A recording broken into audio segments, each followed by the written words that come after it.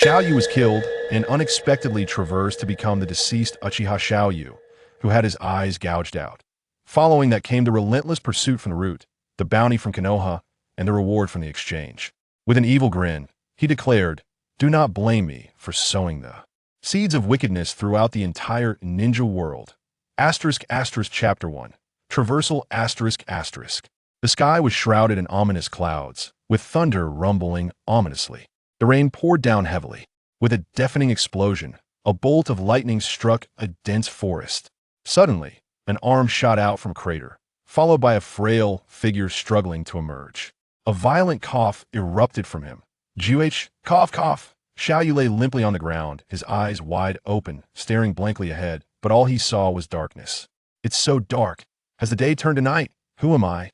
As he murmured this, an indescribable wave of nausea surged within him, prompting him to roll over and violently expel the contents of his stomach as countless memories flooded in. Like a tidal wave that he recalled his name, Xiaoyu. After suffering an injury, he had undergone surgery at a hospital and soon succumbed to his fate. The hospital had issued a death notice, and in his dazed state, he had unwittingly signed up for an organ transplant. Ultimately, he was wheeled into the operating room, and in his haze, he overheard the doctor's conversation. They spoke of a prominent figure on the verge of death, requiring immediate extraction without anesthesia, and the organs needed to be sent off at once. Then he experienced the horror of being operated on without anesthesia. Ugh! The excruciating pain was unbearable, causing Xiaoyu to writhe on the ground like a dying wild dog until he lost consciousness. The sound of wind accompanied by the relentless rain striking his body brought him back to consciousness, the cold sensation jolting him awake. Though he could see nothing, his hands still remained intact. He groped around and discovered that his body was astonishingly whole. Why? Was it all an illusion? Am I dreaming? No, it can't be. How could such pain be a dream? Absolutely impossible. At that moment, unfamiliar memories surged forth once more in his mind. I am Uchiha Xiaoyu. The chaotic memories crashed through his consciousness, inflicting immense pain, and with the emergence of these memories, he realized another facet of his identity. I am Uchiha Xiaoyu, a proud member of the Uchiha clan, who awakened the two-tomo Sharingan at the tender age of 18, only to be besieged by traitors in my own village. My eyes gouged out, and my corpse discarded like a dead dog in the wilderness. Xiaoyu gasped for breath, his hollow eye sockets fixated on the muddy ground. He staggered to his feet, then erupted into manic laughter, his voice laced with boundless fury, hatred, and an indelible sense of grievance. Ha ha ha! Shimura Danzo! Uchiha Xiaoyu was acutely aware of who had orchestrated his demise and stolen his Sharingan. Yet apart from Danzo, he harbored resentment towards all others in Konoha. There was not a single individual in the village, be they commoners or ninjas, who was not deranged. This was the unfiltered truth within Uchiha Xiaoyu's heart. Shimura Danzo, Sarutobi Hiruzen, I will not let you escape. I shall pursue you to the ends of the earth, and you will meet a gruesome end. He spoke with an unyielding conviction, for just moments ago, he had discovered that he possessed the essential system of a traverser. Although it seemed somewhat unreliable, it was still a valuable asset. If a powered-up Uchiha could not defeat two old geezers, then perhaps it would be better for him to have remained dead. Talent lottery system. In the system interface within his mind, Xiaoyu gazed at the display, barely able to contain his excitement. Now, having lost his Sharingan, could he still be considered an Uchiha? Certainly, he felt like a waste. He was not Uchiha Madara, who could manifest Susanoo without the Sharingan. At present, he was merely a weakling, likely to be overpowered by even the most inconsequential genin. Yet the words free displayed prominently on the lottery interface sparked a flicker of hope within Xiaoyu, for aside from a few pounds of flesh on his body, he had lost nearly everything. After calming his racing heart, he murmured, "Lottery." Upon uttering the words, the lottery interface began to whirl wildly, nearly overwhelming him with its dizzying display. Yet he remained focused, determined not to miss a moment. Ding! Congratulations, host, you have obtained the silver talent. Fitness enthusiast. Xiaoyu was momentarily taken aback, yet as long as it was not a mere consolation prize, he would take it. A fitness enthusiast was not without merit. At the very least, he could cultivate a strong physique. After all, chakra was a harmonious blend of spiritual and physical energy, thus a stronger body would naturally yield more chakra. With his free lottery attempts exhausted, Xiaoyu stared at the lottery button. Countdown. 23:59:58. Wonderful. A daily draw is truly a generous system. Thank you, dear system. Exiting the soul space, Xiaoyu realized that the immediate priority was to flee this perilous location. Should Root's hounds return, his demise would be imminent. However, before him lay an impenetrable darkness, and he had no sense of direction. If he mistakenly wandered back to Konoha, it would be nothing short of a farce. At present, he was either a missing person or had already been labeled a rogue ninja. Uchiha Fugaku was a fool, and Sarutobi Hiruzen and Shimura Danzo were like two peas in a pod. If he returned, not only would he be unable to identify Danzo, but they would likely subject him to a soul-searching ordeal. After that, well, death would be the only certainty. Damn it, what to do? What to do? This is infuriating. Xiaoyu slammed his fist against a tree, feeling like a cornered dog, surrounded by overwhelming malice from all directions, leaving him uncertain of where to hide. The cold rain mercilessly drenched Xiaoyu, yet the chill of the rain paled in comparison to the icy grip of hatred festering deep within him. Having been vivisected like a pig for organ harvesting, and now reliving the memory of being murdered by his own kin, he was engulfed in a torrent of unutterable rage. Xiaoyu took a deep breath, attempting to force himself to regain composure. The memories of Uchiha Xiaoyu were rooted in this flesh, yet due to the loss of his soul, they were fragmented, with many details obscured. However, certain jutsu were deeply etched into his very bones, granting him a modicum of reassurance, as he now possessed some means of self-defense. Despite his blindness, his other senses remained sharp, particularly his hearing. After losing his sight, his auditory perception seemed heightened, enabling him to detect even the faintest sounds. Ultimately, Xiaoyu could only curse inwardly. Damn it, I need to find a place to hide for a few days. He cautiously navigated his surroundings, relying on his hearing and touch to assess the environment. Although movement was cumbersome, he resolved to locate a temporary refuge, waiting for the opportune moment to regain his strength. Chapter 2. The Cave. Creak, creak, rustle, rustle, in the tranquil woods. The only sound were the crunch of leaves beneath his feet, the patter of raindrops against the foliage, and the whisper of the breeze rustling through the trees. These peculiar sounds affected Xiaoyu, causing him to furrow his brow. Remaining ever vigilant, he casually picked up a branch, trusting his instincts to choose a direction. After all, hesitating would only waste precious time. Even if he were to stumble upon Konoha, he could devise a plan then. Rustle, rustle. The sudden and unusual noise startled Xiaoyu, who immediately crouched down against a large tree, quietly listening to the sound around him in an attempt to discern the source of the disturbance. Rustle, rustle, rustle. The sound echoed again, making Xiaoyu realize it was undoubtedly caused by some creature rather than a natural phenomenon. He took a deep breath, calming himself for a few seconds. With swift movements, he formed hand seals. Although it was his first time doing so, the instinct of his body guided him, allowing him to complete the 6 seals for the Great Fireball technique in just 2 seconds. With a quick pivot, he faced the direction of the noise and bellowed in his mind. Fire release. Great Fireball technique. Suddenly, Xiaoyu opened his mouth and unleashed a massive fireball, the intense flames casting a crimson glow upon his face, accentuating the eerie darkness of his eyeless sockets. Boom! Eek, eek, eek. Without glancing back to assess the situation, Xiaoyu chose to turn and flee, completely indifferent to the piercing cries behind him. After countless falls and struggles, the disheveled Xiaoyu finally stumbled upon a narrow cave. He unleashed a lightning release technique at the entrance, and after a shriek, he cautiously made his way inside.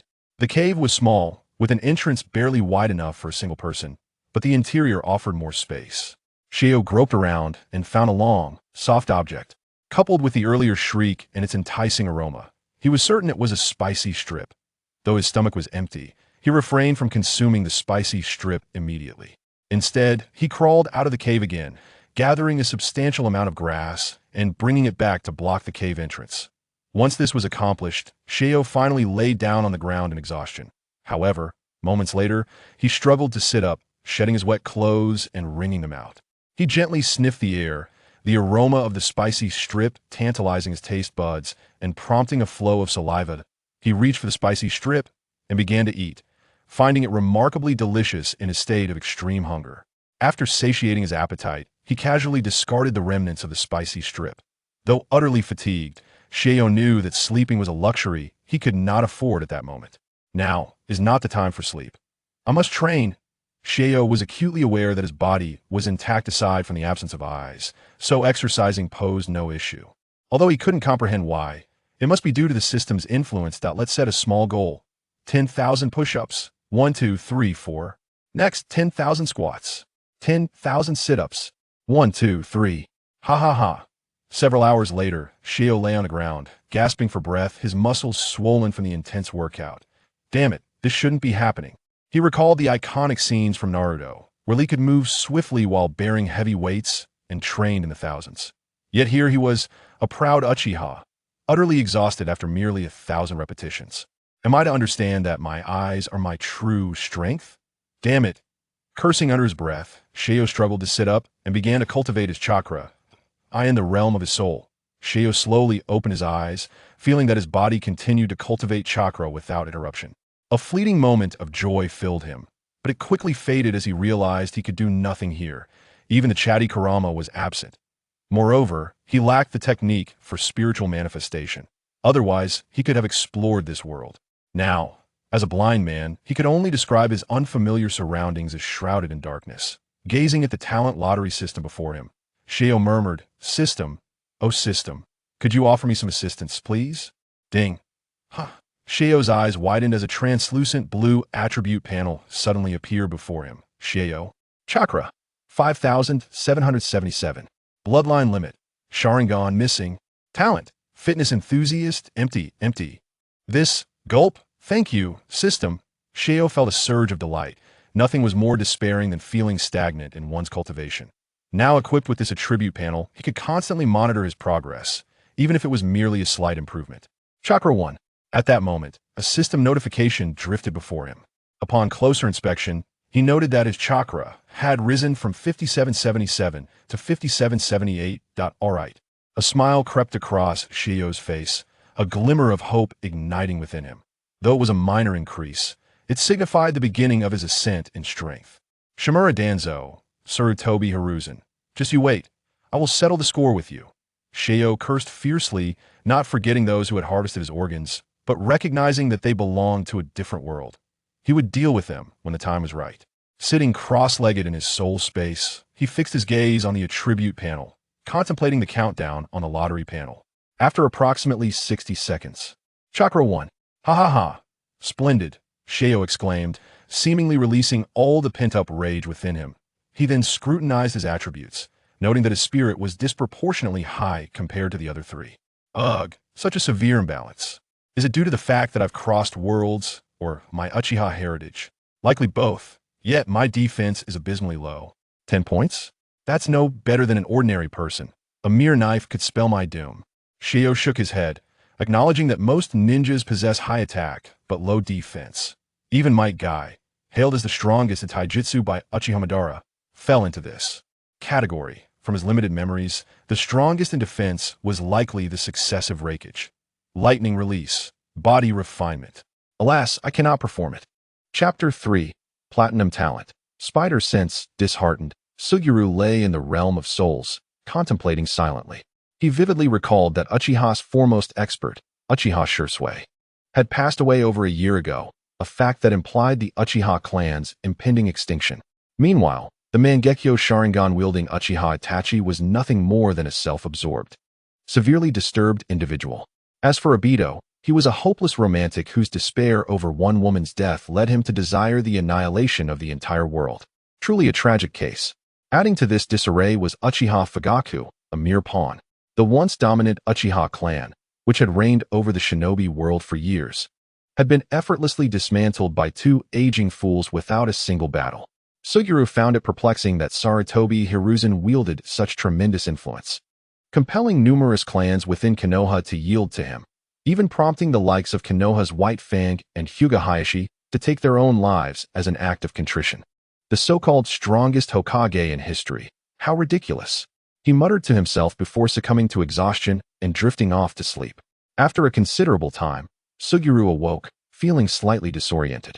Once he regained his senses, he discovered he still resided within the system's space and hastily summoned his attribute panel. Suguru Chakra, 6301 Bloodline Limit. Sharingan. Missing. Talent. Fitness enthusiast. Empty. Empty. A smile curled at the corners of Sugiru's mouth as he felt an immense joy. He had not anticipated that his slumber would enable him to refine chakra. This sensation was akin to effortless cultivation. Overwhelmed with excitement, he suddenly realized it was time for the lottery to refresh. He eagerly called out, "Lottery," while silently praying to the three pure ones, Niwa, the Buddha, and Guanyin for their blessings. Ding! Congratulations, host, you have obtained the platinum talent. Spider Sense. Hearing this notification, Sugiru's heart soared as he swiftly added the Spider Sense to his talent slots. At that moment, a refreshing sensation poured in from above, spreading throughout his entire being, enveloping him in an extraordinary comfort. Overwhelmed with gratitude, he exclaimed, "Thank you for your blessings, and thank you, dear system." Soon after, he noticed that the lottery time had doubled to 48 hours. This revelation doused his excitement with cold water. How disappointing. Yet, such matters were beyond his control, unable to resist. He left the system space, determined to first experiment with his newfound spider sense, deferring other concerns for later. As his soul returned to his body, he slowly opened his eyes, only to close them again almost immediately, recalling that he no longer possessed eyeballs. Opening them would only allow insects to invade. Taking a deep breath, Suguru gradually rose, stretching his limbs and reveling in the sensation of vitality coursing through him. He then began to finely attune to his surroundings. Spider Sense was a passive ability, requiring no additional effort. By merely concentrating, his mental energy radiated outward like a spider's web. In an instant, Suguru grasped the entirety of the cave's layout. He could distinctly sense the pebbles on the ground, the protrusions and cracks in the cave walls, and the remnants of the snake he had consumed the previous night. This sensation rivaled that of the Byakugan, and Suguru deftly retrieved the snake's remains. How remarkable was the spider sense! With newfound confidence, Suguru strolled out of the cave, his first glimpse of this foreign world igniting an irrepressible excitement within him, mingled with a savage thirst for violence. Despite the colorless world revealed by his spider sense, he could clearly perceive every detail and object. Ha ha. Sugiru's laughter echoed throughout the valley, a manifestation of his exhilaration and delight. In the next moment, he vanished from his spot, reappearing dozens of meters away. Clutching a struggling rabbit, was employing the body flicker technique to catch a rabbit overkill? Feeling the pangs of hunger in his belly, Suguru chuckled wryly. If starvation threatened, he would resort to using the heavenly obstruction to crush walnuts, if need be. He tossed the rabbit into the air and unleashed a fire release. Fireball technique. Suguru exhaled a fireball a meter in diameter, enveloping the rabbit in its searing embrace. Under the influence of spider sense, he felt every transformation the rabbit underwent in the flames, opting to roast it in multiple stages rather than all at once. Although the final flavor left much to be desired, it was edible, far better than the uncertainty of his hunger the previous night. After consuming a plump rabbit, Suguru wasted no time and began doing push-ups, simultaneously using spider sense to explore every nook and cranny around him. 10001, 10002, 10003. When he could no longer continue with push-ups, he switched to squats. When squats became untenable, he transitioned to sit-ups, and when those proved insufficient, he began to run. The sensation of continual growth and strength compelled Suguru to press on ceaselessly. Suddenly, while sprinting, Suguru abruptly halted, an odd sensation washing over him. This was the warning ability of spider sense. Something was watching him? He swiftly ascended a tree, a subtle sense of danger lingering around him, though not overwhelmingly so. What could it be? Roots? That didn't seem right. The feeling was not potent enough. With a thunderous roar, a colossal creature charged from the distance. Was that a wild boar? Through spider sense, Suguru discerned that the creature resembled a wild boar, but its size was astonishing. Far larger than any elephant from his former world. Such enormity suggested that he would not lack for sustenance in the coming days. Thank you, nature. Bang. The wild boar collided violently with the tree, its sharp tusks embedding themselves deeply into the trunk, causing the dazed boar to thrash about in confusion. At that moment, Suguru lightly pressed off with his toes and soared down from the tree like a bird. Take this, the Buddha's palm. He bellowed, delivering a powerful punch.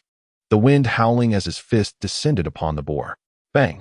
A dull thud echoed as his fist struck the center of the boar's head. The creature bared its teeth and roared furiously, yet its tough hide absorbed much of the impact. How resilient, Suguru thought, grinning slightly as excitement flickered in his eyes. He swung his fist again, this time with greater force and speed. The wild boar, thoroughly enraged, shook its head and opened its massive jaws in another furious roar, charging once more at Suguru. However, with the advantage of spider sense, Suguru effortlessly dodged each of the boar's charges, seizing the opportunity to deliver powerful blows to its head. Bang, bang, bang. The forest reverberated with the sounds of their fierce battle and the boar's roars. Suguru became increasingly exhilarated, while the boar's head seemed to swell as if it were transforming into a massive balloon. Ha ha. Come on, come on, come on. Don't stop. Suguru laughed heartily, his face radiating satisfaction and joy. He reveled in the thrill of battling the beast, relishing the release of his own power. Chapter 4. The Root Strike Back Ultimately. Suguru defeated the wild boar, roasting it over an open flame. Alas, there were no spices or cumin. The sizzling boar emitted an enticing aroma of barbecued meat.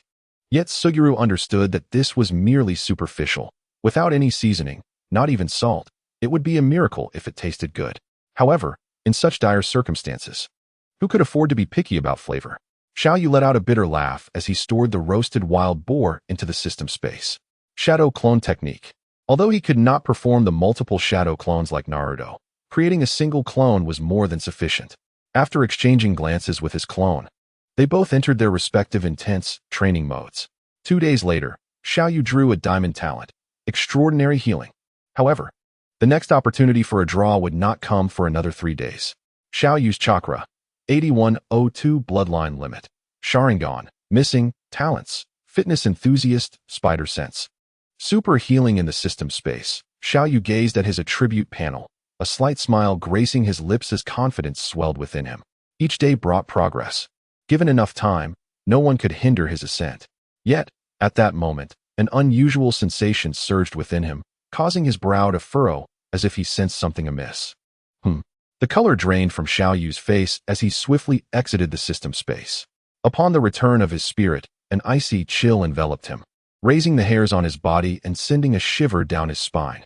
Danger, danger, danger. A powerful warning signal blared in his mind. His spider sense issued a deadly alert. Without hesitation, Xiaoyu dashed out of the cave. Boom.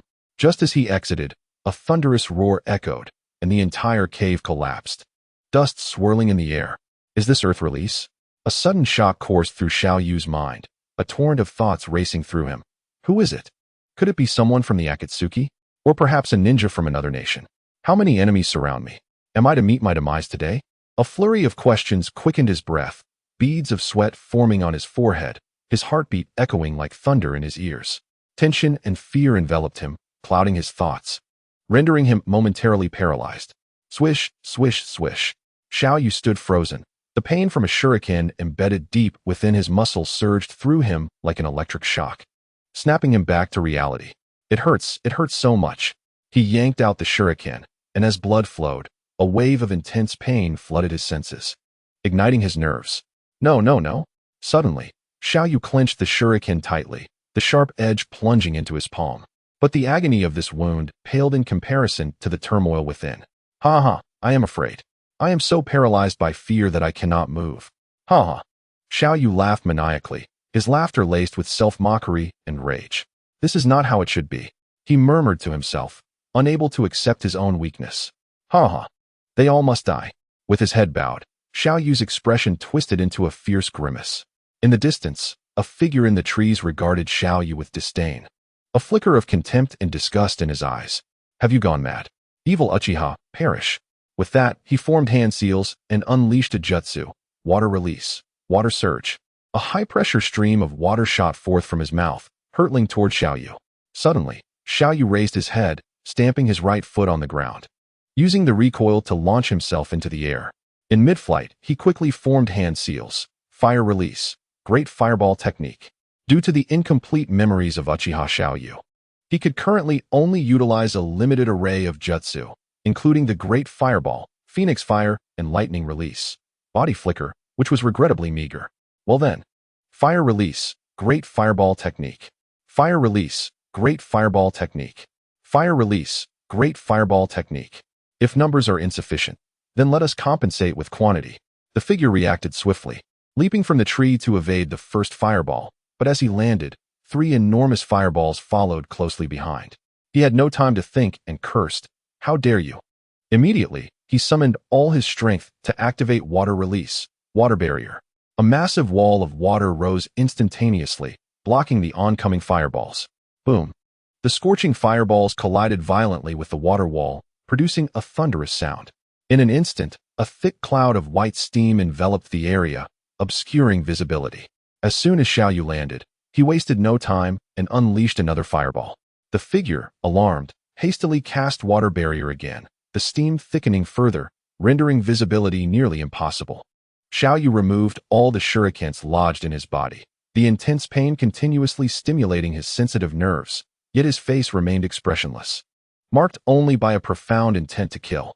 He despised his own weakness, loathed his arrogance, and detested his hubris. Methodically, Xiaoyu advanced toward the figure. A cruel smile creeping across his lips, he was determined to make amends. The wounds on his body healed at a visible rate, his talent, extraordinary healing, reaching its peak. Blood ceasing to flow as wisps of white smoke emanated from his wounds, as if igniting.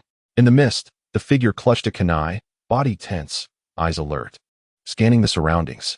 He inhaled deeply, then suddenly leaped backward, pressing his back against a tree, gripping the kunai tightly, prepared for any potential attack. "How dare you!" cursed Uchiha Xiaoyu. Suddenly, a chilling voice echoed from behind him, like a ghostly presence. "Are you looking for me?" The figure shuddered, his heart racing slightly as he quickly turned and formed hand seals. Water release. Water cutter. Instantly, a powerful torrent of water spewed from his mouth, slicing through the tree before him with the precision of a sharp blade. The force of the water sent the tree crashing down, kicking up a cloud of dust. Feeling slightly relieved, the figure maintained his combat stance, vigilant. However, at that moment, Xiaoyu's voice rang out once more, "What are you looking at?" Surprised, the figure swiftly turned to face the source of the voice, preparing for a potential ambush. However, a fist the size of a sandbag suddenly struck him hard in the lower back. "Ah!" he cried out in agony, his body involuntarily propelled forward. The force of the blow shattered his defenses, severely injuring his lower back. It felt as though his waist were fracturing, an unbearable pain coursing through him. He rolled through the air, crashing violently into a tree before landing heavily on the ground, blood gushing from his mouth. Coughing, he struggled to rise, only to find his lower back numb, rendering him incapable of supporting his own weight. Chapter 5. Let me hear your cries of despair. Cough, cough, cough, you bastard.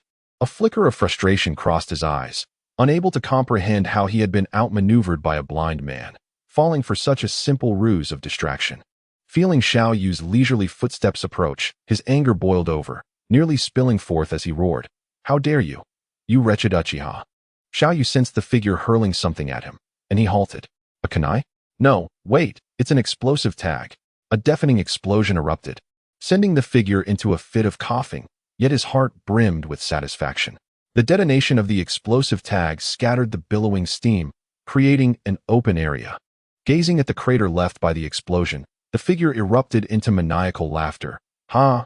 Perish, evil Uchiha! Cough, cough, cough!" However, at that moment, Xiaoyu's somewhat hoarse voice resounded from behind him once again. "What are you laughing at?" As Yejian's expression drastically changed, he was about to raise his hand to strike when Yashiro, like a bolt of lightning, swiftly seized his arm and forcefully twisted it. The sharp sound of a bone fracture echoed around them, accompanied by a crack that widened Yejian's eyes in sheer agony. The excruciating pain compelled him to stifle a low groan, yet as an accomplished root ninja, he resolutely suppressed the scream that threatened to escape his lips. With another crack, Yashiro ruthlessly snapped Yejian's other arm, then grasped his head, lifting him effortlessly. "Why don't you scream? Let me hear your cries of despair."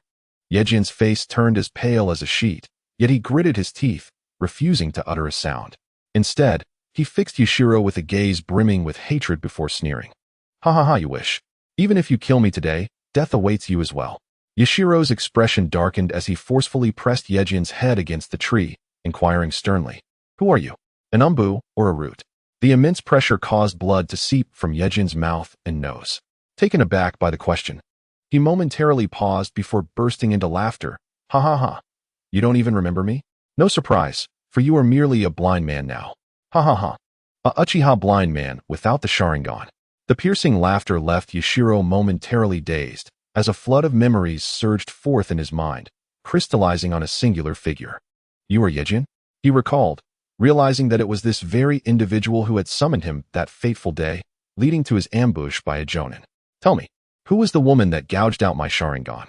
Yejin, taken aback by the question, merely chuckled and fell silent. Observing this, Yashiro pondered for a moment. Let me ask, why would you do such a thing? In Yashiro's memory, their relationship had been relatively amicable, though not the closest of friends. He had once rescued Yejin from bullying in their youth. Struggling to comprehend Yejin's motives, he mused, is it the will of fire that has brainwashed you? Or perhaps Danzo's influence? Why? Yejin's surprise was palpable as he retorted, shouldn't the evil Uchiha be exterminated? Only by eradicating your wicked kind can Konoha attain true peace. Once Danzo becomes the 5th Hokage, Konoha shall rise to the pinnacle of the shinobi world once more. Understanding dawned upon Yashiro, it was Danzo's doing. His fingers began to tighten with increasing intensity as Yejin, lost in his fantasies of Danzo's ascension, suddenly felt a splitting headache. Yashiro's grip was like iron, squeezing Yejin's skull with the threat of crushing it entirely. Yejin's eyes bulged in pain as he emitted strangled cries, his complexion paling, veins on his forehead bulging, sweat cascading down his face. Yashiro slowly lifted his hand, extending 2 fingers, and without hesitation, plunged them into Yejin's eye sockets, eliciting a dull thud as blood gushed forth, staining Yashiro's fingers crimson. In a grotesque display, Yashiro extracted Yejin's bloodied eyeballs, and Yejin's screams grew increasingly harrowing, his body convulsing violently, with his arms broken and grievously wounded. He was utterly powerless against Yashiro, reduced to pitiful wails. Ah! Yejin's cries reverberated through the air, yet Yashiro remained unmoved, a satisfied grin spreading across his face as he taunted, ha ha ha, so you can scream after all. Your voice is truly unbearable. Clutching the 2 eyeballs, Yashiro squeezed them with a single hand, the sound of their rupture echoing ominously. Enough of this, he exclaimed, forcefully smashing Yejin's head against the tree trunk, each impact resounding like thunder. Die, die, die? Ha ha ha. His laughter echoed chillingly in the air, revealing a demonic side, merciless and fearsome. Time seemed to stretch indefinitely until, with a resounding crash, a tree over a meter in diameter toppled to the ground. Yashiro felt his grip loosen, standing dazed as the overwhelming scent of blood engulfed him. An intense wave of nausea surged within him, and covered in blood, he suddenly collapsed to his knees. Ugh! After a brief moment, Yashiro staggered to his feet, a peculiar smile gracing his face. Ha ha ha! Who would have thought blindness has its advantages? At least I can't see the grotesque sights. The wicked Uchiha, he mused. Then let me show you my true malevolence. A wild gleam flickered in his eyes. Assessing his condition, he tore away his tattered clothing, revealing a robust physique, muscles defined and brimming with strength. He then sprinted forth like a cheetah, each step leaving deep impressions in the ground. As he fled, he muttered to himself, I wonder how much time I wasted in that frenzy. I hope that fool came alone. If that Jonin is here too, things will get troublesome. In the blink of an eye, Yashiro vanished into the woods. After some time, the sound of rushing wind broke the stillness of the forest as 2 figures suddenly appeared near the collapsed cave. Chapter 6. Just hearing the sound can make you so furious. The 2 exchanged wary glances before swiftly scattering to search the area, ultimately discovering Yejin's mangled corpse amidst the carnage. Upon witnessing this scene, Risha's expression darkened with rage as she glared fiercely at Jingxia, shouting, Damn it! Why didn't that fool wait for us to act together? And why didn't you stop him? Faced with Risha's wrath, Jingxia had no rebuttal, opening his mouth but finding no suitable explanation. At last, he could only sigh in resignation. Yejin insisted on going to have a look. I naturally wouldn't stop him. Who could have predicted that he wouldn't be dead, especially after having his heart pierced? By the time I received news and arrived, he was already gone. One must admit the Uchiha are indeed formidable, even without the Sharingan. Humph, you overestimate him. Risha scoffed, disdain evident in her tone as she tossed a bloodied shuriken, coldly stating, even injured, Yejin still possessed some strength. It's impossible for a blind man to kill him without sustaining injuries. Jingxia picked up the shuriken, licking the blood from its blade, his eyes flashing with insight. Given his condition at the time, It's clear that he wouldn't have recovered in just a few days. Yejian likely grew overconfident after an initial success, only to be ambushed and met his demise.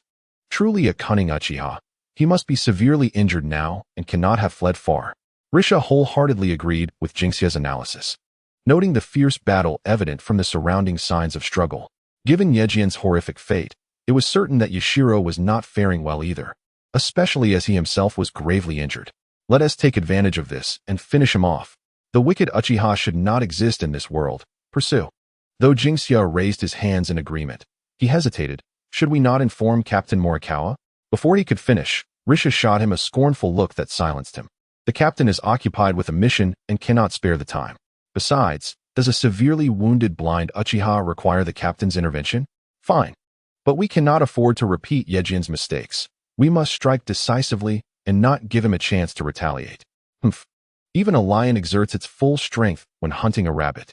This fool must have shown mercy. This time, I shall personally extract his heart and see if he still dares to live.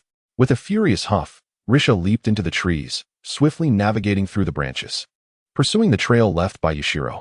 Alas, there was no other choice. Should he escape, Lord Danzo would not spare us. Inoue sighed, collecting Yashiro's lifeless body before vanishing from sight in an instant. Yashiro was acutely aware of the clarity of the trail he had left behind. However, he was powerless to erase his tracks, being a blind novice who had just recently entered the ninja world, with scant memories of the original owner. Rather than squander time, he resolved to increase the distance between himself and his pursuers, hoping to delay the inevitable for a few days. Perhaps he might even acquire a superior talent and turn his fortunes around. As Yashiro employed spider sense to perceive his surroundings, he strained to listen for any sounds, propelling himself forward with all his might. Unfortunately, the range of spider sense was limited, extending only about 100 meters. This left Yashiro oblivious to the actual situation beyond that distance, making him unaware of how far he had strayed. Damn it. I hope I haven't taken a wrong turn and ended up back where I started. Yashiro lamented silently, ultimately steeling himself to continue running. To stop would be to await death. After 3 days, Yashiro paused to rest and replenish his strength, consuming some provisions and refining his chakra to ensure he remained in peak condition, resolutely avoiding fatigue that might render him vulnerable to sudden attacks.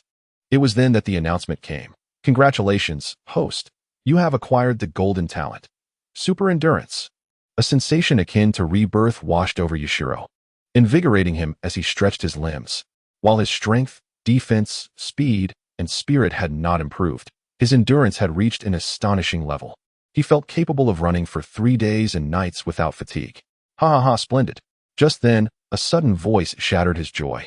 Hee hee. Are you celebrating because you know your time is up? The absence of a reaction from spider sense startled Yashiro. What could this mean? With no time to ponder, he bolted forward at breakneck speed, leaving Risha, who pursued him closely, feeling frustrated and wishing she could slap herself for shouting instead of simply launching a surprise attack. In the meantime, Inoue shook his head, his eyes narrowing behind his mask as he scrutinized Yashiro with a cruel smile. He quickly caught up to Risha and signaled to her with a glance before darting off in another direction. Risha paused, momentarily confused, but soon realized Yashiro's movements were peculiar, and her understanding dawned. With a scornful smile, she thought, a blind man? Let us see where you can run. Yashiro, immersed in his frantic escape, pondered in confusion. What the hell? Why isn't spider sense working? It was supposed to be clear. Suddenly, he halted, a flash of insight striking him. Could it be that these two are weaklings? The woman's voice had ignited a deep-seated rage within him. A memory surfacing from the recesses of his mind. A masked woman, her foot on his back, yanking his head back by the hair, declaring that the evil Uchiha should vanish from Konoha and from this world. Today it was him, but tomorrow it would be the entire Uchiha clan. They all deserved to die, cackling as she gouged out his Sharingan. A tempest of fury surged within him, the wrath of Uchiha Yashiro. Yet he did not quell it. He allowed it to consume him. So it was you. Chapter 7. What are you worth to be compared with me? At that moment, Risha, who had been rapidly chasing Yashiro, saw him standing dumbfounded, her heart leaping with joy. Without a second thought, she opened her mouth to launch a surprise attack, determined not to make the same mistake again. Taking a deep breath, she swiftly formed hand seals, exclaiming with excitement, "Wind release, vacuum sphere." A blast of compressed air erupted from her mouth, hurtling toward Yashiro. A dull thud echoed as the vacuum sphere struck him in the chest, creating a gaping hole. However, the twisted smile that had formed on Risha's face froze in an instant. She stood in disbelief as what lay on the ground was not Yashiro's corpse, but a wooden log. A substitution technique? When did he do that? Impossible. Suddenly, a chilling sensation crept up her spine. She hastily sidestepped to the right, but it was too late. Thud. Risha was propelled forward, crashing to the ground before rolling several times, landing in a disheveled heap. Yashiro furrowed his brow, a hint of regret on his face as he slowly retracted his fist. He mused that his murderous intent had been too palpable, making discovery inevitable. Coughing, Risha struggled to rise, swaying unsteadily as she glared at Yashiro, who stood on a tree branch. Her expression, hidden behind the mask, was one of disbelief as she trembled. You weren't injured? Though Yashiro was covered in blood, Risha could see that beneath his robust physique, he was unscathed. The only unsettling detail was his hollow eye sockets that sent chills down her spine. Injured? Yashiro smirked. Why would you think I would be hurt? Humph. Does that waste of space even have the qualifications to injure me? You bastard, evil Uchiha. Risha glared at him, her teeth clenched in anger. Yashiro licked his lips, whispering. Evil, you say? Very well. Today I shall show you what a true evil Uchiha is. I hope you don't cry then. Hee. Risha, gazing at Yashiro's malevolent expression, felt a tightening in her chest as she instinctively took a step back in fear. Clutching her injured shoulder, the intense pain dulled her terror somewhat. But Yashiro's arrogant laughter only fueled her rage. Are you all right? Inoue, rushing over, asked upon seeing Risha injured. Risha shook her head, her eyes fixated on Yashiro, filled with hatred. I was careless. He ambushed me. Be cautious. He is unhurt. We must work together to eliminate him. Inoue felt a tremor within him, but quickly regained his composure. Just a blind man who relied on ambushes. What more could he do? His gaze flickered. An understanding dawned as he subtly signaled to Risha. No matter what, the fact remained that he was a blind man. This meant he could only rely on hearing to perceive his surroundings. Thus, if they could render him deaf, he would be nothing more than prey. Upon grasping the meaning behind Jinxia's words, Risha's eyes sparkled with realization, and she promptly replied, Very well, I shall launch a frontal feint. Employing wind release to disrupt his auditory perception while you covertly eliminate him. Jinxia nodded in agreement and gestured several times, just to be cautious, suggesting that they set explosive seals around the vicinity, ensuring he would have no chance of escape. Xiaoyu, arms crossed and hollow eyes fixed on Risha and Jinxia, chuckled. So, have you finished your little discussion? It appears you are both prepared to meet your demise. Jinxia scoffed disdainfully, arrogant fool. Had your Sharingan still been intact, we would have turned and fled at once. But now, huh? Without your Sharingan, you are nothing but a worthless wretch. After quietly casting a healing technique, Risha's shoulder injury was significantly alleviated, allowing her some mobility. With disdain, she declared, Humph, wicked Uchiha, today marks your end. I spared you last time, but this time, I shall flay your very skin and see if you can survive. Xiaoyu chuckled lightly. What are you two? You dare to compare yourselves to me? Even without my Sharingan, it would be child's play to eliminate you. Upon hearing this, Risha and Jinxia were nearly driven to the brink of fury. How dare he remain so boastful, even without his Sharingan? They could only imagine the look of disbelief on his face when his end was upon him. Risha gritted her teeth in anger, completing a series of hand seals. Wind release. Great breakthrough. A fierce gust of wind erupted from her lips, slicing towards Xiaoyu. Seizing the moment, Jinxia hurled a dozen shurikens and then vanished in a flash to set up explosive seals. Amidst a cloud of white smoke, Xiaoyu vanished, leaving behind a fallen piece of wood. Seeing this, Risha cursed inwardly. Not this trick again. I fell for it once. Do you think I would be deceived again?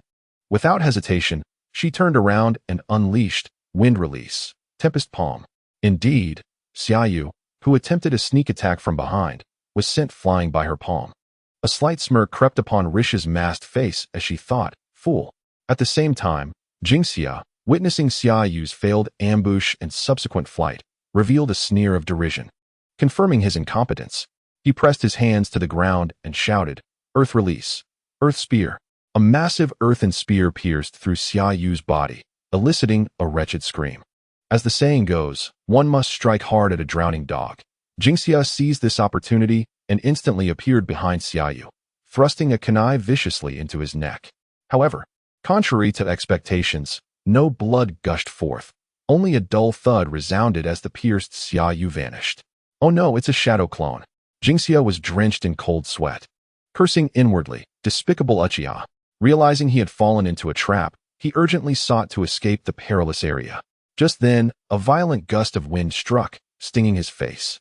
Out of the corner of his eye, he spotted a massive fist barreling towards his cheek. Move, move. Jingxia's mind screamed, but his body could not react swiftly enough. With a resounding thud, Xiaoyu's powerful punch landed squarely on Jingxia's face, sending him flying several dozen meters, crashing through numerous trees along the way, until he landed on the ground like a dead dog. Chapter 8. Is it really that painful? Struggling to rise, Jingxia felt as if his brain had been scrambled. Not only did he lose sensation in his face, but even his limbs refused to obey him. He never anticipated that a moment of carelessness would lead to such a dire state. This was truly disastrous. Attempting to call Risha for assistance, he noticed she was frozen in shock. Jingxia's heart sank, feeling tears well up. Damn it, you fool. Why are you dazed at a time like this? Hurry and save me. But when he opened his mouth, no words came out, and he coughed up a mouthful of blood. Xiaoyu's punch had shattered half his teeth, and even his jaw felt fractured. Ugh, this is bad. In a critical moment, I must rely on myself. If that wicked Uchiha dares to approach, he shall face annihilation. Jingxia lay flat on the ground, quietly waiting, his peripheral vision fixated on Xiaoyu, afraid he would notice his scheme. Closer, closer, just a few more steps. Damn it. Why did you stop? In the distance, Xiaoyu had halted, completely disregarding Risha, bending down to pick up a few small stones. To Jingxia's bewilderment, Xiaoyu suddenly hurled the stones like shurikens, igniting all the explosive seals he had set. The ensuing explosion jolted Risha awake, and she gazed incredulously at the scene before her, completely at odds with her previous expectations. She screamed, "Impossible! Weren't you blind? How could you detect this? No. I must be under your jinjutsu, right? I'm trapped in your jinjutsu. Jinjutsu? Apologies, but I don't employ such tricks." Xiaoyu tossed the small stones in his hand before vanishing in an instant. In Risha's horrified gaze, he delivered a brutal punch to her abdomen. Ugh! With just that one strike, she lost her combat capability, collapsing to the ground in agony, clutching her midsection and retching. Xiaoyu seized her ponytail, dragging her towards Jingxia. "Ah, you bastard, you 1T escape unscathed. I will kill you." Risha felt as though her insides had been pulverized. The pain was excruciating. Yet, the physical torment paled in comparison to her emotional anguish. Why were some born as prodigies, towering above all, while ordinary folk like her could only crawl beneath their feet despite a lifetime of effort? That wicked Uchiha should not exist. They all deserve to die. Perish. A cruel smile spread across Xiaoyu's face as his hands darted out like lightning, seizing the kunai Risha attempted to stab him with. With a disdainful grin, he tightened his grip, and amidst her anguished screams, he dislocated her joints. "Fear not. I shall not kill you just yet. I will show you what it means to be an evil Uchiha." Ha ha. Risha's eyes flickered with fear, then determination as she contemplated self-destruction. Xiaoyu, however, would not allow her to succeed, swiftly knocking her unconscious and dislocating her jaw. Casually tossing Risha to the ground, he hurled the small stones like bullets. Jingxia, who had been secretly preparing to ambush Xiaoyu, suddenly let out a pig-like squeal. "TSK, your cries are louder than the sounds of pigs being slaughtered during the new year. Is it truly that painful?" Xiaoyu taunted. "Aren't you supposed to be the roots of the Leaf Village? How can you not endure such minor pain?" Beaten to a pulp, Jingxia spat blood, inwardly lamenting. One misstep leads to eternal regret. I should have been far more cautious. I shouldn't have listened to that foolish woman Risha. Had I waited for the captain, this trivial Uchiha would be of no concern. How foolish. Cough, cough. May I ask a question? Jingxia, aware of his impending doom, decided to extract some information from Xiaoyu. Xiaoyu smirked. "One question each. I shall ask first. Under the condition that I grant you a swift death. What do you say? All right. What about the Jonin who ambushed me? Where is he?" Xiaoyu refrained from a swift resolution, plagued by uncertainty regarding whether that esteemed Jonin had arrived. If he had, perhaps he could leverage the presence of Li Xia to coerce them.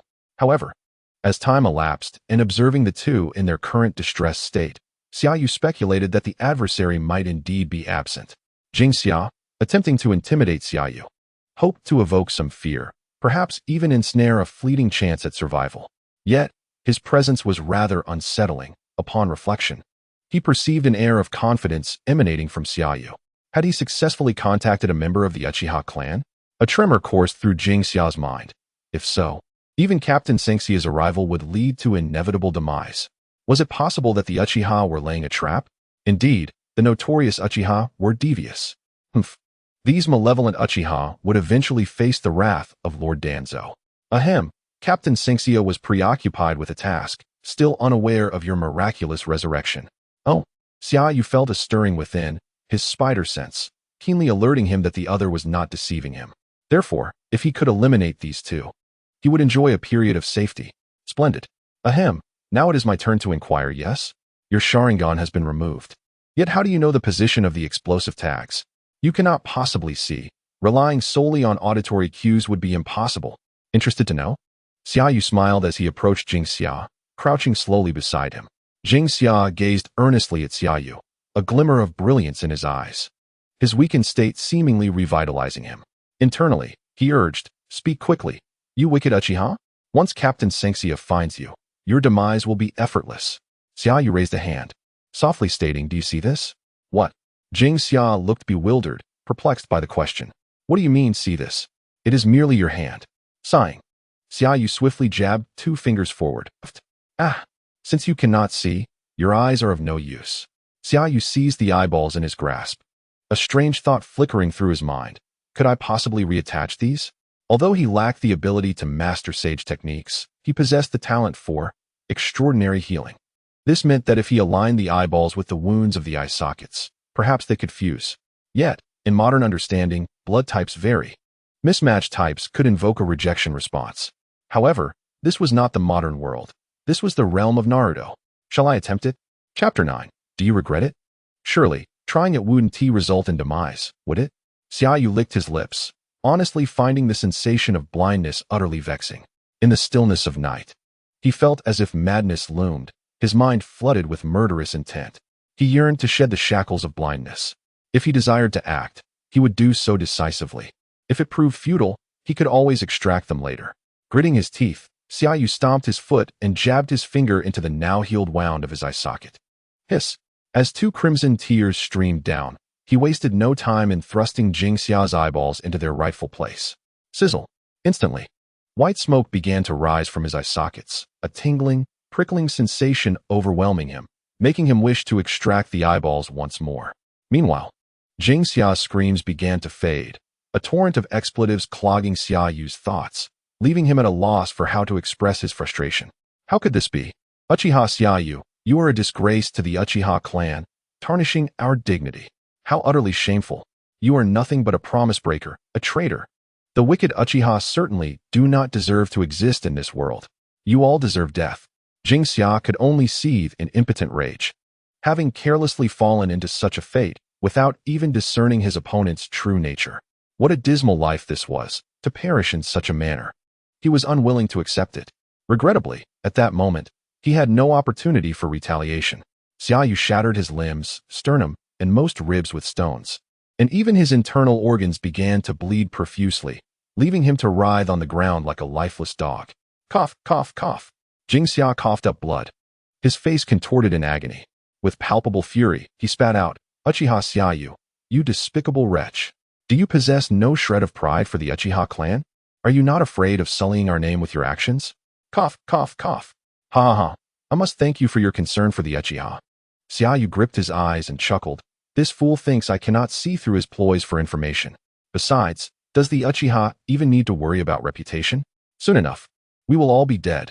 Xiaoyu shook his head, initially contemplating scavenging during the night of the Uchiha massacre to see if he could acquire a pair of Sharingan. Yet, upon further reflection, he decided against it. He was not yet prepared to encounter Obito and Itachi. Should he cross paths with them, his fate would be sealed. Xiaoyu smirked, darkly proclaiming, it seems only you two are aware of my despicable nature. Therefore, should I eliminate you, the Uchiha will remain a proud clan. For no one will ever know, wouldn't you agree? Ha ha ha. At this, Jing Xia erupted in rage, spitting forth a copious amount of blood. His bloody eyes glaring at Xiaoyu as he bellowed, you wicked Uchiha. Captain Sengxia will not overlook your actions. Lord Danzo will eventually eradicate every last Uchiha. You will all meet a miserable end. Xiaoyu scoffed dismissively, laughing at the absurdity of it all. To die from anger. How pathetic. He raised his foot and delivered a forceful kick, sending Jing Xia soaring through the air. Fire style, great fireball technique. Moments later, a charred corpse landed upon the ground. TSK, it did not turn to ash. Truly, it is a technique that spares the living. His eyes began to sting. Xiaoyu was uncertain if this was a rejection response. Perhaps it was the optic nerves reconnecting, after all. The continuous pain tightened his brow, igniting his irritation. How bothersome. The memories of Uchiha Xiaoyu had fully integrated into his soul, along with the accompanying hatred. Shimura Danzo and Sengxia became the inescapable nightmares of his existence. The thought of them living in carefree indulgence infuriated him. He yearned to plunge a blade into Konoha and eliminate them immediately. I will kill you. Huh. Xiaoyu, slightly agitated, lowered his gaze to find Li Xia. Li Xia lay incapacitated, her joints severed, glaring furiously at him. Then she caught a whiff of charred flesh and instinctively turned her head, her pupils dilating in shock. In the distance lay a burning, charred corpse. The scent emanated from it. She needed no further thought to deduce that it was Jing Xia. Once, they had been full of vigor, believing that a blind Uchiha would pose no challenge. Yet, a single misstep led to eternal regret. Why did it come to this?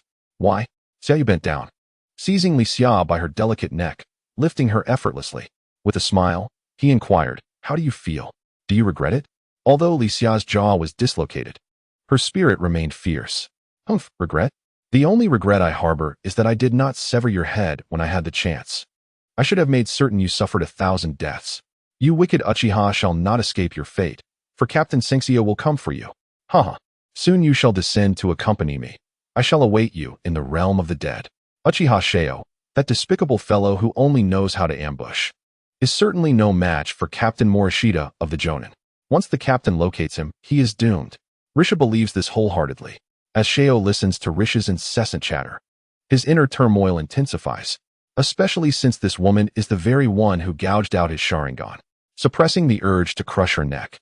Sheo takes a deep breath and slowly opens his eyes, causing Risha's eyes to widen in shock. Why your eyes? She stammers, glancing at the corpse below, a wave of dread washing over her. You took the eyes from below. Sheo feels a blur before him. He closes his eyes momentarily to regain his composure. When he opens them again, he sees the mask, the tight black outfit, the green woods, the blue sky, and the white clouds. Haha. Just as he begins to feel joy, he instinctively covers his eyes, feeling a twinge of pain. What is happening? I can see, yet it still hurts? Is it rejection? How absurd. Am I to gouge them out once more? After finally gaining sight, Sheo is unwilling to part with it so easily. He suddenly opens his eyes wide. It's merely a bag of rice to carry up a few floors. What is there to fear? Risha bursts into laughter. Ha! Even if you wear the eyes from below, you shall still go blind eventually. Sheo's eyes turn crimson as he sneers. No matter. If these eyes go blind, I still have yours, right? Rest assured, I will use your eyes to witness how I slay Morishita. Risha's smile instantly falters, her gaze fiercely fixated on Sheo, as if wishing to murder him with her eyes. At that moment, Sheo snatches off Risha's mask, revealing her large eyes, cherry-like lips, and fair complexion, with her willow-like brows raised, reflecting her fury. Surprisingly, she is quite beautiful, becoming more captivating the longer one gazes. Sheo's aggressive stare instills a sense of unease in Risha, who, feigning bravado, retorts, if you have the capability, go ahead and kill me. Haha, kill you? You've always called me the evil Uchiha, haven't you? Sheo surveys Risha up and down and continues, today, I shall show you what true evil is. Chapter 10. Rip and Tear. Risha intended to take her own life, but under Sheo's spider sense, her plan was swiftly thwarted. With a series of powerful punches, Sheo left Risha in agony, her chakra in disarray, deprived of any strength. She could only submit as Sheo dragged her deep into the woods. Tears streamed down her face as she roared in anger. Ah, I hate this. I should have dismembered you and turned your bones to dust. Uchiha Sheo, I will haunt you even in death. The sound of her screams mingled with the tearing of fabric, echoing painfully through the woods. With a crisp snap, Sheo unhesitatingly broke Risha's neck and then plucked out her eyes. Following this, he delivered a few punches to some large trees, placing Risha's lifeless body atop one. Shao opened his mouth, unleashing a torrent of blazing flames that formed a colossal fireball. The raging inferno erupted, growing larger and spreading, sending thick clouds of smoke billowing into the air. Shao sat quietly on a nearby stone, observing the sea of flames before him. The fire illuminated his face, casting it in a crimson glow. His gaze was profound and indifferent, as though he were contemplating something. When the flames gradually subsided, revealing Risha's stark white bones, Shao stared at them, his blood-red eyes momentarily lost in thought. He then slowly rose, bent down, and picked up her skull. Shao squinted, coldly stating, "Woman, do you still wish to return as a ghost for revenge? You are overestimating yourself. Ha ha ha. Once I master the impure world reincarnation, you shall become my eternal slave. At that point, you won't even have the option to die? As for where to perform the impure world reincarnation, isn't it just in Konoha? Of course, it may not be as effective as Orochimaru's version, but I don't intend to use it for combat. I merely need to summon the soul back. This world is utterly unreasonable. The strong dominate all. However, I find it curious why Obito hasn't used the impure world reincarnation to revive Rin. Although unorthodox, there are surely ways to resurrect someone later. After all, Chio, that old hag, could exchange a life for a life. Surely a technique for forcibly exchanging lives could be developed. Besides, if the soul is available, couldn't one clone a body and place her soul within? Orochimaru does this, sometimes a woman, sometimes a man. Unable to comprehend, Shao decides not to dwell on these thoughts. Perhaps Obito has already been tampered with by Madara Uchiha. Or maybe the shock of activating the Mangekyo Sharingan has rendered him unhinged. After all, he did use the lightning release on Rin. After another barrage of fireballs, turning Risha's remaining bones to ash, he departs leisurely. Shao speeds through the forest, as though eager to leave all his troubles behind. He revels in releasing his speed, basking in the sensation of flight. Although the hastily grafted eyes continue to sting his nerves, the thrill of sight is irresistible. Shao darts among the trees at high speed. Gradually his scara turns crimson, and the initial sharp pain begins to fade. Yet, he senses a nagging feeling within. These eyes would not endure long. At most a month or two before they completely failed. At that point, he would need to acquire a new pair. Shao muses. Could it be a mismatch in blood type? That doesn't seem right. Perhaps it's chakra? The Uchiha clan secretes a special chakra during intense emotional states, affecting the eyes and promoting the evolution of the Sharingan. Now that he has lost his Sharingan, that chakra remains, yet ordinary eyes cannot withstand such immense power. After pondering for a moment, Shao resolves not to linger on these matters. After all, overthinking is pointless. The priority is to escape swiftly while also enhancing his physical abilities.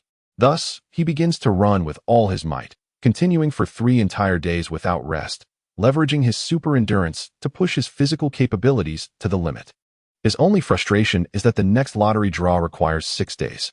However, he finds solace in the fact that his chakra has surpassed the 10,000 mark, and his physique has significantly improved under such intense training. At this moment, Shao is charging through the forest, carrying a massive log, toppling trees in his wake. Upon bursting out of the woods, he immediately comes to a halt. He gazes out at the endless sea before him, momentarily lost as to where he has run. Tossing aside the log, he decides to begin practicing with Kakashi's lightning blade. As for the Rasengan, it seems more complicated than the lightning blade. Other techniques require hand signs. But in the heat of battle, there is seldom time for that. If one takes a few seconds to form hand signs, they would have already been struck down.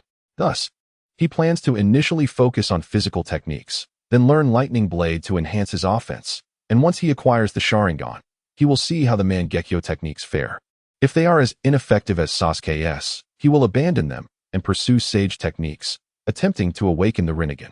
If that fails, he will fully commit to the path of sage techniques. Certainly, this is merely his envisioned plan.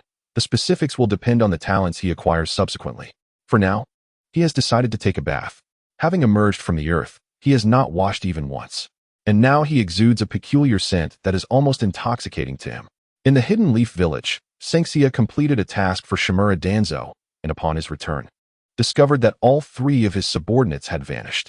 Initially assuming they had taken on another mission, he soon learned they had been missing for 3 days. The first thought that crossed his mind was that they had uncovered something they ought not to know, leading to their silencing by the leader. However, upon further reflection, he found this unlikely. With their intellect, could they possess such capacity? Black Wind, Sanxia called softly, and a massive black dog swiftly approached his side. Go. Take me to find Risha and the others. The dog, familiar with Risha and the others, began sniffing the air eagerly. Suddenly, its eyes brightened as it caught a distinct scent. With a powerful sprint, it dashed off in a particular direction. Man and dog raced through the dense forest. And after an indeterminate time, Sanxia felt an unsettling sense of familiarity envelop him. When he beheld a large pit before him, his unease intensified. The black dog barked at the pit as if attempting to convey something to Sanxia. His expression darkened. He realized there were clues left in the pit. The reason Black Wind could pinpoint this location was due to the unique markings left behind. Gritting his teeth, he muttered, "They are still alive. The vile Uchiha cannot be allowed to persist." Black Wind, pursue. Chapter 11. I fire. You regret. As they continued to leap swiftly, Sanxia's apprehension grew more profound. When Black Wind suddenly barked, Sanxia halted and instantly appeared beside the dog. Gazing down at the remnants devoured by wild beasts, his face turned ashen. Though he was loath to admit it, the remains undoubtedly belonged to a member of his squad. Black Wind sniffed the ground again and barked once more. Sanxia narrowed his eyes beneath his mask and muttered, "Could it be? Did Risha and the others go after them? Those two fools." With a deep breath, he felt a wave of heaviness in his chest. Although Uchiha Sheo was merely a chunin, had he not seized the opportunity to ambush him, defeating him would have required considerable effort. There was also the risk of injury. If he were careless, he might even be countered. The power of the Sharingan is not to be underestimated. Confronting the malevolent Uchiha requires utmost commitment, one decisive strike. Even if the opponent no longer possesses the Sharingan, a one-on-one engagement is beyond the capabilities of these inept individuals. It was infuriating that they had been so careless, allowing him to separate and eliminate them one by one. Sanxia could be certain that Risha and the others were in grave danger. As Black Wind guided him to the resting place of the two, Sanxia felt an overwhelming urge to drag those incompetent fools from the underworld for a sound beating. You may have died, but allowing Uchiha Sheo to escape? Even dying 1,000 times would be insufficient retribution. Unforgivable. Sanxia, consumed by rage, had no idea how long they had been gone. Now, attempting to catch up seemed a daunting task. Moreover, the village was becoming increasingly tense. The Uchiha were growing restless, and meetings were occurring with greater frequency. It seemed an uprising was imminent. At such a critical juncture, if Lord Danzo were to learn that a young Uchiha had slipped away. However, perhaps this could also present an opportunity. With a tumultuous expression, Sanxia pondered, ultimately snorting in anger, "Uchiha Sheo, no matter how far you flee, your end is inevitable." At the root, Shimura Danzo leaned on his cane, one eye observing the prostrated Sanxia. So, he did not die and managed to escape? Cold sweat beaded on Sanxia's brow as he silently cursed Risha and the others repeatedly before mustering the courage to respond, "Yes." However, Danzo did not chastise Sanxia excessively. After all, he was merely a lowly chunin. The crux of the matter remained an Uchiha who had already lost his Sharingan. Let him escape. It's for the best. Ha ha.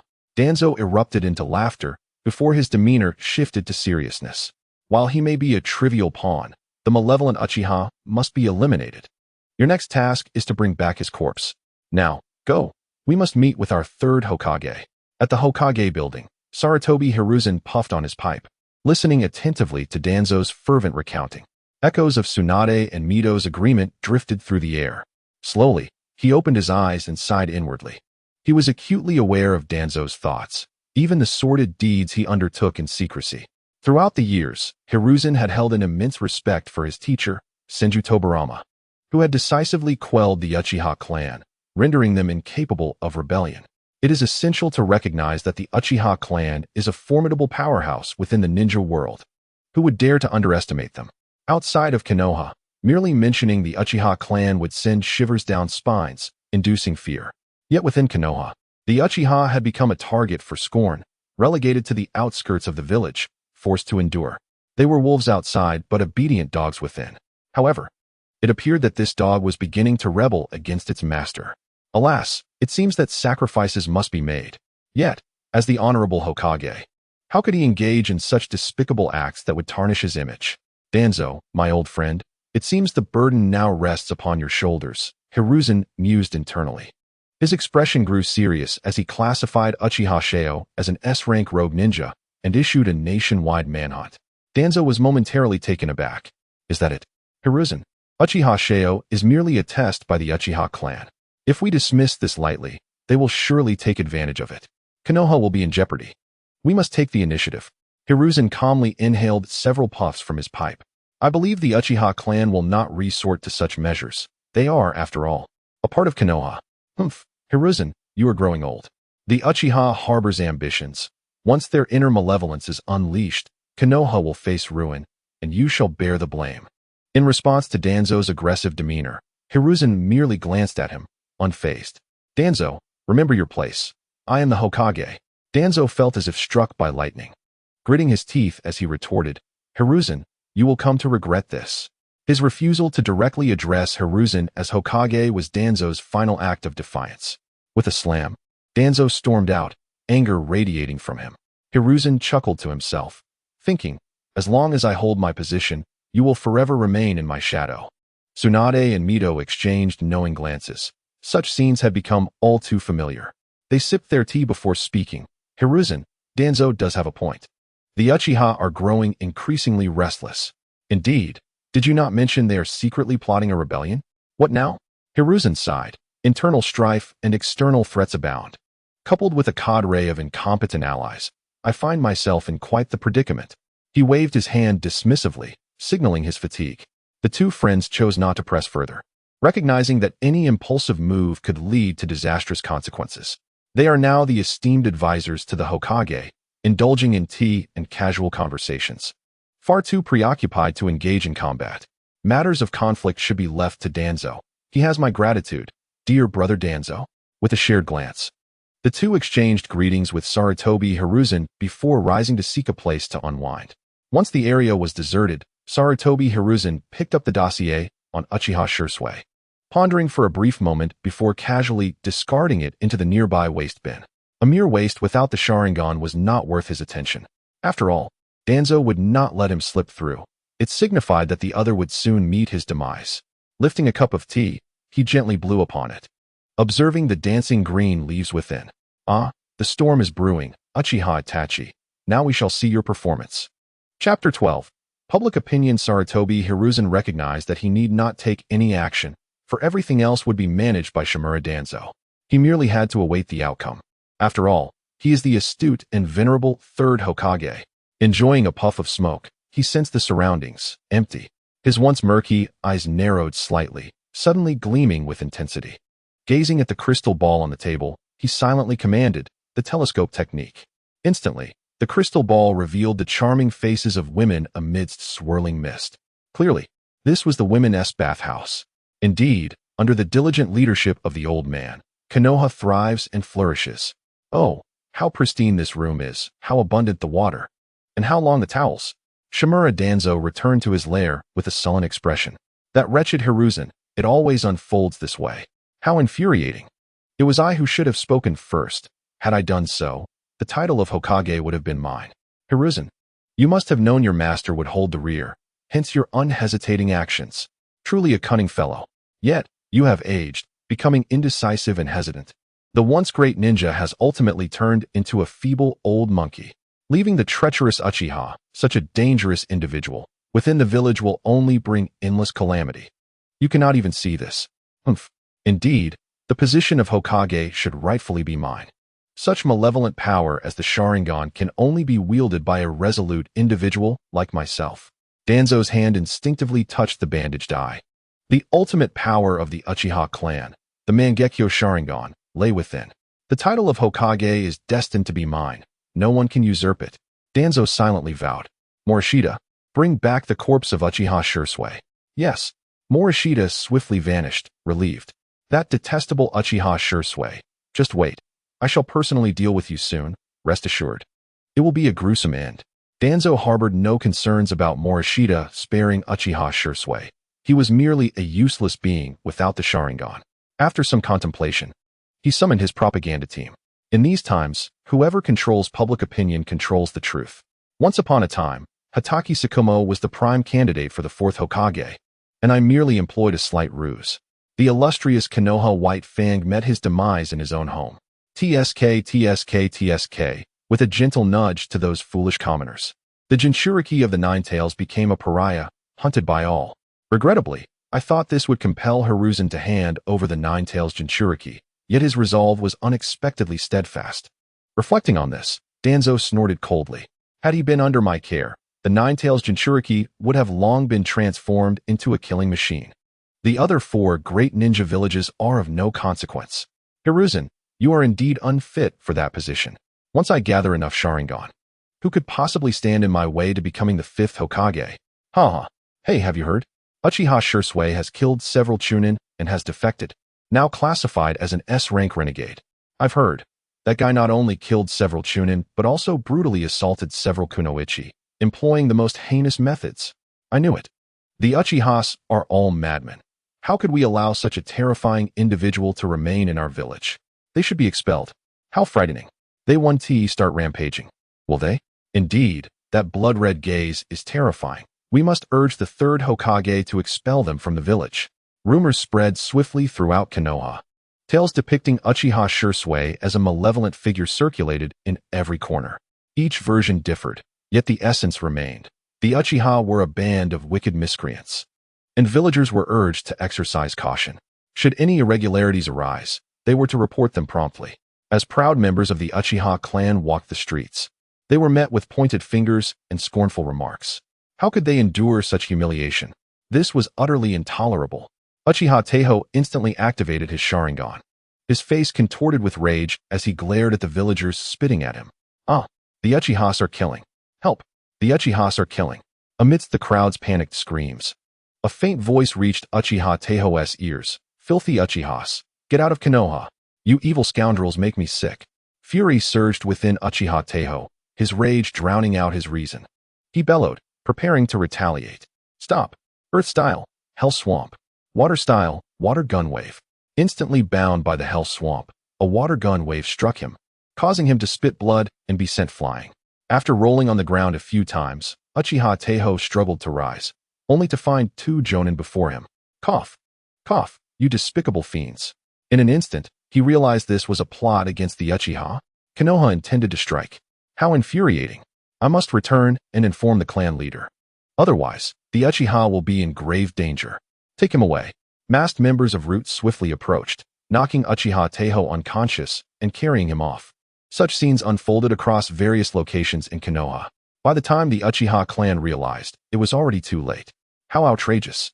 Konoha has openly torn the veil. Do they intend to take action? It is all due to that scoundrel Uchiha Shursui, who has provided Konoha with an excuse. Are you foolish? Uchiha Shursui has gone mad, killing Root members and assaulting Kunoichi. He was clearly slain by Shimura Danzo, who then used this pretext against us. Indeed, Shursui is surely dead. We are now at a loss for words, especially since they possess so-called evidence. This injustice we cannot escape. All eyes turned toward Uchiha Fugaku, hoping this wise leader would offer guidance. Uchiha Fugaku's expression darkened. He had just counted. 20 individuals had been captured. Their fates were unknown, whether dead or alive. Danzo had evidently understood the Uchiha's temperament, employing a slight trick to ensnare them all. How infuriating. 3rd Hokage, what are you truly thinking? Do you intend to drive the Uchiha to their doom? Uchiha Fugaku felt a tempest of turmoil, torn between the desire to resist and overwhelming trepidation.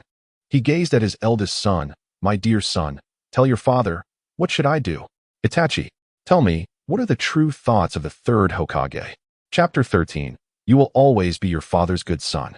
Itachi is remarkably intelligent and wise, a fact that Uchiha Fugaku firmly believes. Initially, he selected Itachi for the role of a spy precisely because of this trait, yet he was unprepared for the terrifying nature of the Will of Fire, which ultimately brainwashed Itachi. It even caused him to prioritize the village over his own clan. With Shursui lost, if Itachi were to stand against the Uchiha as well, defeat would be inevitable for them. Asking about the 3rd Hokage's thoughts is, in essence, inquiring about Itachi's own thoughts. Face me, Itachi. Reveal to your father your innermost feelings. Uchiha Itachi remained silent in response to his father's question. He was already aware of the third Hokage's true intentions, although he devoted himself to the peace of the village. He could see that the third Hokage's indulgence of Danzo was, in essence, no different from an open declaration. Only with the Uchiha clan branded as evil could Konoha attain genuine peace. However, my beloved brother, you are the only one I cannot let go. Itachi exhaled softly, slowly rising to meet Fugaku's gaze, his eyes shimmering with reluctance. Father. Uchiha Fugaku fell silent for a moment before a smile graced his face. I understand. Then I shall take my leave. Very well. Watching Itachi depart without a backward glance, as if resolute in his decision, Fugaku felt a pang of sadness and reluctance. He knew his beloved son had chosen the village over their clan. Nonetheless, you will always be your father's good son, and I am proud of you. Other Uchiha members. What kind of riddle are you two playing, and what is going on? Could you be a bit clearer? This makes us feel rather dim-witted. Why did he leave? Clan leader, what is with that fatherly smile of yours? Are we not revolting anymore? Are we still fighting? Clan leader, do say something. Your serene expression is making us uneasy. As Uchiha Itachi exited the southern shrine, he encountered Sasuke, who had just come from school. Brother, Sasuke exclaimed with excitement, bounding toward Itachi like an affectionate little puppy. Brother, will you train with me? Forgive me, Sasuke. Not today. I have a mission. Ah, all right then. Itachi patted Sasuke's head and turned to leave. In that fleeting moment, as he faced away from Sasuke, his expression turned pale. Forgive me, Sasuke. You will become the hero of the village, and I shall bear all burdens for you. Watching his beloved older brother recede into the distance, Sasuke sighed in resignation, then recalled a certain blonde classmate, his face flushing with embarrassment. 3 days later, congratulations to the host for acquiring the platinum talent. Scholar. The new talent brought great joy to Yeo, especially since it was of platinum level. However, upon seeing the 12-day cooldown period, Yeo felt a twinge of dismay. It seemed future cooldowns would be doubled. After 3 days of practicing Lightning Cutter, he found himself in solitude, without a master to guide him. He was left to navigate the complexities on his own, which proved exceedingly challenging. The intricacies of nature transformation and form transformation left him bewildered. The only solace he found was that his chakra had surpassed 10,000, which brought him a modicum of happiness. Of course, Yeo recognized his impatience. Yet the more anxious he became, the less he could control himself. With the scholar talent now bestowed upon him, Yeo sat upon a rocky outcrop, feeling the salty sea breeze as his mood began to relax. Relax, don't rush. Haste makes waste. With the scholar's essence enveloping him, Yeo suddenly felt a surge of brilliant ideas emerge in his mind. Thoughts he had never conceived before, even ones he wouldn't have considered. Is this the disparity of wisdom? Such is the power of the scholar. Oh, so it can work this way, and that way as well. Would that really hold up? Yeo marveled at his own thoughts, startled by the breadth of his imagination. After careful contemplation, he resolved to attempt body refinement with lightning release, which was far simpler than lightning cutter. Lightning Cutter required one to wield the transformed lightning chakra for an attack, demanding meticulous control of chakra. However, body refinement with lightning release was merely about electrifying oneself, right? First, he needed to unleash his chakra. Taking a deep breath, he called out, "Activate." Instantly, blue chakra erupted around him, swirling like flames. Hey, look over there. There is someone up high. Is he going to jump? How did he get up there? Oh no, he just got struck by lightning, and he is smoking. Oh no, he is falling. Quick, save him. A brother and sister frantically paddled their small boat toward Yeo, who plummeted from the rocks. Splash. Yeo plunged into the sea, feeling a surge of frustration as he found himself submerged. He hadn't anticipated that channeling his chakra into lightning would lead to such a predicament, and he felt a sharp jolt of pain throughout his body. Damn it, am I going to drown? He thought, as he sank deeper into the cold ocean. After a while, he finally regained his senses in the icy water. As he stirred his limbs, preparing to swim upward, he noticed a mermaid swimming toward him. The young girl reached out her hand, grasping Yeo's and pulling him toward the surface. On the boat, "Big brother, why did you try to commit suicide?" The little child's question left Yeo speechless. I was training. Who would commit suicide without reason? Am I crazy? The child's eyes widened in disbelief. Big brother, are you a ninja? The girl drying her hair gasped in surprise. She hadn't expected to rescue a ninja. Their astonishment puzzled Yeo. After all, this was the ninja world, and they were not far from the land of fire and Konoha. What was so strange about being a ninja? What is so unusual about being a ninja? Aren't they everywhere? No way. There are none in our village. It's extremely rare. Yeo retorted. Then your village must be quite isolated.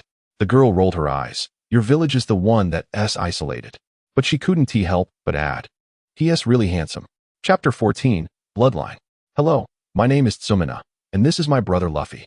I am Uchiha Yeo. While Tsumina remained unfazed, Luffy jumped up in excitement. Uchiha. His exclamation was abruptly silenced by a swift smack from Tsumina. Idiot. Are you trying to capsize the boat? Uchiha. Sister. He is an Uchiha. What is an Uchiha? That is the most powerful clan in the ninja world. Luffy gazed at Yeo in awe. Big brother. Is that the legendary Sharingan? It's so vividly red.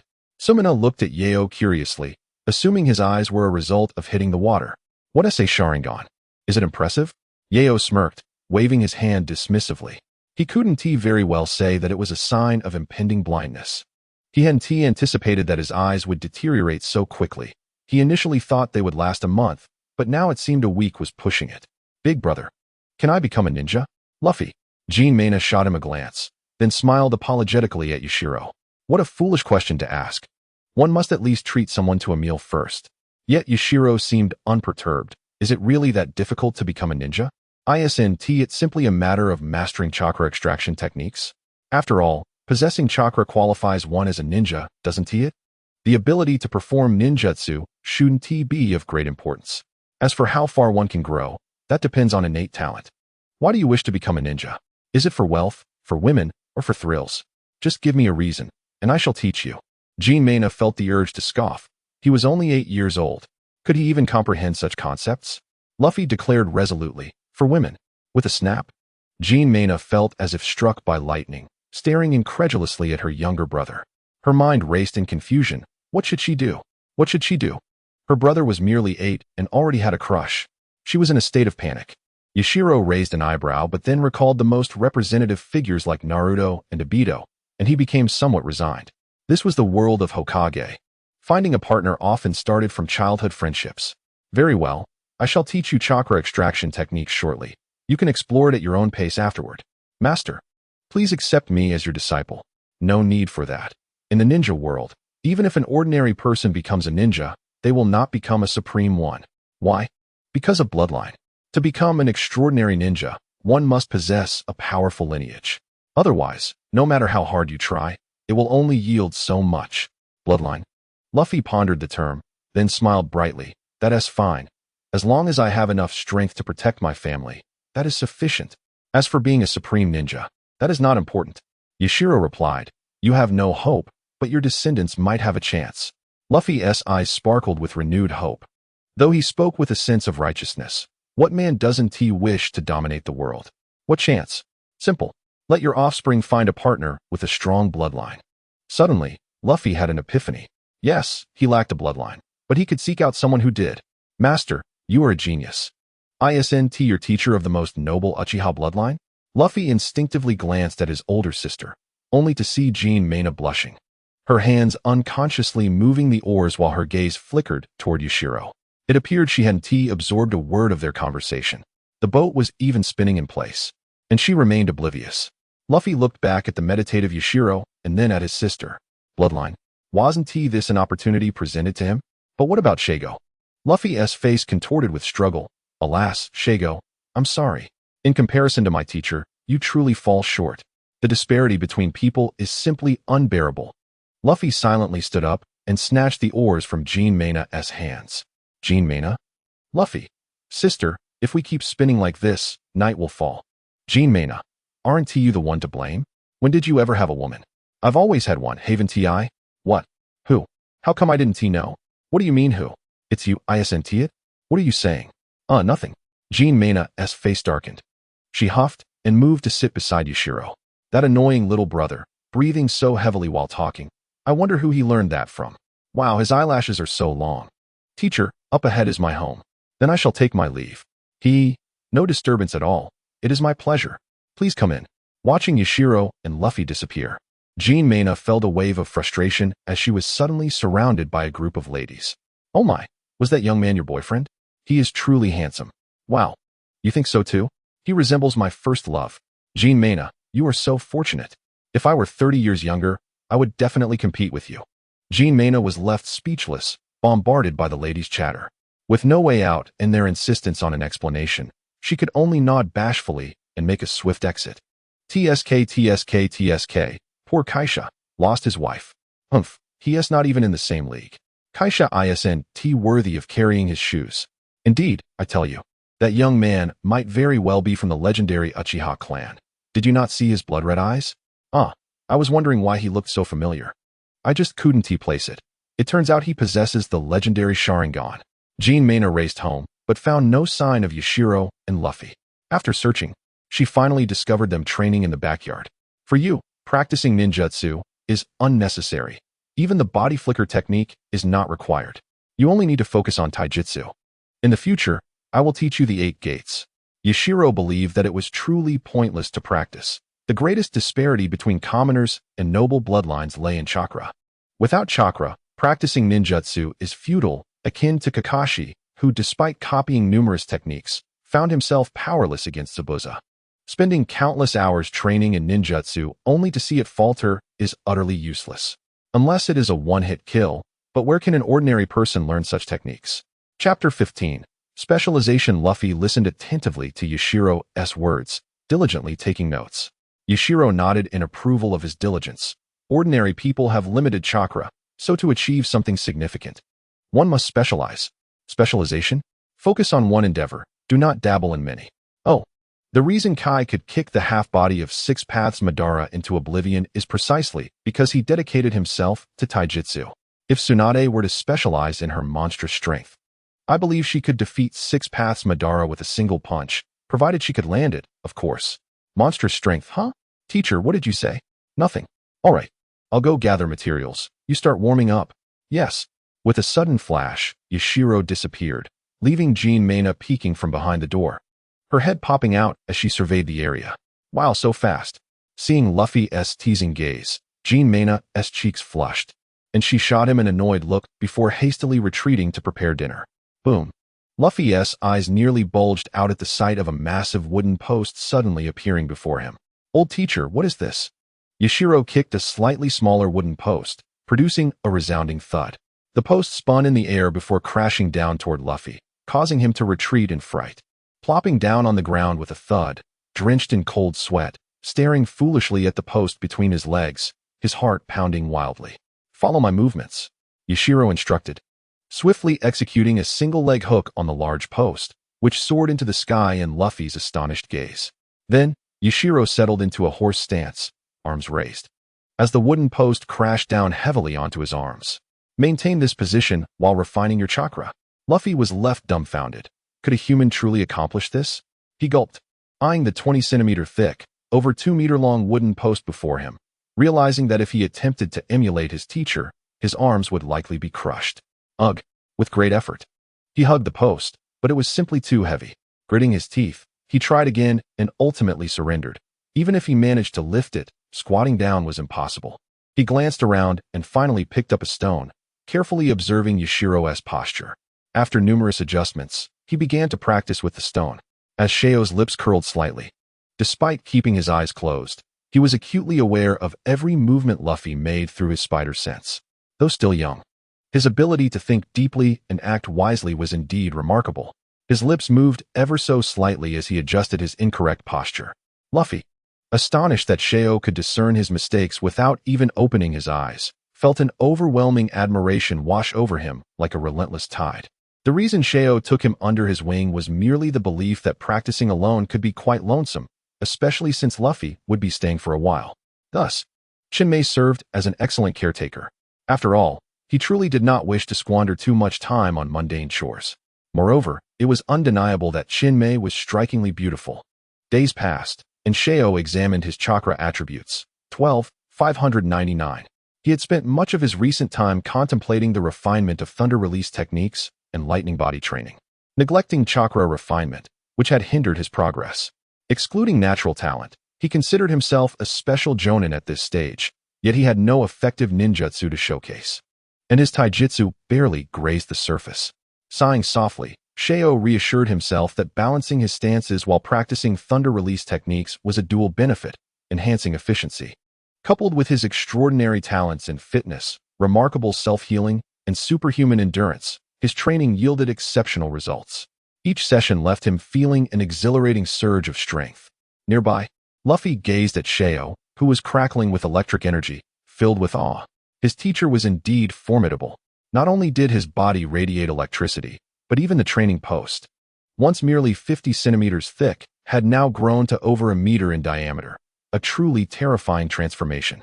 Meanwhile, Luffy, exhausted yet satisfied by the chakra coursing through him, began to stretch and move about. Just then, Chinmay returned with a basket of vegetables, noticing her brothers standing idly, drooling and grinning foolishly. "What are you standing there grinning at? You're drooling," she scolded, lightly tapping his head. I just thought of something happy. By the way, sister, who are those people? I haven't seen them before." Luffy quickly diverted the conversation. Chinmay glanced back, shaking her head. "I don't know. I overheard the older ladies say they're from some company. Here for an investment. Lucky for you. Sister, you'd better be cautious. Those people don't look good," Luffy warned, having noticed the thuggish demeanor of the newcomers. Chinmay rolled her eyes. "I'm not foolish. I'll keep my distance from them. Now let's head home." Suddenly, a brash voice called out, "Hey, you little brat over there. What are you staring at?" Luffy quickly averted his gaze and followed Chinmay home. "Ha ha ha, just a little brat. His courage is no bigger than a fly's." The voice laughed. "But that girl next to him isn't bad, quite appealing. Hey, girl, why not join us for a drink? Run. You're too ugly, you've scared her off." They jeered. "Damn it, ungrateful little brat. I'll find a chance to teach you a lesson."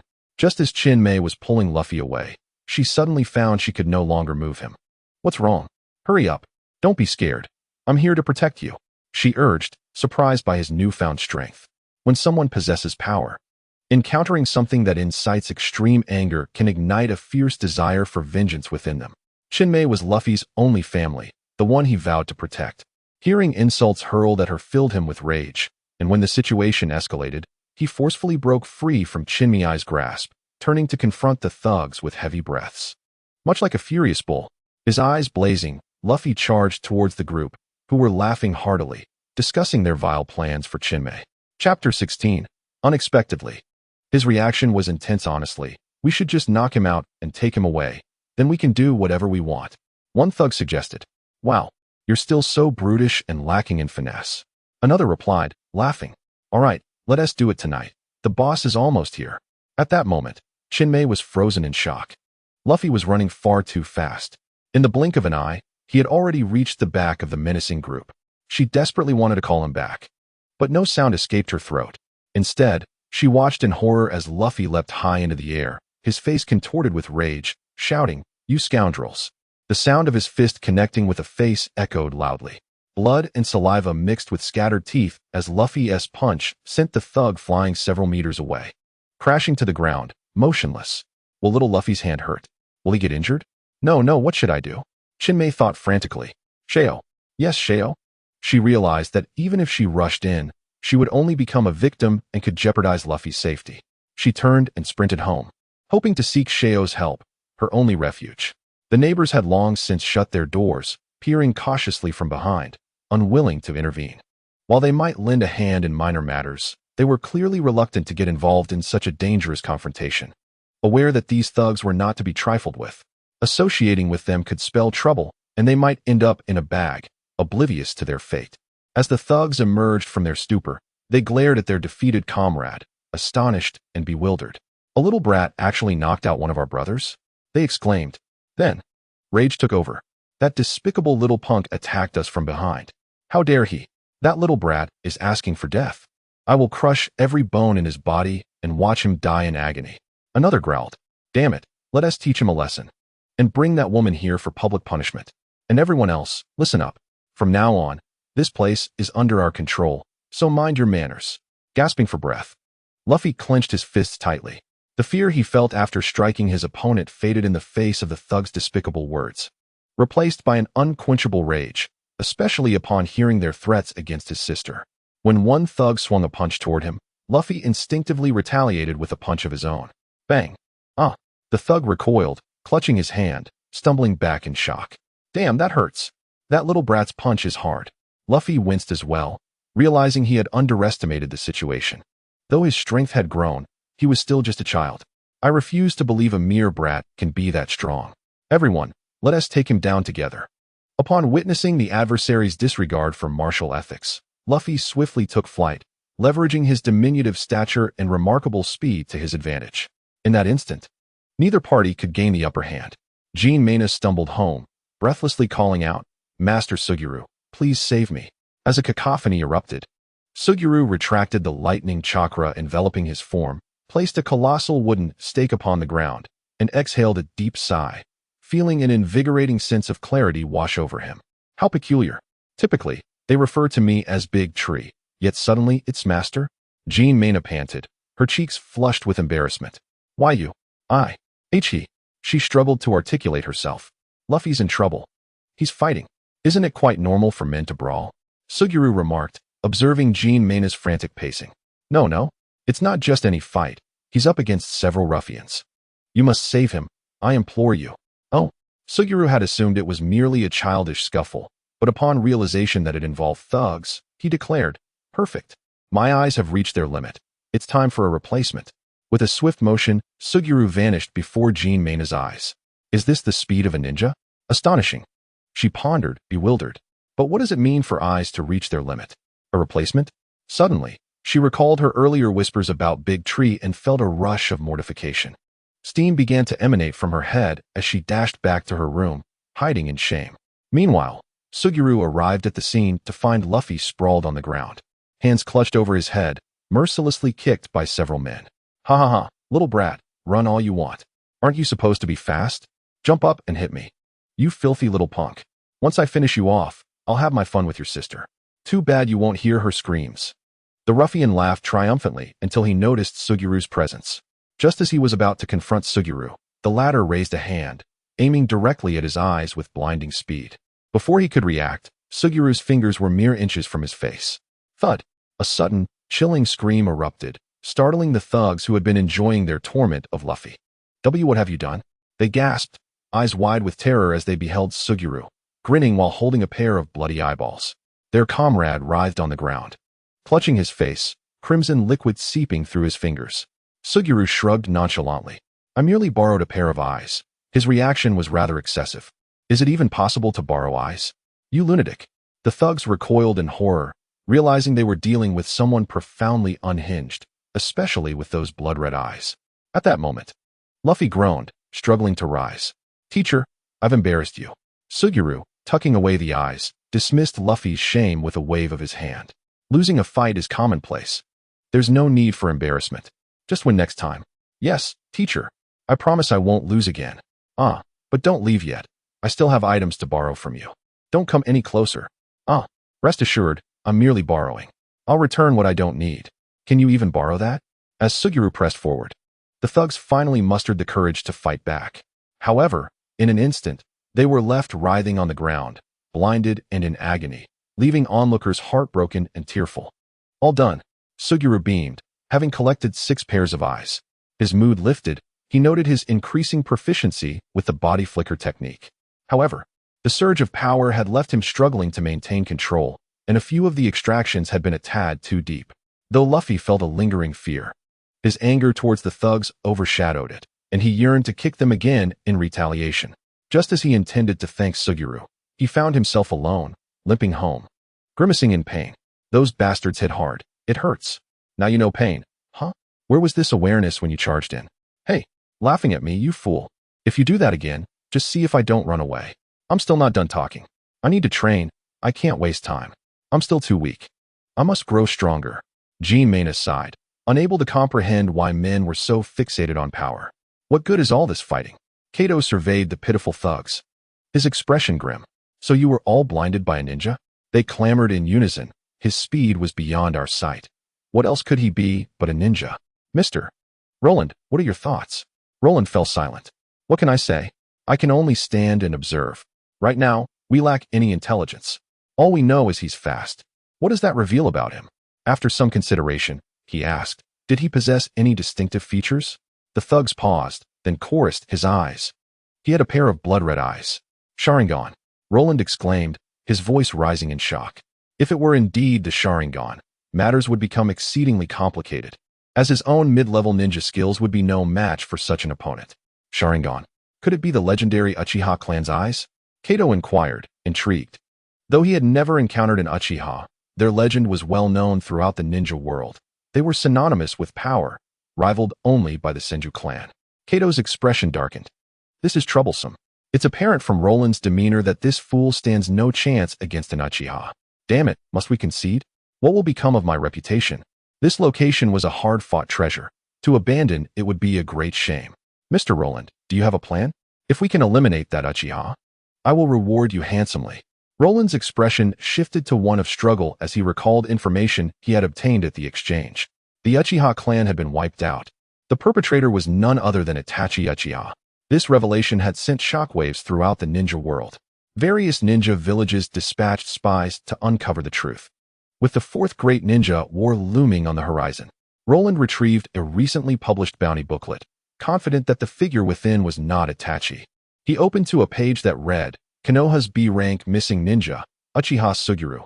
Bounty, 100 million Ryo. Note, for a complete pair of Sharingan. Roland felt a surge of envy. After all, the bounty for Konoha's elite, Asuma Sarutobi, was merely 35 million Ryo. A pair of Sharingan was valued at nearly 3 times that amount. Of course, the bounty for Byakugan was also exorbitantly high, with Hinata Hyuga's eyes fetching several 100 million Ryo. However, that individual hardly ever leaves Konoha, and his strength is that of an elite jonin. The notion of infiltrating Konoha to commit murder and gouge out eyes is nothing more than a pipe dream. Cardo stood on tiptoe, tilting his neck to observe Uchiha Sheo, with a bounty of 100 million. Unlike Roland, who was visibly covetous, Cardo was rather unfazed. Although 100 million is a substantial sum, it ultimately depends on who is involved. After all, he is engaged in the drug and arms trafficking business, which is immensely profitable. His net worth has already surpassed several 100 million. Isn't it rather normal for the legendary Uchiha to be valued at 100 million? Mr. Roland, what is your intention? Although I may not be his match, he is merely a chunin after all. So you intend to use others to eliminate him? Cardo inwardly mused. As ninjas are indeed treacherous beings.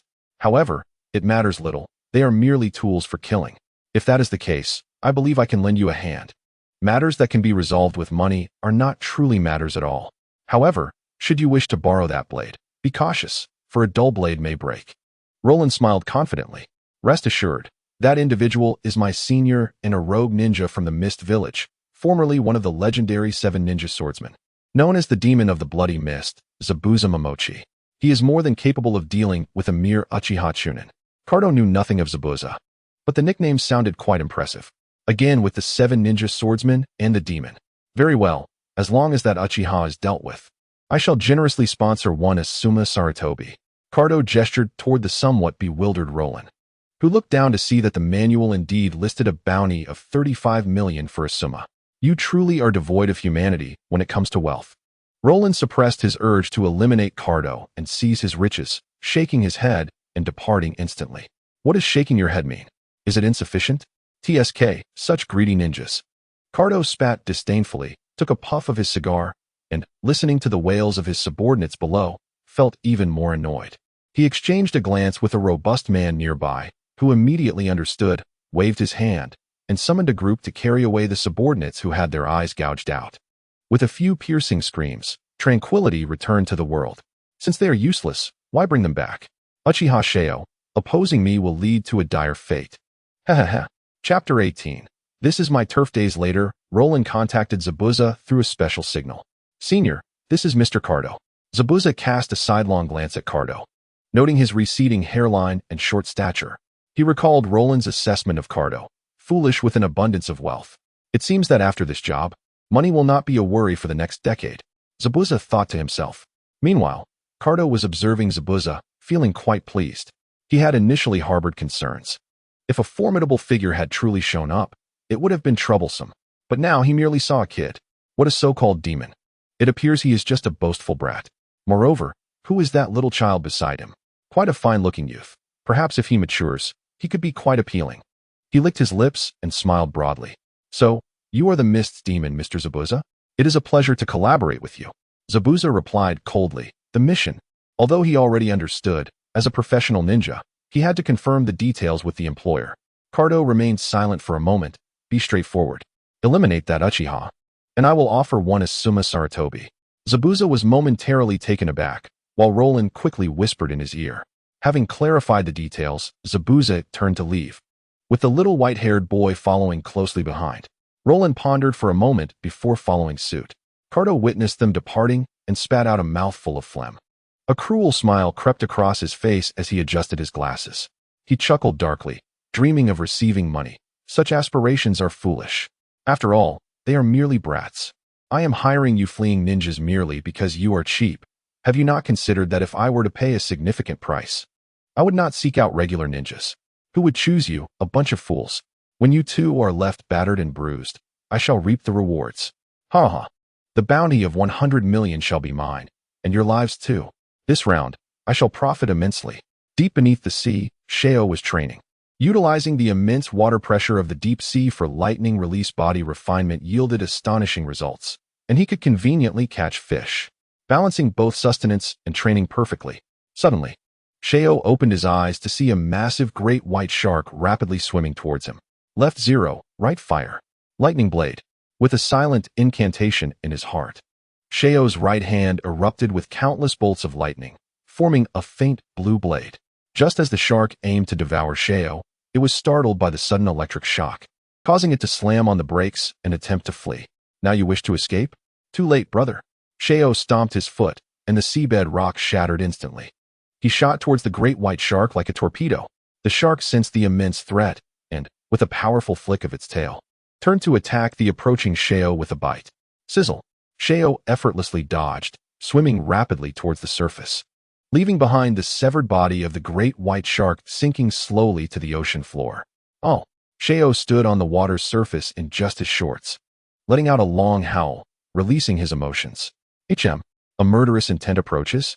With a slight sidestep, he avoided the descending strike, and his assailant, having missed their mark, quickly leaped back to stand 10 meters away from Sheo.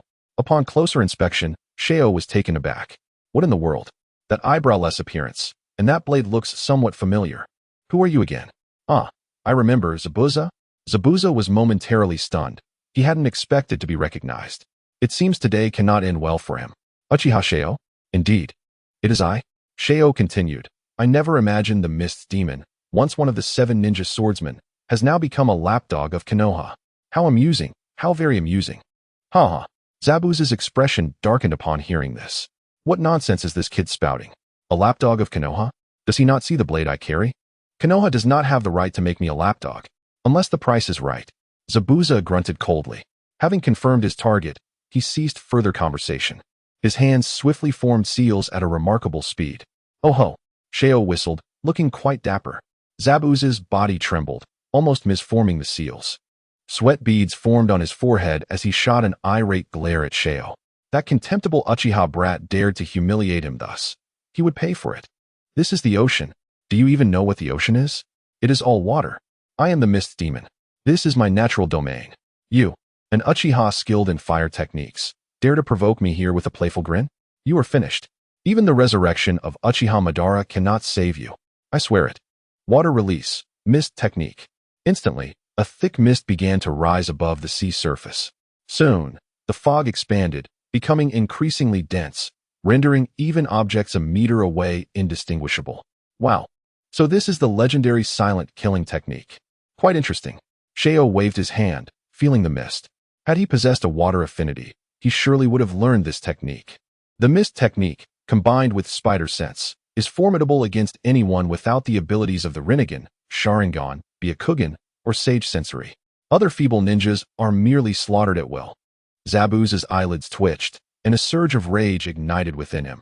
How long had it been since anyone had shown him such blatant disregard? This detestable Uchiha brat dared to look down upon him. Uchiha Yashiro, you shall pay dearly for your arrogance. Is that so? I eagerly anticipate it.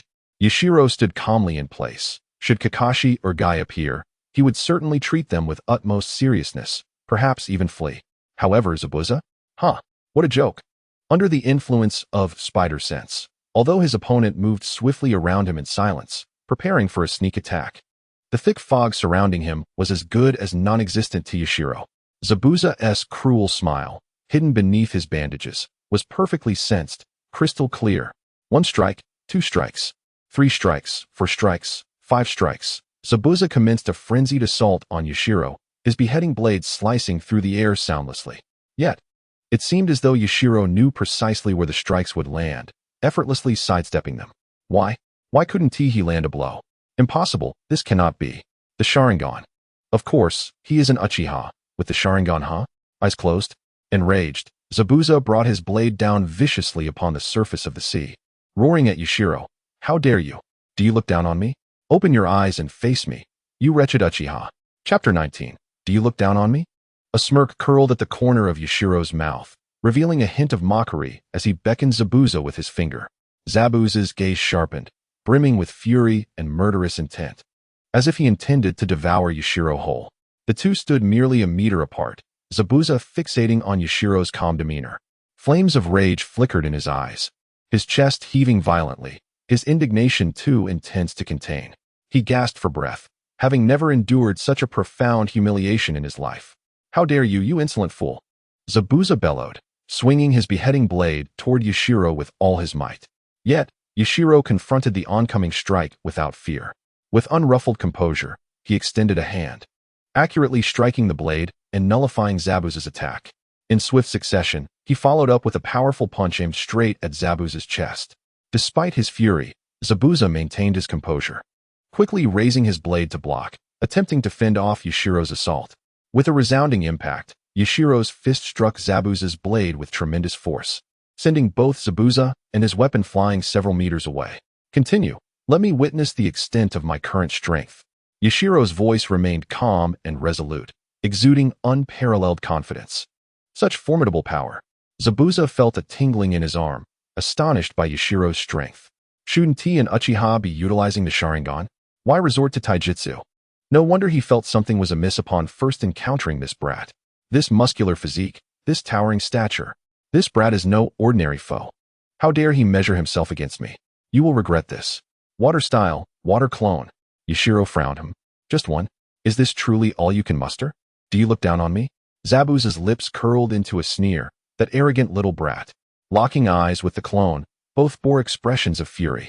In the blink of an eye, they vanished from sight, charging toward Yashiro at blinding speed, unleashing a torrent of attacks.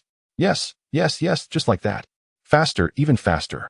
Yashiro laughed heartily, deftly redirecting his beheading blade aimed at his waist, delivering a swift kick to one of the Zabuza clones, sending him flying.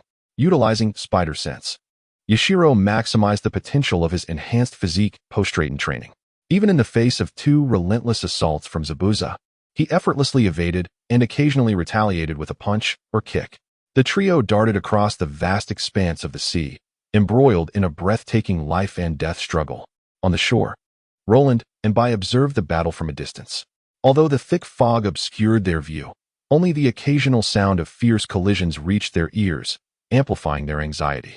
For Roland, rather than concern for Zabuza's safety, there was a sense of relief for his own astuteness. Thankfully, he hadn't been blinded by greed. Had he recklessly charged in, he would surely be in peril now. Rustling sounds startled Roland, prompting him to turn and prepare himself.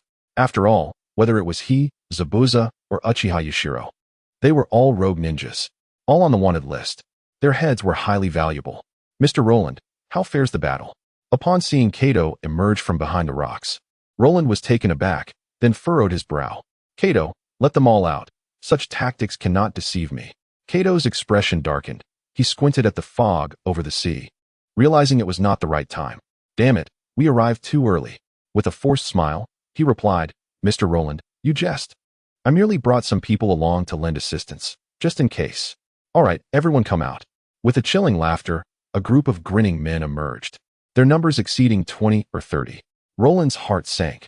These men were clearly ruffians, a band of robbers.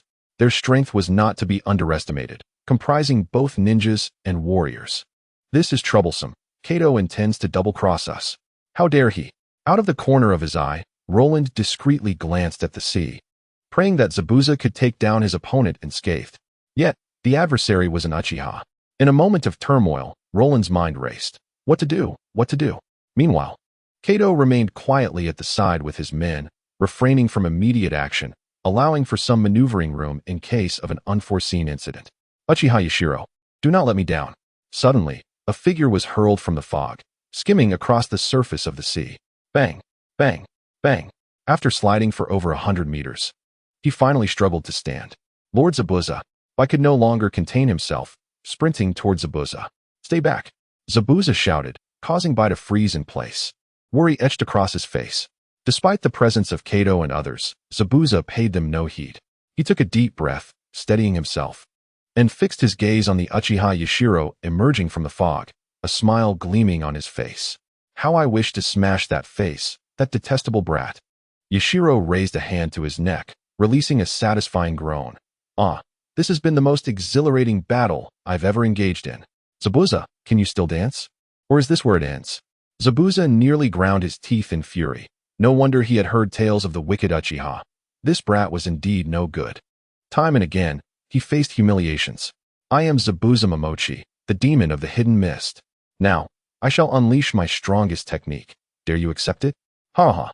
Such taunting is too elementary. But, I am in a good mood. So proceed. I await your challenge. How dare you? You will regret your arrogance. Without further ado, Zabuza swiftly formed hand seals, albeit this time with an excessive number of them. With a flick of his hands, he crossed them over his chest and slowly opened his eyes, smacking his lips as he spoke. What a pity. If only my Sharingan were still intact, I would surely engage you in a fierce exchange. Zabuza, deeply focused on his seals, faltered momentarily, nearly forgetting the next one in his sequence. Damn it. This insufferable fool is disrupting my concentration. What do you mean? If only my Sharingan were still intact. Did someone gouge your eyes out? Chapter 20. A stalwart resistance. Upon witnessing the opening of Shiyu's eyes, Zabuza felt a jolt of shock. Despite the myriad of questions swirling in his mind, the arrow was knocked, and there was no turning back. Meanwhile, Shiyu couldn't help but stifle a yawn, exclaiming, so slow. Zabuza's face flushed crimson, fuming. You bastard, you. Water release. Water dragon bullet technique. A colossal water dragon surged skyward, unleashing a deafening roar that left the onlookers on the shore paralyzed with fear. Wow, how formidable. What level of ninjutsu is this? Indeed, this is no ordinary rogue ninja from the 5 great villages. We are mere novices in comparison. Hee hee. The thought of defeating such a powerful adversary excites me to no end. Absolutely, and one of them is a Uchiha. Ha ha ha. I shall personally sever his head, and none shall contest me. You are truly deranged. The head of an Uchiha is immensely valuable. Don't ruin it. Meanwhile, Lauren silently lamented, Zabuza-senpai. It seems your tricks have run dry. The water dragon bullet technique consumes an enormous amount of chakra. Once deployed, it signifies that Zabuza's chakra reserves are nearly depleted. Even if he manages to vanquish the Uchiha, without chakra, Zabuza, along with a mere child, cannot possibly stand against these ruthless fiends. Is this not a death sentence? Just as Lauren was lost in thought, the others began to exclaim in alarm. The massive water dragon barreled towards Shiyu with ferocity. Shiyu spread his arms wide, inviting, come at me head on. No sooner had he spoken than a surge of blue chakra erupted from him, crackling with countless bolts of lightning. With a resounding boom, a gigantic wave surged from the sea amidst tempestuous winds and torrential rains. Devoid of chakra, Zabuza could only watch helplessly as the colossal wave crashed upon him, engulfing him in its depths and sweeping him ashore. Cough, cough, cough. Zabuza-sensei. Zabuza-senpai. Zabuza stared blankly at the ocean, his mind momentarily blank. This madman. Has he lost his senses, taking the water dragon bullet head-on? Indeed, the Uchiha clan is comprised of lunatics. That saying holds true. However, could that blue lightning on him possibly be the Cloud Village's lightning release body refinement? Ahahaha, splendid. Truly magnificent. He is indeed the ghost of the mist. Kadu's shrill laughter snapped Zabuza back to reality, causing him to cast a cold glance in Kadu's direction. Kadu shuddered, instantly incensed. How dare you glare at me in such a state? What do you intend to do, Kadu? Zabuza asked frostily. What do you think? With a greedy glint in his eyes, Kadu cackled. Of course, I intend to kill you all. His followers erupted into laughter, some eagerly licking their weapons, as if they could hardly wait to claim Zabuza's head. Who would have thought the legendary ghost of the mist would pose such a foolish question? How amusing. After all, he is just a child. All this talk of the ghost of the mist is mere exaggeration. Do not be so harsh. His strength is quite formidable. It is merely his intellect that seems lacking. I can hardly contain my excitement. I yearn to taste his blood. Lauren, drenched in cold sweat, fretted, Zabuza-senpai. What shall we do now? They are vastly outnumbering us. Should we retreat? Struggling to rise, Zabuza coughed a few times, the taste of seawater lingering unpleasantly. Can we even leave without their consent? Kadu interjected, clever. You two can leave your heads behind and escape. However, the little girl must remain intact. Though still a child, Kadu surmised that she would surely blossom into a stunning beauty, a treasure worth a fortune. The girl, akin to a ferocious pup, bared her teeth at Kadu. Were it not for Zabuza's injuries, she would have lunged at those who dared insult her elder. Suddenly, the sky opened up, and rain began to pour, accompanied by the sound of marching footsteps that echoed ominously. Kadu and his cohorts were taken aback, turning to see Shiyu leisurely striding toward them, stretching his limbs as if he had just emerged from a rejuvenating spa, utterly unscathed from their earlier clash. Indeed, it must be the lightning release body refinement. What a monstrous individual. The Uchiha truly live up to their reputation.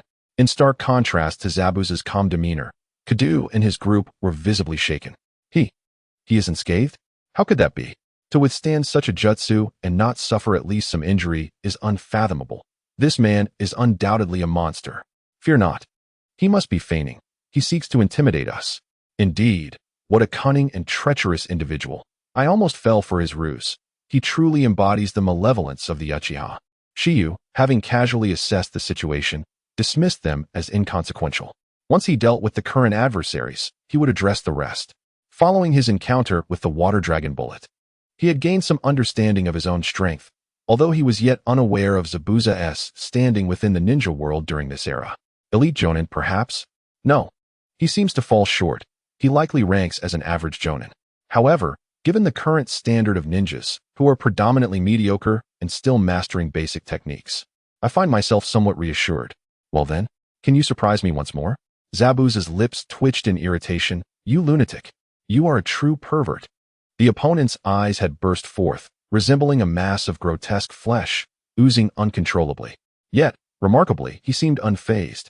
Kadu, already paralyzed with fear, cowered on the ground. Terror etched upon his face as he scrambled backward. What a monster! Attack! Everyone, attack and slay him. Although the others were briefly startled by Shiyu's appearance, they were all seasoned killers who had committed far worse atrocities. Their conviction that this Uchiha was now at his last gasp only grew stronger. Excited grins spread across their faces. Brothers, our time to prosper has arrived. Let us all strike together and end him. Chapter 21. A sudden assault. The scarred man laughed maniacally, envisioning the gruesome scene of the Uchiha's head severed from his body. Grasping his blade, he stepped forward, only to be met with darkness as Shiyu's towering figure materialized before him. In a state of horror, just as he was about to call for his comrades, a piercing howl erupted in his ears, causing his eardrums to throb painfully. Before the scarred man could react, he felt an excruciating pain in his cheek, followed by darkness enveloping him as he lost consciousness. Meanwhile, from a distance, Kadu wore a furious expression, only to witness this terrifying Uchiha deliver a single blow that twisted the strongest member of their group, the scarred man, into a grotesque spiral, nearly causing his head to take flight.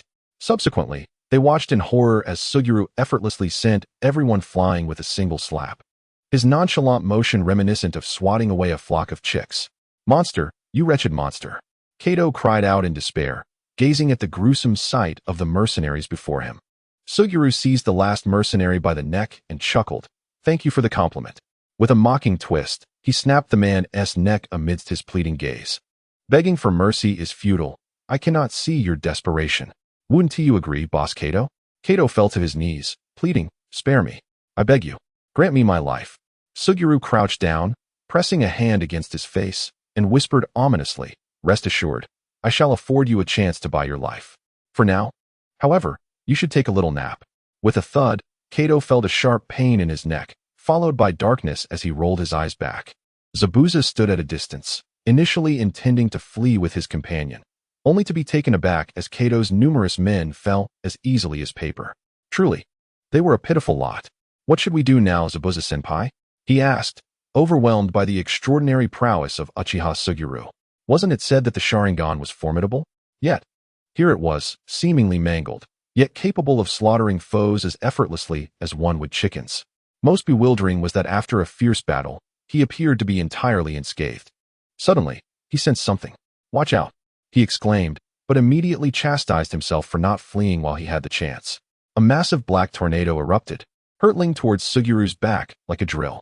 Zabuza's pupils constricted. This jutsu was a secret technique of the Leaf Village. Were they being pursued by a Leaf assassination squad? Such remarkable stealth that even he had not detected it. Suguru nonchalantly raised a hand to block. Boom. He laughed heartily. "Ah, you finally revealed yourself. I was beginning to wonder how long you would hold back, Morishita." As Suguru turned sharply, his bright eyes sparkled, causing Morishita to shudder and instantly vanish. Rising slowly, Suguru remarked, "So, do you not find these eyes familiar?" At that moment, Morishita was profoundly shaken. The strength of Uchiha Suguru far exceeded his expectations. It was as if he were an entirely different person. Familiar eyes? A riddle? Suddenly, a visage with bright eyes flashed in his mind. "Those are Rika's eyes. Haha. I never anticipated you would recognize them. When I killed her, she kept ranting about how she would exact vengeance on me, cursing until her last breath, promising to haunt me." Suguru chuckled, shaking his shoulders in delight, his gaze fixed on Morishita. "I personally plucked out her eyes, and I shall ensure she witnesses how I methodically crush every bone in your body, allowing you to die amidst your own wails." Morishita glared at Suguru furiously, gritting his teeth. "If I could kill you once, I can do it a second time." "Kill me a second time?" Suguru scoffed, executing a spinning kick that sent the attacking black dog flying. "This mutt. Perfect. Tonight we can have dog meat hot pot." Morishita quickly appeared before the black dog. "Kurokase. How are you?" "Woof woof." Taking a deep breath, Morishita exchanged a glance with Kurokase. In the next moment, they transformed into two tornadoes, charging at Suguru with a series of explosive collisions. Surrounded by crackling blue arcs of electricity, Suguru stood his ground. "Are you really attempting to scrape my skin?" With a single punch and kick, he sent both the man and dog hurtling against the rocks before crashing heavily to the ground. Coughing and spluttering blood, Morishita felt a wave of despair wash over him. Was this the power of the Uchiha? Achieving such a level in mere days, was that even possible? Such an illogical existence should indeed vanish from this world. Haha, Uchiha Suguru, even if you kill me today, it does not alter the fact that your clan is a malevolent one. Morishita spat blood and slowly rose to his feet, adding, "And you are unaware, aren't you? The Uchiha clan has been exterminated, and the culprit is none other than your own prodigy, Itachi Uchiha. Your madness is ingrained in your bones. So cruel that even the children of your clan were not spared. What right do you have to exist in this world?" Seeing the shock on Suguru's face, Morishita felt a flicker of triumph. "What good is your arrogance now? You are nothing but a solitary survivor of a clan that has been annihilated. In this vast world, there is no place for you to hide. Your future will be spent in endless pursuit." Suddenly, Suguru became a blur, and a sharp whoosh filled the air, turning Morishita's face pale. A fist the size of a sandbag slammed into his abdomen. Kurokase, enraged, opened its mouth to bite, only to have a foot planted on its head. Boom. The massive rock shattered as Morishita was smashed into it, with Kurokase crashing down upon him. Cough. Blood spewed forth as Morishita gasped in agony. Suguru reveled in the satisfaction. "Fool, do you think I am like that imbecile Itachi? Where there are leaves dancing, there will be flames burning, illuminating the village, allowing new leaves to sprout. Ha ha ha. Such foolishness is only believed by the simple-minded. Your leader, Danzo, regards the will of fire as mere nonsense. Ridiculous. The will of fire. How many young and powerful ninjas remain in the leaf? All have perished in flames, leaving behind only a bunch of cowardly old-timers." Chapter 22. The great existence. Morishita felt as though his internal organs had been shattered by Suguru's blows, and the relentless mockery only fueled his rage. "You vile creature, do you comprehend the magnitude of Danzo's sacrifices over the years? He bore the darkness for the future of the village. Such a great being, I will not allow you to insult him." Suguru, upon hearing this, wore a bemused expression, while even Zabuza and Roland were momentarily speechless. After all, in the ninja world, anyone with a modicum of sense knew Danzo to be a meddlesome villain. Even those lacking intelligence but possessing some strength had heard rumors of his deeds. Of course, this did not apply to those within the leaf. They were blissfully naive, believing whatever they were told without a shred of critical thought. A great existence? Ha ha ha, your joke has me in stitches. Suguru laughed heartily, but rest assured, I will eventually send him to find you, so you can continue to follow him and bear the burdens. He spat with disdain. How absurd. You evil Uchiha Suguru. You will pay for your arrogance. Morishida's eyes were bloodshot, filled with a chilling, murderous intent. Kuroke's. Woof woof. Though dazed from the kick, the dog mirrored its master's fury, ready to charge at Suguru. Inuzuka clan fusion. Morishida bellowed, and suddenly, both man and dog were enveloped in a radiant white light, forcing everyone present to squint. Yashiro tightly shut his eyes, and under the influence of the spider's sense, Morishida and the large black dog gradually fused into one. When the white light dissipated, there emerged a colossal black dog with two heads. If beings of such disparate species could unite, it stood to reason that humans could do the same. Yashiro's mind involuntarily conjured images of Kakarot and Vegeta. At that moment, the black dog roared at Yashiro, raising its massive paw to strike him. TSK. Can't even speak anymore. In this union of man and dog, it seems the dog dominates? Morishida, oh Morishida, you've truly brought shame upon us. What a useless being. Yashiro disdainfully spat, raising his hand to deliver a punch that collided directly with the paw. Bang! The black dog let out a pained yelp and staggered back a step. Yashiro would not grant it respite. In an instant, he leaped several meters high, delivering a powerful downward kick that struck one of the dog's heads. Bang! The black dog howled in agony, collapsing to the ground. Yashiro seized the opportunity, landing atop its head and unleashing a flurry of blows. Bang bang bang. The sound of blood splattering filled the air, each punch landing with bone-crushing force. In mere moments, he had delivered hundreds of punches. Within the giant black dog, Morishida felt as though his skull might shatter. He was utterly powerless to intervene. The black wind, empathizing with him, opened its mouth and lunged at Yashiro in a furious bite. Sensing an advantage, Yashiro deftly dodged and appeared at a distance, shaking his hand with mild distaste, remarking, TSK, your dog heads are quite tough. My fists are beginning to ache. The intense pain he felt paled in comparison to Morishida's frustration. A burning rage consumed him, leaving him in misery. How could a mere Uchiha Chunin, devoid of the Sharingan, utterly dominate a proud Konoha Jonin? How could he retain such strength without his eye? Despite having unleashed his fusion technique, albeit imperfectly, it should not have been something Yashiro could withstand. This was unacceptable. The wicked Uchiha, I must kill you. Roaring, Morishida summoned every ounce of willpower to control the giant black dog to rise, albeit its four legs trembled, particularly the head that Yashiro had pummeled, now drooping and bleeding profusely, appearing near death. Surprising that you can still bark. Come, let me witness your desperate struggle. Yashiro beckoned the black dog with a taunting gesture, a clear invitation to attack. The black dog lunged forward, attempting to bite and claw at Yashiro. Yet, he effortlessly anticipated its movements, evading each strike with ease. After a relentless assault, the black dog realized it had inflicted no damage. Its spirit faltered. This scene left Zabuza, who was observing, shaking his head in disbelief. For a brief moment, he felt a strange kinship with the black dog. Just moments prior, he had faced Yashiro in a similarly frustrating duel, constantly outmaneuvered. Was it not the Sharingan, but rather an uncanny sense of perception? Such a terrifying awareness was unprecedented for Zabuza. Uchiha Yashiro was indeed a formidable adversary. Minutes passed, and the black dog, panting heavily, began to falter, its limbs trembling as exhaustion set in. Has your barking reached its limit? It seems you can no longer entertain me. Yashiro lamented, realizing that this rare life and death encounter, the perfect opportunity to test his abilities, was drawing to a close. Isolated training could only yield limited results. Although he sensed a growth in power, his practical experience remained woefully inadequate. Like Sasuke, who relied solely on sheer strength in battle. Wielding his Mangekyo Sharingan without restraint, he too had quickly exhausted its potential.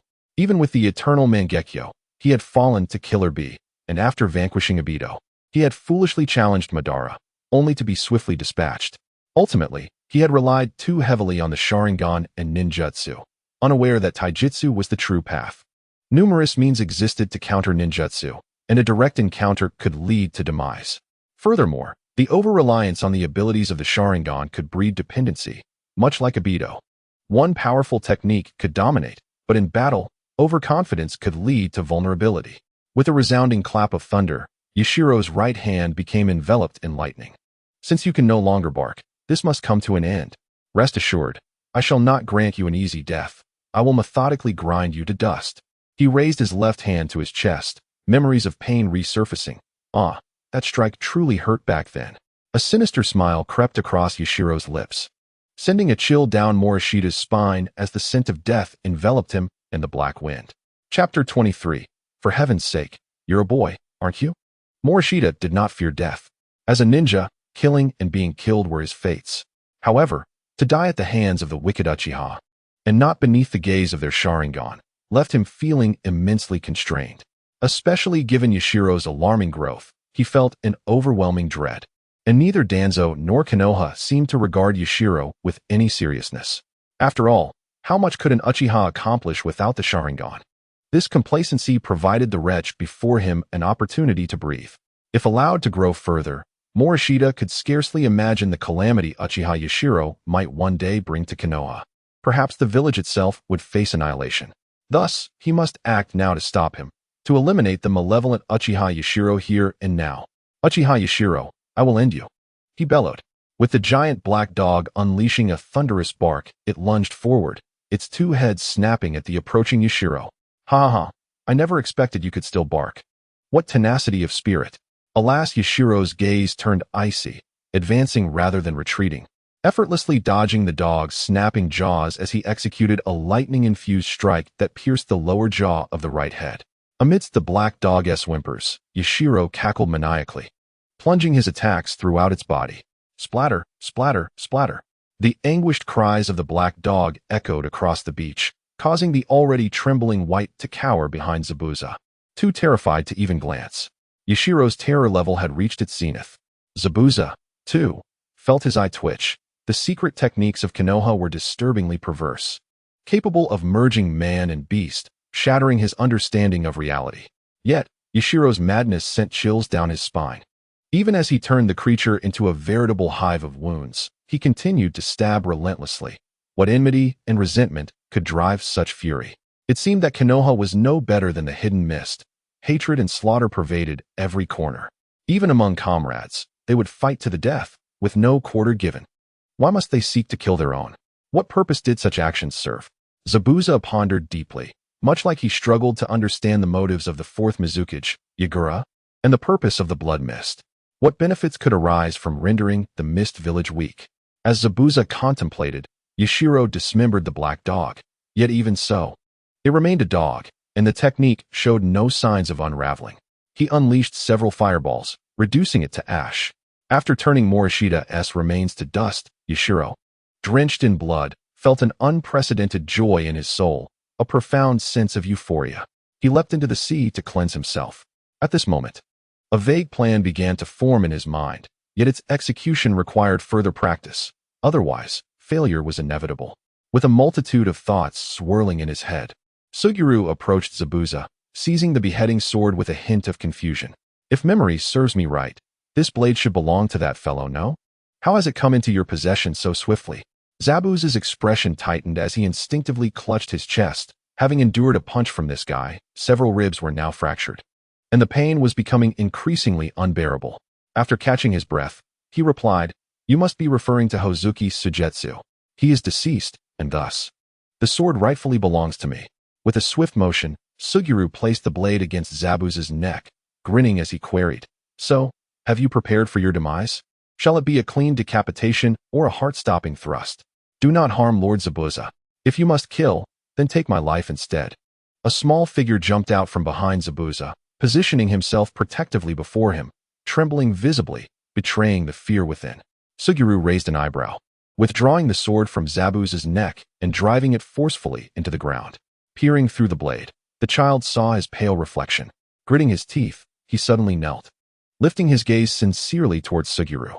"I beg you." Zabuza, infuriated, began to cough violently. "Do not kneel. Get up."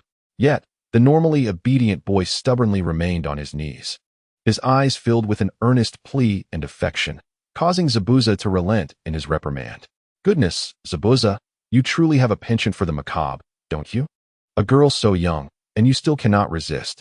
Suguru looked at Zabuza with disdain, though a flicker of envy lingered within him. Zabuza stiffened at the remark, while the boy blushed, shyly glancing up at him. "Hey, kid, what kind of expression is that? Please, you are a boy," Suguru exclaimed. "This is leading to misunderstandings. Have you not noticed how odd Roland is looking at you? How audacious. The wicked Uchiha dares to sully my reputation. Am I truly that kind of person?" Zabuza gasped, his face contorting in pain as he struggled to catch his breath. The boy immediately stood to support him, concern etched across his face. "Lord Zabuza, are you all right?" Zabuza attempted to push the boy away, but seeing his anxious demeanor, he hesitated. "Listen, White, he is a boy. Do not misunderstand." Suguru instinctively glanced at the boy, marveling at how endearing he appeared.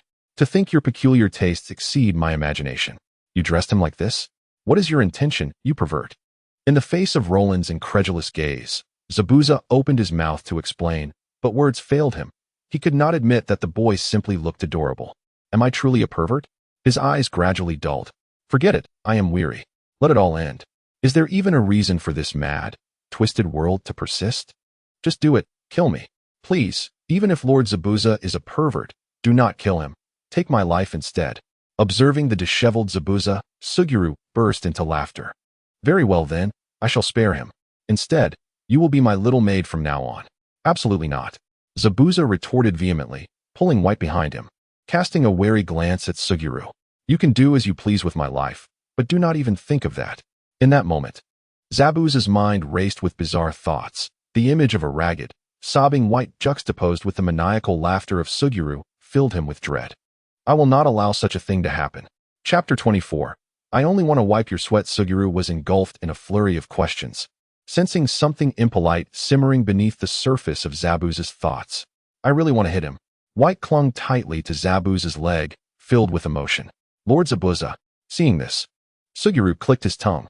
"If that is the case, then I shall claim you." "Zabuza? What? You want me? What do you intend?" Zabuza was taken aback, recalling Suguru's earlier mention of wanting a maid. The very thought of himself in a maid outfit, serving Suguru, sent shivers down his spine. "You wicked Uchiha. You will not succeed. Even if I die, I will not allow it." Suguru rubbed his temples in frustration. "Why does your response provoke in me an urge to deliver a fatal blow? What are you truly thinking? When I say I want you, I mean as a sparring partner, understood? Be cautious, White. This beastly man harbors unsavory thoughts." Upon hearing this, White discreetly raised his gaze to meet Zabuza's awkward expression, immediately lowering his head in shyness. "As long as it is Lord Zabuza's command, I am willing to do anything." Suguru and the transparent Roland gasped in astonishment, regarding Zabuza with newfound respect. "Brother, I misjudged you. You are not merely a pervert, but a genius. Such remarkable training techniques are undoubtedly of Super S-rank ninjutsu caliber. Coach, I wish to learn this." Suguru patted Zabuza's shoulder enthusiastically, eliciting a pained grimace from him. "You are not merely a ghost of the mist. You are a master of the mist. By the way, you handle Kato over there. Of course, his payment is mine. I trust you know what to do? And do take care of your injuries. I will be more gentle in the future to avoid breaking your bones." Zabuza, rigid with tension, watched as Suguru departed. He dared not meet White's worried gaze, nor Roland's peculiar stare. He feared that he might succumb to the urge to eliminate him. What an utterly disastrous day. Had I known, I would not have come. That wicked Uchiha. Time flew, and soon it was once again time to draw talent. Suguru suppressed his excitement, gradually gathering his strength before dispelling 2 shadow clones. The sudden wave of fatigue swept over him, causing his robust form to sway slightly. Only 2 clones, and it takes so much energy. I wonder how Naruto can endure such strain. That guy can withstand hundreds, yet seems unfazed. How absurd. Suguru could only lament. Truly, he is the protagonist. As his consciousness sank into the system space, he rubbed his hands together in anticipation. "Let us draw." After a flurry of dazzling lights, "Congratulations. The host has obtained the diamond-level talent, Body of Domination." The cooldown period for the draw had doubled again, now reaching 24 days. "Body of Domination," Suguru murmured softly. Recognizing the strength of this talent, it not only granted him formidable physical prowess, but also rendered him immune to all forms of control. Henceforth, illusions would have no effect on him.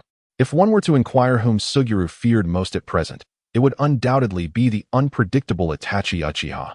After all, the title of God was not bestowed lightly.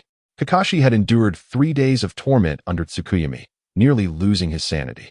Now, with the body of domination, even if he encountered Itachi and Kisame, he could escape with ease. After all, in the realm of ninjas, when it came to endurance, he feared no one. Much like Zabuza, although his attack speed was swift, he ultimately could not withstand prolonged training. Typically, he would tire within an hour.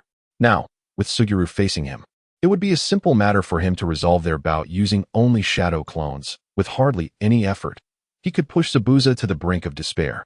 Each time, Bai's heart ached as he supported him back, his expression resembling that of a small, aggrieved woman, which sent shivers down Suguru's spine. Thus, he would only intensify his actions, for the bruises on his face never seemed to disappear.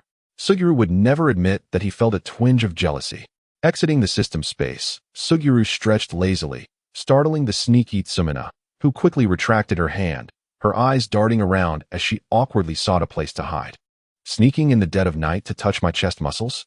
Under Suguru's teasing gaze, Sumina's face flushed crimson as she stammered, I didn't mean to. I just came to see if you were hungry. I noticed you hadn't moved, so I thought I'd check on you out of concern. Check on me. Suguru playfully indicated the sweat on his chest, where her fingertips had left traces, causing Sumina to feel a wave of embarrassment. She had indeed come to ask if he wanted a midnight snack, but upon seeing him standing still, she hesitated to disturb him. After waiting for a while without seeing any reaction, curiosity got the better of her, and she leaned in closer, ultimately captivated, and couldn't help but reach out to touch. I was just wiping your sweat. Yes, wiping sweat. She hurriedly lifted her hand to tuck a strand of hair behind her ear, attempting to mask her embarrassment. Wiping sweat. So that is how it is. I should take my leave now. Wait. Suguru swiftly grasped her hand, chuckling. Isn't it just wiping sweat? At least finish wiping it before you go. One must see things through to the end. Upon hearing this, Sumina's flustered eyes darted around, feeling the heat of Suguru's hand. Her heart racing wildly. She softly murmured, and no, it's fine. You can do it yourself. I am going to sleep. Struggling to break free. She looked up only to find his wolf-like gaze, sending a tremor through her heart. His gaze was so intimidating, it felt as if he were about to devour her. What should I do? Should I resist? But he is so strong. How can I fight back? Sumina's mind was a whirlwind of panic. Yet there was an undercurrent of anticipation. In that moment, she felt like a wicked woman, pondering such thoughts. Shaking her head in an attempt to dispel her unwholesome ideas, she inhaled the unique scent emanating from Suguru, which only deepened her uncontrollable feelings. Suguru found the situation both amusing and perplexing. He was merely joking. For Sumina was not his enemy, and he had no intention of forcing her. Just as he was about to speak, "Oh, I don't care anymore," Sumina suddenly screamed, leaving Suguru momentarily stunned. Lu-Fei's students are practically numb. They won't wake up until dawn. If not, how could I, their teacher, tease my student's sister? Stammering, Sumina, her cheeks flushed, pulled Suguru towards the room, and he made no effort to resist, for her small hand was quite soft. Upon entering, he questioned, the bathroom? Before he could say more, Sumina pulled him inside, shutting the door behind them. Thud, thud, thud. Sister, are you in there? Lu-Fei, having woken up early for his training, discovered that the breakfast he usually prepared was mysteriously absent today. Concern washed over him. After all, Sumina was exceptionally diligent, rising early each day without fail. Is everything all right? I'm coming in.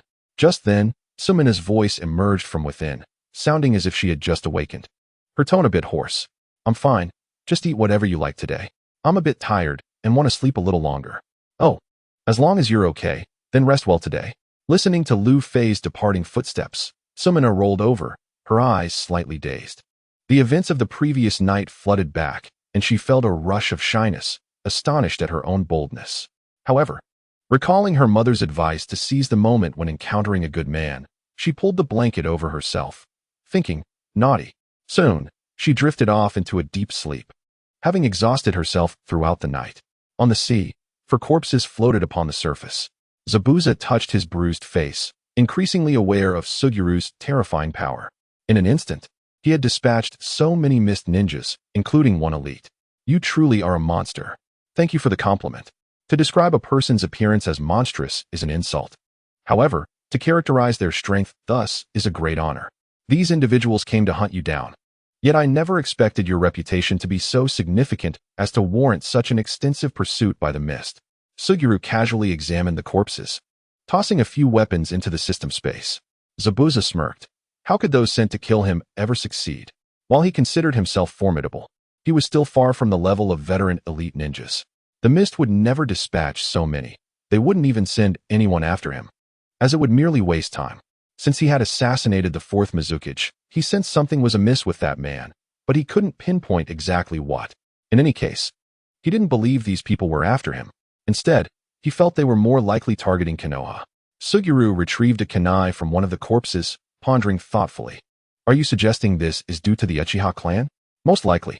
Losing the Uchiha would leave Konoha significantly weakened, and the other 4 great ninja villages would certainly seize this opportunity. This means Konoha is exceptionally vulnerable now.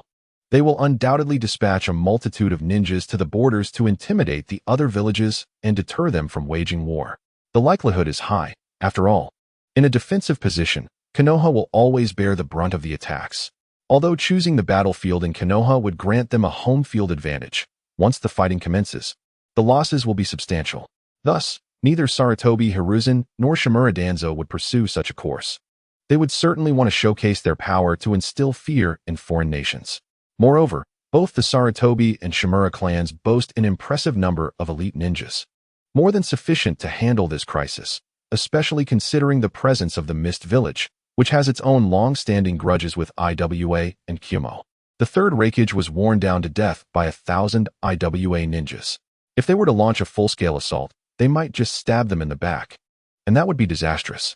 As for Sunagakure, I imagine Raza is still struggling to strike gold.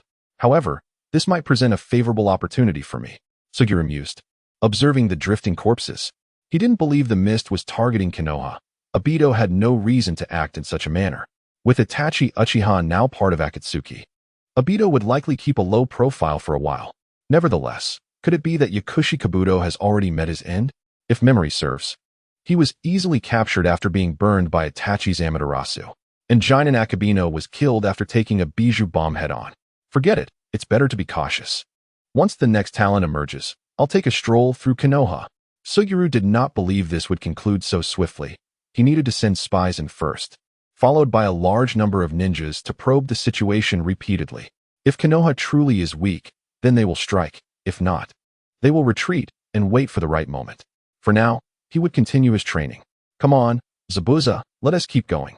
In the Hidden Leaf Village, the 4 great leaders convened, the meeting room shrouded in smoke. Sarutobi Hiruzen, with a serious expression, took a drag from his cigarette. Ever since the Uchiha clan's annihilation, numerous concealed spies had emerged.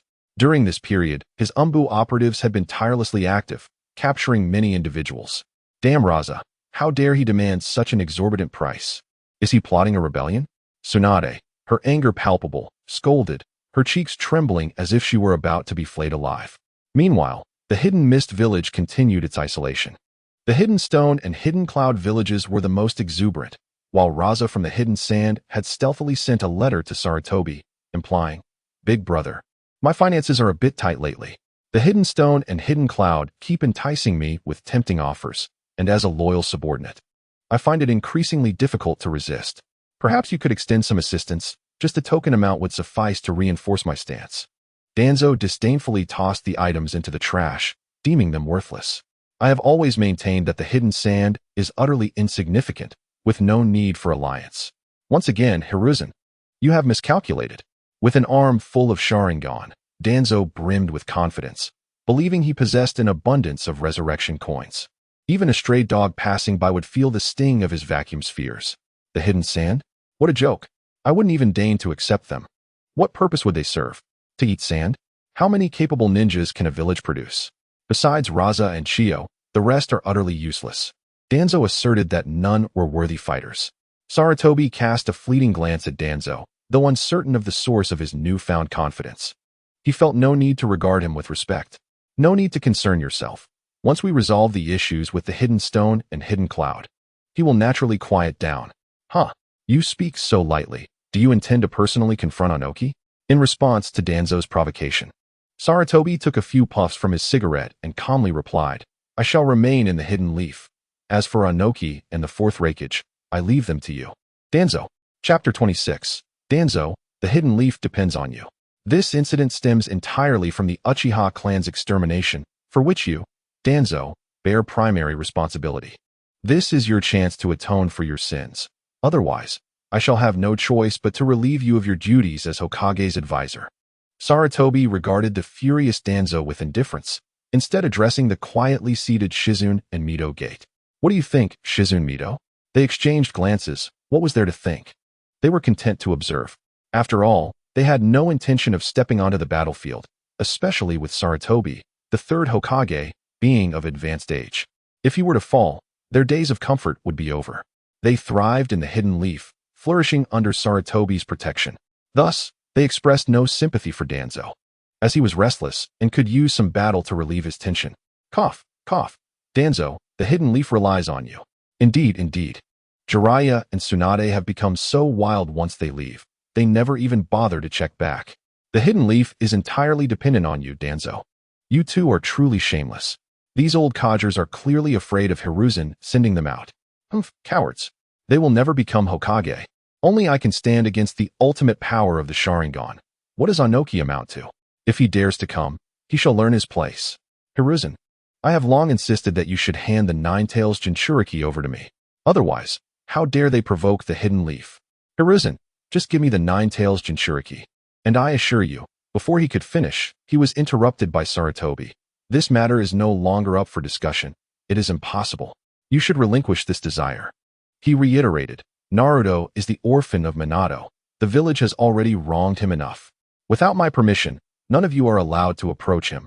Otherwise, as he spoke, a terrifying killing intent enveloped the entire Hokage building, rendering everyone immobile, their bodies drenched in cold sweat, mouths agape, but unable to utter a sound. Hiruzen, please retract your killing intent. Shizune, her face pale, clutched her chest, appearing as if she were on the brink of collapse. The murderous aura quickly dissipated, and Sarutobi calmly stated, Danzo, you must remember, I am the Hokage. Danzo's face turned ashen, his teeth clenched in frustration, and he could only mutter indignantly, Hiruzen, you will regret this. With that, he slammed the door and stormed out. Sarutobi squinted slightly, dismissively waving his hand. The approaching Umbu members sighed in relief. Truly, the Hokage exuded an intimidating presence. Just his killing intent nearly shattered their hearts. One by one, they vanished swiftly. Before long, Mito and Shizune left the Hokage building in a disheveled state. I'm getting old, really old. Of course, you're not Danzo. You're not 18 anymore. Off to take a bath and then find a place for tea? By the way, didn't T. Raza ask you to sell him something? He did, but I refused. What would I do with all that sand gold? Same here. Sand gold holds no value. Sarutobi stood atop the Hokage building, gazing down at the departing figures. Once loyal companions now either coveted his position or sought personal gain, unwilling to engage in genuine work. Life is truly difficult. Kakashi. Whoosh. Third Hokage. How has Naruto been lately? In response to the third's inquiry, Kakashi felt a wave of helplessness. What else could be said? He living a life worse than that of a dog, much like a street rat. Of course, he could not express such sentiments out loud. He doing well. Same as always. Sarutobi nodded. From now on, I entrust Naruto to you. I believe you will not disappoint me, Kakashi. Watching Sarutobi depart, Kakashi felt momentarily speechless. While it was said that Naruto was entrusted to him, he was only permitted to monitor him, with no opportunity for direct interaction. This is truly difficult. Teacher Obito, Rin's father. Quietly, he pulled out a copy of Intimate Paradise. Yaga, try this, and taste this. Luffy silently shoveled food into his mouth, his eyes darting curiously at his peculiar older sister. What is this? Why is my sister feeding the teacher? Is feeding necessary for a mere meal? They are not children anymore. When did their relationship become this close? Jean Minai, with a blissful expression, served food to Yaga, tenderly wiping the corners of his mouth, completely disregarding Luffy beside them. Yaga cheerfully accepted whatever she offered, indulging in her attentions. For a moment, Luffy felt inexplicably full. A strange thought crossed his mind. I shouldn't be here. I should be under the table. Shaking his head, he dismissed the odd idea. After hastily finishing his meal, he quickly slipped away, feeling quite uneasy. As Luffy departed, Yaga naturally wrapped her arms around Jean Minai, indulging in sweet nothings. Of course, while the main body displayed grace. The clone diligently continued training. Luffy wandered off, intending to digest his meal and subsequently find Yaga's clone to train together. Could it be that my sister has already captured the teacher's heart? With a thud, he struck his left hand, suddenly enlightened, and then began to chuckle mirthfully. Little Luffy, why are you laughing so joyfully? Did you find money? Huh? Luffy raised an eyebrow, jokingly remarking that he was now a distinguished ninja and no longer needed to pick up money. His mentor, no, rather, his brother-in-law, had effortlessly brought down several £100 of grouper with a mere zap. Luffy was earning over 1,000 taels daily just by selling fish, solidly establishing himself as a wealthy individual. However, that voice sounded somewhat familiar. Turning around, he was startled to see a tall figure. Ah, Kaisha, you've returned. The person was indeed Kaisha, back from a fishing expedition with a large fish slung over his shoulder. Although he walked with a slight limp due to a small gash on his leg, his face beamed with joy, clearly indicating a successful catch. Yes, this time the haul was quite good. Here, this fish is the freshest of the lot, so I brought it for you all. By the way, what are you up to? Where's your sister? It's been over half a month since we last met. You seem to have changed quite a bit. You've grown stronger. Like a true man. Luffy, feeling a bit awkward, began to scratch his foot and looked around nervously. He hesitated, unsure whether to reveal the harsh truth to Kaisha, that his sister had become romantically involved with his mentor. He feared that Kaisha might not take the news well, leading to a confrontation with the mentor that could end in disaster. Chapter 27. The Grudge of a Stolen Wife. Luffy fell into deep contemplation. Noticing that the boy seemed to be lost in thought, Kaisha scratched his head and decided to leave. The world of children was perplexing to him. With a light heart, brimming with excitement and endless longing, Kaisha spotted Sheo leaning against the door, picking at his teeth. The two exchanged glances, but Sheo dismissed him, thinking he was simply a fish delivery boy. Just find a place to set it down, he gestured nonchalantly. However, Kaisha stood frozen in place, taken aback by Sheo's imposing stature and overwhelming presence, the aura of a powerful ninja. How could there be a ninja in the Samina household? Did he have his sights set on Samina? No wonder Luffy always seemed to have an odd expression, as if he were struggling to articulate something. Unbelievable. Suddenly, Sheo sensed a strong murderous intent emanating from the fish-bearer. Confused, he looked at Kaisha's twisted, grim face and felt an overwhelming urge to eliminate him. What was this guy's deal? Was he here looking for trouble? In a flash, Sheo reached out and seized Kaisha by the neck, lifting him off the ground. Speak. Who sent you as a spy? The fish fell to the ground with a thud. Kaisha struggled desperately, trying to pry Sheo's hand away. But the disparity in strength was too great. He felt as if his neck would snap under the pressure. His face began to turn blue as he gasped for air. I don't know what you're talking about. Sheo smirked slightly. Oh, still stubborn, are we? If you aren't a spy, why do you harbor such intense murderous intent towards me? Don't tell me you weren't just contemplating how to kill me. Your expression clearly betrayed your thoughts. Kaisha, on the verge of suffocation, felt immense pain coursing through his body. His limbs grew weak, and his mind began to fog. At that moment, Luffy rushed over, spotting Sheo holding Kaisha aloft. He shouted frantically, "Brother-in-law, show mercy." Hearing this, Sheo raised an eyebrow, amused by the situation. Very well, considering you are my brother-in-law, I shall spare your life. He tossed Kaisha aside. Luffy sighed in relief as he watched Kaisha cough and tear up. Phew, he is not dead. Hey, brother-in-law. Kaisha is my friend. He just came to deliver fish. Deliver fish? Why does he look like he's about to kill me? Well? Actually, Luffy leaped onto Sheo's back and whispered in his ear, cough, cough. Kaisha has liked my sister for a long time, but she was too young before to notice. He has been waiting patiently. Now that she is 18, he went out to sea to earn some money for a wedding. Ah, the grudge of a stolen wife. No wonder he looked so fierce. But this guy is quite similar to Zabuza. They both seem to want to play the nurturing game. Ugh, what a creep.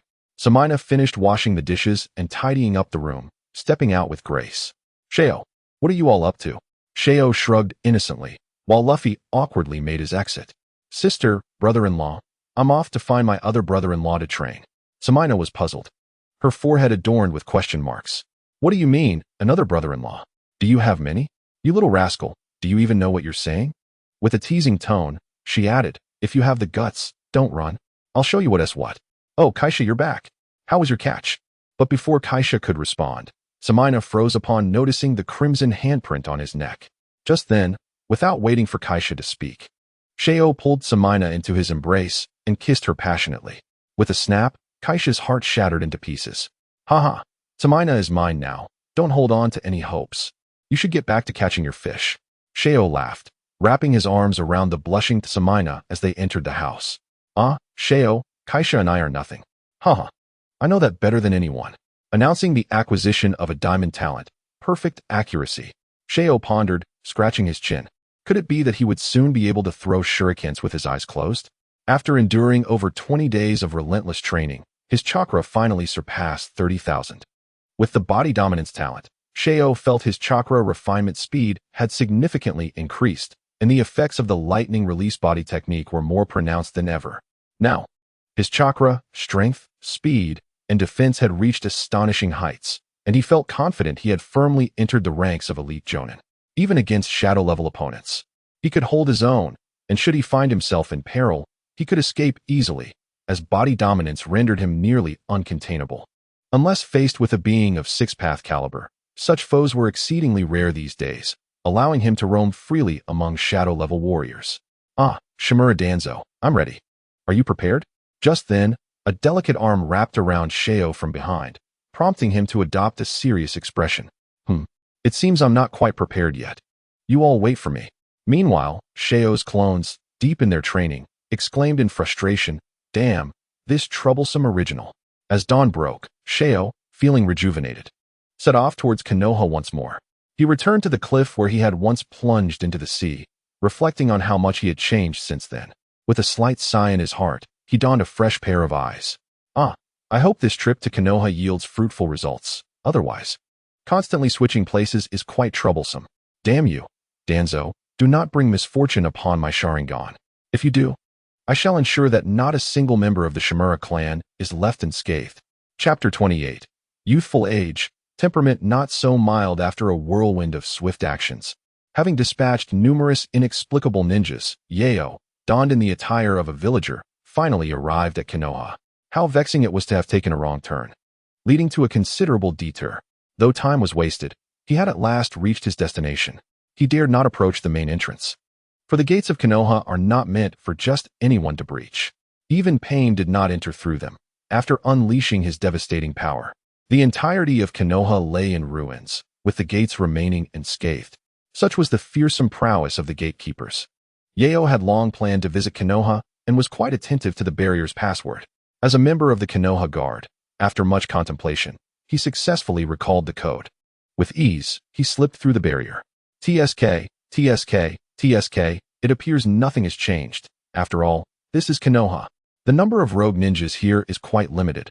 Orochimaru, Itachi Uchiha, and myself, an inconsequential B-rank ninja. Hence, there was no need for alteration. Upon entering Konoha, Yeo was struck by an inexplicable sense of familiarity.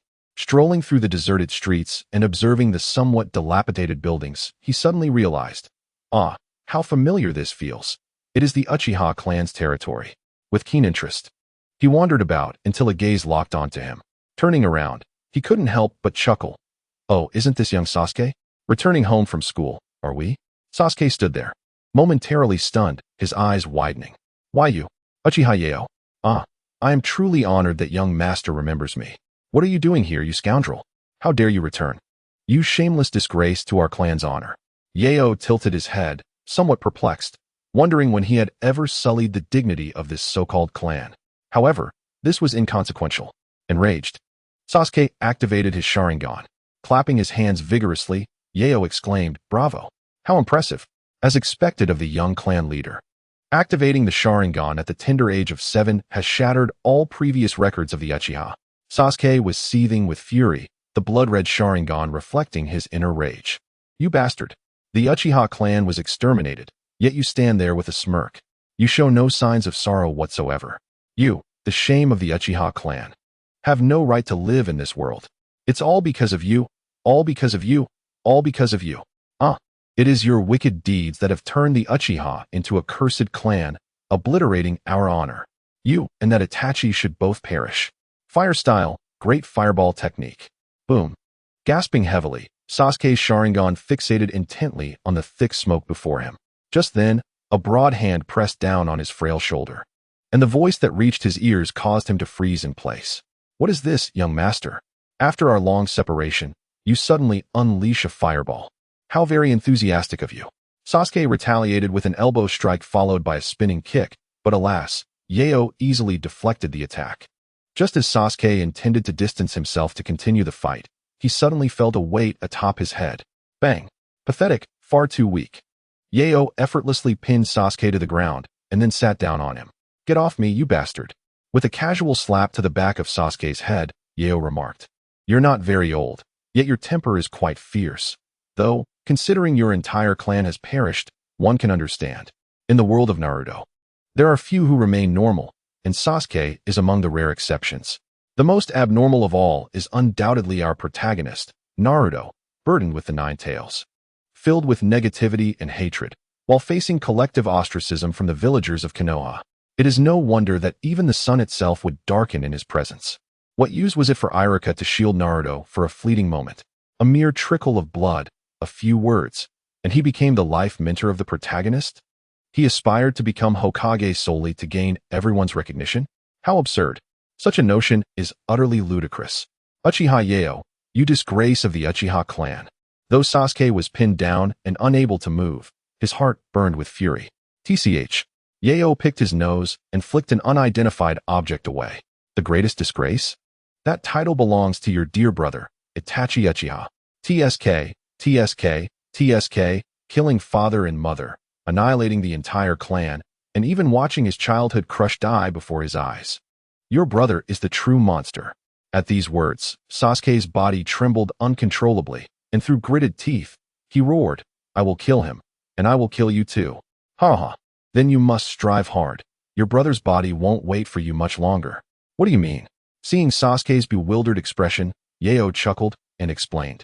"You must have seen your brother's eyes. They are the next stage of the three-tomo Sharingan, the Mangekyo Sharingan. Mangekyo Sharingan. Indeed. However, the ordinary Mangekyo Sharingan has a fatal flaw. Excessive use will lead to blindness." "What? Blindness?" "Precisely. Your brother's vision should be deteriorating, and as he uses the Mangekyo more, his condition will worsen. Who knows, before you can kill him, he might succumb to his illness." "Ha ha." Sasuke's eyes widened, his fists clenched tightly, and he slammed them onto the ground. "This is unacceptable. What nonsense is this? He must die by my hand. If Itachi dies like this, because he overused his Sharingan, what remains for me if I lose my chance for revenge? Ha ha. What, then, is the purpose of my existence? Itachi, tell me, why is this happening?" Yeo gazed at the silently weeping Sasuke, feeling a pang of sympathy. How tragic. This is a true tragedy of human existence. There are not many in the ninja world who are worse off than Sasuke. Poor child, you may weep here in sorrow. I shall take my leave. Yeo clapped his hands and prepared to depart, unconcerned for a brother who showed no remorse. Besides, even if he wished to intervene, he couldn't, after all. This is the reincarnation of Indra. However, Yeo felt that Sasuke, as Indra, was rather lacking. It seemed that Indra's chakra had been completely drained by Madara, leaving only a name behind. Naruto's Azura was similar, relying heavily on the Nine Tails and the Uzumaki bloodline. Sasuke silently rose, fixating his gaze on the direction where Yeo had departed. Chapter 29. If he doesn't offer, you won't be proactive, shall we? At Ichiraku Ramen, Yeo remarked.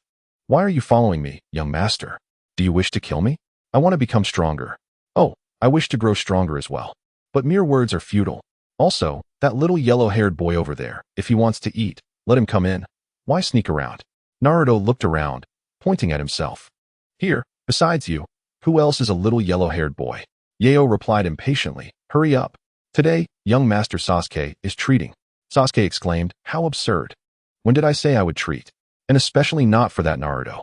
That deadweight is simply detestable, especially that inexplicable sense of intimacy. An urge for him to unconsciously draw closer to the other party. This feeling filled him with intense aversion. I, Uchiha Sasuke, a vengeful soul, have no need for friends. Really, Sasuke? Ichiraku, one large bowl of miso chashu ramen for me. Naruto suddenly burst in, squeezing beside Sasuke and calling out to the Otsutsuki Ichiraku. Sasuke, with a look of disdain, twisted his body, Don't get so close. You irritate me. He turned to Yashiro and asked in a low voice, tell me, how can I become stronger? You clearly weren't this powerful before. Who is this big brother? Is he very strong? Shut up, you fool. With the ramen arriving, Naruto ceased his inquiries, wholeheartedly immersing himself in the meal. Yashiro slurped a few bites of noodles, finding them quite satisfactory. Becoming stronger is simple. Once you unlock the Mangekyo Sharingan, you'll be able to stand before your brother. Sasuke's eye twitched. Is it that easy to unlock? He only has one tomo. Moreover, he barely comprehends what the Mangekyo Sharingan is or how to awaken it. How can I unlock it? He furrowed his brow, irritated. If I could unlock it, why would I ask you? Naruto, while enthusiastically slurping his ramen, perked up his ears to eavesdrop. Yashiro wiped his mouth, smiling. Then you'll have to find another way. Like forbidden techniques. Forbidden techniques? Yes, the fourth Hokage, traversed the ninja world with one jutsu, the Flying Thunder God. He was hailed as the fastest man in the ninja realm. Flying Thunder God, the fourth Hokage. Sasuke stood frozen, murmuring to himself. Big brother, you know about the fourth Hokage? Naruto's eyes sparkled with anticipation as he looked at Yashiro. Of course, and the fourth Hokage had golden hair just like you. He was quite the charmer under the moonlight. What?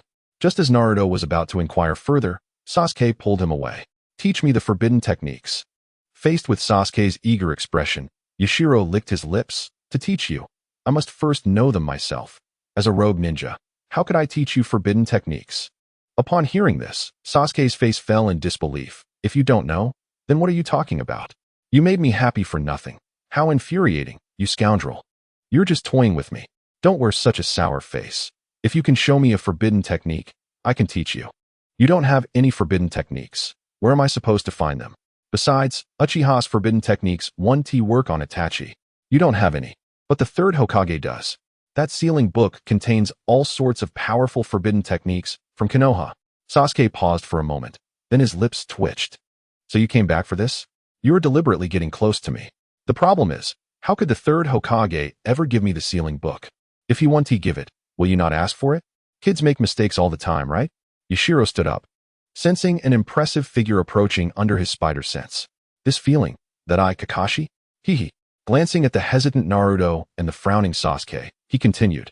You can bring this little blonde along. If you're caught, just honestly tell the third Hokage that you want the Flying Thunder God technique. Little blonde. If you can get me the Flying Thunder God technique, I will tell you who your parents are. Naruto was immediately taken aback, just as he was about to ask. Yashiro vanished in an instant. Where did he go? Scoundrel. Otsutsuki Ichiraku exclaimed. You all really don't consider me an outsider, sharing such confidential matters so openly with me. Is that truly acceptable? You're making me anxious. In the Death Forest, Uchiha Yashiro, you cannot escape. Surrender yourself. Surrender? Ha. Kakashi frowned. The other's maniacal laughter unsettled him. However, intelligence indicated that Uchiha Yashiro was merely a chunin, proficient in fire-style ninjutsu. With such a caliber, he was entirely insufficient before Kakashi Hitaki. The fact that the other returned for the Flying Thunder God technique was indeed unexpected. After all, only two individuals had ever mastered it since its inception. He had seen it and could not comprehend it, feeling dizzy. Yet, the fact that the other had contact with Uchiha Sasuke and Naruto, even claiming to know Naruto's parents, was enough for him to ensure that the individual would not leave Konoha today. At that moment, Yashiro ceased his laughter and wiped his eyes. Kakashi, you don't really think I came to Konoha for the Flying Thunder God, do you? I merely said that to tease the kids. Of course, if they can truly bring it to me, that would be splendid. As he spoke, Yashiro stretched his limbs, sensing that the Kakashi before him was merely a shadow clone. His true self was hiding behind a tree 10 meters away. Truly a seasoned elite. Yet regrettably, your prowess is insufficient against me. I have come to Konoha for you. Kakashi. What? Kakashi stared in disbelief, momentarily unable to comprehend. He had no connection whatsoever with Uchiha Yashiro. Why was he seeking him? Did he possess something that attracted him? Suddenly, a realization struck him, and he blurted out, the Sharingan. You deliberately lured me here. Clever, but unfortunately, you realized too late. With that, Yashiro lunged forward, shattering Kakashi's clone. Then, in a flash, he appeared before his real body. So fast, Kakashi thought, swiftly attempting to evade. Boom. The entire tree exploded as Yashiro kicked it, both landing on the ground several meters apart. Yashiro beckoned to Kakashi with a smile. Come, let me see just how powerful the renowned copy ninja, Kakashi Hitaki, truly is. Delight me. Chapter 30. One can only imagine how ecstatic someone was at that moment. Kakashi gazed solemnly at Yashiro, the other's strength exceeding his expectations. It seemed the intelligence had been entirely erroneous. From the power and speed he had just displayed, it was evident he had reached the level of a jonin. Given his strength, why would he seek to kill those 3 chunin? Rumor had it that he had committed many heinous acts. Uchiha Yashiro, what kind of person are you? Are you truly the villain as the rumors suggest? However, regardless of your reasons, a rogue ninja must face the consequences. And, I apologize, but this Sharingan is a gift from my dear friend. I could never give it to you. Kakashi lifted his hand and pulled back his eye mask, revealing the left eye he had always concealed. No matter your reasons, they cannot justify your betrayal of Konoha. Today, you shall perish. The Sharingan? Ha ha ha. Betrayal of Konoha. How amusing. Yashiro laughed until tears formed in his eyes, then raised a finger to shake his head. No, no, no, Kakashi. You must understand one thing. It is not I who betrayed Konoha, but Konoha that betrayed me, just as Konoha betrayed your father. Only your father was too stubborn and ultimately chose to take his own life. Without even a hint of resistance, what a waste. Someone must have been overjoyed at that moment, right? Ha ha. The crisp sound of cracking knuckles echoed. Tsukumo Hitaki's death remained a thorn in Kakashi's heart, all because he had abandoned his mission to save his comrades. Let Konoha White Fang descend from a moment of heroism to become an object of disdain, ultimately taking his own life as an act of atonement. He was ensnared in an endless abyss of darkness from a young age. And just as someone finally pulled him from that darkness, they all perished without exception. In Konoha, only Sasuke's suffering surpassed his own. Now, there are those who not only wish to seize the sole memento left to him by his dear friend, but also insult his father with their words. Kakashi glared at Suguru with a face full of murderous intent, his hand raised as several shurikens shot forth. In a swift motion, he appeared behind Suguru, thrusting a kunai towards his back. However, before he could make contact, Suguru spun around and delivered a powerful kick that sent Kakashi crashing into a wooden post with a resounding thud. Suguru casually dodged the shurikens and taunted. Is this all the prowess of the illustrious copy ninja? How does it feel to wield an unyielding Sharingan, with your chakra dwindling to a pitiful level? Have you even forsaken the sword techniques of the Hitaki clan? At that moment, a deafening thunderclap erupted from behind Suguru, causing a smirk to curl upon his lips. What a pity, Kakashi. Every move you make is registered by my senses. Did you think I wouldn't notice you sneaking behind to gather lightning? Oh, I was merely toying with you. TSK, TSK, TSK. Casting a lightning technique has reduced your chakra by a third. Your reserves are truly dismal. Kakashi's strength was merely on par with the current Zabuza, and in a one-on-one duel, Zabuza would likely have the upper hand. Jinjutsu was ineffective, taijutsu was barely adequate, and ninjutsu was pitiful to behold. Even moderately powerful techniques would falter after a few uses. Oh, Kakashi, you are truly pathetic. A veritable weakling. In Kakashi's astonished gaze, Suguru's right hand crackled with lightning. Kakashi, I can use Raikiri too. Ha ha. The two Raikiri clashed in a violent explosion, sending Kakashi hurtling through the air to crash against a tree. Suguru remained motionless, though a slight numbness tingled in his right hand, which quickly dissipated. Kakashi's right arm was completely shredded, and blood flowed freely from the charred appendage, rendering him immobile. Waves of excruciating pain assaulted his nerves, leaving him pale and slick with cold sweat. Yet, the agony in his arm was nothing compared to the turmoil within his heart. He gasped for breath, his dazed mind racing. So strong. How is it that I was defeated in a single strike? Why can he use Raikiri? How does he possess such formidable power? What is his purpose in hiding his strength? Why does he seek to take my Sharingan? What is his true objective in Konoha? In an instant, countless questions swirled in Kakashi's mind, leaving him utterly bewildered. He clutched his injured arm and struggled to lift his gaze, only to see a massive hand reaching for his left eye. Too late. Wounded as he was, he could not react in time. Obito's Sharingan was instantly wrenched from him. Ugh! Kakashi groaned in agony, clutching the bleeding socket of his left eye, his right arm also bleeding profusely as he fixed a furious glare on Suguru. Without hesitation, Suguru gouged out his own left eye and, to Kakashi's shock, implanted the Kimui. As smoke billowed, Suguru reveled in his triumph. Ha ha ha, This is the Sharingan. Is this what it feels like to wield Kamui? Compared to ordinary eyes, the Sharingan was indeed extraordinary. The Uchiha clan's ocular power began to flow into his new eye. Devoid of any awkwardness, it was smooth and exhilarating. Suguru slowly opened his Sharingan. Unlike the spider sense, the Sharingan required only a minor exertion of ocular power to see through, akin to X-ray vision, revealing the flow of chakra with crystal clarity. However, it could only perceive chakra. He wondered what the Byakugan's perspective was like. Could it adjust the level of its insight? Shaking his head, he dismissed the mundane thought. He raised his hand to pluck out his right eye as well. With Kamui, this ordinary eye was rendered useless. Taking a deep breath, Suguru softly declared, Kamui. The three tomo of the Sharingan began to rotate slowly, transforming into a kaleidoscope before Kakashi's stunned gaze. Ha ha ha, now this is splendid. With Kamui in my possession, let us see if that lunatic Obito dares to show his face before me. Although the spatial distortion of his left eye was inferior to the right eye's phasing skill, it was more than sufficient for Suguru. With Kamui, even the most lethal techniques of Obito would no longer pose a threat to him. After all, phasing was an exceedingly infuriating ability. All attacks except for Genjutsu were rendered ineffective, making it an invincible skill. Once ensnared within the Kamui space, Obito would need only to await his demise. Even Uchiha Madara and Senju Hashirama would be no exception. There was no escaping the Kamui space. Even the mightiest ninja would starve to death within 10 days without sustenance. Obito, you say? Kakashi asked incredulously, as if the pain from his injuries had diminished. Only an overwhelming sense of dread remained. Chapter 31. No stabbing in the back. Kakashi stared at Suguru's transformed Sharingan in disbelief. Impossible. It cannot be. Obito. He was supposed to be dead. If he were alive, why wouldn't he return? Oops, did I let that slip? I must be too excited. Suguru looked down at Kakashi with a condescending gaze. Well, you were bound to find out sooner or later. It matters not to tell you. That guy is not dead. He has been running around acting mysterious and misleading everyone. Besides, with your Sharingan, you should be able to sense whether he is alive or not. It's just that your heart refuses to accept it. Kamui.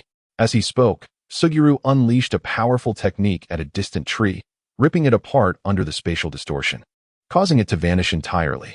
After assessing his vision, he felt no discomfort. Suguru was quite pleased. While his vitality could not compare to Senju Hashirama's, he could still rival him in certain aspects. Hashirama was arguably the most formidable being in the ninja world, possessing the greatest chakra reserves and vitality. Even in death, his cells remained alive. Who would dare to transplant them? Even if not assimilated, they'd end up with a face sprouting from their body. Furthermore, he had an abundance of powerful skills, each one a grand technique. Strangely, Madara's eternal Mangekyo Sharingan Genjutsu had no effect on him. Remember, the Nine Tails fell under Madara's gaze and became his steed. Thus, in the hierarchy of chakra, Nine Tails, Uchiha Madara, Senju Hashirama. After all, Genjutsu operates by interfering with chakra. Does it not? It can't be because Hashirama is simply too carefree, can it? Nevertheless, now he could wield the Mangekyo without restraint, unlike Uchiha Itachi, who suffered so. Suguru contemplated whether to simply eliminate Kakashi, who now appeared listless. Though he seemed weak now, perhaps without the burden of the Sharingan, his strength would surge, leading to a resurgence. Yet, he was also wary of the unpredictable Obito. That guy claimed he wanted to create a world with Rin, a peaceful world. Yet, he stubbornly insisted on having both Sharingan to unlock their true power. He simply cannot bring himself to harm Kakashi. Even if he were to eliminate the entire family of his teacher without a second thought, he could not bring himself to harm Kakashi. This damned bond of friendship. Well, I suppose I shall spare you. After all, there is no enmity between us, and I must thank you for gifting me a Sharingan. With that thought, a wave of relief washed over him. Why? At that moment, Kakashi muttered to himself. Yagyu questioned, puzzled. If he is not dead, why hasn't he returned? Didn't he always aspire to become Hokage? Why? Of course, it's because of Rin. He coughed. TSK, what else could it be? Disappointment, naturally. Disappointment? Seeing Rin killed right before your eyes, disillusionment with this world, and especially with you. Yagyu leaned closer and whispered in his ear. Let me reveal a secret. The Nine Tails incident was orchestrated by Obito. Surprised, aren't you? And now he is intent on creating a world with Rin in it, with Konoha as his greatest obstacle. Choose. Kakashi, will you uphold your brotherly bond, or will you slay your dear friend for Konoha? Just as Rin perished beneath your Raikiri. Would you dare use Raikiri again? Kakashi swayed unsteadily, spitting out a mouthful of blood. Yagyu, astonished, observed his mask. Its breathability was remarkable, allowing even blood to be expelled effortlessly. Kakashi began to cough violently, gasping for air. I will not only stop him, but I will also bring him back from his lost path, and I will stop you as well. Stop me? You can certainly try? Yagyu's Mangekyo Sharingan fixated on Kakashi, an invisible pressure causing his breath to falter. My next target is that old dog Sarutobi Hiruzen. Isn't he supposed to be righteous? I shall ensure he meets a miserable end, despised by all. Such a demise would be most fitting for him. Ha! Kakashi's remaining eye widened in shock, his left hand clenching tightly. TSK, no sneaky moves now. You're in no position to misbehave. Yagyu scoffed, dismissing Kakashi's attempts at subterfuge. Perfect, I can practice my Mangekyo Jinjutsu on you. Rest assured, I will be gentle. I won't break you. Under the brilliance of his intellect, Yagyu swiftly grasped the intricacies of the Mangekyo Jinjutsu. He unleashed it upon Kakashi, who was utterly defenseless and instantly ensnared in the illusion. Surrounded by countless manifestations of Obito, he was berated for Rin's death, then encircled by countless Rins. He was painfully informed of how excruciating it felt to have his heart pierced. However, Yagyu felt a slight discomfort. This Mangekyo Jinjutsu merely allowed direct control over the opponent or to show them what he wished. Compared to Itachi Uchiha's Tsukuyami, it paled in comparison. That technique could trap one in an illusion for 3 days in an instant. Shaking his head, he transformed Kakashi into a muscular man, then into a voluptuous woman. Just as he reveled in his amusement, a long blade stealthily aimed for his lower back. Yagyu smirked, swiftly grasping the blade's tip. That's excessive. One does not stab another in the back, and I particularly detest such treachery. You have awakened my ire. You are finished. A purple-haired girl, masked and cold, grunted as she leaped, delivering a powerful kick to Yagyu's temple. Simultaneously, masked Umbu members appeared from the sky, flanking him on both sides and behind. In an instant, various chakra attacks surged toward him. Even Kakashi, who was ensnared in Yagyu's Jinjutsu, was rescued. Yet, amidst all this, Yagyu completely disregarded the presence of the others. He tugged on the blade's tip, unleashing an indescribable force that destabilized the airborne girl. As she instinctively lunged toward him, realizing the peril too late. It was already too late. Yagyu's hand shot out with astonishing speed, effortlessly seizing her neck, and then, like a specter, he vanished from sight. With a resounding crash, the surrounding air seemed to tear apart, dust swirling chaotically. Yagyu held the one who dared to stab him by the neck, pinning her against a tree, and remarked with amusement, "You are as intriguing as Kakashi, one with silver hair, the other with purple. Tell me, what significance does this mask hold?" I recognized you at a glance, Yuzuki Yugao. Chapter 32, Stand Before Me. Yuzuki Yugao felt her breath constrict. His grip was like an iron vice, rendering her utterly unable to escape. Yet, Yagyu's words deepened her humiliation. While true, what did it matter to him? In her struggles, she swiftly aimed a strike at Yagyu's eye. Then, she kicked at his vital area. Die, you wicked Uchiha. Yagyu chuckled, delivering a punch to her abdomen that shattered her assault in an instant. Not bad. Your abs are surprisingly tough. Heh, you dare stab me in the back. Poke my eye, and kick me where it hurts. You've done well. Woman, you have successfully enraged me. With a fierce glare, Yagyu controlled her with ease, recognizing her merely as a special jonin, slightly stronger than a chunin. Uchiha Yagyu, surrender. You are surrounded. Today, you cannot escape. With the sound of slicing air, the trees around them were soon filled with masked Umbu members. Yagyu grinned and released Yuzuki Yugao. Surrounded? Ha! At Yagyu's sudden, maniacal laughter, the Umbu members heightened their vigilance. The genius ninja of Konoha, Kakashi, had been thoroughly trampled by Yagyu, even losing his Sharingan. Moreover, Yuzuki Yugao had been captured at a glance, indicating that Yagyu's strength was far beyond that of a mere chunin. Most crucially, his Sharingan was not in its Tomo form. What did this peculiar pattern signify? Could this be the reason why the third Hokage held such apprehension towards the Uchiha? Surround me? You seem to have misunderstood. What? Confusion arose among the Umbu members.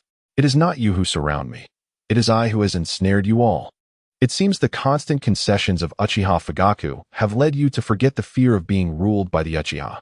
Today, allow me to awaken your buried memories. A surge of blue chakra enveloped Yagyu, and the flickering electricity sent shivers down the spines of all the Umbu members. The leading Umbu members sensed impending doom and quickly formed hand seals. Water release. Too slow. Who takes the time to form seals? Yagyu's voice echoed in his ear. So fast. The thought barely crossed his mind before a fist struck his chest. The sound of shattering bones horrified the other Umbu members. Whoosh boom. They watched helplessly as their comrade was sent flying, crashing through several large trees, ultimately becoming a lifeless heap. Fueled by righteous fury, they charged forth, unleashing their signature techniques and clan secrets. Alas, under the might of Yagyu's Mangekyo, all their moves became apparent, rendered into slow motion. Moreover, under his spider sense, no matter how cunning their ambush, it was all in vain. Xiaoyu unleashed a flurry of punches and kicks upon them, each strike landing with the force of 1,000 pounds, leaving the Umbu members broken and bloodied, gasping for breath as if teetering on the brink of death. A few, in a desperate attempt to subdue him with illusions, found themselves instantaneously ensnared by his kaleidoscope technique, turning against their own comrades. In less than a minute, Xiaoyu incapacitated every Umbu present. Remarkably, he did not kill a single one. He merely left them all severely injured. Mere sand rats. Not even a fraction of my power. He scoffed. I should at least claim a fraction of the greatness of Madara. He kicked the bloodied masked man aside, saying, Do not obstruct my path, comrade. When you return, remember to seek reimbursement for your medical expenses from Saratobi Hiruzen. Consider it a work-related injury. Moreover, dear brothers, should any of you find yourselves dead or disabled in a couple of days, do not seek me out. That is the responsibility of your esteemed third Hokage. Suddenly, a bloodied hand grasped at his pant leg, and he looked down to see an Umbu clad in a dog-headed mask glaring fiercely at him. TSK, you think my words hold no merit? Well, if any of you have beautiful wives at home, feel free to seek my assistance. Rest assured, I shall take good care of them. The dog-masked Umbu, enraged, spat out a mouthful of blood and fainted. TSK, TSK, TSK, look at how excited you are. Rolling your eyes in disbelief. Evil Uchiha, do not be so arrogant. The third Hokage will not let you go unpunished. The sudden voice ignited Xiaoyu's fury. Who dares to speak such blasphemy? I shall start by taking care of your wife. Step forward, you coward. The atmosphere grew tense as the once boastful Umbu lowered their heads. There was no denying it. They all had beautiful wives at home. Uchiha Xiaoyu was notorious. His malevolence whispered throughout the village. Victims had come forth to testify about his cruel treatment, bearing scars that told harrowing tales. In no time, Uchiha Xiaoyu had become the embodiment of evil in Konoha. When the news of Uchiha Itachi's massacre of the clan emerged, the name Uchiha became synonymous with terror, instilling fear in the hearts of children. Good. No one wishes to speak, huh? Then do not blame me for randomly calling names. Xiaoyu pointed at an Umbu who had just attempted to use an illusion on him. Now, tell me, is your wife beautiful? I've been single for 20 years. No wife. Damn it. Next, what are your wife's height, weight, and measurements? My wife is 5 meters tall, weighs 150 jin. And her measurements are, shut your mouth. With a violent kick, Xiaoyu sent him flying. The remaining Umbu members, barely clinging to life, lamented their fate.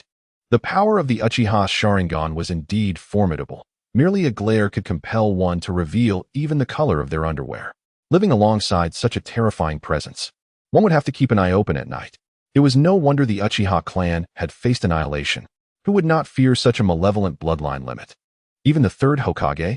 Now, give me the details about your wife. My wife is named Hisakawa Yoshiko. She is 6 meters tall and weighs 93 jin. Oh, that sounds promising. What are her measurements? 875,988. My wife is exceptionally beautiful. All right, where do you live? My home is, forgive me, brother, but I cannot assist you. It is not that we do not wish to help. We simply lack the ability. Amidst the silence of the other Umbu, this brother divulged the details of his home without reservation. Xiaoyu chuckled, but his demeanor suddenly shifted to one of seriousness. Damn it. I did not expect that old monkey would show up in person. It seems I must take my leave. However, before departing, Xiaoyu bestowed a parting gift of kaleidoscope illusions upon all present, shattering their spirits and leaving them in a daze. He then exchanged a knowing glance with Yuzuki Yugao, and promptly vanished. Huh, how bold to provoke me. Today, I shall uncover what color you Yuzuki Yugao truly are. Chapter 33. I endure Xie Yu swiftly departed with Yuzuki Yugao. Although he had just easily dispatched a dozen Anbu, they were mere nameless pawns, insignificant characters compared to the likes of Sarutobi Hiruzen. He had no desire to confront that old monkey. The old man wielded far too much power.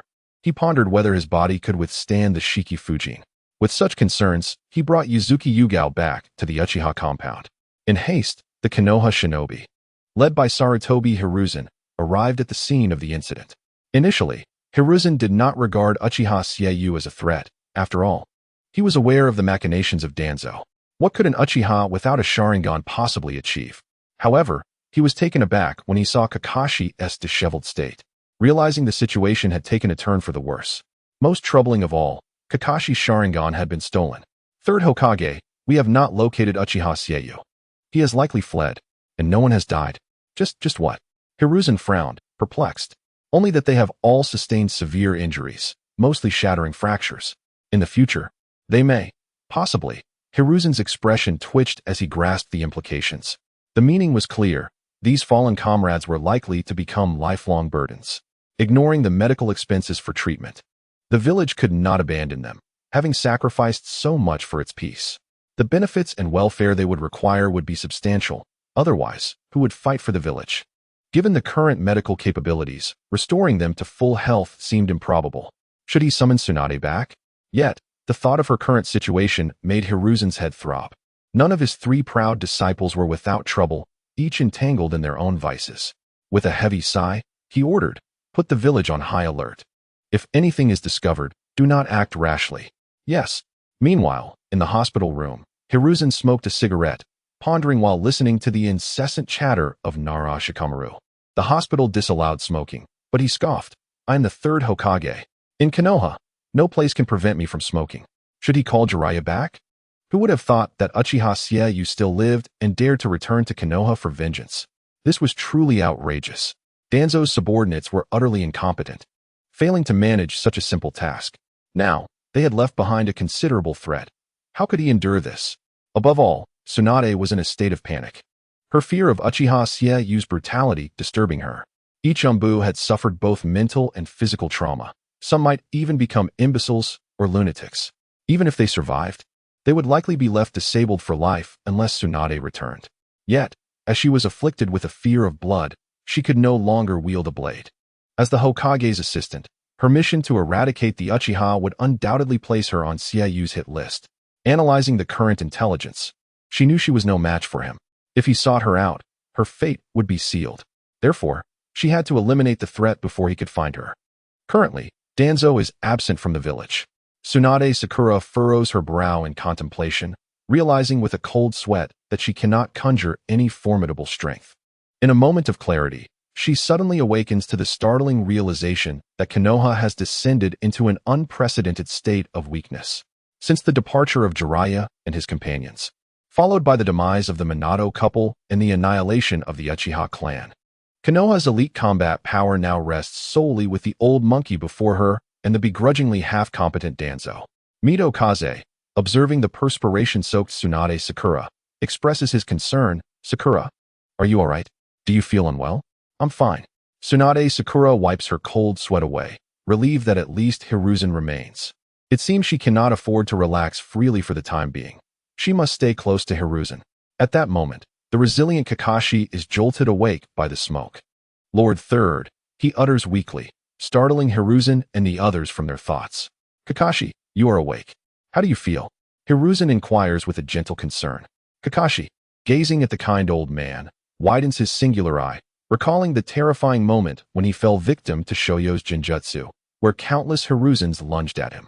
He nearly cried out in panic, but, drawing upon his years of combat experience, he suppresses his nausea. A ninja must endure what others cannot. "I can hold on." "Lord Third," Kakashi responds, though he internally wishes Hiruzen would step back a bit as he feels a wave of nausea. Despite his thoughts, he maintains a forced smile. Hiruzen nods, sensing Kakashi's peculiar gaze but dismissing it, attributing it to his severe injuries and the loss of the Sharingan gifted by a dear friend. "Kakashi, please share what you know about Uchiha Shoyo." Did he take your Sharingan? Kakashi hesitates before speaking. Uchiha Shoyo is formidable, at least the strength of an elite jonin. What?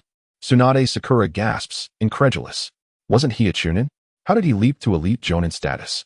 Could he have awakened the Mangekyo? Mito Kaze shares her astonishment. And they exchange a glance, anxiety creeping into their hearts. To think that after Uchiha Shursui and Uchiha Itachi, another has awakened the Mangekyo Sharingan. This generation of Uchiha is indeed remarkable. Thankfully, Danzo acted in time. Otherwise, Konoha might have been forced to change its name to Uchiha. Hiruzen furrows his brow, contemplating before gesturing for Kakashi to continue. Kakashi glances at the two veterans and continues, I was no match for him. He took my Sharingan. He pauses, revealing a hint of doubt. However, it seems that his own Sharingan was already gone. After seizing mine, he gouged out his left eye and transplanted my Sharingan into himself. Discarding his right eye, a heavy silence falls over the group.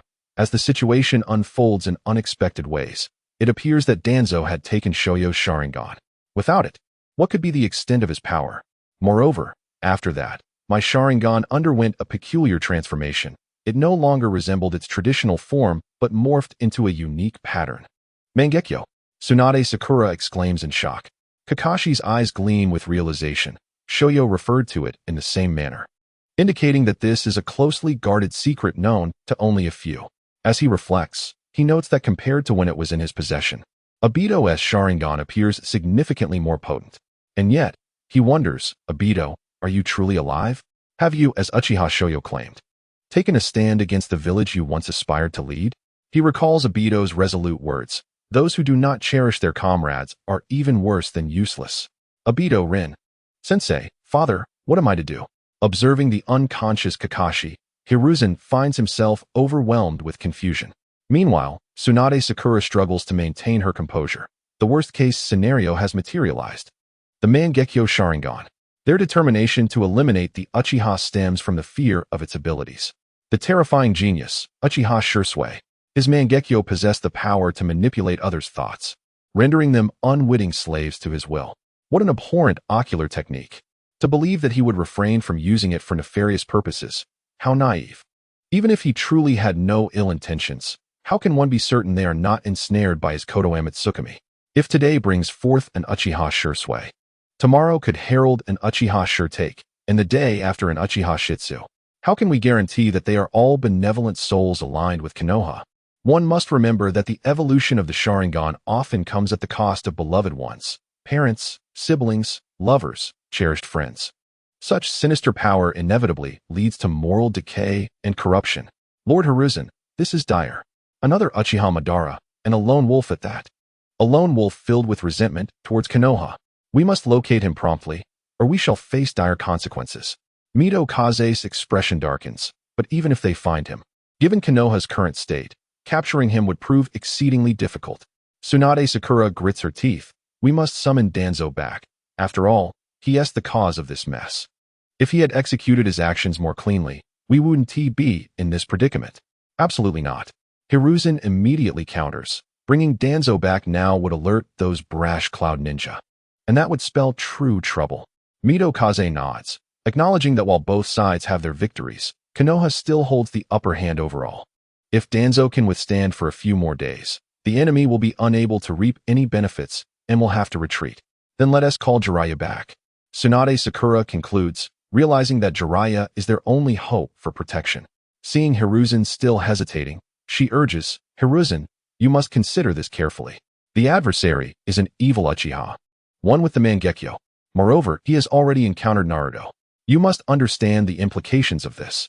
The Nine Tails incident was quelled only because Minato and his wife sacrificed their lives for peace, implying that should the Nine Tails be unleashed now, the damage to Konoha would be catastrophic, and you alone possess the ability to seal the beast. Furthermore, the Uzumaki clan has nearly been wiped out. Finding another host capable of sealing the Nine Tails is no simple task. Hiruzen's mouth twitches, and he loses the desire to smoke. After much contemplation, he finally concedes. All right, I understand. He rubs his temples, feeling an overwhelming sense of powerlessness. Perhaps it would be best to have Jiraiya return to assume the mantle of the fifth Hokage. Dealing with these burdensome matters daily is exhausting. Spending time with his grandson and using his telescope to observe the flourishing Konoha should be more enjoyable. And occasionally visiting the families of fallen ninjas would be far more fulfilling. Yet, recalling Jiraiya's temperament, he cannot help but sigh in resignation. Danzo dreams of becoming Hokage, but both Jiraiya and Tsunade disdain the notion. Is it so displeasing to have me, your teacher, guiding your direction for the sake of Konoha? Why does no one understand my intentions? 3 individuals ambled toward the hospital, and after a few turns, they spotted a figure anxiously pacing in place. Oh, it was the Gale. What brought you here? Upon hearing this, Moonlight Gale stood upright. Lord 3rd Hokage, esteemed Hokage advisors. He hesitated. I came to check on Kakashi's condition. Sarutobi Hiruzen and the others nodded in acknowledgement. This, indeed, is the bond that connects individuals, a thread that ties them together. Only through such connections can Konoha rise anew from the flames of the will of fire, growing ever stronger. Sarutobi patted Moonlight Gale's shoulder. Good news, Kakashi has awakened. Go see him. With great respect, Moonlight Gale bid farewell to the 3 leaders of Konoha and hurriedly made his way to Kakashi's hospital room. He had just visited other injured Umbu, only to find them all gravely wounded and unconscious. Kakashi was currently engaged in an inquiry with Sarutobi and the others, leaving him to wait silently outside. The reason for his anxiousness was that his beloved girlfriend, Yuzuki Yuin, was missing. As he entered the room, he was about to call out, but a nurse shot him a glare. The Hokage may act as they please, but what right do you have to raise your voice in a hospital? Be careful, or next time, you might just get a few injections. Moonlight Gale immediately fell silent, forcing a sheepish smile before anxiously approaching the bedside. The nurse rolled her eyes and whispered, he just woke up, but due to severe injuries, he's unconscious again. To wake up once more, it might be until dawn. Remember, smoking and shouting are prohibited in the hospital. With that, she sashayed away. Moonlight Gale, catching a whiff of the faint smell of smoke while gazing at Kakashi's weary face, felt a knot of anxiety in his stomach. Yuin, where have you gone? Uchiha Yashiro, if you dare harm Yuin, I will surely end you. With Kakashi unlikely to awaken soon, Moonlight Gale decided against waiting any longer and rushed out of the hospital to search for her. Konoha possessed several renowned tracking clans, such as the Inuzuka and the Yamanaka, but most were at the battlefield, and the remaining were busy searching for Uchiha Yashiro's whereabouts. Thus, he could only enlist a few trusted friends to join the search. Chapter 35. I will not let you go. The night had fallen. Yashiro utilized transformation jutsu to enter a barbecue restaurant, ordering a grand feast and savoring the food with delight. After all, he had exerted himself earlier. While toying with Kakashi, he had also extracted some information from his mind. He discovered that Danzo was currently absent from Konoha, and most importantly, he learned the location of the root. Once he was well-fed and satisfied, he would raid your hideout. Damn, I hope my Sharingan is still intact. Otherwise, I will be in deep trouble. Yashiro sighed while enjoying the grilled meat, which tasted surprisingly good. However, he wasn't overly concerned since his Sharingan was only at 2 tomo. The conditions for using Izanagi required 3 tomo, so it should still be intact. At the Uchiha clan grounds, Yuzuki Yuin lay in bed, utterly bewildered, soon giving way to disbelief. After inspecting herself, despair set in.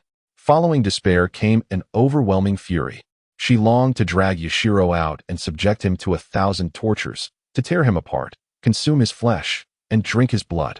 Ultimately, she was engulfed in shame and indignation, for in her memories, she had been the one to initiate everything. I will kill you, Uchiha Yashiro. I will not let you go. Absolutely not. After silently sobbing while hugging her knees, she dressed herself and took up a knife, walking down the empty street, her mind swirling with Yashiro's sinister smile. She shook her head vigorously, but it would not leave her thoughts. Yuin. The sudden call froze her in place. It was Moonlight Gale. With a swift movement, Moonlight Gale appeared before Yuin. Yuin, I'm so glad you're all right, he exclaimed. Excitement etched on his face as he reached out for a hug. Instinctively, Yuin raised her hand to stop him, preventing him from coming closer.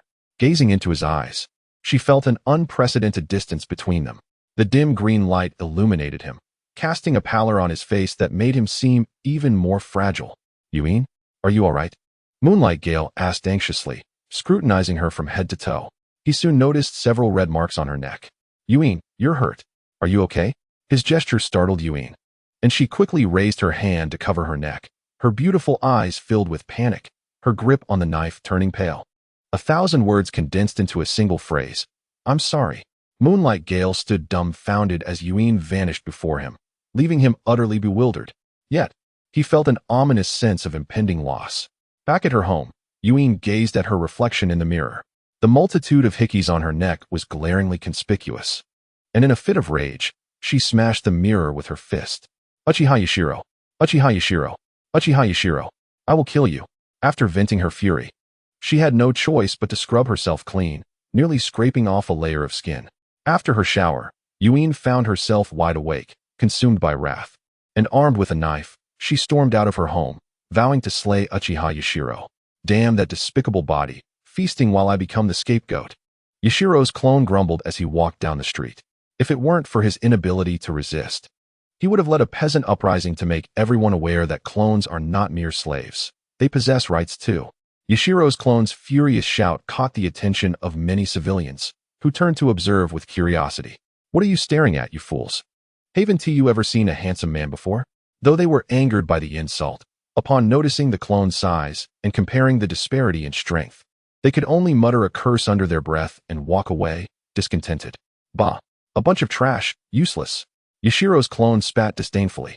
The civilians could only suppress their anger, lowering their heads to distance themselves from this lunatic to avoid an unwarranted beating.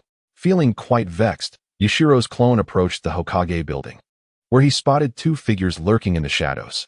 Hey Sasuke, why are we hiding here? Why not just go in? You fool. Didn't you see all the Umbu around? We'd be thrown out immediately, but we've been waiting for so long. How much longer do we have to wait? I'm starving. Sasuke appeared somewhat troubled. There had never been this many people around before, and he couldn't fathom why they suddenly multiplied. They seemed to be on high alert. Could it be an enemy invasion? Is it you, Uchiha Yashiro? Yashiro's clone squinted as he observed the two foolish boys, who believed they were well hidden, unaware that Umbu had been watching them all along, practically fixated on Naruto.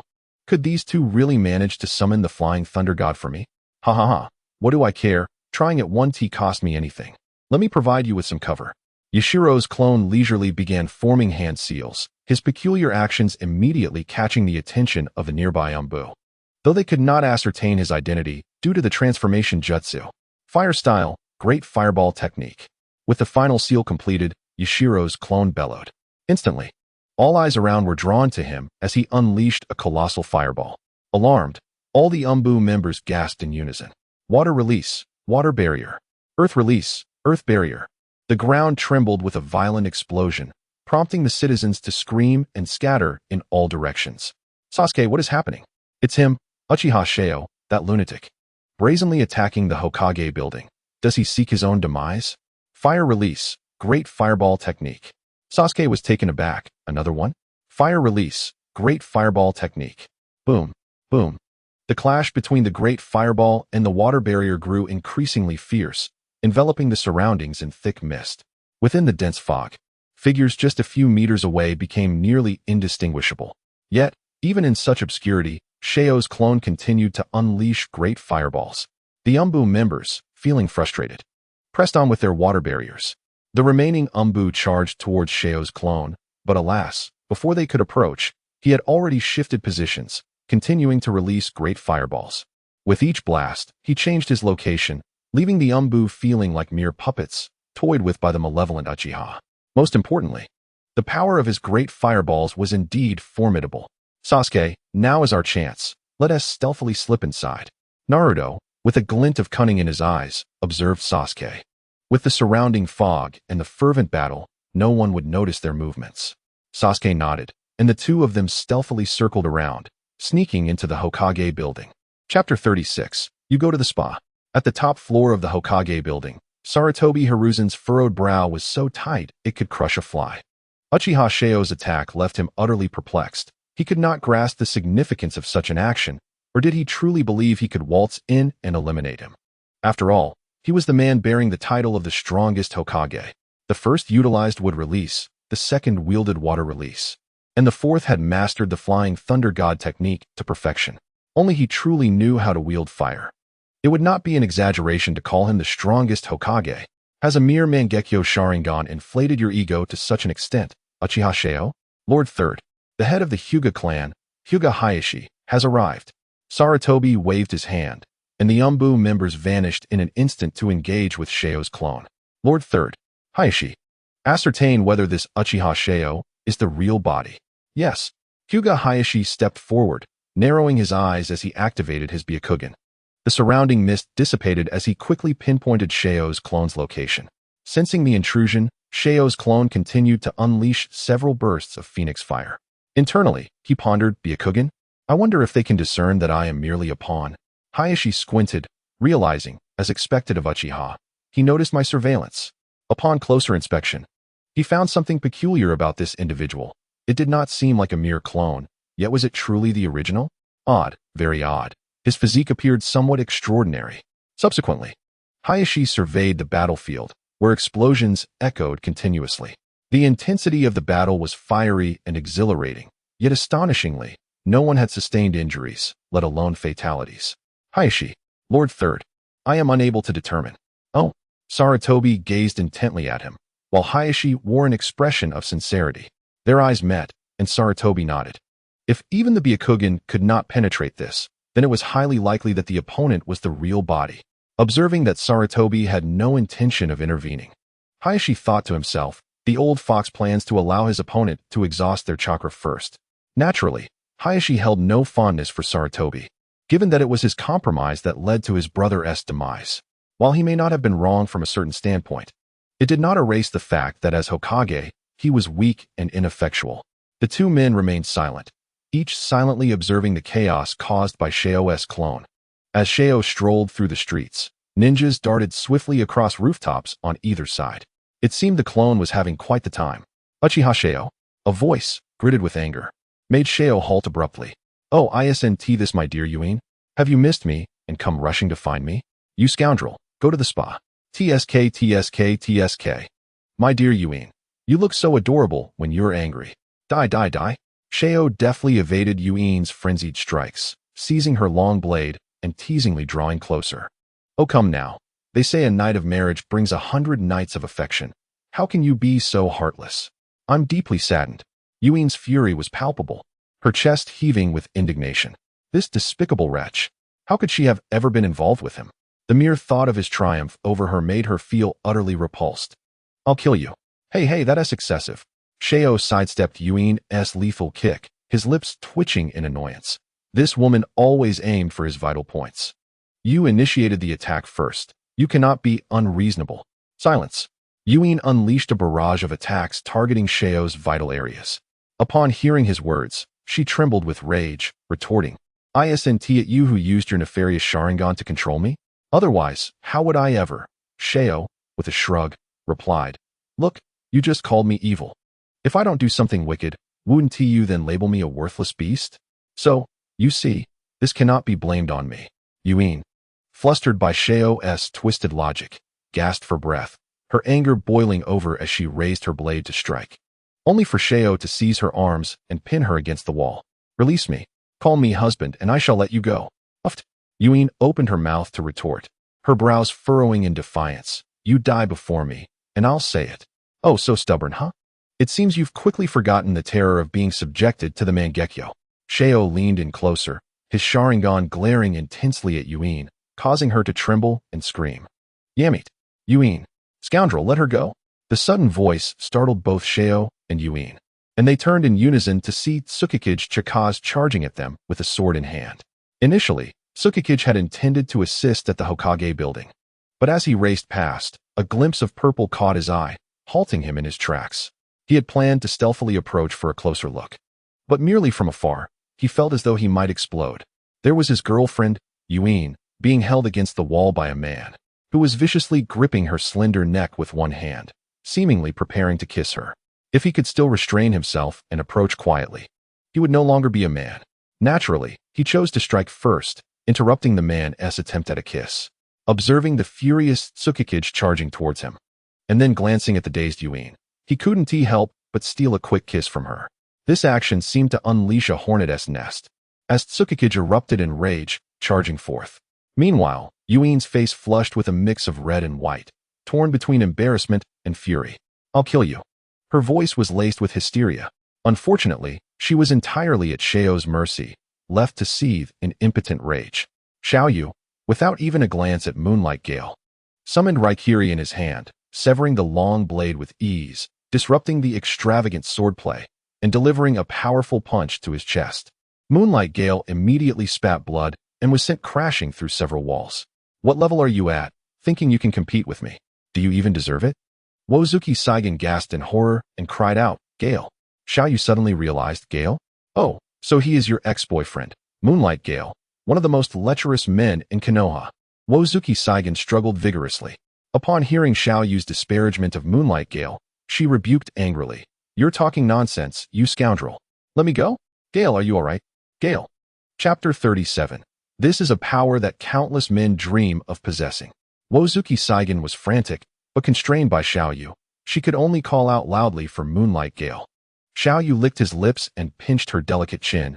You show such concern for him in front of me. Are you not afraid that in my wrath, I might crush him underfoot? Wozuki Saigen's face darkened, wishing she could spit in his face. It was only natural for her to care for Gale. What business was it of his? Unfortunately, she dared not.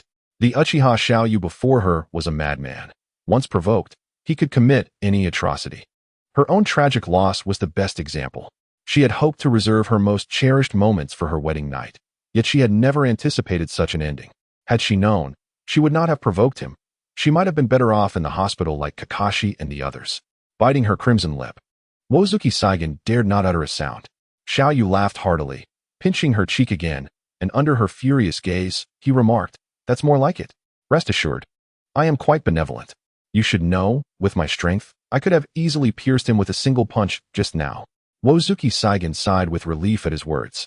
As long as he was alive, there was still hope. If I recall correctly, what is this fellow's bloodline limit?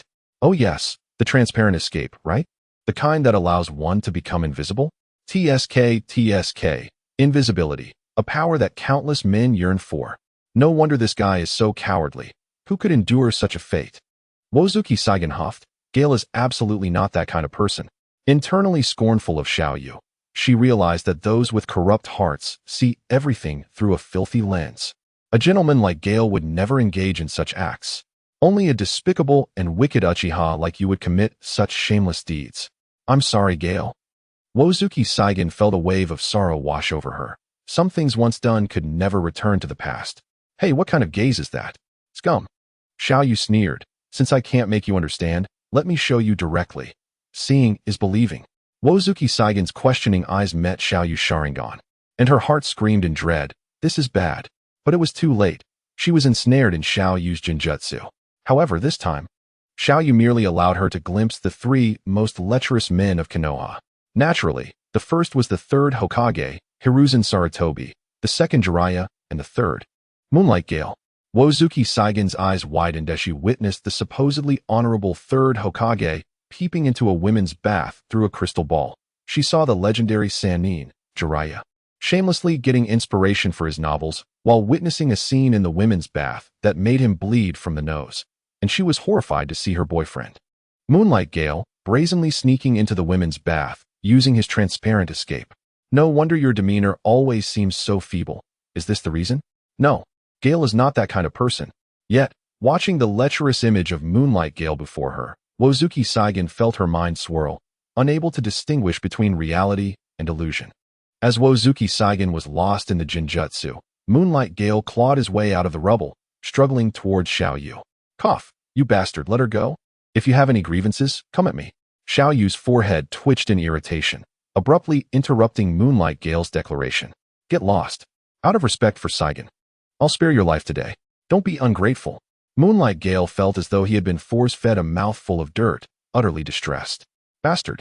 This is my Saigen. Who the hell do you think you are? Do you even know when Saigen's birthday is?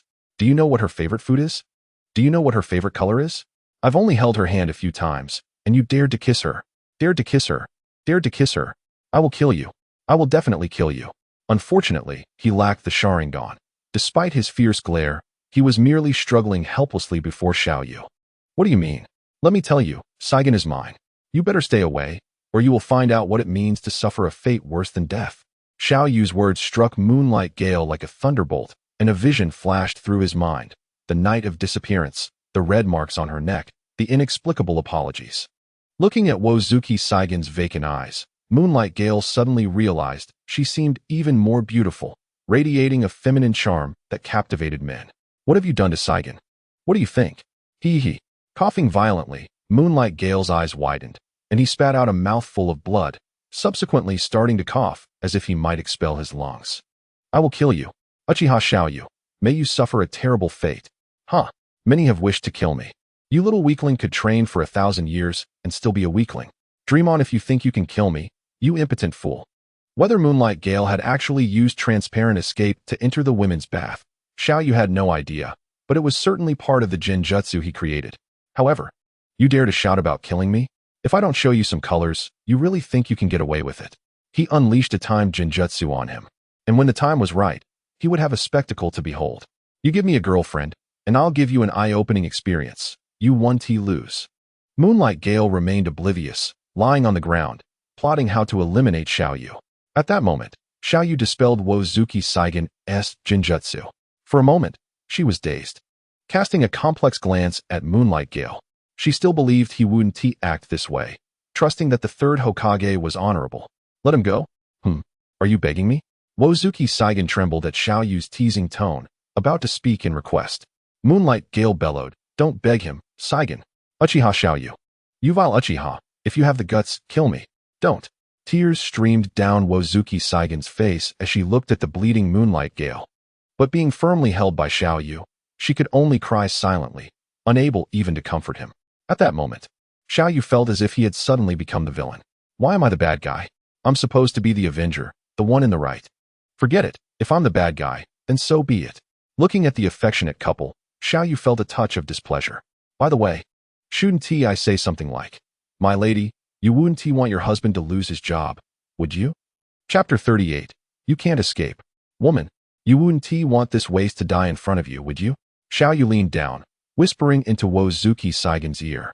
His voice was like a devil's whisper, sending shivers through her very soul. You shameless scoundrel. Thank you for the compliment. With a playful smile, Xiaoyu gently caressed her delicate and smooth face, remarking with an air of nonchalance, Do not gaze at me so intensely. If I were not a tad wicked, how could I ever live up to the title you have bestowed upon me? At this, Mitsuki Shien stiffened, suddenly recognizing the validity of his words. After all, he had confidently declared her lineage as malevolent. Could one truly expect him to embody virtue and perform good deeds daily? What do you truly desire? She questioned. You ought to comprehend my intentions, he replied with a mischievous chuckle. Shoyu's audacious gaze, augmented by the Sharingan, seemed capable of piercing through her garments, leaving Mitsuki Shien feeling as if she were clad in nothing at all. A wave of shame, anger, and helplessness flooded her heart. You cannot do this. Cannot, you say? I shall now dismember Suki no Kaze, severing his head to use as a ball for kicking. No, please. Just then, Suki no Kaze's voice emerged, exceedingly feeble. He had already been in a weakened state, and now, struck a grievous blow, he appeared to be on the verge of death. He could barely muster the strength to curse, helplessly watching as Shoyu leaned close to Mitsuki's neck, as if to bite her. All he could do was lie there, immobilized, his unprecedented sense of powerlessness nearly suffocating him. Shien, Suki no Kaze's lips quivered, his eyes growing hazy. Mitsuki stared at him, tears welling in her eyes, questioning the cruelty of reality. She turned her gaze towards the grinning figure of the wicked Uchiha, filled with a desire to strike his face to a pulp. You must not harm him, or else I. Mitsuki found herself lacking any means to threaten him, her words faltering. Shoyu laughed heartily, of course. Fulfilling a small request from my girlfriend is an obligation I must uphold as her boyfriend. You. Mitsuki nearly crushed her silver teeth, panting heavily. Yet, witnessing Suki no Kaze's impending demise, she relented, glaring at Shoyu, and huffed. Let go. All right, was that too painful for you? Get lost. Shoyu shrugged and stepped aside, casting his eyes towards the corner of the street where several ninjas appeared. Time had lingered a bit too long. He wondered how much longer his clone could endure. But the thrill of the game was exhilarating. Naturally, this was primarily due to Shoyu having acquired the divine technique, Kamui. Although he could not become intangible, entering the Kamui space was still an option.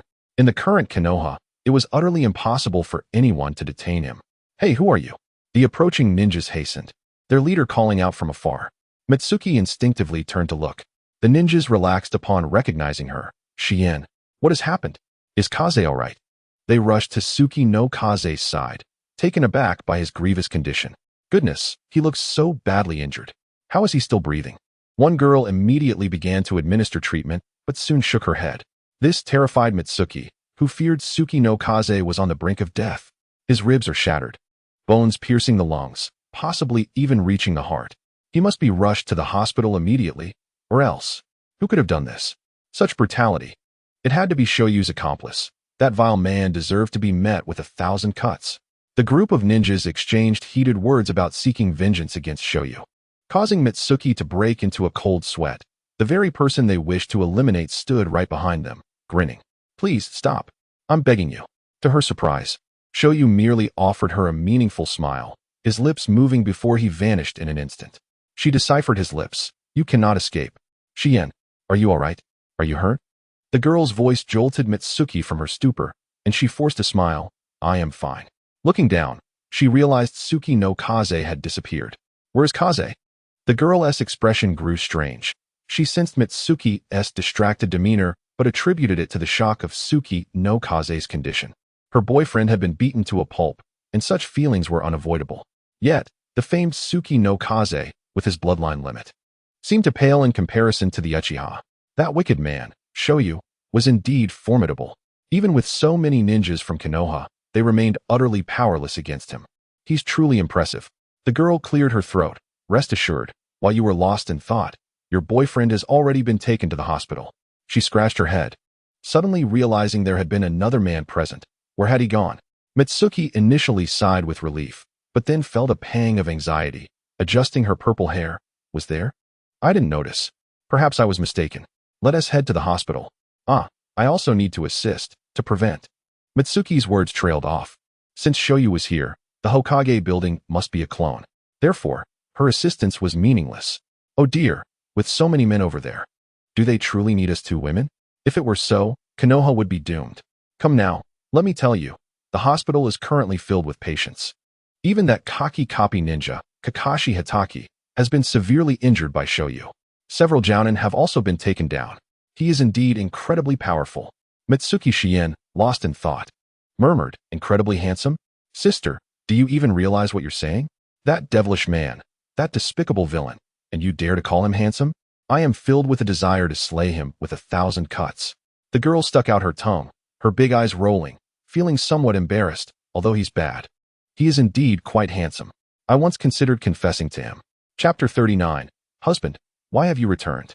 Mitsuki Shien stared at the girl in disbelief. Confess? Well, I must admit, he is rather handsome. Yet, that does not change the fact that he is a lunatic, a despicable scoundrel, disheveled by the whirlwind of emotions.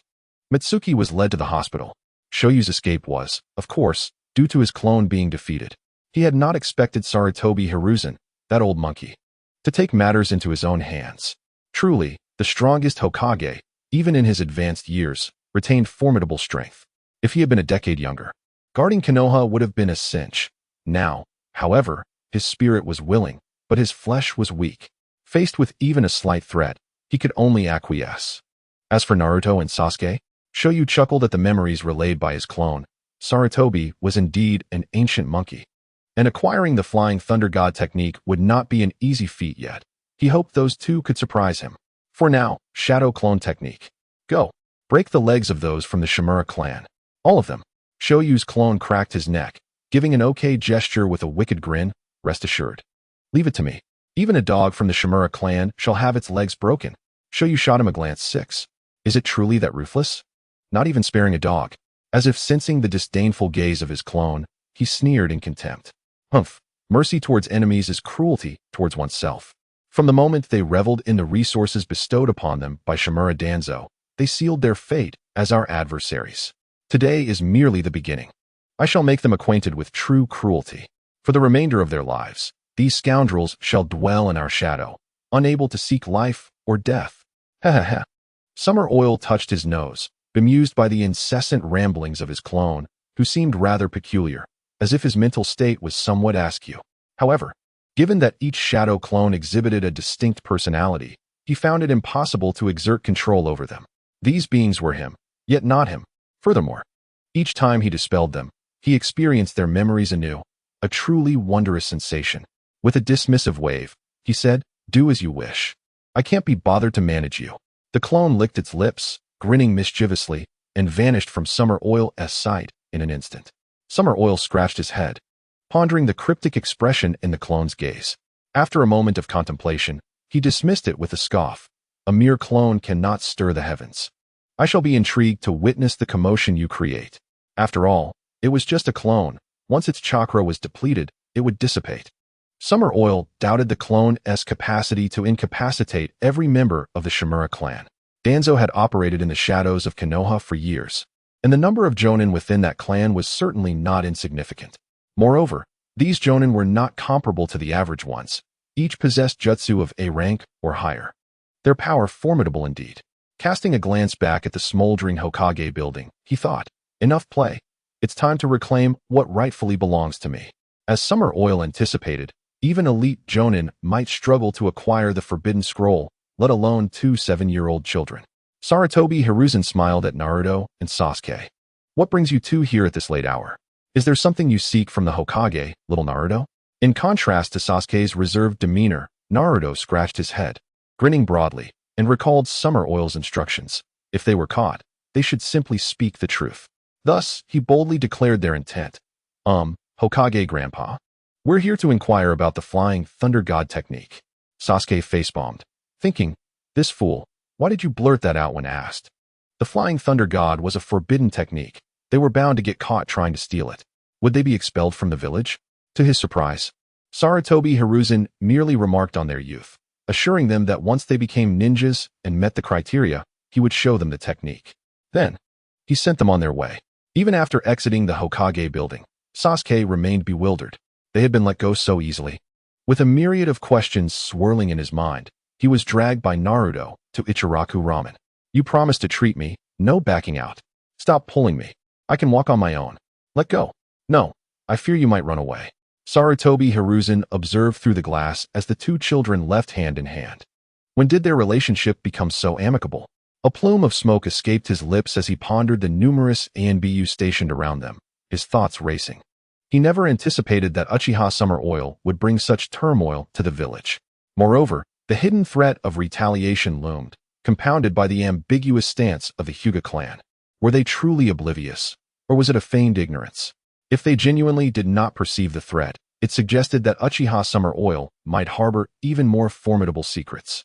If it was intentional, was the Hyuga clan beginning to stir restlessly?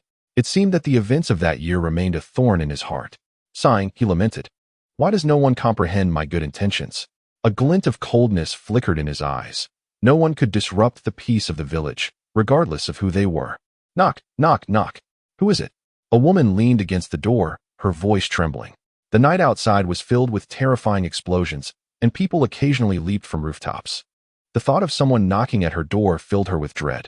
"It's me." The woman paused, cautiously opening the door and peering through the crack. Surprised, she exclaimed, "Husband, how did you return? Did you not say you were on a mission?" "Ah, the mission has concluded. I was merely worried and wanted to check on you." "What? Am I not welcome? Shall I spend the night at an izakaya instead?" "Enough, come in quickly." The woman was none other than the bold ANBU member who dared to call Summer Oil evil, Hisakawa Miyako. As expected, she was stunningly beautiful. Seemingly just finished with her bath, clad in a homey nightgown that accentuated her figure. Most notably, she sported twin ponytails. Her strength was modest, merely a regular genin. And under the kaleidoscope of the clone's Sharingan, she fell effortlessly into a Jinjutsu, mistaking the clone for her husband. Watching Hisakawa Miyako bend down to change her shoes, Summer Oil's clone chuckled darkly and slowly closed the door. Chapter 40. "Brother, you can't be serious, can you?" 2 hours later, as the night deepened, Summer Oil's clone exited Hisakawa Miyako's residence, a satisfied grin upon his face as he meandered leisurely toward the Shimura clan. This was life. As a clone, was he not entitled to indulge before commencing work? Reflecting on those clones who had been overworked to death by Summer Oil, he felt nothing but scorn for them, a bunch of mindless fools. Of course, the main reason was that they were all unfortunate souls, unlike himself, who could frolic freely once released. "Halt, who goes there?" "Your father." "Hey, do you even know where you are?" Are you courting death by behaving so recklessly? Several patrolling shinobi from the Shimura clan, infuriated by the clone's brazen words, approached with smoke billowing from their ears. In Konoha, only the Sarutobi clan dared to be so audacious in front of them. After all the Uchiha with their red eyes had perished, causing the once dominant Hyuga clan to retreat into the shadows. The Shimura clan now strode confidently through Konoha. Little did they expect that a mere brat would dare to provoke them. It was tantamount to seeking death. In the dim light, the group could barely discern the clone's features, yet they approached, cursing and jeering. Kid, you're finished, remember that. I go by the name Shimura Yuki. Haha. And I'm Shimura Yuka. Just wait until I break all your limbs. Let us see if you still have the guts to be so arrogant. Hey, you two are always so cruel. I say we tie him up and present him to the elders for experimentation. Maybe we'll even get to show our faces before them.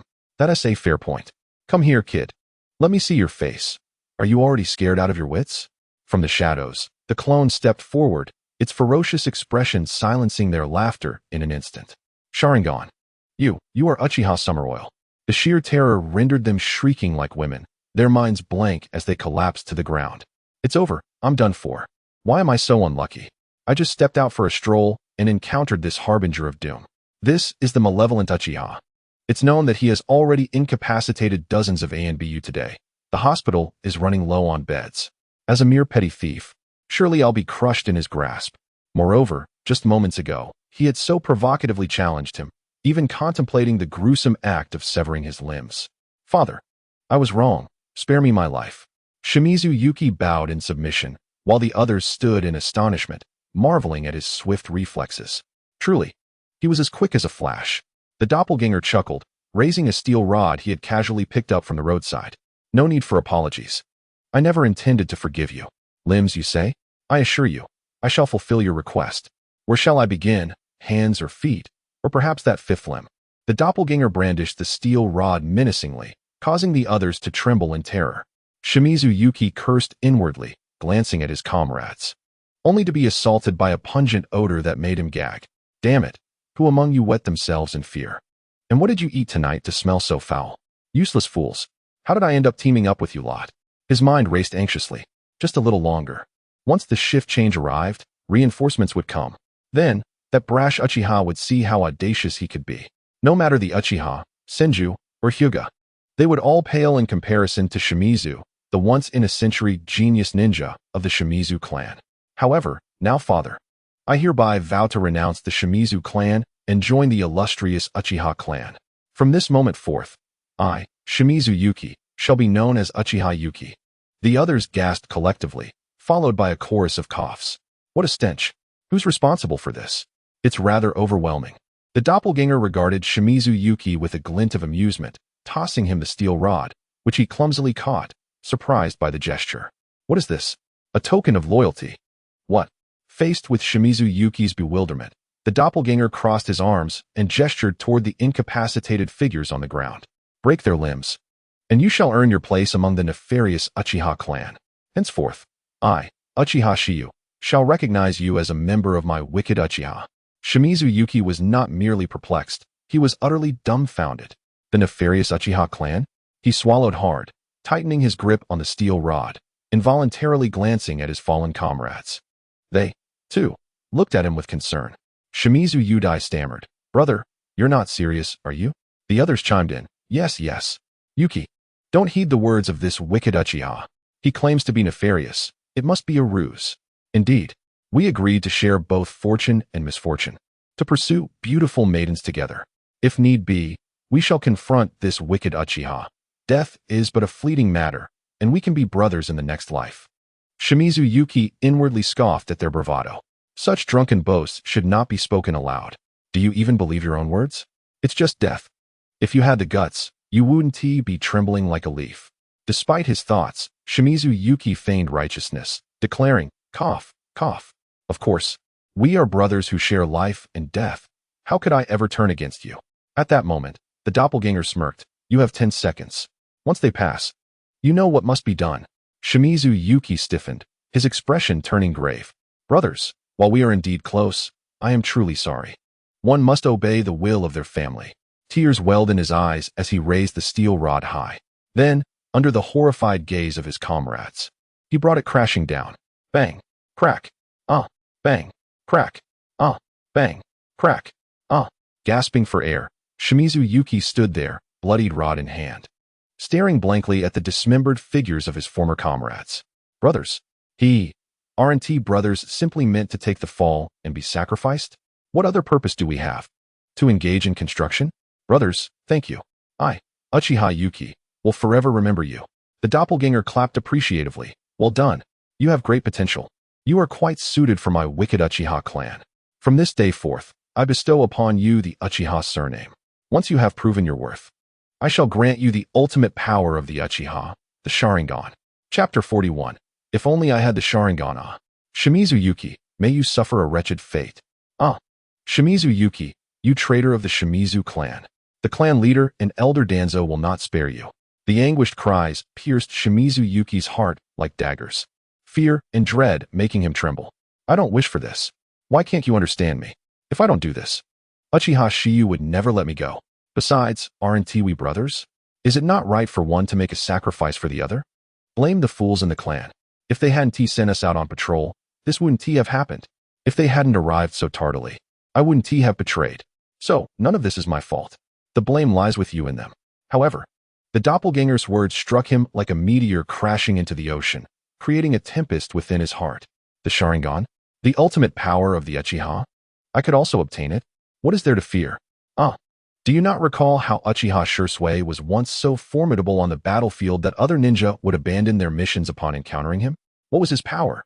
Was it not the ultimate Sharingan of the Uchiha? If only I had the Sharingan, Shimizu Yuki could not help but fantasize, nearly drooling at the thought. He turned and knelt before the doppelganger, a fervent expression on his face. Great clan leader, allow me to pay my respects. What man dares to act so brazenly in the territory of the Shimizu clan? Have you grown weary of life? The sudden voice froze Shimizu Yuki in place. He recognized the identity of the speaker. Gritting his teeth, he realized that, having made his choice, there was no turning back. He hastily rose and approached the doppelganger, whispering, Great clan leader, this old man is none other than Elder Shimizu Nakazu of the Shimizu clan. His power is on par with the Jonin, while the others are mere insignificant characters. Elder Shimizu Nakazu and 3 others swiftly arrived at the scene. He had merely stepped out for a brief respite. With Shimizu Midori having fallen on the front lines, as an elder, he felt it necessary to comfort the grieving young widow. However, he hadn't anticipated that upon his exit, he would be met with such blood-curdling screams, igniting a furious blaze within him. This was the sacred ground of the Shimizu clan, the most revered place in Konoha. How dare anyone act with such impunity here? Yet, as he surveyed the scene, he found himself momentarily stunned. What cruel methods had been employed? They had severed their limbs. Elder, save me. Shimizu Yuki has betrayed the clan and allied with the nefarious Uchiha. The barely conscious Shimizu Yudai cried out in agony for help. Nanny? Elder Shimizu Nakazu gasped, alarmed.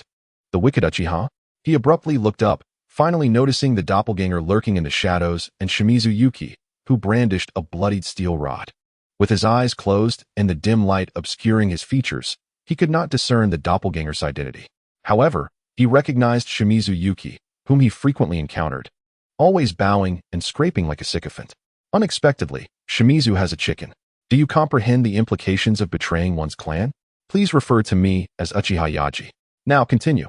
Shimizu Nakazawa was momentarily taken aback, and the nearby members of his clan exchanged bewildered glances, uncertain whether he had taken some peculiar medicine or if his mind had faltered.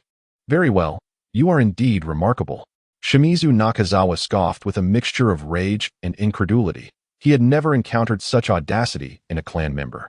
Not only did this individual completely disregard him, but he also dared to openly ally with the nefarious Uchiha clan, the sworn adversaries of their own. Was this not rebellion? Today, I shall ensure you learn the consequences of betraying your clan. You will regret ever entering this world. The others behind Shimizu Nakazawa began to mock him. You fool. The Uchiha clan has been annihilated. Where would you find any remnants of them? Ha ha ha, indeed. This fellow appears to have lost his wits. Not merely lost his mind, but utterly brainless. Uchiha Yaji, this is too amusing. Uchiha Yaji licked his lips, his gaze sweeping over the group. Shimizu Nakazawa's strength far surpassed his own, and merely locking eyes with him caused his legs to weaken. The power of a Jonin was truly terrifying. Clan leader, this old man cannot contend with him. I implore you to take action. Clan leader? The group stared at the shadowy figure in disbelief, their boisterous laughter abruptly silenced. Could it be that the clan leader was Uchiha Fugaku? Impossible. He was long dead, his Sharingan gouged out, and his body destroyed. How could he possibly still be alive? Imposter. This is nothing but trickery. Cunning and deceitful. Come out, old man. Shimizu Nakazawa glared at the shadow, his hands swiftly forming seals. Then he beheld a crimson eye, Sharingan. His movements ceased, and he stood frozen in place. Go ahead, as per usual. The shadow gestured for Uchiha Yaji to act.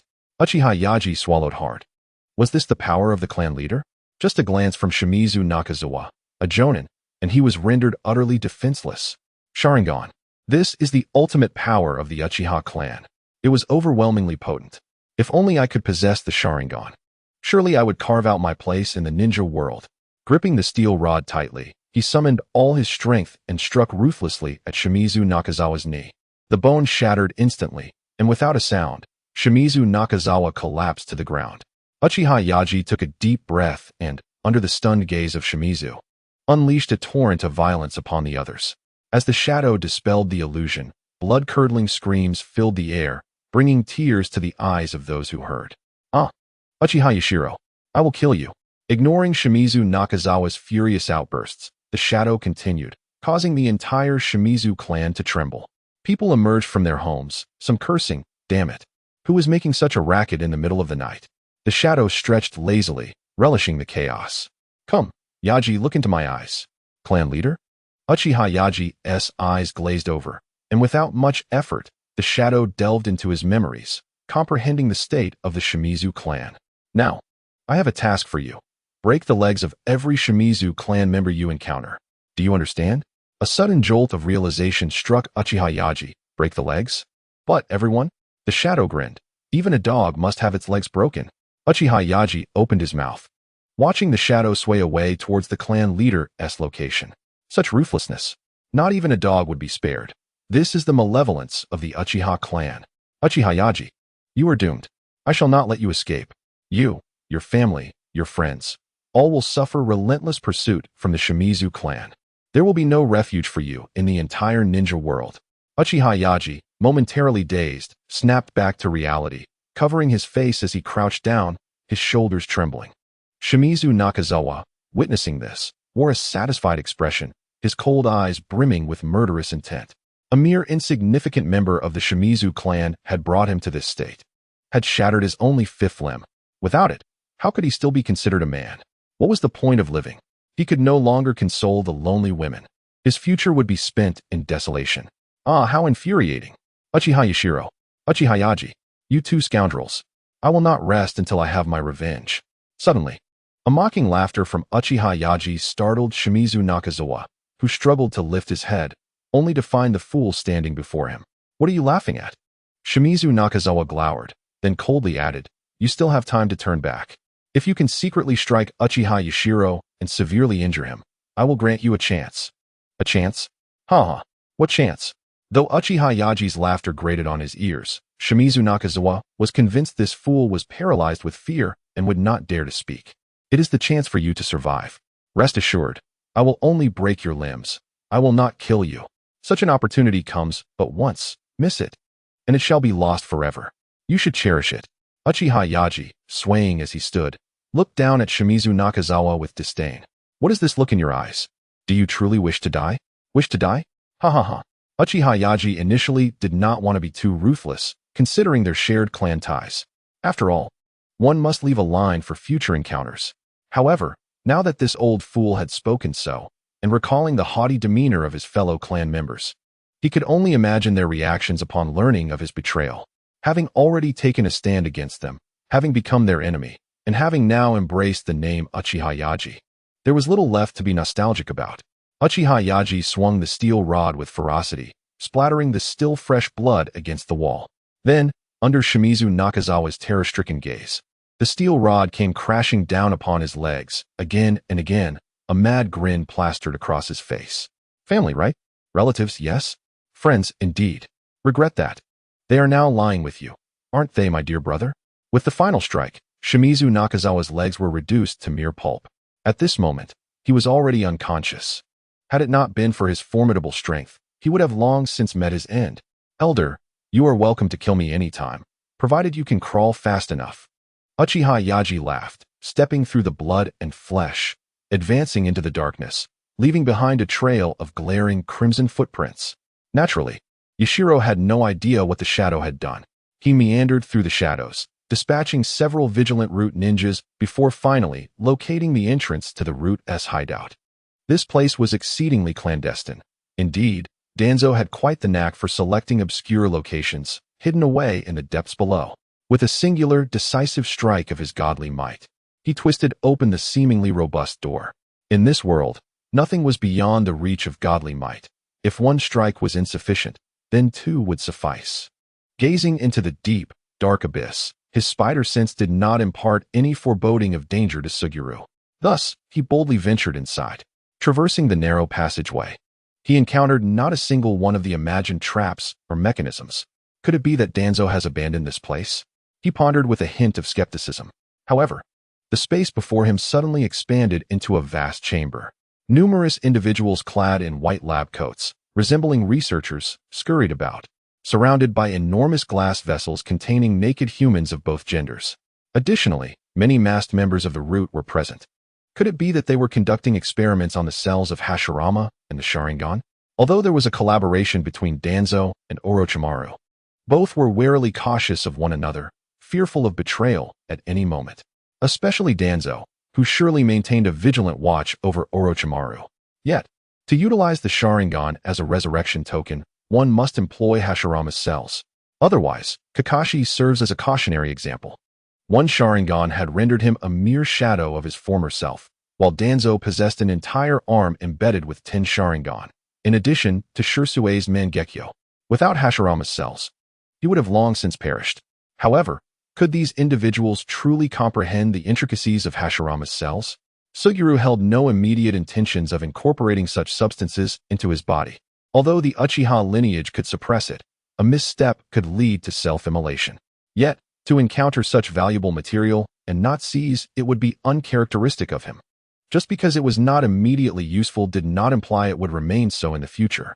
In an instant, he arrived at the very center of this underground plaza. Upon his sudden appearance, the man in the white coat was momentarily stunned. Who is this guy? How did he just appear here? Had he gone mad? This was a restricted area. After all, even the members of Root could not approach carelessly, only guarding the perimeter. Suguru flashed a radiant smile, and under the man's horrified gaze, he delivered a powerful punch to a glass vessel containing a small piece of flesh. The man in the white coat nearly lost his mind, but his meager strength rendered him powerless to intervene. He could only watch helplessly as Suguru shattered the glass vessel, claiming the small piece of flesh for himself. This was painstakingly obtained from Lord Danzo, the cells of the first Hokage, he exclaimed. And you, without so much as a word, just took it all? Chapter 43. This guy is off. As Suguru grasped the small piece of flesh, he instinctively recognized it as the fabled Hashirama cells, imbued with an extraordinary vitality. He felt his entire being yearning for it, yet also tinged with a hint of trepidation. Intruder! The man in the white coat shrieked in a high-pitched voice, his cry echoing throughout the chamber. The Root ninjas had already sealed the exits before his scream, entering a heightened state of alert. All eyes, both overt and covert, were fixated on Suguru. After years of service here, it was indeed the first time someone had dared to breach their sanctum. The thought alone was exhilarating. Each day, watching these individuals engage in their absurd experiments had dulled their senses. The critical issue was that should these failures succeed, they might receive some meager reward for their vigilance. However, these individuals were truly inept. Countless lives had been lost with not a single success. They had all metamorphosed into trees amidst their anguished cries. If they were not the resilient Root ninjas, steadfast in the face of adversity, one could only imagine the fate of the village's more frivolous ninjas upon witnessing such a scene. The white-coated individuals began to flee in a panic, lacking any combat prowess. This was their first experience in such a predicament. The audacity of someone breaking into their domain was simply astounding. They pushed and shoved one another, scrambling in fear of an imminent battle that might engulf them. For Suguru, Merely acquiring a small fragment of Hashirama's cells was enough to deem this venture worthwhile. He had no intention of concerning himself with these failures. Without needing to rely on the Sharingan for observation, his spider sense allowed him to accurately gauge the number of individuals present and their positions. Ah, it appears I was correct. That old thief Danzo has indeed taken the oil woman away. The oil woman was someone Suguru regarded with greater caution than Danzo. How minuscule were the nano-level poison insects?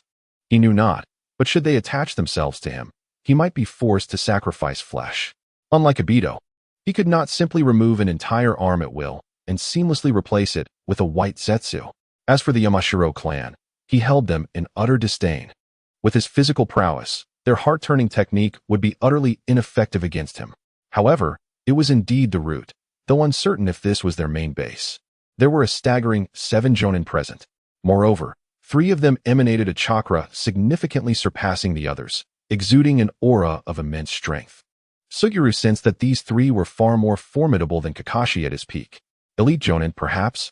Although encircled, he felt no trepidation, having fully adapted to godly might.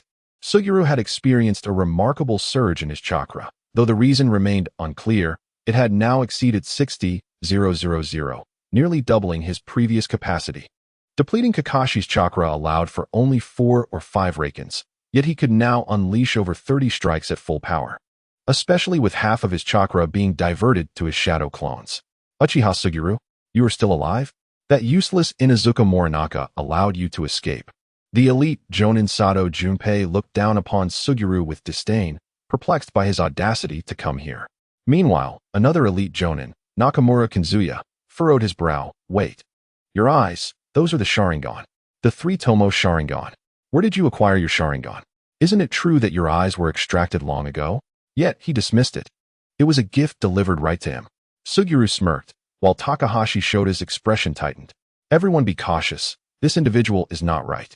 Uchiha Suguru, did you kill Inuzuka Morinaka? He found it hard to believe that anyone would be so foolish as to walk into their domain, inviting death upon themselves. Though the Uchiha were often arrogant, they were certainly not devoid of intelligence. On the contrary, the vast majority of Uchiha possessed exceptional combat talent. As events unfolded, the situation took an unexpected turn. What had become of that worthless Morinaka? Inuzuka Morinaka? Regrettably, I dismembered him and fed him to the dogs. All the Root ninjas furrowed their brows, especially the Chunin. A few elite Jonin derided Inuzuka Senka as a mere wastrel, yet to them, he stood as an insurmountable powerhouse. The sight of Uchiha Sheo, capable of dispatching him, indicated that his strength had undoubtedly ascended to the Jonin tier. Coupled with his Sharingan, it was apparent that a fierce battle loomed on the horizon, perhaps even a final confrontation. The onlookers swallowed nervously, their gaze fixed intently on Sheo. As Sheo activated his Mangekyo Sharingan, Sato Junsuke and his companions felt their pupils constrict sharply, their minds racing with the realization. Mangekyo Sharingan. Beads of cold sweat began to form on their foreheads, and a heavy breath escaped from beneath their masks. They instinctively recalled that infamous man who, with a similar eye, had single-handedly carved his way through an encirclement of their Root's 100 members, slaying nearly 30, including several elite Jonin. Had he not lost one eye to Elder Danzo, they could hardly fathom the extent of his power. Now, the very Uchiha Sheo, who had once been bested and had his eye gouged out by the seemingly insignificant Senka, was revealing the Mangekyo Sharingan. No, it's impossible. How could you possess such an eye? At that moment, the man in the white coat, hiding in the shadows, felt a surge of excitement as if he had glimpsed an unmatched goddess. This was the Mangekyo Sharingan of the Uchiha clan? Such a fascinating pattern. This eye held power rivaling the deities of the ninja world. I must obtain it. With it, my research on the first Hokage's cells will surely reach unprecedented heights. A sudden wave of nausea washed over Sheo, causing him to instinctively toss a shuriken. This action sent Sato Junsuke and the others into a frenzy, thinking he was about to attack, and they hastily drew their weapons, ready to pounce at the slightest movement. The nefarious Uchiha should not fault us for our lack of martial ethics. Your Sharingan is simply too twisted. There's no need for courtesy against such wicked foes. We seek nothing less than a decisive strike. In contrast to the others, Sato Junsuke and his companions possessed greater knowledge of the Mangekyo, aware that each eye held unique abilities. Though they were unsure of Uchiha Shusui's powers or those of Shao before them, caution was paramount, particularly avoiding direct eye contact with his Mangekyo. Chapter 44. Shall we begin?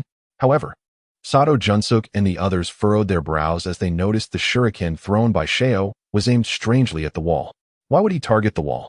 Could there be some hidden trick? Impossible. This was their domain.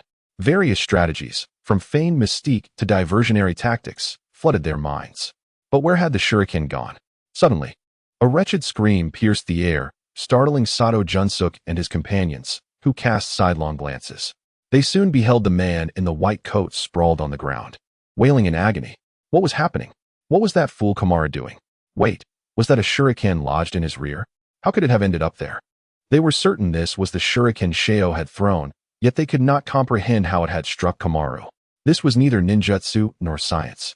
While members of the Uchiha clan boasted remarkable shuriken skills, executing intricate maneuvers, this was absurd. How could one casually toss a shuriken and hit someone behind them? Shao squinted at the writhing man, the shuriken nearly embedded in his flesh. Well, it appeared that even without aiming, my aim was remarkably effective, albeit random. Nevertheless, the outcome was beyond my expectations. It seems everyone is present. Shall we commence? Shao grinned, anticipating the arrival of the remaining Root ninjas to ensnare them all at once. Meanwhile, Sato Junsook and his allies awaited their comrades' reinforcement, understanding that an Uchiha wielding the Mangekyo was not to be trifled with. One misstep could mean certain death. Shao's voice echoed through the expansive underground space, silencing the lamenting Kamaru, who, disregarding his pain, scrambled towards the passage. In that moment, he felt an unfamiliar yearning for strength.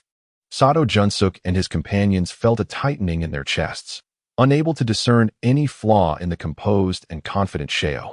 Additionally, the previous intelligence they had gathered was now rendered obsolete. Faced with the malevolent Uchiha who had activated his Mangekyo, the tension was palpable. Yet, despite the imminent danger, they would not falter. Their loyalty lay with the ambitious Danzo Shimura.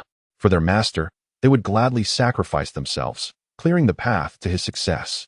As the other Root members sensed the three prominent figures' reluctance to act, an oppressive atmosphere enveloped the scene, causing them to swallow hard, beads of cold sweat trickling down. Their hands, grasping kunai, began to tremble. Through their masks, they could feel their hurried breaths. Nearly 100 Root members stood frozen, eyes fixed on Shao, who stood with his hands in his pockets, a smile adorning his face. As his Mangekyo swept across the crowd, their hearts plummeted, momentarily skipping a beat. Do not look into his eyes. Under no circumstances should you make eye contact. Otherwise, you will be instantly ensnared by his Sharingan. Sato Junsook shouted urgently.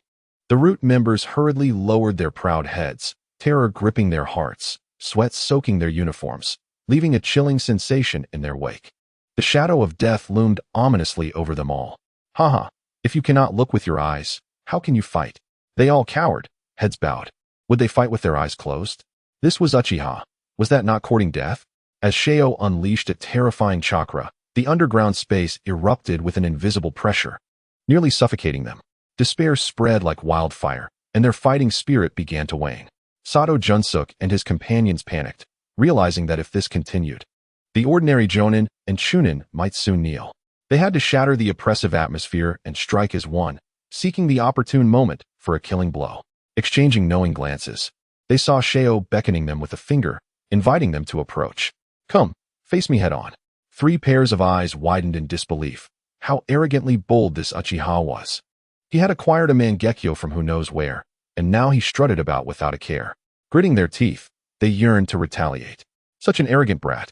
If you have the guts, don't hide. Let's confront each other directly.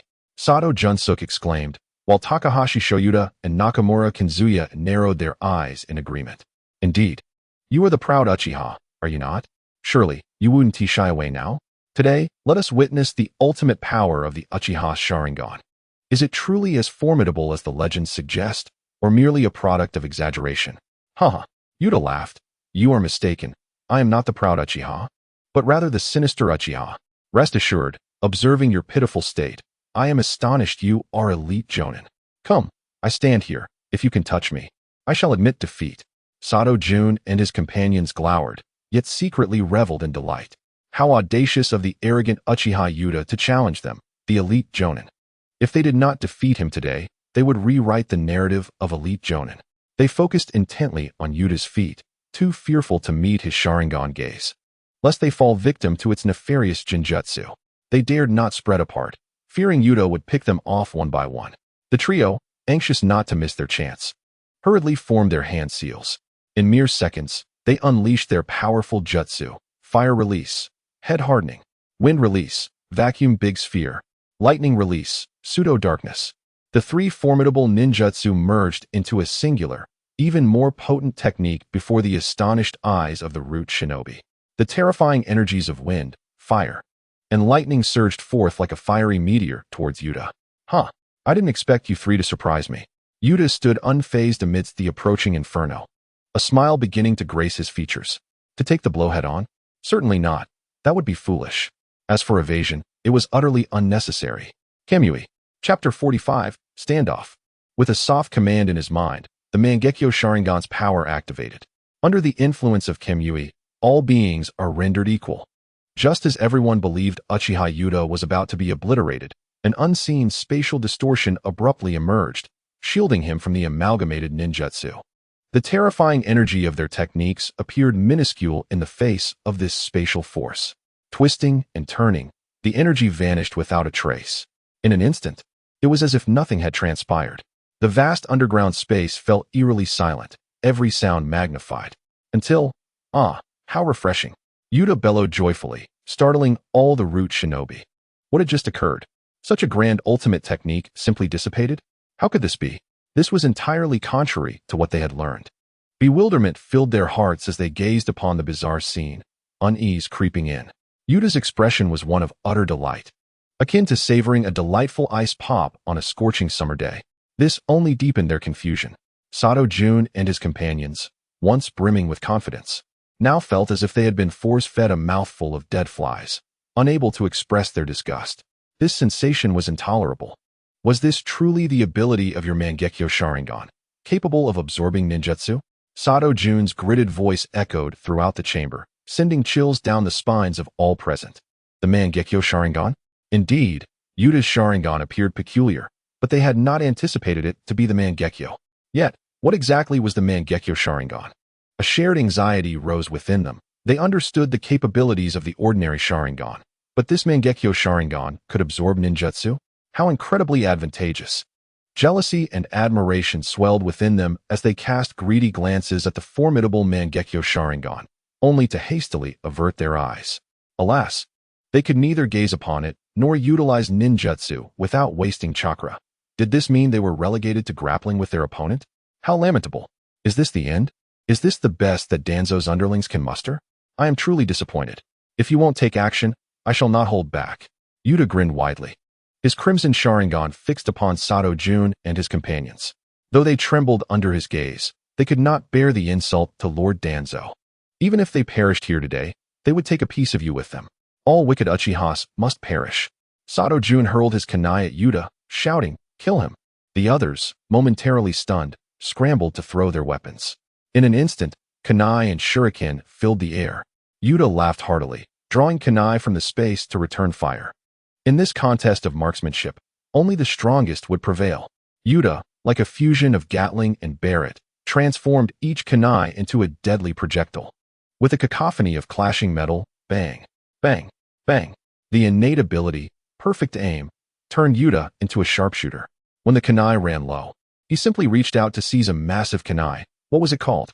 The wind release kunai? Before he could ponder further, Yuta flung it with all his might. A scream confirmed that someone had been extraordinarily fortunate to be struck. As the smoke cleared, the Root shinobi ceased their attacks, realizing Yuta had run out of ammunition. Sato Jun coughed up a mouthful of blood, his legs giving way as he knelt before Yuta. Oh, how courteous! Such grand gestures. But alas, even if you kneel and call me father, I shall not spare you. Ha ha! Taunted by Yuta, Sato Jun could no longer contain himself, spitting out more blood. He realized he had made the greatest mistake of his life by engaging in a contest of skill with this man. There was something amiss about him. His Mangekyo Sharingan surely harbored other abilities. Otherwise, how could this be? At that moment, he felt a massive wind release kunai embedded in his back, nearly piercing through his chest. He had seen it aimed at Nakamura Kanzuya, yet it had inexplicably lodged itself in him, leading him to believe he had been ambushed from behind. Gasping, Sato Jun turned to assess his surroundings, bitterness flooding his heart. He was the only conscious one left. Takahashi Shota had been impaled through the heart, nailed to the wall. Nakamura Kanzuya had been turned into a pincushion, blood oozing from countless wounds. He felt an impending doom as he stared into their lifeless eyes. Gasping for breath, he felt his strength waning and his vision blurring. The sinister Uchiha Yuta began to appear as multiple figures. Uchiha Yuta, do not revel in your triumph. Even if we are no match for you today, Lord Danzo shall not let you escape. I shall await you below. With a thud, Sato Jun fell, still attempting to maintain his bravado. Yuta, unimpressed, spat a thick phlegm that arced gracefully through the air, landing squarely on Sato Jun's face. How dare you compare yourself to me, old fool Danzo? Hey, you over there. Lying down, don't you agree? In the corner of the corridor, Bear 2 continued to lie on the ground, feigning death. However, when Summer Oil halted his steps beside him, he could no longer maintain the charade. He immediately raised his hindquarters, prostrating himself in utter submission. Please spare me, my lord. Though the pain in his rear was excruciating, the terror of death eclipsed all suffering. He never anticipated that the formidable man before him could dispatch all the Root ninjas in the blink of an eye, utterly reshaping his perception of ninjas.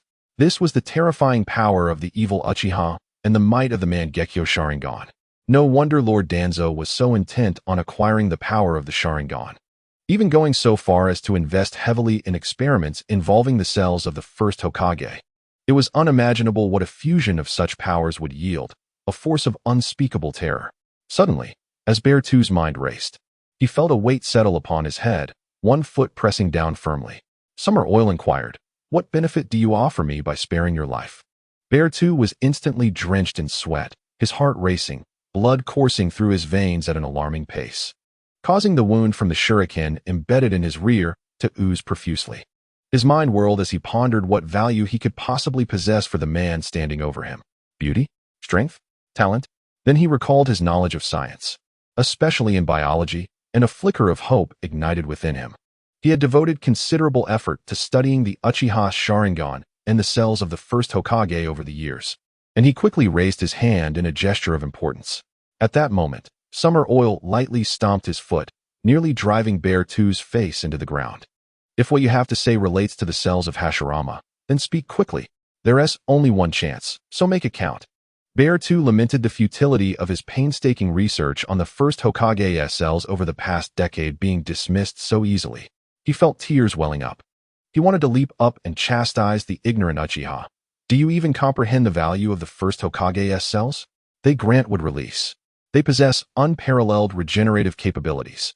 Yet he found himself pinned and breathless, fearing that if he did not articulate something soon, he might meet his demise by the next dawn. After racking his brain, trembling with anxiety, he recalled that he had devoted nearly every day over the years to studying the first Hokage's cells, having forsaken other pursuits out of necessity. The menacing reputation of Danzo was no mere rumor. Disobedience resulted in fatal consequences. Bear 2 felt a chill run down his spine as he realized he had little value left. If you have no worth, then it's time to say farewell. As the pressure from the foot above began to intensify, Bear 2 felt as if his skull might shatter. Please, just a little more time. I remember now. I am of value. Truly I am. Summer Oil lifted his foot, and Bear 2 rolled over, gasping for breath. His face smeared with mud and blood streaming from his nose. He was in a truly pitiable state. Fearing that Summer Oil might grow impatient and crush him, he hastily knelt on the ground, wincing in pain. My lord, I recall something that will surely please you. While it is not yet perfected, its value is beyond measure.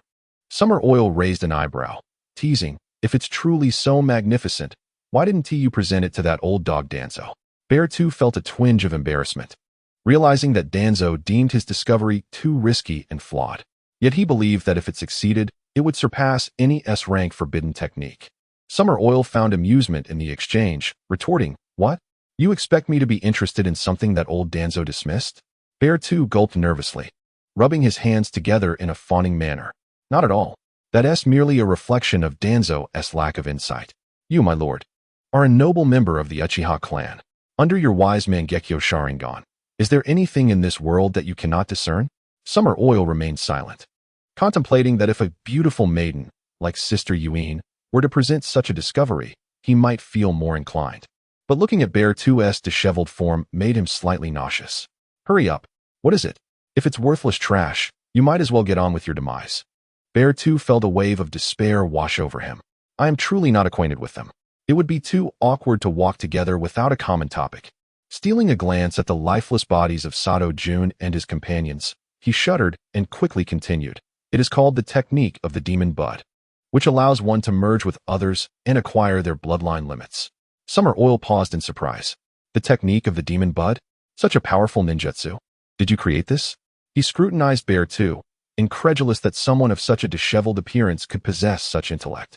To be able to plunder others' bloodline limits was far superior to the myriad of forbidden techniques created by Senju Tobarama.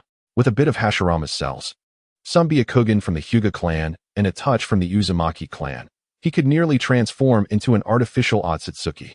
If he could also borrow some chakra from Indra and Ashura through Naruto and Sasuke, he might even awaken the Rinnegan. Bear 2 shook his head. I lack such abilities. I merely stumbled upon some experimental notes left by a figure named Barahu. During my idle time, I organized them and conducted a bit of research. However, the technique is rather cruel and requires live subjects for experimentation, so it was ultimately halted. Although it only has a rudimentary concept now, and I have added some of my own thoughts, it is still far from complete. Summer Oil waved his hand, interrupting. Enough of this. I'll see for myself. Just as a hint of doubt flickered in Bear 2's mind, his eyes dimmed entirely. Summer Oil initiated a memory search, accessing the knowledge of Bairu, the technique of the demon bud, and the cells of Hashirama. He was surprised to find that Bear 2 indeed possessed some intellect, though the technique of the demon bud was still merely a concept. No wonder Danzo dismissed it outright. Creating such a powerful forbidden technique required immense talent, and without it, success was improbable. With the current resources at hand, it could take decades or even centuries to develop. Even with his newfound scholar talent, understanding this technique was a tangled mess, and he would need to invest considerable time to yield any results. In this world, a person's potential was entirely dictated by their lineage. The Otsutsuki bloodline represented the pinnacle of power. Hence, this technique was something Summer Oil was determined to acquire. After a while, Bear 2 groggily regained consciousness, feeling as if a stone had been stuffed into his head. He had never experienced such discomfort. His head throbbed painfully. Oh, I apologize for being so rough with you earlier. How are you feeling now? Though Summer Oil's tone sounded apologetic, Bear 2 sensed no sincerity in it. He mumbled. What has happened to me? Xiaoyu. It's nothing much, just perusing your memories to ascertain whether you are deceiving me. You are quite impressive. From now on, you shall follow me and continue the research on the ghost budding technique. Of course, this is not a suggestion, but rather a benevolent reminder. Chapter 47. Willing to serve my lord in death. Xiong, speechless, thought this was more of a veiled threat. If he dared utter a single word of dissent, he would likely meet a grim fate on the spot. Therefore, the humble Xiong is willing to serve my lord in death. Xiaoyu nodded in satisfaction. Good. Those who recognize the times are truly exceptional. From this moment forth, you are a member of the malevolent Uchiha clan. Henceforth, you shall be known as Uchiha Xiong. Initially taken aback, Xiong soon knelt in excitement, exclaiming, Thank you, clan leader. I, Uchiha Xiong, will strive for the rise of our sinister Uchiha clan for a lifetime. Xiaoyu laughed heartily. You have spirit. Indeed, if you work diligently, I shall bestow upon you the Sharingan. If you can refine the ghost budding technique further, you may even attain the Mangekyo Sharingan. Xiaoyu was not merely indulging in fanciful promises. In the world of Naruto, certain technologies are exceedingly formidable, particularly in the realm of biology. Mastering such technologies would render cloning and replication a trivial endeavor. The Sharingan, in essence, could be produced in abundance. Its only limitation lies in its singular function. Yet, it remains the Sharingan, does it not? Moreover, the development of the ghost budding technique necessitates human experimental samples, which can easily be substituted with clones. Utilizing living subjects is rather cruel, but employing clones hardly invites any moral outrage. There are no laws here prohibiting cloning. However, Xiaoyu believed the direction of the ghost budding technique was misguided. Although only fragments remained, Xiong had applied his intellect to amend it, absorbing bloodline limits, engaging in the 5 elements mutual generation, ultimately leading to immortality. It appeared quite impressive, but one could easily infer that the intermediate processes would be exceedingly complex, fraught with various limitations. Even if one were to achieve immortality, what of it? This world is rife with sealing techniques that can serve as a countermeasure. The last individual possessing immortality is currently imprisoned, and that confinement has persisted for millennia. Her devoted son is tirelessly seeking ways to rescue her. Thus, immortality should be a supplementary goal. The true aim is to enhance one's power. For instance, assimilating and merging abilities to strengthen one's cells and elevate one's bloodline talents. The pursuit of so-called bloodline limits is misguided. While ninjutsu can create miracles in certain respects, it falters against the unreasonable power of the Rinnegan. Xiaoyu snapped Xiong out of his reverie. Let us proceed. Lead the way. Huh. Xiong wiped the corner of his mouth, bewildered. What do you mean, huh? Take me to where the old thief Danzo is hiding the Sharingan. Xiong opened his mouth, then extended his tongue. Xiaoyu paused for a moment. The tongue sealing technique.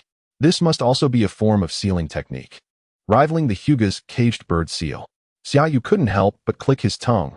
The extinction of the Uzumaki clan was not without cause. Who wouldn't fear such unreasonable abilities? If they didn't eradicate you, who would they target? A united front would swiftly resolve all issues, allowing everyone to continue their peaceful existence. Moreover, each clan would possess their unique sealing techniques. It was utterly perfect. Forget it, I'll find it myself. You gather all capable individuals. We shall depart together. Yes, clan leader. At the Hokage building, though the night had deepened, the Konoha trio continued to sip tea, observing Zongjin Xiaochun and Mito Minyan calmly savoring their tea. Appearing as though they had no intention of leaving today, Sarutobi Hiruzen felt somewhat exasperated.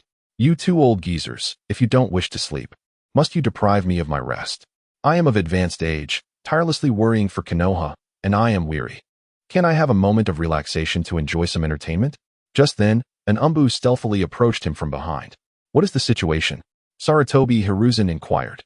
Jolting back to attention, Uchiha Xiaoyu is engaged in fierce combat with Shimura Danzo, and Uchiha Xiaoyu currently holds the upper hand. Moreover, it seems that Uchiha Xiaoyu's accomplices are exacting revenge on the members of the Shimura clan. Our people are currently tracking them discreetly. Sarutobi Hiruzen waved his hand, saying nothing as the Umbu member vanished in an instant. Shimura Danzo. I have heard that old Coot Shimura Heizo mention him. He is his youngest son. I thought it was mere boasting, but it seems he possesses genuine skill. Zongjin Xiaochun narrowed her eyes, her voice low yet audible to both present. Mito Minyan remarked. That old fellow must have some prowess to have become the leader of the Shimura clan, especially since he fully supports Danzo. With Danzo's guidance, Shimura Danzo undoubtedly possesses some strength. I just wonder if he can withstand Uchiha Xiaoyu. They did not believe Shimura Danzo could withstand Xiaoyu, for after all, that was the Mangekyo Sharingan. When Uchiha Shursui was betrayed by Danzo, they were stunned for quite a while before they could react, and even now, they could hardly believe that Danzo had managed to eliminate him. He was the famed Shursui of the body flicker technique. Sarutobi Hiruzen took a few puffs from his pipe. Feeling his mind clear, he replayed the trajectory of Xiaoyu since entering the village in his mind. For a moment, he still could not ascertain what exactly Xiaoyu's purpose in Konoha was. Was it Kakashi's Sharingan, revenge against Danzo, the Flying Thunder God technique, or perhaps Naruto or Sasuke? Did he have accomplices? The remnants of the Uchiha? Each of the three harbored their own thoughts, yet all tacitly agreed not to offer assistance. Konoha was currently at its most vulnerable, with the visible forces having been dispatched in large numbers, while the hidden protective powers could not be deployed unless the village faced dire peril. Otherwise, the lurking spies would easily discern the village's weaknesses. Thus, they could only apologize to the Shimura clan, trusting that Danzo would understand. After all, he was the root of Konoha. Moreover, since Uchiha Xiaoyu entered the village, there had been no fatalities, only serious injuries. As long as no one died, there remained hope. As for the subsequent medical expenses, it could only be entrusted to Danzo. For this trouble was his creation. It would not do to have the esteemed third Hokage cleaning up his mess. That would be utterly preposterous. Uchiha Xiaoyu, is that eye of yours the legendary Mangekyo Sharingan? Excellent. Your eyes shall be mine. Remember my name. I am Shimura Danzo, the future strongest of Konoha. The sixth Hokage. Shimura Danzo crossed his arms, looking down imperiously from the rooftop at Xiaoyu's clone. The clone, with a swift kick, sent a certain Shimura flying, tilting its head to scrutinize this so-called Shimura Danzo. The chakra reserves were indeed impressive. A rough estimate placed it at no less than 10 cards. Nothing else stood out, except for his appearance, which was exceedingly distasteful, resembling that old dog Danzo far too much. Chapter 48. Are you trying to shave me? The clone furrowed its brow. Shimura Danzo, never heard of you. Where did you crawl out from? Shimura Danzo chuckled lightly, instantly appearing before the clone. No matter, once I extract your Sharingan, you will know. With that, without a word of greeting, he struck the clone's abdomen with a knife hand strike. The clone's lips tightened slightly. This arrogant individual was surprisingly lacking in martial ethics. Just as despicable and shameless as the old dog Danzo, truly a legacy passed down. With a swift motion, he deflected his opponent's attack and launched a knee strike towards Shimizu Ichido, delivering a devastating blow. In the next moment, the two exchanged fierce strikes, each aiming for the other's vital points, leaving the onlookers from the Shimizu clan trembling with fear. Even Shimizu Ichido's father, Shimizu Haizu, broke into a cold sweat.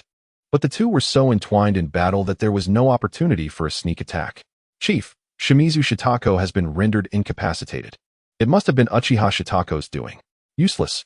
Also, it is said that Shimizu Yaji has betrayed the clan and now claims to be Uchiha Yaji. Shimizu Haizu's face darkened, his eyes twitching involuntarily. He shot a fierce glare at the elder reporting the situation. What else? Speak.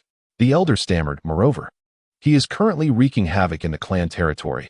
Many clan members have been ambushed and left with broken legs. Damn it, a bunch of useless fools. Shimizu Haizu cursed furiously. So, Uchiha Yaji, huh? Very well. I shall see just how resilient his bones are. Go, capture him for me alive. We are in need of more test subjects at Elder Danzo's place. The elder, relieved, swiftly departed. Shimizu Haizu turned his attention to the intense battle, his anger dissipating as he felt a sense of pride. Humph, before my son, how laughable is the little Uchiha. The Mangekyo Sharingan. This is the ultimate power of the Uchiha. With the Mangekyo Sharingan, my son will undoubtedly soar to greater heights. Even if Jiraiya of the Three Sannin were to come, what would there be to fear? The position of Hokage is surely destined for my son. Ha! At that moment, the clone and Shimizu Ichido had nearly demolished all the surrounding houses, culminating in a powerful kick that sent Shimizu Ichido flying. As the structures crumbled, the clone disdainfully spat. Is this all you've got? To be honest, I am rather disappointed. With a thunderous crash, Shimizu Ichido emerged seemingly unscathed, tearing away the dust-covered fabric of his clothing to reveal his muscular physique.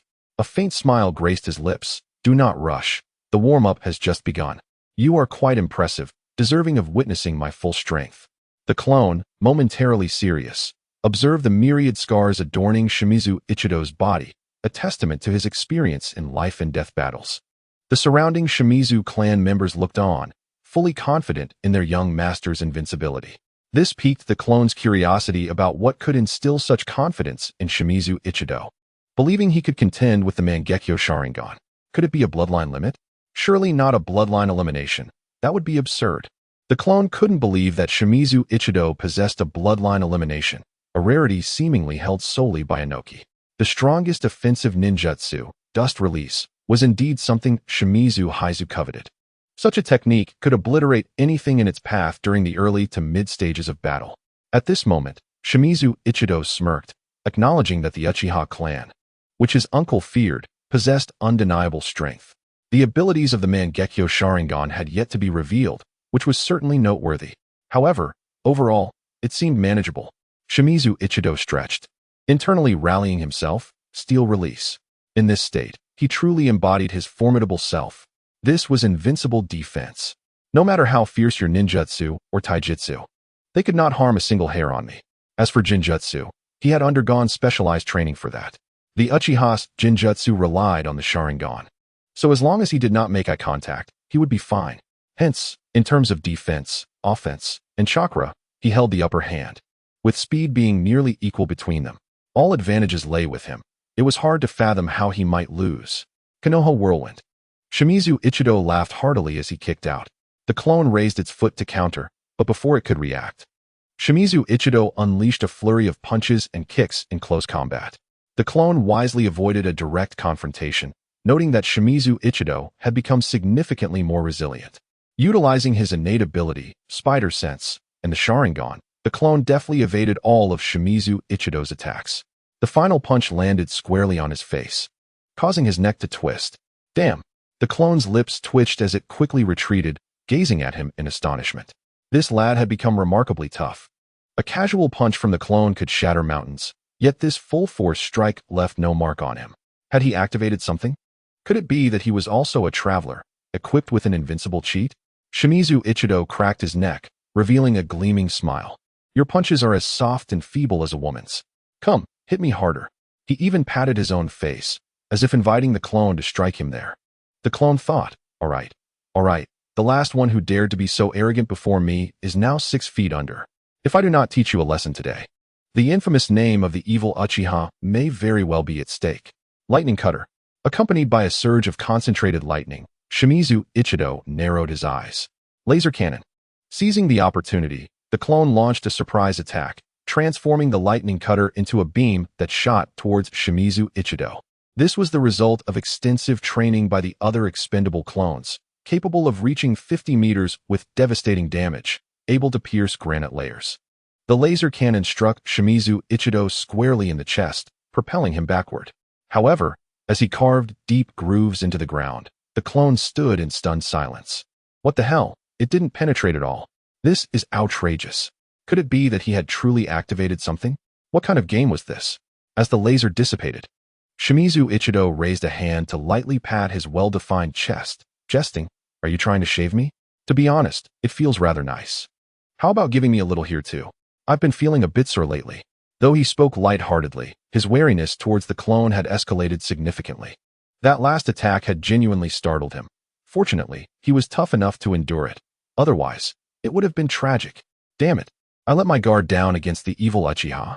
Chapter 49. My son Ichido has the potential to be Hokage. Faced with the approaching Shimizu Haizu and others, the clone remained unfazed, genuinely concerned only about one thing: whether Shimizu Ichido was indeed his equal. After all, a defense that could withstand a laser cannon was quite impressive. However, shaving? The clone widened its Sharingan. Under the dim light, it was clear that a tuft of chest hair had indeed been singed away by the laser cannon. It seemed not. Damn, that startled me. Regrettably, had I used Kamui directly, your head would have been no more. As for now, the opponent was clearly more vigilant and would not stand still to be hit again. Kamui could not handle someone who moved at high speed unless both eyes were focused. However, dealing with that Obito fellow was no easy task. Should I wait in the Kamui dimension for a chance? Never mind, shaking his head. Such troublesome matters could be left to the main body. After all, I am merely a mere clone. Why overthink it? Just enjoy the moment. Here we go. Fire style, multiple, great fireball technique. After reaching this conclusion, the clone opened its mouth to unleash a barrage of fireballs in all directions. The sudden assault startled Shimizu Kakuzu and his companions, as searing fireballs rushed towards them, illuminating their faces with a fiery glow.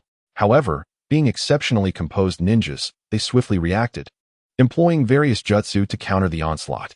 In an instant, the air was filled with the cacophony of explosions. Shimizu Ichizu, bare-chested, wore an expression of displeasure. It was evident that his opponent held him in contempt, resorting to such flamboyant jutsu as the great fireball technique. This was nothing short of an affront. Unflinching in the face of the incoming fireball, Shimizu Ichizu struck downward with one hand, cleaving the enormous fireball in two. He bellowed, "Uchiha Shiich, do you look down on me? You shall pay for your arrogance." Steel release, steel tablet palm. Shimizu Ichizu's eyes widened with fury as he slammed his right hand into the ground. The earth shattered instantly, sending countless rocks and soil soaring into the sky. The tremendous force launched his shadow clone and nearby members of the Shimizu clan into the air. This guy truly has some skill, the clone thought as it steadied itself, observing Shimizu Ichizu preparing to unleash a powerful move. However, with debris scattered all around, evading was no longer an option. It seemed they would have to confront the wave head-on. In a flash, the clone decided on its strategy. Fire release, great fireball technique. Upon seeing the clone unleash another fireball, Shimizu Ichizu smirked. Out of tricks, are we? Uchiha Shiich, you have disappointed me. I expected a worthy adversary. Yet you are but a pitiful fool. He was now certain that the lightning jutsu earlier was the extent of his opponent's power. Huh, was that your strongest attack? Merely singeing my chest hair? You dare not confront me directly? The so-called wicked Uchiha is nothing more than a coward who fears the strong. I had hoped for a genuine battle of men, but you disappoint me gravely. Your trump card must surely be your Mangekyo Sharingan, but alas, I shall not allow you to unleash it. This will end it. Steel release. Great Sumeru hand seal. Shimizu Ichizu clapped his hands together, gathering a massive amount of chakra. Uchiha Shiage, prepare yourself. The clone watched as a colossal hand descended from above, its corners tugging at the edges of reality. How can you claim not to be a time traveler and yet wield the Tathagata palm? The clone thought, though it too was far from defenseless, its body brimming with chakra. Humph, in that case, I shall wager all my chakra on this move. The clone let out a mighty roar, unleashing a barrage of blue electric arcs from its right hand, shattering the surrounding stones. Lightning release. Thunder roar cannon. In the next moment, the blue beam of the thunder roar cannon collided with the great Sumeru hand seal, sending countless sparks scattering into the air. Yet, the enormous hand remained as unyielding as steel, relentlessly descending amidst Shimizu Ichizu's maniacal laughter.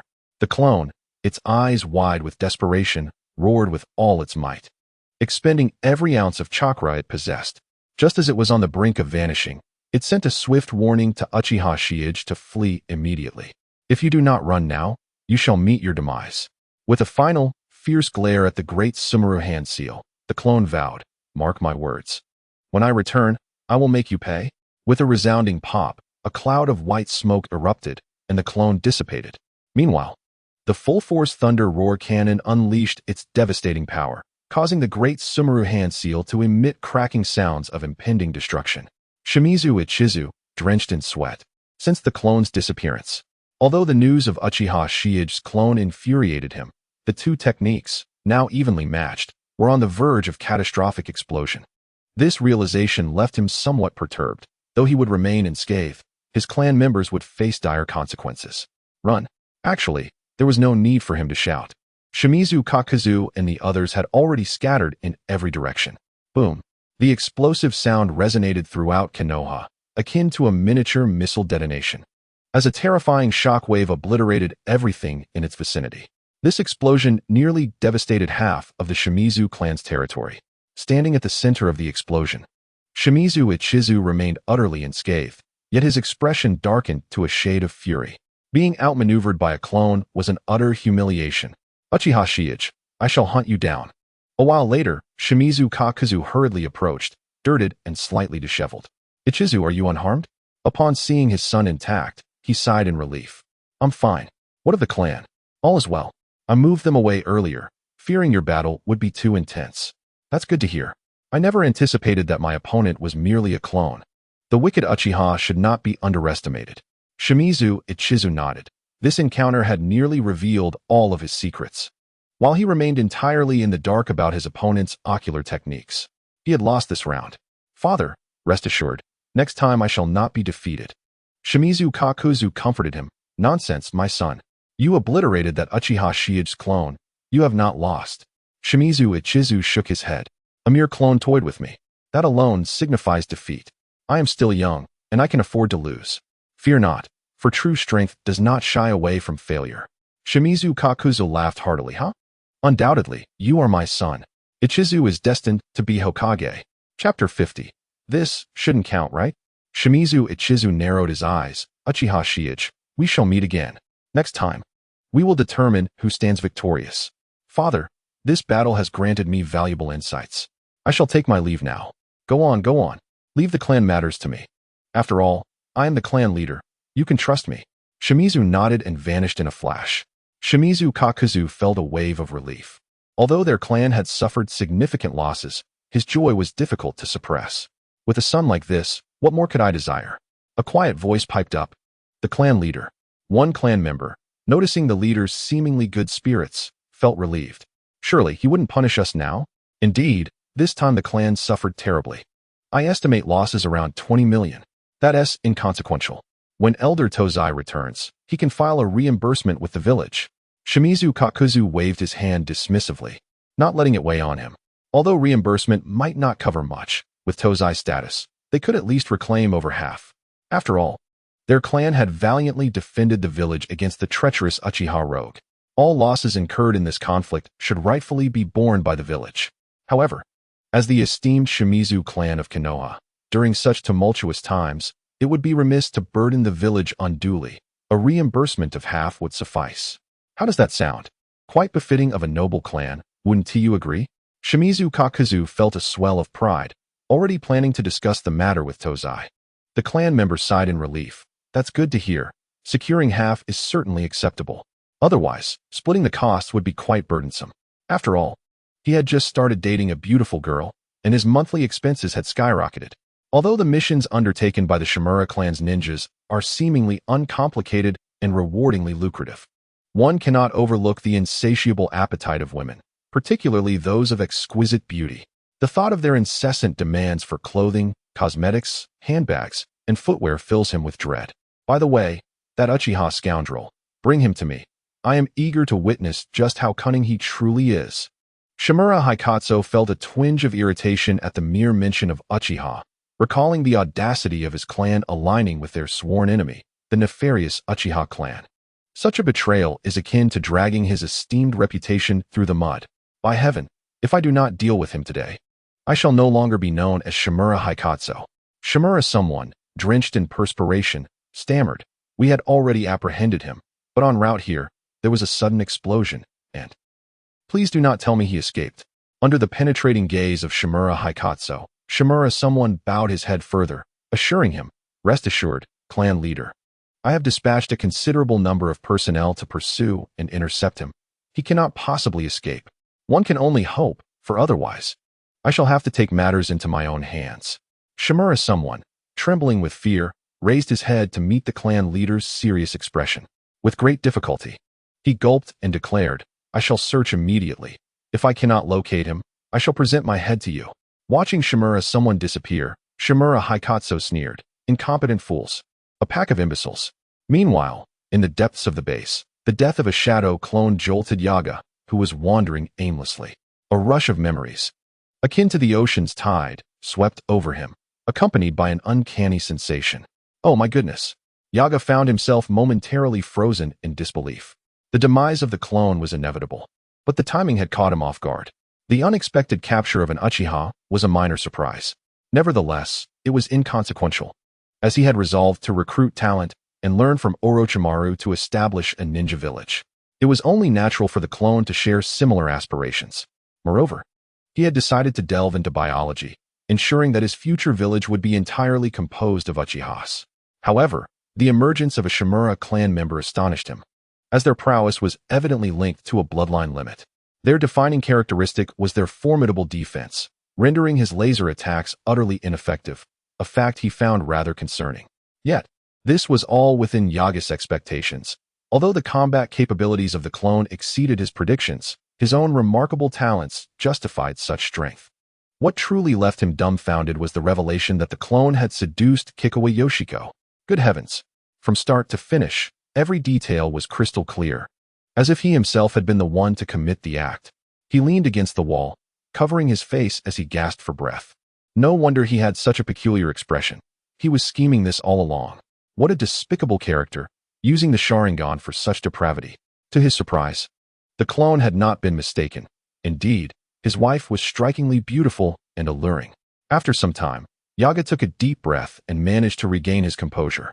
Wiping the cold sweat from his brow, he felt a twinge of guilt, but upon recalling their adversarial relationship, he dismissed it. After all, it was merely a shadow clone's actions. What did it have to do with him? Furthermore, shadow clones were merely manifestations of chakra, which itself is merely a form of energy. Thus, this situation should bear no significance, right? Perhaps, he mused, feeling quite justified in his reasoning. He resolved not to dwell on it further. It was merely a fleeting indulgence in his life, a delightful seasoning to enhance his existence. Activating his spider senses, he finally stumbled upon a hidden chamber, where he promptly created a hole in the wall with his space-time technique. In an instant, an inexplicable feeling surged through him, leading him to fixate on a glass jar containing 2 floating eyeballs. With excitement coursing through his veins, he approached with determined steps. Lifting the lid, he felt their call beckoning him. Ha ha ha, they're here. They're here. He extracted one, eagerly inserting it into his eye socket. Soon, excruciating pain engulfed him. accompanied by a trickle of blood from his eye. When Yaga opened his eyes, he discovered that his original 2-tomo Sharingan had evolved into a 3-tomo. What a pity it hadn't transformed into a Mangekyo. Though disappointed, he acknowledged the stringent conditions required for such an evolution. He was no longer in the same mindset he had upon first arriving in this world, and awkwardly, he sensed that the probability of achieving Mangekyo was rather slim. What must happen for me to attain the Mangekyo? He pondered. Chapter 51. Who entered the room last night? Yaga scratched his head, feeling a bit frustrated. In this world, he had no so-called close relatives. Moreover, he held a rather indifferent view of love, engaging only in physical pursuits without emotional attachment. Even if Tsumaina were to perish before him, he would not react as Obito did, as if his entire world had crumbled. Perhaps he would feel a slight sadness at the loss of a desirable companion, but such feelings hardly seemed sufficient to awaken the Mangekyo. Additionally, in this world, death could be reversed. He could not comprehend how Otsutsuki Kagaya, knowing she possessed the means to resurrect her brother, could still experience such profound sorrow. Was it merely the act of stabbing her brother that caused such unbearable heartache? As for bro camaraderie, he found it even more implausible. The bond between Madara and Hashirama, or Obito and Kakashi, was utterly embarrassing to him. He could hardly fathom such sentiments. Perhaps he should cast an illusion to rekindle those feelings. Who knows? It might work. If all else fails, perhaps he could concoct a grand scheme for his entire clan to perish? After contemplating various options, he felt there was some room for experimentation and intended to find time to test his theories. However, even if he were to awaken the Mangekyo, he could never abandon the space-time technique, for it was his means of combating Obito. That rascal might already be aware of the events unfolding here and could very well be hastening his arrival. As for the eternal Mangekyo, he would have to rely on technological advancements. He had no foolish siblings to extract eyes from, nor any benevolent brothers to gift him with them. Nevertheless, with the right technology, even the Rinnegan could be synthesized. He stored the remaining Sharingan in his system space and surveyed the surroundings, discovering an astonishing quantity of Sharingan. Yet all were 1-tomo or 2-tomo, not a single 3-tomo in sight. Furthermore, he uncovered a wealth of classified information, including various experimental data and mission intel.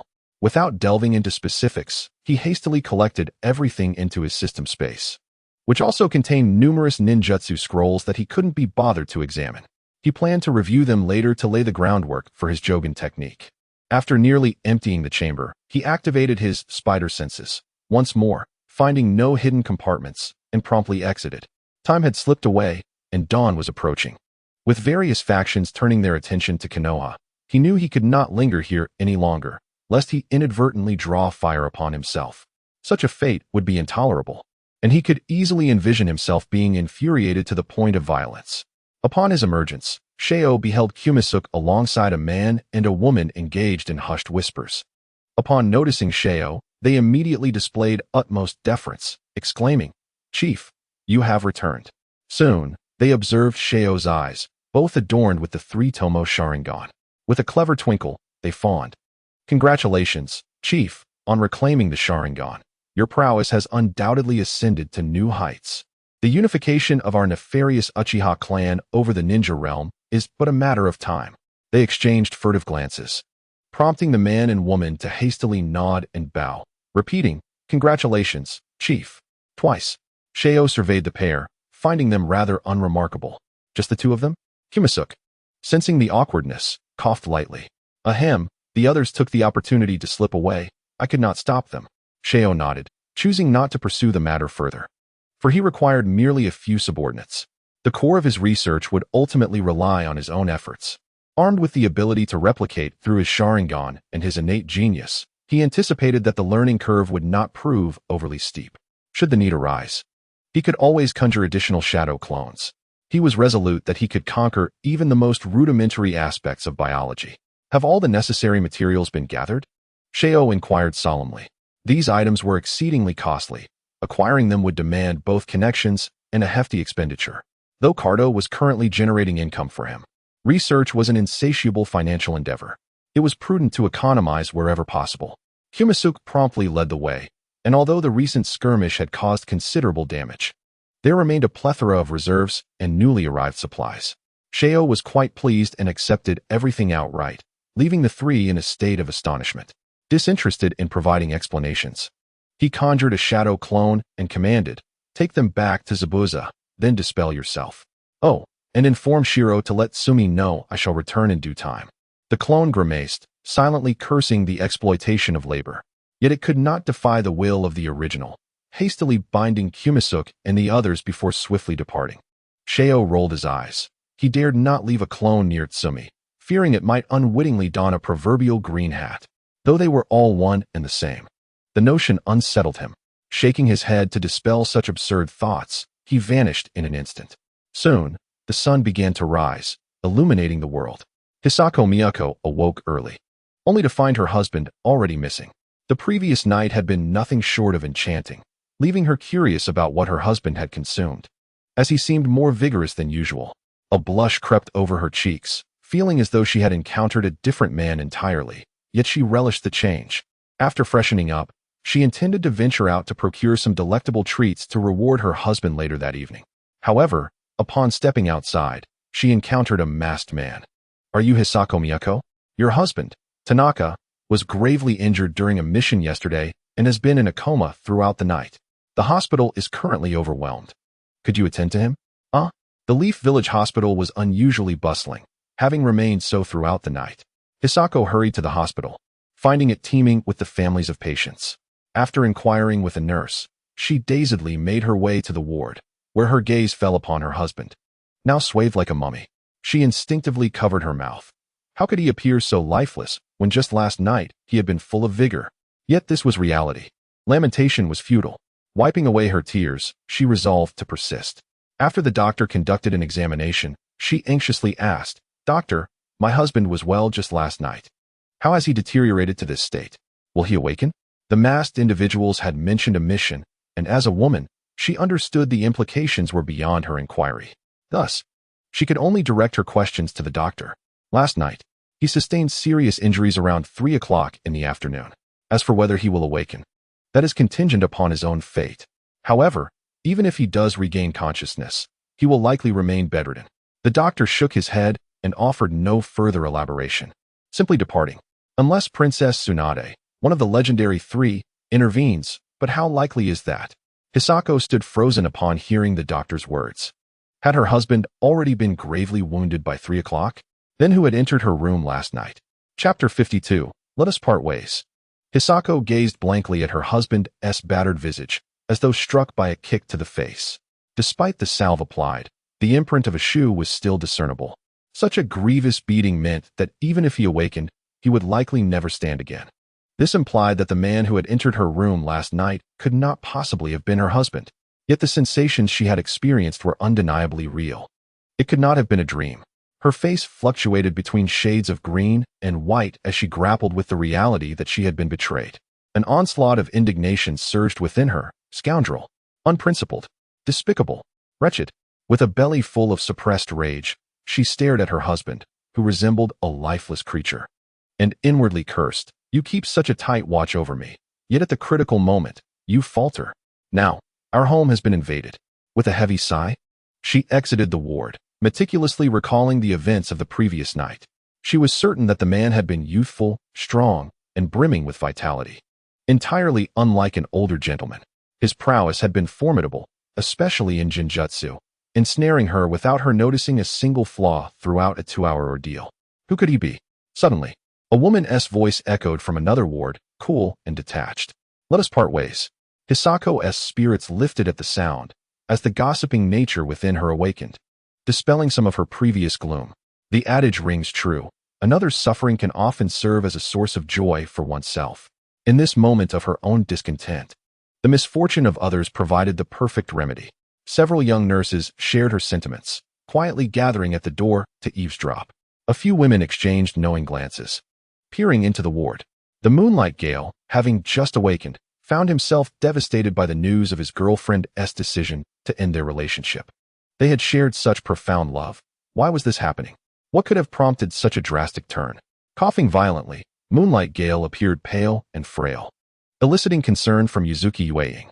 Gazing at the delicate beauty before him, he felt a wave of frustration wash over him.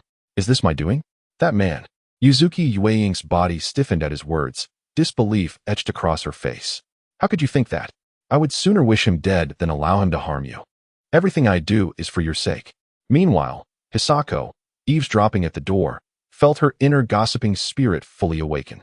She recognized Yuzuki Yuane quite well, as they occasionally strolled together, discussing the intimate matters of womanhood. Yet she had never expected Yuzuki to propose a breakup with Moonlight Gale. After all, they were the model couple of the Leaf Village, their romantic antics sparking envy among countless singles. Had it not been for Moonlight Gale's remarkable abilities, he would have surely faced dire consequences long ago. What a twist of fate. Who was this man capable of stealing love and disrupting the very fabric of their relationship? Hisako was intent on discovering the answer. Before the hospital bed, the delicate Yuzuki Yuine bit her red lips tightly, remaining silent for a moment. I, Moonlight Gale, felt an unbearable pain in my heart, as if I could hardly breathe. She had chosen silence, which meant that what that man had said was indeed true. How absurd. How utterly ridiculous. Every day, I showed concern for her, racking my brain to find ways to make her happy. I treated her with the utmost care, fearing that if I held her too tightly, she might break. After so many years of love, weathering countless storms together, we had always encouraged each other to reach this point. Yet now, she declared that she wanted to part ways. She even gave him the most precious thing of all. Yuine, that man is not worthy. Following him will not lead you to happiness. Yuzuki Yuine nearly spat blood in fury. Who would want to follow him? If it weren't for the fact that I couldn't defeat him, I would have long since taken his life. Am I truly perceived as the villainous woman who abandons love? Is every misfortune due to my actions? Gale, how could you think of me in this light? Moonlight Gale gritted his teeth. Yuine, turn back. Let us reconcile. Despite your connection with him, you remain the perfect goddess in my eyes, and I will never look down on you. In an instant, Yuzuki Yuine felt a chill within her heart, as though she had lost all her blood, her limbs growing numb. She stammered, What? What did you say? Moonlight Gale turned his head away, his voice icy. I know everything. That man used this matter to mock me. Do you know how I felt at that moment? I nearly lost my mind, feeling like a dog. Why, Yuine? Why did you choose him? Yuzuki Yuine staggered, nearly falling from her chair. That scoundrel. She was utterly speechless, her complexion shifting from pale to flushed, as if blood were about to spill from her face. She bit her red lips, her chest heaving rapidly, glaring at Moonlight Gale. You asked me why I chose him? What were you doing when he mocked you? Moonlight Gale was momentarily at a loss for words. What was I doing? I was lying on the ground, enduring a punch from him to save you. And it still hurts terribly. Yuzuki Yuine let out a soft laugh, a sound like a dagger piercing Moonlight Gale's heart, leaving him with a bittersweet taste. It was as if he was a mute, suffering in silence, overwhelmed by the bitterness. Now it was his turn to feel his face grow hot. What does your laughter mean? Are you mocking my impotence? In his agitation, Moonlight Gale began to cough violently. Seeing him in such a weak state, Yuzuki Yuine felt a flicker of panic. Gale, don't touch me. In a fit of rage, Moonlight Gale pushed her hand away, and in the next moment, both stood frozen in place. Yuzuki Yuine stretched out her hand, staring at her ex-boyfriend who had turned away. In an instant, she felt a wave of grievance wash over her, nearly moved to tears. I put aside my pride and self-respect for you, bending over backwards. And yet you treat me this way. I am bullied, and you offer no comfort. You even say you don't look down on me.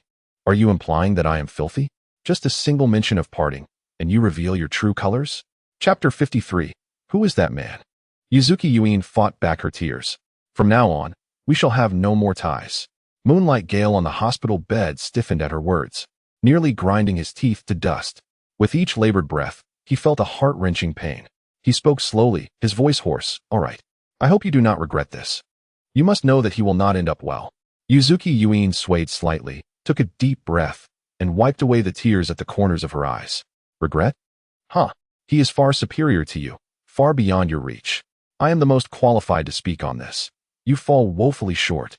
This time, Moonlight Gale could no longer contain himself. The previous jab was a mere annoyance. This cut straight to his heart. He spat out a mouthful of blood and fainted, his eyes rolling back.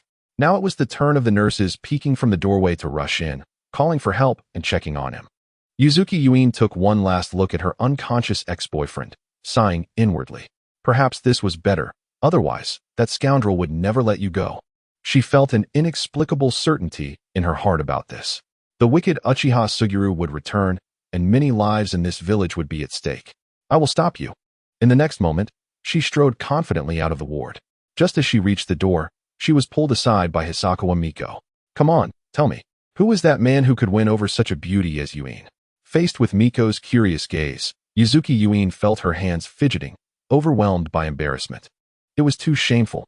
The thought of her words being overheard in the hospital made her feel her face flush with heat. How careless. She had completely overlooked the fact that others might be eavesdropping. "Miko, please don't ask. I cannot divulge." Yuzuki Yuin dared not admit that she had been with the evil Uchiha. If this news got out, she would be ostracized and oppressed in Konoha. As for Moonlight Gale, she still believed he would not betray her. If he did, it would only mean she had misjudged him. What a joke, calling each other best friends. That bond seems to have vanished. "If you won't speak, I will." Hisakawa Miko, seeking an outlet for her own grievances, found the perfect opportunity in Yuzuki Yuin. After sharing her woes, she felt considerably lighter. "Oh, Yuin, do you think I gained or lost from this?"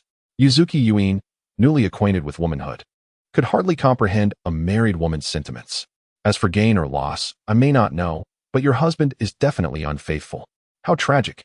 She silently mourned for a moment, then paused. A vivid memory surfaced in her mind, recalling the scene where Suguru had interrogated Tanaka. She gasped in disbelief.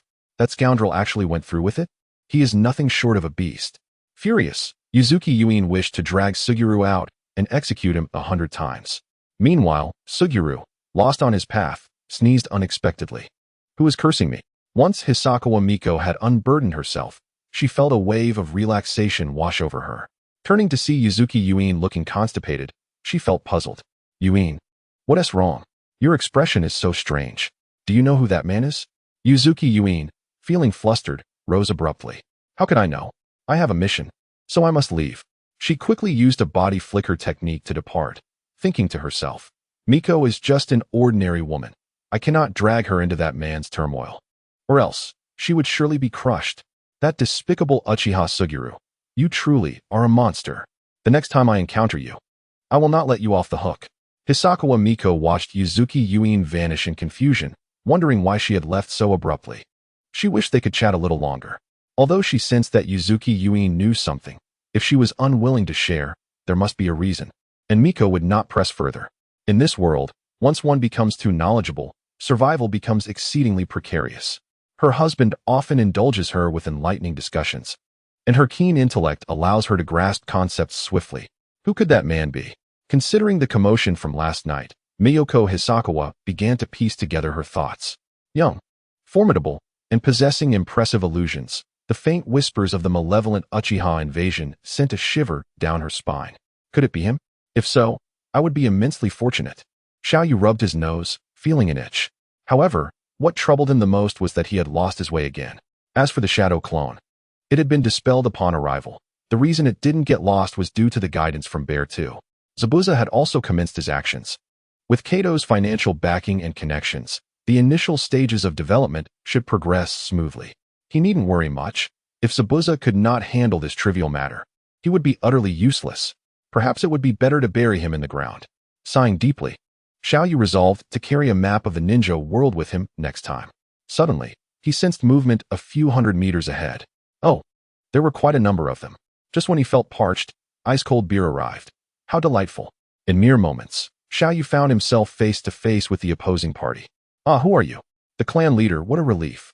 To his astonishment, it was Uchiha Yuki. Xiaoyu had not anticipated this. The man appeared utterly disheveled, every part of him in disarray, with numerous shuriken embedded in him. In the distance, several individuals clad in the Shimizu clan's attire could be seen. How unfortunate. He seemed to have been toyed with. "Clan leader, Yuki, I finally see you. You must help me." Uchiha Yuki cried out, his voice filled with despair. Having fled from Konoha village, he found himself relentlessly pursued by the Shimizu clan's ninjas. If not for his familiarity with their tactics and personalities, he would have been captured long ago. Alas, the enemy had reinforced their ranks, rendering his strategies futile, and his heart brimmed with frustration. After finally grasping a glimmer of hope, it was now tantalizingly close. He could not afford to abandon it. Fortunately, the adversaries had not gone for the kill, allowing him to persist until now. At the moment Xiaoyu appeared, the Shimizu ninjas also recognized him. Remembering the clash he had with their young clan leader the previous night, their legs turned to jelly, and they screamed in terror. Retreat. Chapter 54. Are you constipated? You dare harm a member of the malevolent Uchiha clan and think you can walk away unscathed? Your naivety is astonishing. Since you are here, you shall all remain. Lightning release. Lightning armor. The ground beneath Xiao Yu erupted violently, creating a vast crater. In the blink of an eye, he dashed forward, crackling with blue electricity, covering 100 meters in an instant. The fleeing Shimizu ninja's eyes widened in terror. His breath nearly halted as the overwhelming pressure of chakra suddenly enveloped him. In that moment, his mind went blank. All he could see was a fist crackling with electricity, which struck his chest with tremendous force. Boom. Ugh. The Shimizu ninja, struck down with a devastating blow, flew through the air like a meteor, crashing into several trees before collapsing to the ground. Almost simultaneously, other Shimizu ninjas fell victim to Xiao Yu's relentless assault. Cries of anguish and splashes of blood filled the air, painting a grim yet vibrant scene. Uchiha Yuki stood aghast, witnessing the blue flash that obliterated his foes. How powerful, how swift. This was the Uchiha, the Sharingan. This was the strength of the clan leader. Could I ever attain such power? Xiao Yu exhaled deeply. The power of lightning armor was indeed formidable, significantly enhancing speed, defense, and attack, yet the consumption was staggering. Even with his current chakra reserves, he could not sustain it for more than 10 minutes. 10 minutes was far too brief. It seemed he needed to refine his abilities further. Contemplating, Xiao Yu swiftly approached Uchiha Yuki, who surprisingly appeared to possess a robust vitality, despite being riddled with wounds. Remarkably, he had not succumbed, and even had the energy to kick at a corpse. This brought to mind the Uchiha's other nemesis, the Senju. Perhaps he truly bore the Senju bloodline. After all, the Senju had obliterated their surname and integrated into Konoha. Now, it was conceivable that any random individual from Konoha could possess a trace of the Senju lineage. Such a decision was utterly outrageous. Xiao Yu could not comprehend how, after a century or more, even if the bloodline continued, who would remember a long-lost Senju ancestor? What difference would that make from annihilation? Clan leader Yuki, I am so relieved to see you. I thought I would never have this chance again, he exclaimed, overwhelmed with joy. Just as he was about to throw himself at Xiao Yu's feet, Xiao Yu abruptly commanded, Stop. Don't move. Since you are injured, head to the land of waves and seek Zabuza, then assist him. Uchiha Yuki looked bewildered, raising his head to inquire further, only to find darkness enveloping him. Xiao Yu had invaded his mind once more, using the Sharingan to copy a map and implanting a Mangekyo mark. After all, one must remain vigilant. He would not place his trust in anyone's professed loyalty. However, all schemes and deceptions were futile beneath the Mangekyo. As Toko said, one must never underestimate the Uchiha's ocular prowess. Should this youth entertain thoughts of betrayal, he would be aware immediately and could swiftly eliminate him. Uchiha Yuki slowly regained consciousness, scratching his head, feeling a sense of déjà vu. He soon discovered new information flooding his mind. The land of waves, Zabuza. Just as he intended to ask something more, he realized Xiao Yu had vanished.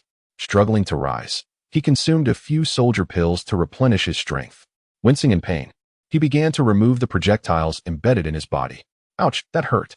Infuriated, he kicked the corpse of the Shimizu ninja several times, panting heavily. Damn it, Shimizu Kurozai. I merely interrupted a few of their legs, and you go for the kill, huh? You wish to end my lineage. You are all going to regret this. Since you have shown no mercy, do not expect any from me. From this moment forth, we are sworn enemies. After uttering his fierce vows, Uchiha Yuki inhaled deeply and hastened towards the land of waves, wary of Shimizu Kurozai dispatching more enemies after him. Along the way, he meticulously concealed his presence. Meanwhile, Xiao Yu had obtained the necessary map route from Uchiha Yuki's mind. Though it might have slight inaccuracies, it was far better than fumbling about blindly. His objective for this journey was none other than the exquisite mother-daughter duo of the Uzumaki clan. The women of the Uzumaki clan were remarkable, possessing not only unique physiques, but also an extraordinary sealing technique, capable of both attacking and sealing with their chains. The last remaining male was even able to withstand dual Rinnegan. As for the protagonist, Naruto, Xiao Yu regarded him as a mere imposter, given his yellow hair. Claims of indomitable vitality and abundant chakra seemed more like the result of the Nine Tails influence. Ultimately, the bloodline had diluted. The fourth Hokage's lineage overshadowed that of the Uzumaki clan. Otherwise, how could his mother have sealed the Nine Tails while Naruto succumbed to unconsciousness? Without Sakura's first kiss to revive him, he would have met his end. Xiaoyu was resolute in his pursuit of the Uzumaki mother and daughter duo. Of course, one hopes that her mother is still alive. Rather than being a mere blood bag for the village, it would be far better to assist him in his experiments. The inhabitants of that village truly lack common sense. Having such a valuable resource, they failed to preserve her and ended up losing her. Are their minds filled with nothing but straw? Summer Oil rushed forth, fearing that if he tarried, Xianglin's mother might perish. From the perspective of bloodline theory, her purity surely surpasses that of Xianglin. It would be a tremendous loss if she were to die just like that. As Summer Oil hastened his journey, a new visitor arrived in Konoha. Emerging slowly from a spatial vortex was the masked Obito. However, his expression beneath the mask was rather grim. Last night, he had been in his tranquil sanctuary, the Kamui space, reminiscing about Rin. In a fleeting moment of distraction, a massive wave of heat suddenly surged behind him. Upon turning around, he found himself utterly dumbfounded. Unfortunately, he was not afforded much time for contemplation, as the very thing that had been sent into the Kamui space by Summer Oil was now upon him, an amalgamated ninjutsu. Obito, with eyes wide in shock, was not one to remain passive. However, within the confines of the Kamui space, he was unable to shift to intangibility and had no time to escape. Thus, he could only brace himself against it. A fire-style dragon flame technique barreled towards him. Nevertheless, Obito was no weakling. Despite his hair being singed into curls, he emerged from the Kamui space unscathed. Yet, his countenance was rather frightening. And the slightly curled hairstyle left White Zetsu, who was engrossed in contemplating the call of nature, utterly stunned. Obito, are you constipated? Chapter 55. What? Obito's expression darkened further as he grappled with the peculiar thought process of White Zetsu. The notion of needing to relieve oneself. What was there to be conflicted about? Just find a suitable spot, loosen your belt, and squat. Isn't that how it works? Constipation? Are you underestimating the power of the Uchiha Sharingan? Taking a deep breath, Obito exclaimed, Zetsu. At his call, a pitcher plant slowly emerged from the wall. What's wrong, Obito? You look rather unwell. Are you dissatisfied with your new hairstyle? I think it looks quite appealing, reminiscent of instant noodles. White Zetsu remarked. I sense more of a resemblance to excrement. Obito felt an urge to strike, yet he strove to temper his emotions, deciding to ignore this mindless creature. Has something occurred in Konoha? Such events have never transpired in the Kamui space. We must eliminate all irrational possibilities. There is only one truth, Kakashi.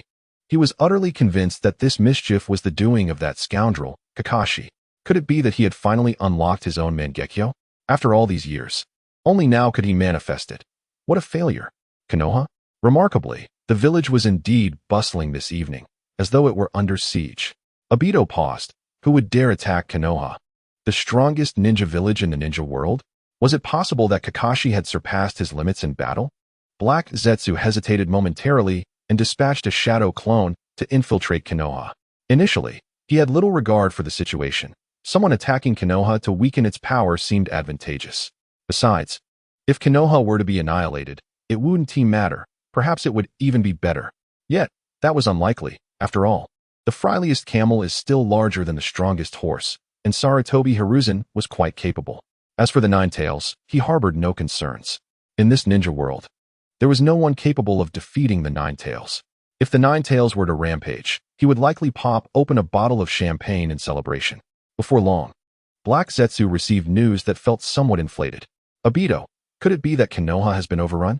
Black Zetsu was momentarily speechless. How could that be? I'm merely a tad surprised. The clone has reported that Uchiha Summer Oil attacked Konoha, causing significant destruction. Obito was taken aback. Uchiha Summer Oil? Who is this person? Did I not eliminate all Uchihas alongside Itachi? Where had this individual come from? And how could he possess the power to inflict such damage upon Konoha? Black Zetsu paused before revealing. He defeated Kakashi and seized your Mangekyo Sharingan. Obito was left speechless for several seconds. What? Black Zetsu shrugged. I had warned you, Obito, but this was your decision. You must deal with the consequences of your own actions. Even if the meal is unpalatable, you must swallow it, mustn't you? Who is Uchiha Summer Oil? Obito inquired, his face darkening as his anger simmered. The adversary belonged to the Uchiha clan, and with that ninjutsu from the Kamui space, he understood that this individual could undoubtedly wield his Mangekyo. Henceforth, The Kamui space was no longer his private sanctuary. Now, a man could stealthily infiltrate without his notice. The thought of this filled him with dread. The space concealed many of his secrets, including Rin's remains. Black Zetsu continued. He is the only Uchiha to have slipped through the cracks. He defected before you and Itachi launched your attack, and was classified as a B-rank rogue ninja by Konoha. A B-rank? How could someone of such a low rank possess the power to defeat Kakashi? Obito was incredulous. Is Kakashi truly that much of a failure now? Impossible. Utterly impossible. Kakashi cannot be that weak. Obito, do you know what the taste of despair is like? White Zetsu queried, his tone filled with longing as he touched Obito's curly locks. Obito retorted, my current feelings are akin to consuming despair. Kakashi, you worthless fool. You could not protect Rin. Now, you can't even safeguard my Sharingan. Truly, this world is beyond salvation. Only the infinite Tsukuyomi can redeem this forsaken realm. I shall create a world where Rin exists, and where a capable Kakashi can protect everything. Obito's gaze grew increasingly resolute, as if he had made a profound decision. As the spatial vortex materialized, Black Zetsu asked, are you going to find Kakashi? White Zetsu quipped, or perhaps he has gone to relieve himself. Black Zetsu responded, Obito, I genuinely do not wish to engage in this farce with you. Konoha. The tremendous sound of an explosion caused Obito to squint. There is power, yet it is lacking. Barely sufficient. Years ago, he could have competed with the swiftest ninja in the ninja world. Now, his strength had ascended to a new level, rendering him disdainful of the battle between Summer Oil's clone and Shimon's elite. The only one who instilled fear in him was the long-deceased Uchiha Madara. Even in death, the terrifying figure left him with an unsettling feeling. He strode through the hospital, ignoring all else, and gazed upon the unconscious Kakashi. Obito was momentarily engulfed in memories. Kakashi, you have disappointed me greatly. After a fleeting moment of nostalgia, he turned to leave, leaving behind the struggling, still unconscious Kakashi. Upon exiting the hospital, Obito confirmed one thing. He had interrogated several other injured elite ninjas and gleaned some information regarding Summer Oil. This only deepened his confusion. Judging by their performance, Uchiha Summer Oil was extraordinarily powerful, undoubtedly at the level of an elite ninja. Yet, he had never focused on anyone in the Uchiha clan who showed even a modicum of strength. What was this individual's background? Now that another Mangekyo had fallen into his hands, it signified that he could no longer cheat in the presence of this adversary. The utility of intangibility was well known to those who wielded it. Obito felt a surge of discomfort, as if his very brain was swelling. He must reclaim the Mangekyo. However, he certainly could not go himself, as he felt an overwhelming lack of security. So who should he call? Itachi? No one understands the strength of Uchiha Itachi better than him. After all, he had witnessed this individual grow. If not for his physical ailments and the tremendous burden of the Mangekyo Sharingan, finding a worthy opponent would indeed be a challenge. Yet, when it came to Uchiha Itachi, Obito maintained an acute sense of vigilance. The ocular jutsu wielded by his adversary was simply too terrifying. Both Amaterasu and Tsukuyomi could inflict unimaginable harm upon him. Frankly speaking, had it not been for necessity, Obito would have preferred to avoid crossing paths with Uchiha Itachi altogether. Chapter 56. The Eye of Currency. Ultimately, he decided against summoning Uchiha Itachi, as the risk felt excessively high. Should Itachi learn of the existence of that Mangekyo, his own identity would be directly exposed. Moreover, if those two were to join forces, he could very well find himself in dire straits. One must not underestimate Uchiha Itachi's intellect. His cunning was formidable. After having successfully deceived him using Madara's identity, the prospect of being unmasked was rather embarrassing. Who else could he call? After much deliberation, he could only resort to using Kakuzu. According to the latest intelligence provided by Zetsu, Uchiha Yagura's bounty at the exchange was remarkably high. The value of a pair of Sharingan had inflated his worth to 1.5 billion ryo. It was perplexing which fool had caused such an inflation of prices. Intelligence indicated that he was merely a Chunin-level ninja. This was indeed intriguing. Zetsu, find him for me, and also raise his bounty to 300 million. He exclaimed with a smirk. My Sharingan is not easily acquired. Kuro Zetsu replied. Do you have that much money, Obito? Madara left you no financial legacy. Just an array of ninjutsu, forbidden techniques, and white Zetsu. 300 million is no trifling sum. You can't possibly expect me to produce that, he retorted jokingly.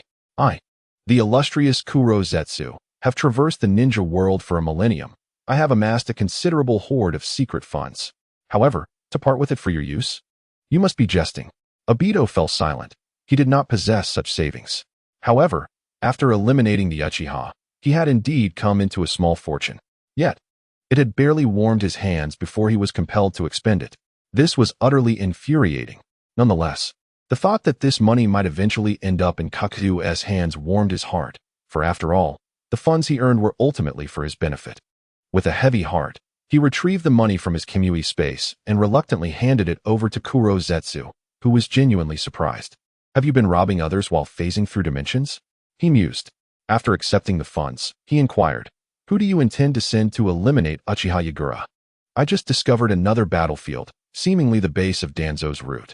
The ninjas there have been eradicated, and he has likely reclaimed his Sharingan by now. Furthermore, he had previously visited the Uchiha clan's territory and interacted with the Jinchuriki of the Nine Tails and Sasuke Uchiha. Obito furrowed his brow, pondering what this man intended to do. Keeping him alive was undoubtedly a calamity. He must be removed swiftly. Kuro Zetsu shrugged, expressing ignorance about the man's thoughts, yet he concurred with Obito's conclusion. After all, he had waited a millennium for the birth of the Rinnegan. Now, he only needed to gather the nine-tailed beasts to combine into the 10 tails. His beloved mother could finally be liberated. At this moment, he would not allow anyone to disrupt his flawless plan. However, he had not anticipated that the outer path could only absorb the tailed beasts in a specific order, beginning with the one tail. This was truly a setback. It resulted in the demise of the 3 tails, and now he would have to wait several years for its revival. The mere thought of this left him feeling despondent. Yet, having waited a millennium, a few more years were of little consequence. Obito declared, send Kakuzu and that new arrival, Haiden, with their combined abilities. Capturing Uchiha Yagura should pose no problem. Kuro Zetsu nodded in agreement. Kakuzu's prowess was indisputable, and Haiden's immortality, coupled with his blood-sacrificial techniques, made him formidable as well. Very well, I shall commence at once. Obito exhaled deeply, resolving to relocate his belongings within Kimui's space to a more secretive location. Damn Uchiha Yagura, just wait for me. He vowed. Lin, fear not. I shall find you a more spacious abode. Recently, it seemed that someone had been covertly slandering him. I shall find out who it is. Otherwise, they shall face my wrath. Yagura rubbed his nose, feeling an overwhelming sense of malevolence through his spider sense. As his strength continued to grow, he became increasingly adept at utilizing his talents. Upon entering a nearly abandoned town, he felt the sensation of being watched, the hairs on his arms standing on end. This was an overwhelming presence of malice. However, he momentarily struggled to comprehend why he had offended anyone other than Konoha.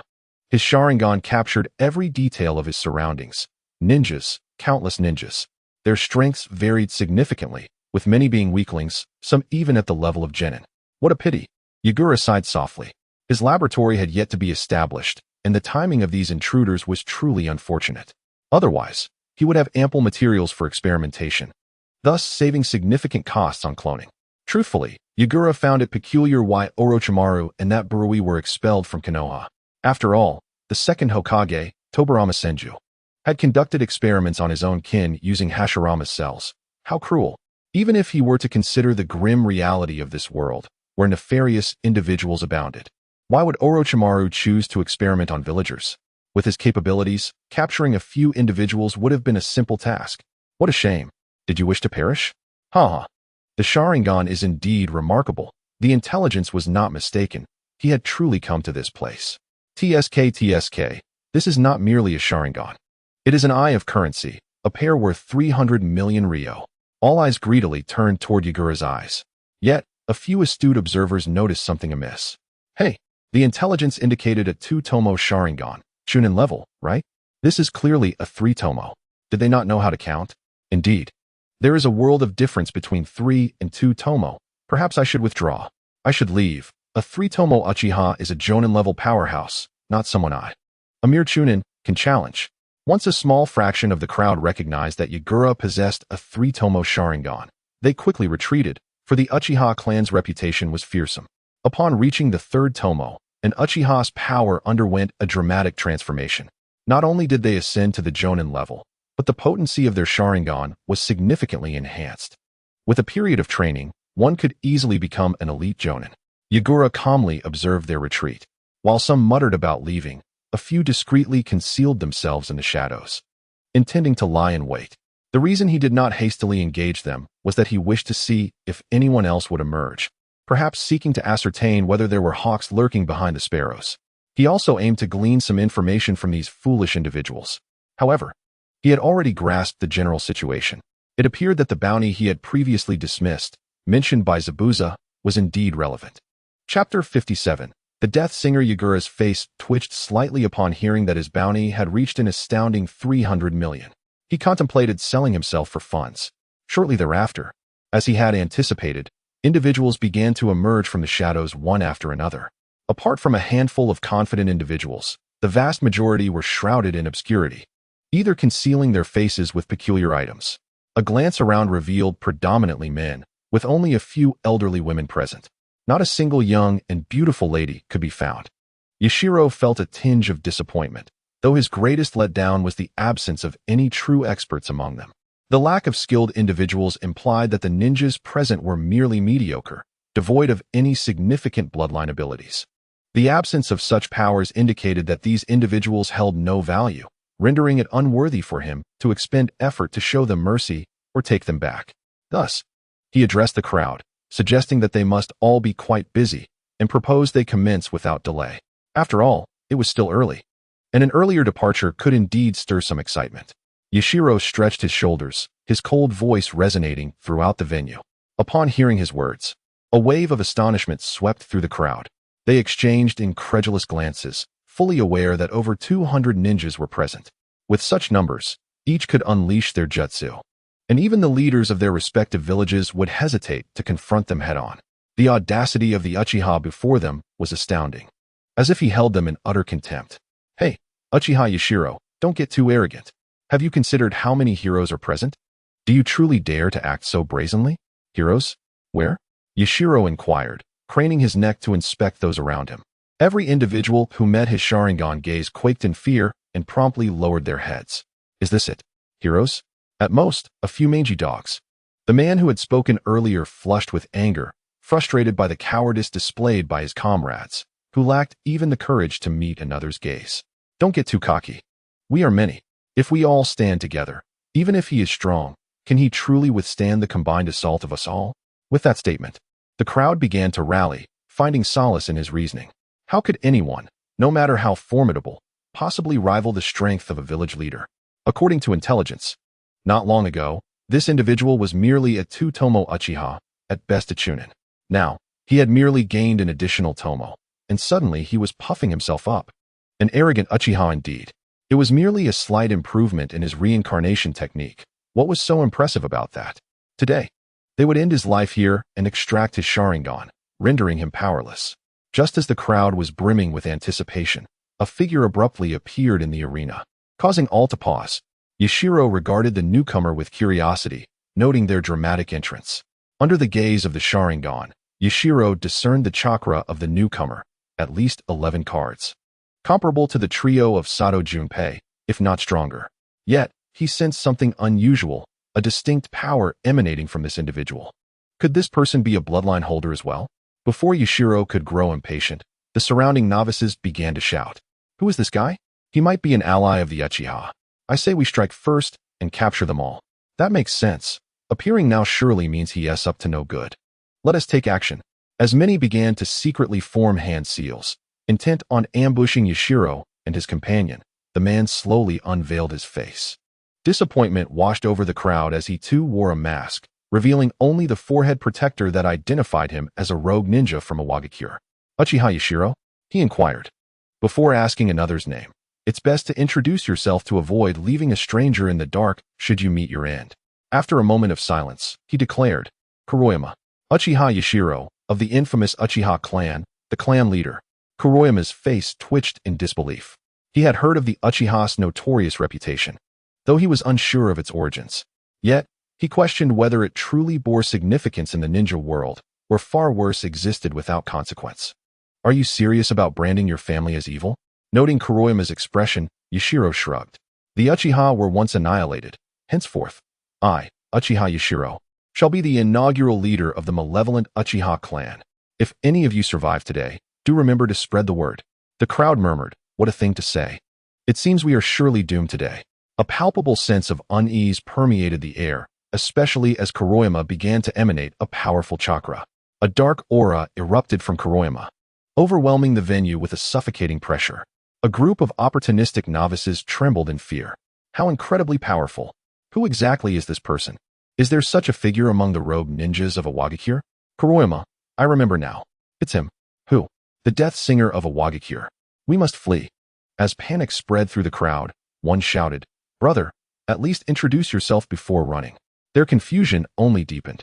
What was this death singer? Was he a performer? Yet, the terrifying chakra and the fear etched on Kuroyama's face indicated he was a formidable opponent. As they swallowed hard and began to retreat, Yashiro's keen ears caught the exclamations. "Death singer? Were you once a performer in Awagakure?" Kuroyama slowly removed his cloak, revealing an average height and build. With pale arms devoid of muscle, unlike the ninjas Yashiro had envisioned from Awagakure. To Yashiro's astonishment, Kuroyama admitted, "I have loved singing since childhood, but I was born tone-deaf, producing a most unpleasant sound. Please tell me that was why you were expelled." "Ha! They simply failed to appreciate my talent and urged me to silence. Thus I departed." Kuroyama openly acknowledged his lack of talent without a hint of shame, asserting that singing was a freedom, not a crime. Then, with a sudden fierce glare, he declared, "Sound release, lion's roar." In an instant, a terrifying sonic wave erupted from Kuroyama's mouth, visible ripples of sound radiating outward. Yashiro had not anticipated such a jutsu. This was the lion's roar.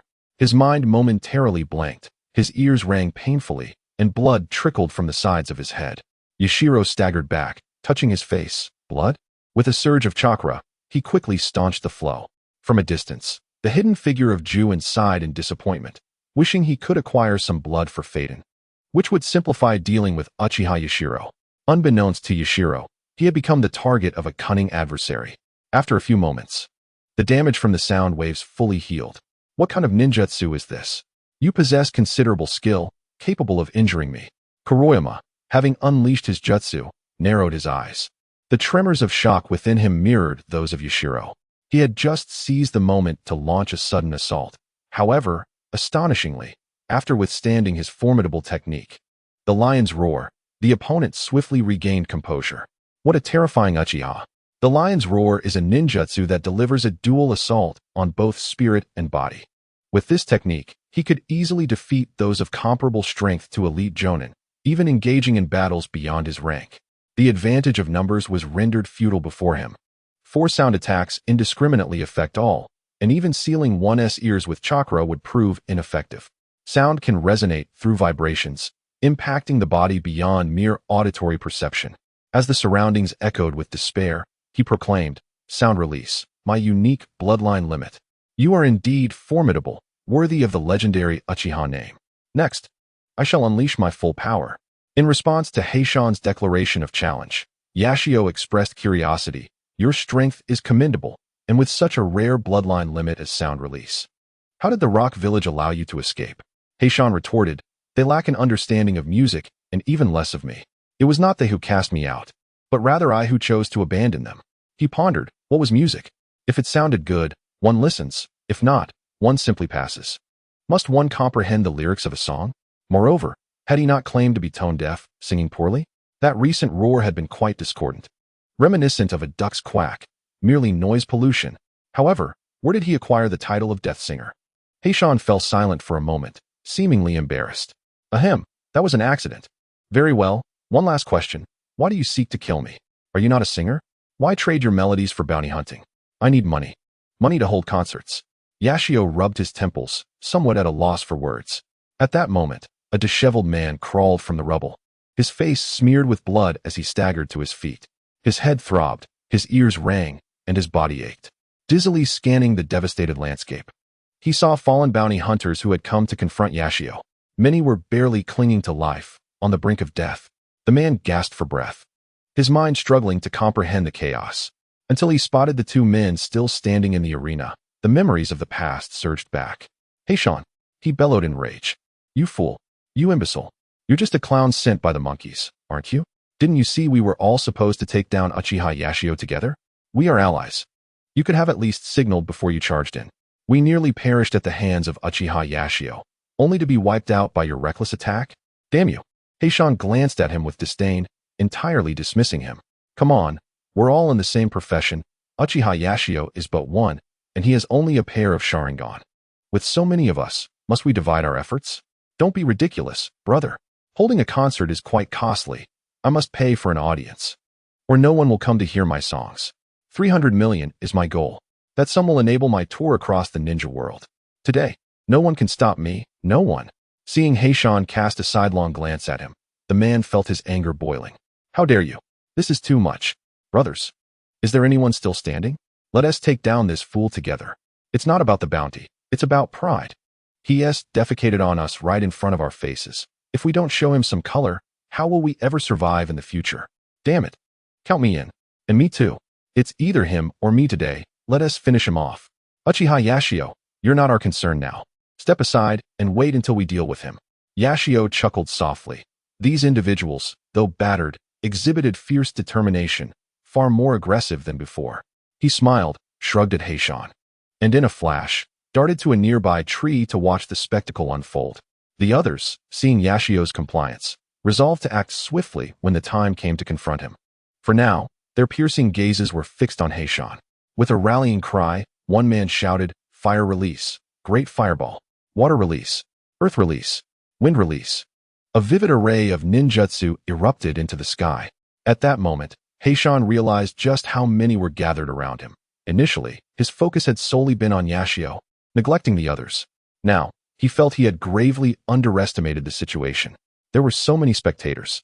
Each was expressing their fervent admiration in their own way.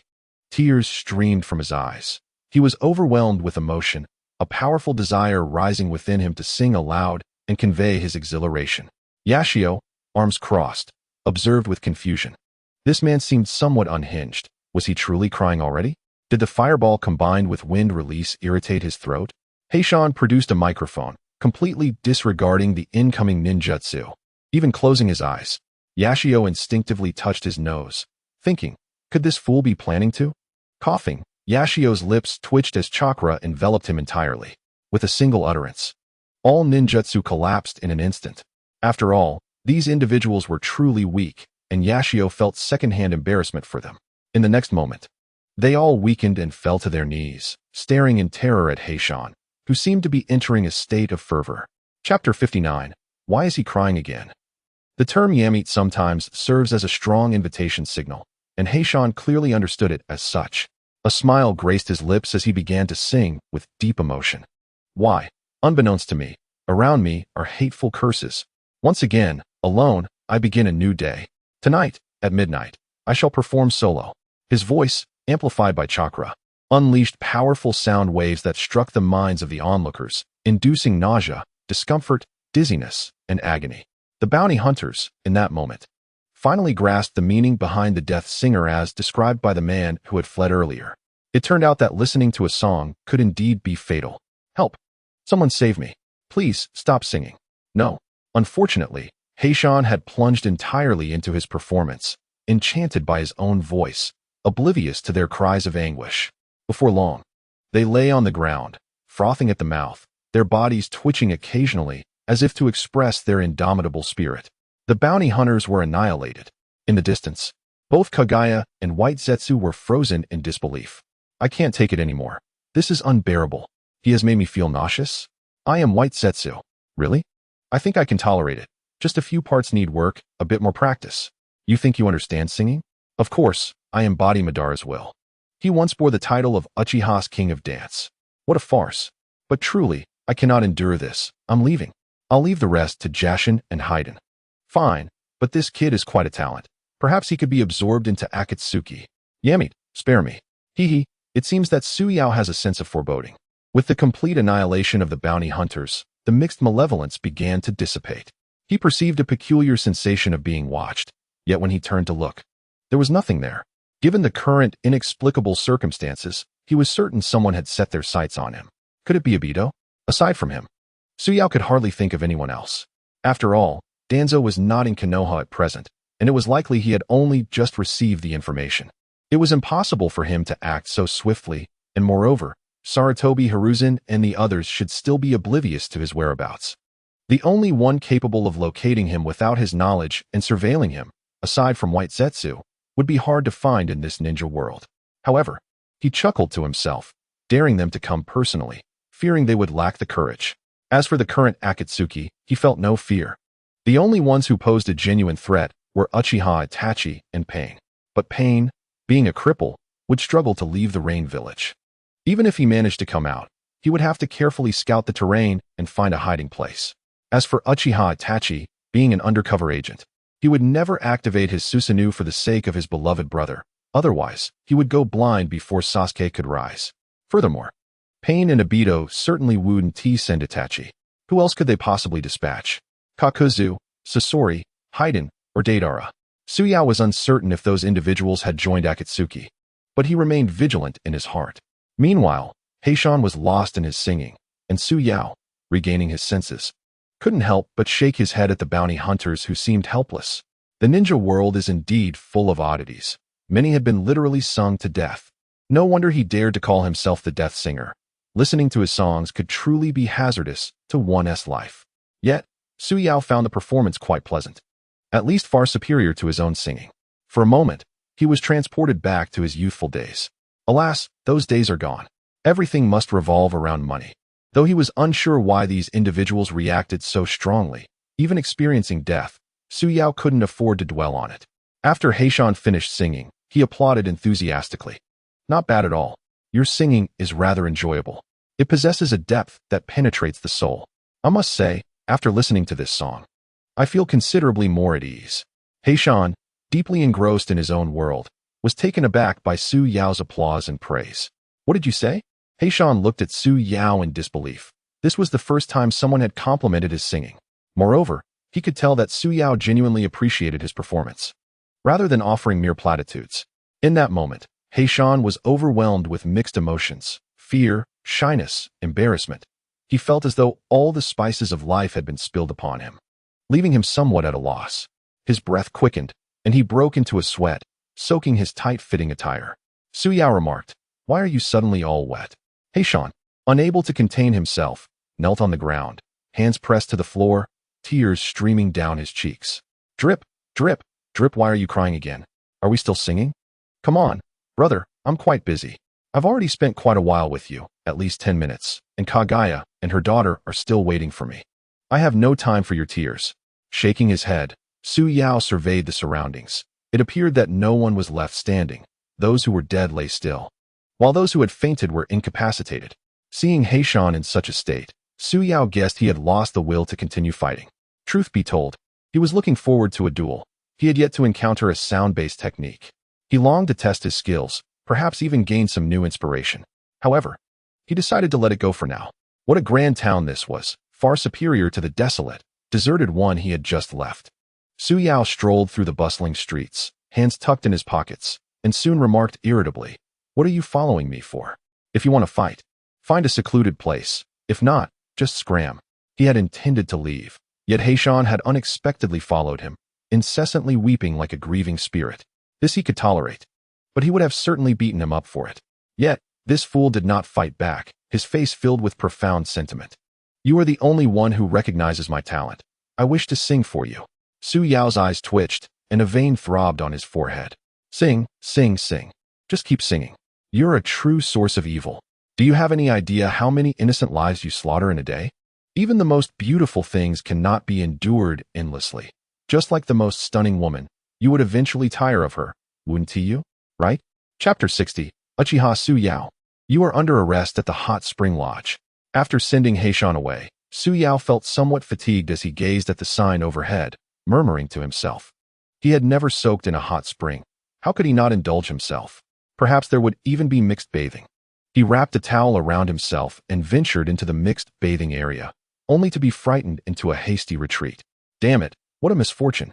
Su Yao cursed and opted for a private room instead. His earlier excitement was swiftly extinguished by the sight of a pool full of older women, their yellowed teeth lingering in his mind, aggravating him further. Tilting his head, He decided to take a short nap to soothe his wounded spirit. Little did he know, his frantic escape had caught the attention of someone. A pair of crimson eyes glimmered with mild curiosity. Uchiha Suyao? Her lips softly uttered those words, still uncertain. She was none other than Kurenai, who had come here to relax after completing a mission. Asuma and Ebisu had gone out for drinks, and she had no idea where they were. If she went to find them, by the time they returned, he might have already left. Contemplating her thoughts, Kurenai knew that although Su Yao belonged to the Uchiha clan, he had only a two-tomo Sharingan and was merely a lowly chunin. As for herself, being a jonin, capturing a mere chunin would be a walk in the park. Evaluating the combat strength of both parties, she found herself at a distinct advantage with no possibility of failure. A jinjutsu will suffice to deal with him. After changing out of her bathing towel, she wrapped herself in bandages, circling them around her body. Once prepared, she felt a refreshing sensation wash over her. Indeed, soaking in a hot spring was delightful. All fatigue vanished as she thought, Uchiha Su Yao, here I come. Stealthily, she approached the entrance of Su Yao's private room. Sensing the presence within, it seemed he was still there, perhaps even asleep. Hee, as a rogue ninja. How can you be so careless? Today, I shall see if you truly are as wicked as the rumors suggest. If you are indeed as despicable as they say, then I shall rid Konoha of your disgrace. Thanks to Danzo, almost everyone in Konoha was aware of Uchiha Su Yao's notorious deeds. Kurenai was no exception. However, unlike the commoners who followed the tide, they jonin possessed their own judgment. They were generally aware of the existence of a hidden organization called Root and its leader, Danzo Shimura. However, knowledge alone does not equate to power. Despite his esteemed title of a high-ranking ninja, there were matters beyond his control, and he could only acquiesce to fate. Shoyu was indulging in the soothing embrace of the hot springs when suddenly, a chilling kunai was pressed against his neck, accompanied by the melodious voice of a woman declaring, Uchiha Shoyu, you are under arrest. Arrested? What does that mean? Could it be that there are female police in the ninja world? As Shoyu's eyelids fluttered open, he was greeted by a strikingly voluptuous figure, accompanied by a faint, alluring fragrance. Oh my! His face flushed with embarrassment. This individual was indeed no ordinary person. Upon opening his eyes, he found himself fixated on his own pride, unable to look away. That lecherous expression on his face made her want to punch him until he was bruised. Uchiha Shoyu, you would do well to behave yourself. Or else, she threatened, adjusting her kunai to emphasize her words. Gradually, Shoyu regained his composure and looked down to see a delicate hand gripping the kunai. Strangely, his spider sense had not issued any warnings. Furrowing his brow, he sensed that although she was pointing a kunai at him, there was no intent to kill emanating from her. Her strength was only slightly superior to that of Ujetsu, and such a minor power posed no harm to him. Thus, this woman was merely an innocent little white rabbit. Now, immediately, get up and return to Konoha with me, she ordered. Seeing Shoyu remain silent, she assumed he had resigned to his fate. No way. I just left there and have no intention of returning. What? She exclaimed, taken aback. How could he have just come from Konoha? She was incredulous, believing that Shoyu was merely stalling and deceiving her. No more nonsense. Don't try any tricks. Just get up. Are you sure about that? Get up now. Shoyu shrugged. You were the one who told me to get up. With a cascade of water flowing from his body, he leisurely rose from the hot spring. This guy is quite tall, was the first thought that crossed her mind. However, as Shoyu turned, she was rendered speechless. His fair skin was completely bare, devoid of even a towel, leaving nothing to the imagination. This image instantly seared itself into her mind. Then came a wave of embarrassment and fury. You lecherous scoundrel. Get dressed. Shoyu was at a loss for words. Did you not ask me to rise? Now that I am up, you wish to berate me. And on top of that, you dare to stab at me with a kunai? These women truly had no mercy. Even Ujetsu would attack his vital points without hesitation. Shoyu's lips twitched as he reached out to grasp the kunai that was aimed at him. This is too much. One must not jest in such matters. Otherwise, I may become quite upset. As he spoke, he scrutinized the woman who had suddenly appeared to apprehend him. She had slightly curled black hair and striking red eyes. However, the focal point was her attire, for she had wrapped herself in bandages. Was this a form of unconventional seduction? Surprisingly, Shoyu felt a surge of excitement. Of course, this reaction only served to further infuriate her, causing her face to flush crimson as if she might bleed from embarrassment. You wicked Uchiha. Today I shall sever the source of your malevolence. Hey, I did not intend for this. It is merely a man's instinct. Perish. You cannot be so unreasonable. Should you continue this way, I shall hold nothing back. I do not care about your courtesy. You are doomed today. You perverted exhibitionist. It seemed the rumors circulating in the village were not unfounded. As Shoyu dodged left and right, evading all her attacks effortlessly, she felt a mix of irritation and disbelief. That unnecessary attribute of his was far too distracting. Were it not for that, how could a mere chunin possibly evade her strikes? How infuriating. I wish I could just slice him in two. Ah, my eyes. After a series of agile backflips, Shoyu was tempted to applaud her for her grace. Upon regaining her balance and seeing Shoyu's expression, her chest swelled with indignation. Pervert. You shall pay. Illusionary binding tree kill. Shoyu was taken aback. Was this an illusion technique? She was attempting to cast a genjutsu on him? Was she serious? Be cautious of the illusion's rebound, my dear. Yet before he could issue a warning, she had already succumbed to unconsciousness, collapsing softly into the hot spring. Plop. Gently, Shoyu retrieved her from the water, holding her in his arms. Feeling the softness of her body, a subtle fragrance wafted into his nostrils, prompting him to inhale deeply. How delightful. Release me, you pervert. I will kill you. To his surprise, his dominant body talent proved to be overwhelmingly potent. The rebound from the genjutsu had rendered her completely drained of strength. It appeared her mind had become muddled as well. In reality, she only felt a sudden fog enveloping her brain, robbing her of all energy, leaving her utterly weak. After swallowing a few mouthfuls of hot spring water, she barely regained some semblance of consciousness, only to discover herself in Shoyu's embrace. Instantly, she sought to retaliate, muttering insults under her breath. Pervert, lecher, shameless, despicable, vile beast. Unfortunately, her punches were feeble and lacked force, resembling playful taps rather than a genuine attack. It is often said that mercy towards one's enemy is cruelty to oneself, and this enemy was particularly audacious, showering him with saliva during her tirade. In her current state of weakness, it seemed there was no need for moral considerations when dealing with an adversary. Come on, Asuma. Hibiki raised a toast with a beautiful maiden in his arms, and Asuma, not to be outdone, embraced a girl who bore a resemblance to Red, clinking glasses with her. After some friendly interactions with the ladies and spending lavishly, the two men stumbled out of the tavern, intoxicated and leaning on each other. Asuma, how are things with Red? Any juicy details? Beneath his dark sunglasses, Hibiki wore a lecherous grin. Truth be told, he was envious that Asuma had managed to court such a stunning beauty as Red. In their generation, Red stood out among the elite, be it strength, looks, figure, grace, or upbringing. She excelled in every aspect. What a fortunate man Asuma was. With that beard, doesn't it feel prickly when kissing? Alas, there was no helping it, after all. Asuma was the son of the second Hokage.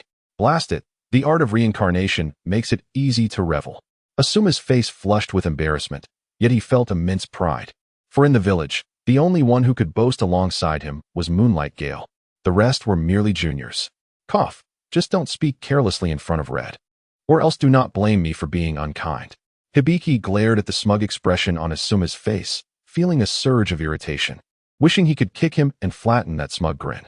However, he was bound by duty, soon to become a caretaker for the third Hokage, effectively becoming a servant of the Sarutobi clan. Come on, spill the beans. I won't tell anyone. You know I'm the most discreet. Hibiki thumped his chest, the sound echoing as curiosity burned within him like a raging fire. Faced with Hibiki's unyielding gaze, Asuma scratched his nose. Did he really want to confess that he had done nothing at all? They haven't even agreed to my confession yet. They merely said they would think about it. How could I not be the subject of your ridicule for half a year? At that moment, my old face would truly have nowhere to hide. Go away. Your mouth is just like your pants. Has it ever been closed? What? With a look of shock, Whibby glanced down and was taken aback. It truly was open. Unexpected. Unexpected. It's not that I didn't zip it up. It must have been that woman earlier. Lowering his head while zipping up, he accidentally collided with Asuma's back. Rubbing his forehead and looking at Asuma's robust silhouette, Whibby felt a bit perplexed. Oh, why have you stopped? Is it because of a beautiful woman? There are no beauties. But two oddballs are blocking our path. What? Which two fools dare obstruct the Prince of Konoha? They should weigh their worth. Asuma, who was about to light a cigarette, almost burned himself. What nonsense is this idiot spouting? Such words should not be uttered casually. It's fine to know it, but saying it out loud is pointless. He shot Hwibie an annoyed glance. Look for yourself. The newcomers do not come with good intentions. Be careful. Hwibie understood. In broad daylight, they dared to ambush them. It was evident they were prepared, and their intentions were clear. He glanced sideways at Asuma. It was needless to say, they were clearly here to kill him, given his stature. For someone like him, who had no reputation, the chances of being targeted were almost non-existent. With a sigh, Hwibie lamented, I should have gone shopping with Hong. Asuma disdainfully scoffed. It was that bastard who dragged me to such a place, looking so impatient. I remember it vividly. Come on, brother. Don't put me in the same category. I'm just a naive newcomer, completely clueless. Unlike certain individuals who are well acquainted with the ins and outs. As if they own the place. Asuma's hand trembled as he held the cigarette, exchanging a knowing look with Hwibie. Hwibie signaled with an okay gesture, pulling his hand to his mouth and raising an eyebrow, giving a knowing glance. Kakuzu flipped through the bounty list, noting, Asuma Sarutobi, bounty 35 million. On the side, Haiden was somewhat bored, swinging his peculiar weapon. The leader's order was to eliminate Uchiha Sheo, and Kakuzu was eager to comply because that bounty reached over 100 million. Even 300 million. Such sums usually indicated a village's shadow. However, killing someone of that caliber was nearly impossible. Even he, who once competed with the god of the ninja world, found it daunting. Yet, Uchiha Sheo was currently nowhere to be found. Abandoning 35 million would be a pity. Let's resolve this swiftly. Haiden, you handle that little sunglasses fish. Hey, are you looking down on me? With these two small fry, I can handle it alone. Your technique is too troublesome. We don't have time to waste here. TCH. You bastard, this is a ritual. How can you say it's too troublesome? That is a grave disrespect to the evil god. Kakuzu found this fellow truly bothersome. What nonsense ritual? It merely involves drawing a circle to curse you. Am I getting old and out of touch with the younger generation's thinking? Never mind, my little money is the most delightful. Counting it is the most anticipated ritual in this world. Sarutobi Asuma, your life is now mine. Bastard, are you even listening to me? I'm telling you about our evil god cult. Stop. I'm only interested in the money, not the evil god. Enough. We're in a hurry. Let us go together. You scoundrel. Chapter 62. Infidelity in plain sight? Boom. Crackle. What the hell, that fool? Ah, Uchiha Sheo. I will kill you, you bastard. Don't be like that. Just a moment ago, you shut up. Get away from me. A long, snow-white leg kicked out, striking Sheo in the chest. He flew straight back, performing a backflip. He awkwardly appeared in the street, brushing off the dust that enveloped him. He was somewhat speechless. He had just been discussing quantum collisions with Hong, when suddenly it felt like a magnitude 10 earthquake struck, summoning wind, fire, and lightning, directly obliterating the street. Looking around, the once bustling road now lay in ruins. Sheo was momentarily stunned. Who is so audacious as to completely disregard human life? A fierce wind swept through, dispersing the dust in an instant. A figure, bloodied, traced a graceful arc through the air, crashing heavily into the debris beside him. Turning to look, Sheo's brow furrowed. Oh, it's you. I wondered who was so reckless. So it's you, the terrorist. Kakuzu. Uchiha Sheo, you need to go to the spa. Flushed with anger, Hong limped out of the room, slightly disheveled from hastily dressing. She lunged forward, grabbing Sheo by the neck and pinning him to the ground, attempting to choke him. Shut up. You beast, I'll choke you to death. Cough, cough. Hold on. Why not take a look around? Hong paused, glancing around, and her beautiful eyes widened in horror. Her once rosy complexion paled. What is happening here? Meanwhile, Asuma, who had been beaten to a pulp, was already dumbfounded. Is that stunning woman Hong? She looks so beautiful today. But who is the man beneath her? Why are they so intimate? Those marks on her body, are those lip prints? What were they just doing?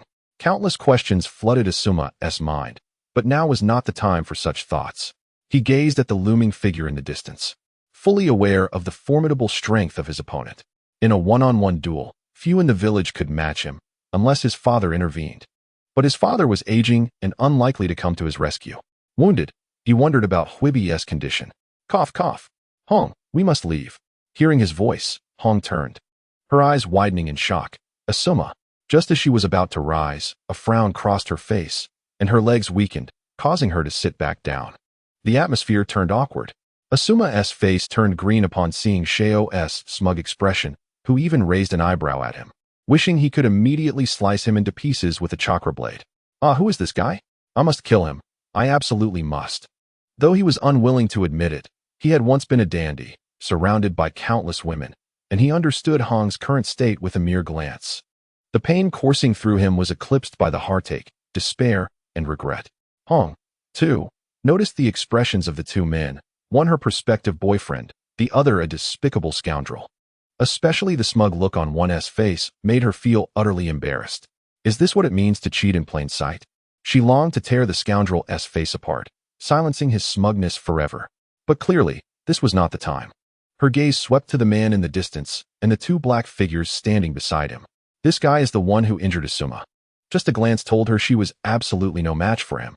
Xiaoyu sat up and then embraced her, rising to his feet. With a smile, he asked, "So, can you still walk?" Hong, unable to withstand this, felt the weight of Asuma's incredibly complex gaze upon them. All her thoughts had dissolved into nothingness. She struggled in embarrassment. Her face flushed to the point of steaming. "Put me down, you scoundrel." Xiaoyu chuckled, and under Asuma's piercing glare, he planted a kiss on Hong's small face. Hong was left dumbfounded. What was he doing? Did he just kiss me? In front of Asuma?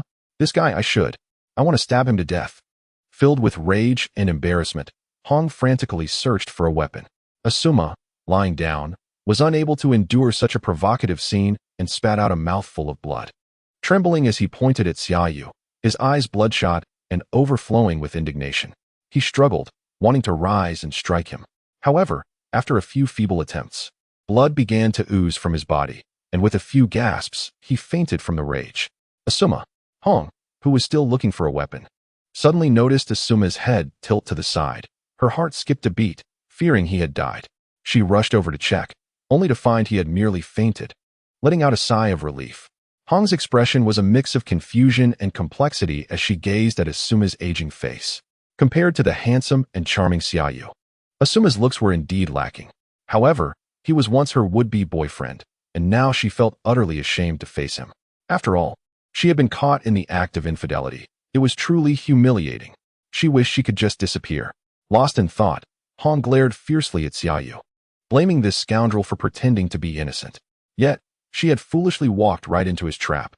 Xiaoyu smiled knowingly, having received his prize so effortlessly, and one must open it to appreciate its value, especially when it concerns such an exquisite beauty. All right, stop being angry. I don't have time to coax you. Moreover, you belong to me now, so don't even think about other men.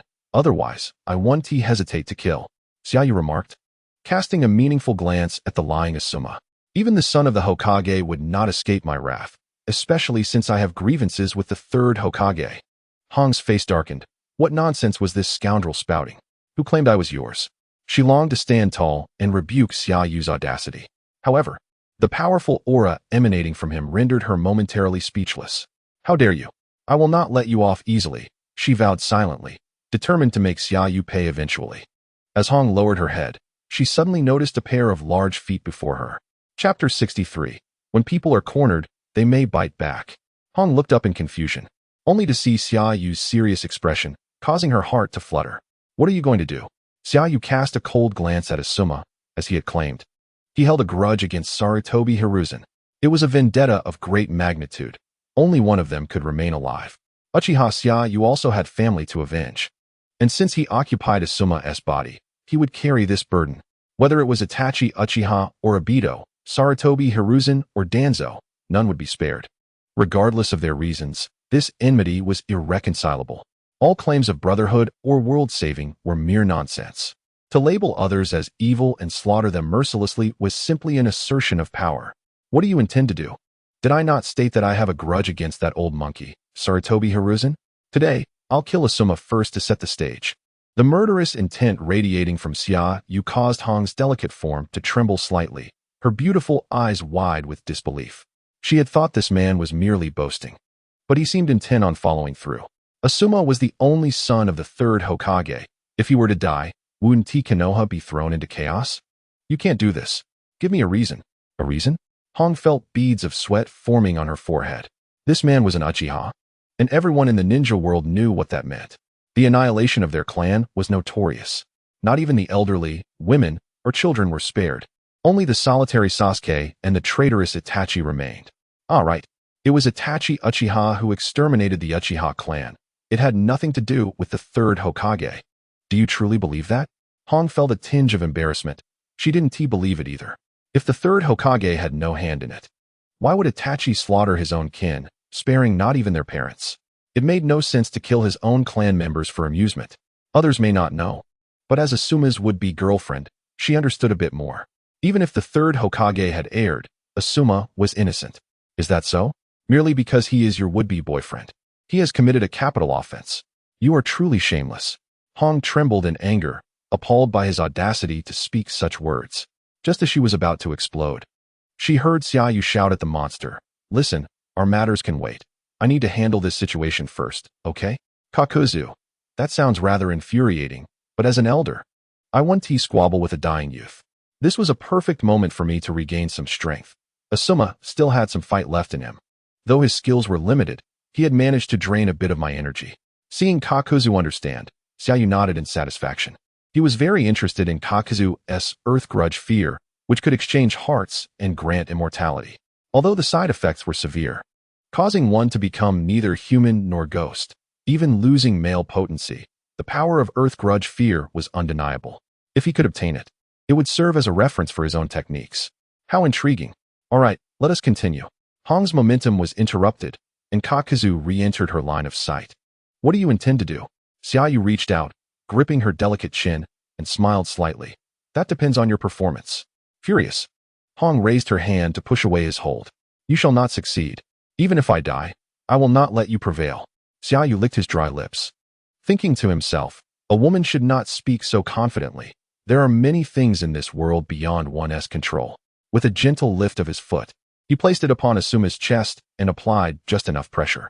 With a gasp, Asuma felt an agonizing pain in his chest, as though his fractured ribs were piercing his lungs.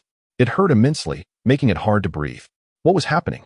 In a daze, he began to cough blood violently, slowly regaining consciousness. Meanwhile, Hong, who had been so resolutely standing her ground, panicked at the sight of Asuma spitting blood. What are you doing?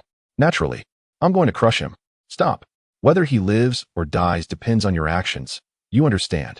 Seeing Xiaoyu's mischievous smile, Hong could no longer contain herself. She leapt up, intent on attacking him, only to be swiftly embraced by Xiaoyu, who leaned down to kiss her. Asuma? Upon opening his eyes, he saw his girlfriend being held and kissed by another. What should I do? The weight of the foot on his chest felt like a mountain, suffocating him, and the loss of blood left him dizzy. His mouth was filled with blood, unable to spit it out or swallow. The intertwining of two tongues, drawing out an invisible thread, was a visual assault upon him. You wretched adulterers! May you never find peace. Red wept, realizing she had ensnared herself once more. Yet, it was futile to struggle now. She would endure the present tribulation as best as she could. She might as well have been a dog. How revolting. Perhaps it was time to return and brush her teeth a few more times. Are you satisfied now? TSK, your body is far too tense. Do not overstep your bounds. I, too, can bite when provoked. Ah, fine. But remember, you belong to me, understood? Humph. Xiaoyu chuckled softly. Red was not the same as she would be a decade later. For now, she radiated the vigor of youth. How adorable. Suddenly, the jarring sound of metal scraping against the ground echoed, and Xiaoyu set Red down to turn and see. It was Haiden, dragging a corpse behind him, leaving a long trail of blood. Red's pupils dilated in shock as she gasped, Ebisu. The now black and white Haiden looked over, exclaiming, Hey, Kakuzu, you still haven't dealt with this? There are even more people now. What are you doing? A target had appeared. Caution was necessary, for the opponent could traverse Konoha with ease.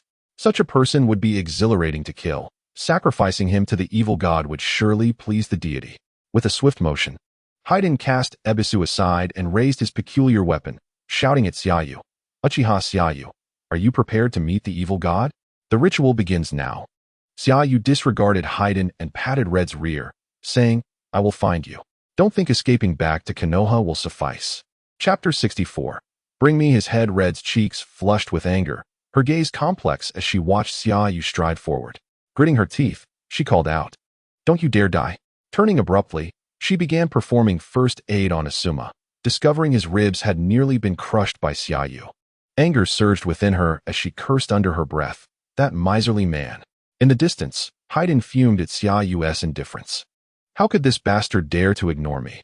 Kakuzu had summoned the 4 heavenly kings, for towering, pitch-black monstrosities exuding an overwhelming presence. Xiaoyu, however, dismissed Haiden entirely. This fool had nothing but immortality and a single technique, the death-dealing blood, to his name. His taijutsu was lackluster. Without the death-dealing blood, he wouldn't stand a chance against Asuma. His immortality was a double-edged sword. Once his head was severed, his body would be utterly at the mercy of others. Nevertheless, Xiaoyu was intrigued by his immortality and the enigmatic evil god. As the breeze rustled, a figure appeared beside Xiaoyu, kneeling on one knee. "Chief, Heishan has arrived late." "Ha ha ha, just in time," Xiaoyu replied with a smile. "That silver-haired slickback fellow is yours to deal with. Rest assured, Chief. Heishan will bring you his head." "Ha ha ha, do not underestimate him. He is immortal." "What? Just be sure he doesn't get close. And don't let him harm you. If he tastes your blood, he will toy with you using his immortality." Heishan cast a fervent glance at Haiden. Though he was unsure what Xiaoyu meant by playing with him, it certainly did not sound pleasant. "Immortal, you say? Oh, then that could be rather amusing." Heishan's eyes sparkled as he gazed at Haiden like a rare treasure. His reasons for joining the malevolent Uchiha clan were twofold: for Xiaoyu, and because Xiaoyu had promised to hold a grand concert for him in the future. Singing alone without an audience was a sorrowful affair. He needed a loyal listener. But Xiaoyu surely did not have the time to indulge in his singing. Ordinary folk would perish after hearing too much. Haiden felt a shiver as Heishan's passionate gaze fell upon him, sensing something unsettling in the intensity of his stare, reminiscent of the expression one wore while killing. "Hey, you little dwarf, what are you staring at?" Heishan remained unperturbed, for standing at a mere 1.7 meters beside the nearly 1.9 meter Xiaoyu. He did indeed appear diminutive. He continued to smile at Haiden, further unsettling him. If not for Kakuzu's intervention, Haiden might have lunged at him. Xiaoyu declared, "This place is too cramped. Let us relocate." With that, he vanished from sight. Red managed to staunch Asuma's bleeding, but upon realizing Xiaoyu and the others had disappeared, she rushed to Ebisu's side, only to find him already lifeless, riddled with puncture wounds.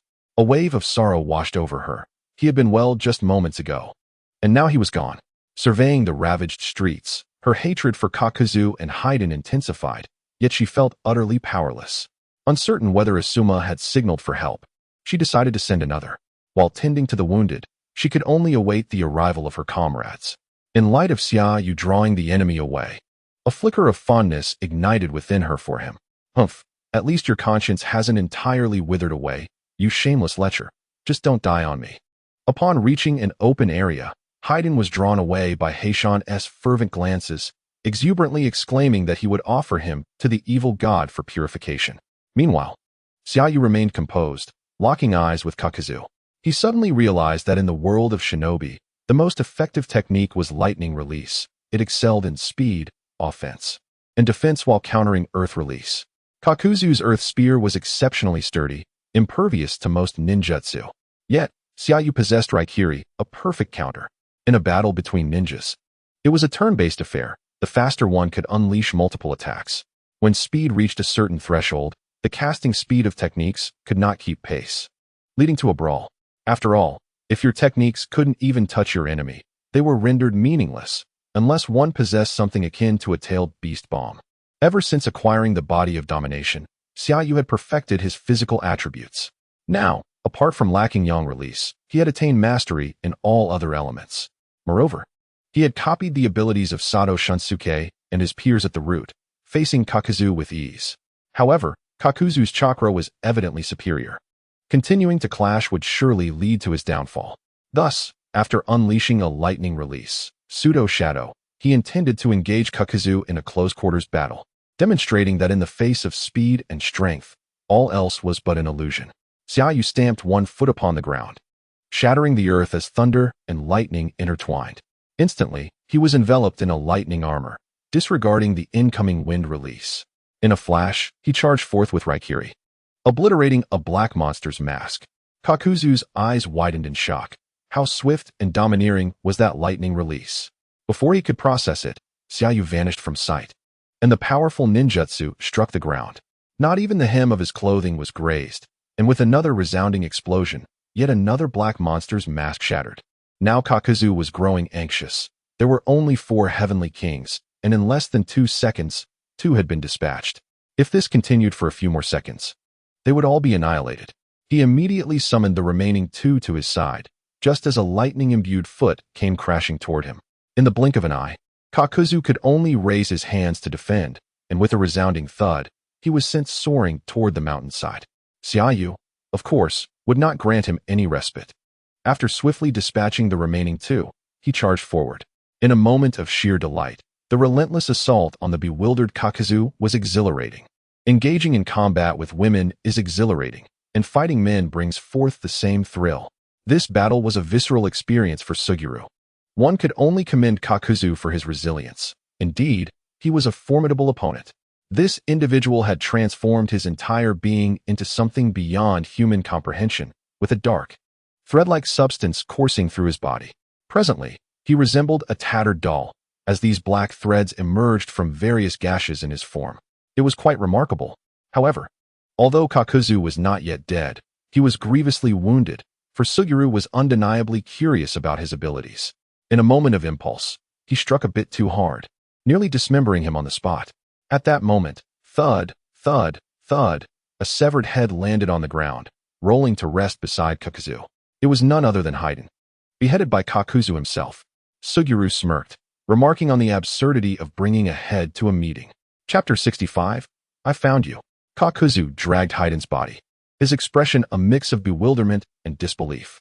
He had initially doubted Suguru's words, for they seemed ludicrous. An immortal body? Even the gods of ninjas could not achieve such a feat. How could this brash youth possess such extraordinary ninjutsu? Yet, to his astonishment, this audacious lad indeed possessed such power. However, it seemed limited to immortality. Under Suguru's sound-based technique, he could barely approach him. Ultimately, he fell into unconsciousness, curiosity compelling him to sever Haiden's head. To his surprise, Haiden immediately regained consciousness, hurling insults at him. Kakuzu would not tolerate such insolence, retorting with equal fervor until Haiden fell silent. Leader, this fellow is truly remarkable. Even after losing his head, he still has the audacity to curse. Suguru seized Haiden's head, only to find his eyes vacant, resembling a humiliated maiden. Did you sing to him? He teased. Unable to resist, he declared, I'm sending him to you. Sing to him whenever you feel the urge. With a casual toss, he flung Haiden's head to Kakuzu. After all, he could not die, so let him wreak havoc as he pleased, so long as he did not trouble Suguru. Regarding research, possessing a body was sufficient. Turning to the lifeless Kakuzu on the ground, he inquired with a grin, How do you fare, old man Kakuzu? Is my fist hard enough? Kakuzu raised his gaze to Suguru, his voice raspy. You are strong. The strongest young man I have ever encountered. Huh, the strongest? I cannot accept such a title. Suguru waved dismissively. He sought no meaningless accolades. Let us dispense with pleasantries. I desire your earth grudge fear. Kakuzu's eyes widened in disbelief, his mind swirling with questions. Earth grudge fear was his closely guarded secret. Those aware of it should have perished. Yet, here was Uchiha Suguru, effortlessly uttering this secret. How was this possible? Could it be the Sharingan? How terrifying. Could one truly discern an opponent's core secret with just a single confrontation? How did you know? He could not help but ask. Suguru smiled lightly. I simply wish to conserve my ocular power. Otherwise, I would have delved directly into your mind, which would have been far simpler. Do not harbor any false hopes. Even in death, I could extract what I seek from your corpse. The Uchiha name is not to be trifled with. Kakuzu. A chill ran through Kakuzu. For the first time, he grasped the weight of the name Uchiha. What you desire, I shall grant. However, given my current state, do you still wish to train? He was utterly perplexed. You are already so powerful, possessing the illustrious Uchiha Sharingan. With time, you shall only grow stronger. Why pursue earth grudge fear, a technique so grotesque? Is it not better to live as a normal man? Unlike me, who has been left with nothing but emptiness and wealth. Suguru accepted earth grudge fear, mentally reviewing it to confirm its authenticity. Yet, to be cautious, he employed the Mangekyo Sharingan to glean further insights, also checking the current members of Akatsuki. After comparing, he nodded in satisfaction. He did not respond to Kakuzu's question, but instead stated, upon your return, inquire with your leader if he has any intention of selling the flesh and blood of a golem. If so, I can inform him how to restore his body. Kakuzu felt utterly confounded, his mind akin to a pin cushion. Internally, he cursed Suguru profusely. He had explicitly revealed his secrets. Yet Suguru had audaciously used the Sharingan to extract the old man's memories. How utterly disrespectful. As he regained his composure, Suguru, Kakazu, and Haiden had already vanished without a trace. After patching himself up, he staggered to his feet. With 4 hearts punctured, he needed to seek fresh sustenance, lest his power diminish drastically. The flesh and blood of a golem? Could it refer to that? Kakazu recalled the massive creature sealed alongside the 3 tails. Yet he could not fathom what Suguru meant by restoring a body. His leader possessed the Rinnegan. Could there be something unspeakable about his body? At that moment, a carnivorous plant sprouted from the ground. Extraordinary. Suguru had instructed Kakazu to bring Haiden's body and head back to the land of waves while he sought out the mother and daughter in the village hidden in the grass. Swiftly traversing the landscape, he soon arrived at the village. Who goes there? This is the village hidden in the grass, not a place for just anyone to approach. Begone. From a distance, a man adorned with a shabby forehead protector shouted at Suguru upon seeing him enter. Recently, the village hidden in the grass had experienced a tumultuous battle, resulting in countless casualties. It was an exceedingly sensitive time. Were it not for Suguru's village attire, the man would have swiftly dispatched him. After all, in his mind, noble ninjas would never don such tattered garments. Suguru cast a glance at him, his Sharingan piercing through the man's mind, violently extracting his memories. Already taken to the hospital? Damn it, don't you dare die, or I shall raise the village. The man's eyes rolled back, collapsing to the ground. Suguru showed no mercy. He acted with brutal efficiency, teleporting directly to the hospital. From a distance, he unleashed a wind release technique. Pressure damage. Instantly, a terrifying wave of wind surged forth, eliciting screams of terror from all around. Accompanying the cacophony of cries were more anguished wails. Numerous ninjas rushed forth to intervene, yet despair washed over them as a searing inferno erupted, each exerting their utmost effort to resist, but the overwhelming explosion obliterated most of them. Suguru surged into the hospital, fully activating his spider senses. The village hidden in the grass was likely filled with weaklings, unlikely to possess any notable ninjas. Yet, Karui's mother belonged to the Uzumaki clan. Her chakra reserves far surpassing that of ordinary ninjas. However, the possibility of her chakra being drained from excessive use could not be dismissed. Empowered by the lightning armor, Suguru reached his peak speed. The hospital corridors shattered under the might of his lightning, with ninjas emerging only to be annihilated before they could utter a word. Suddenly, a peculiar sensation washed over him. Found you. Suguru struck the ground with a fist, creating a massive crater as he jumped down, the swirling dust failing to obscure his vision. Lightning release, electric shock. Blue lightning pierced through a horde of approaching ninjas, obliterating them into fragments. A furious roar reverberated throughout the underground space. How dare you wreak havoc in Grass Hidden Village? You are doomed. The middle-aged ninja from Grass Chicken Village was seething with rage. What were those incompetent fools outside doing? How could they allow intruders to breach their domain? What a disgrace, a bunch of useless wretches. Just as he contemplated unleashing another round of invectives to make the enemy aware that their village was not to be trifled with, a massive hand engulfed his face. Through the gaps of the fingers, he could distinctly see the cold, unfeeling visage of his opponent, with no acknowledgement of his existence. As if he were merely a pest being crushed. Spare me. With a violent thrust, Shoyo slammed him against the wall, shattering it into rubble. Before casually discarding the lifeless body, he had no inclination to engage in conversation with such lowly beings.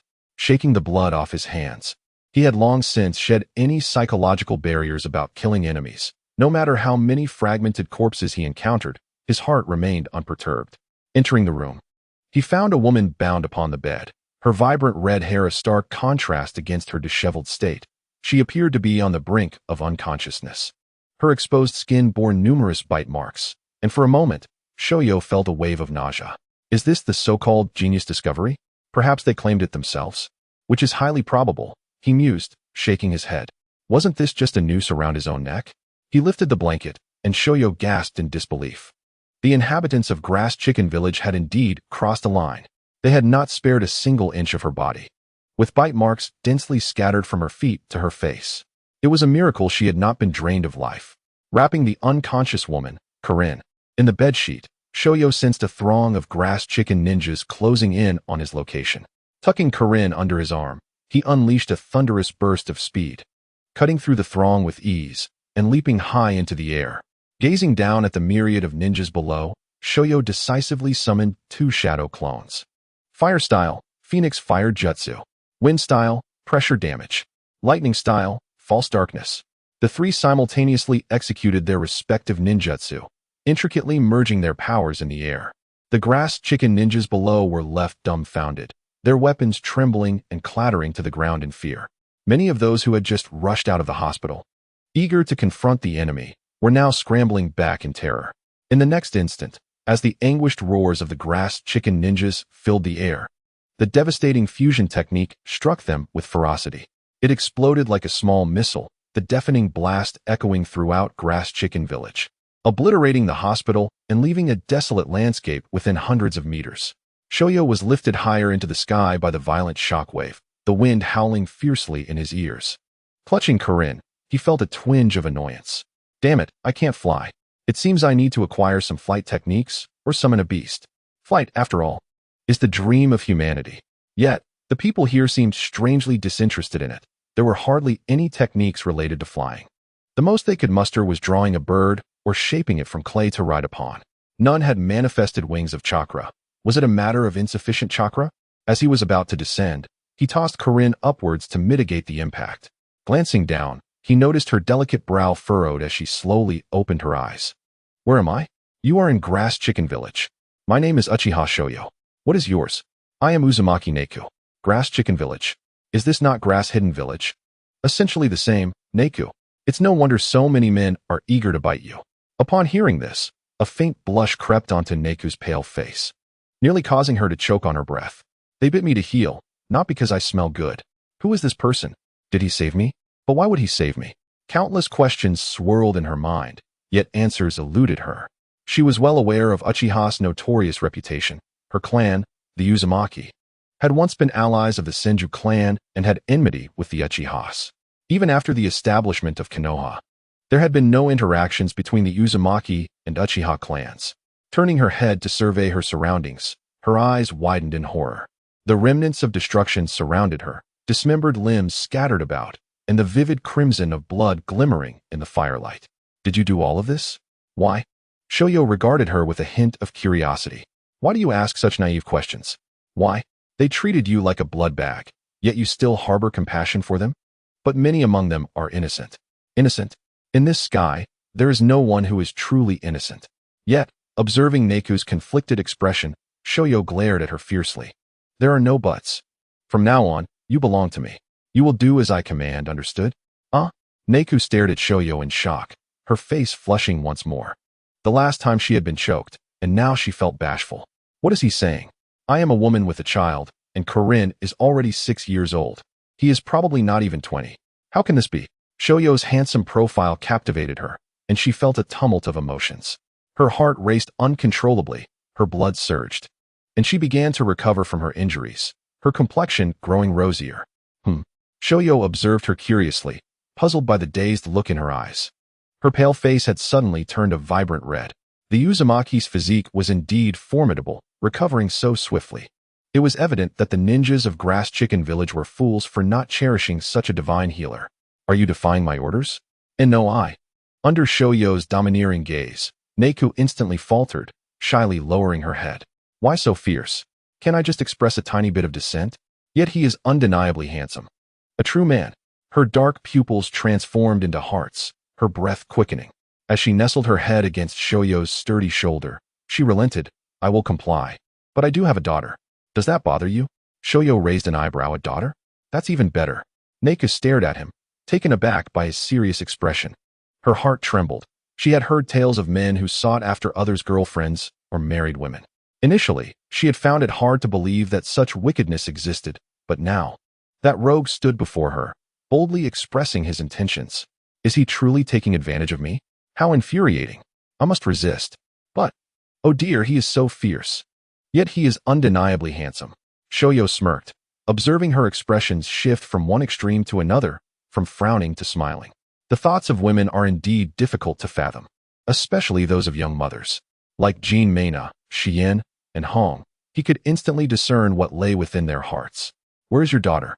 I have no desire to linger here any longer. Let us depart with her. Ah, she is over there.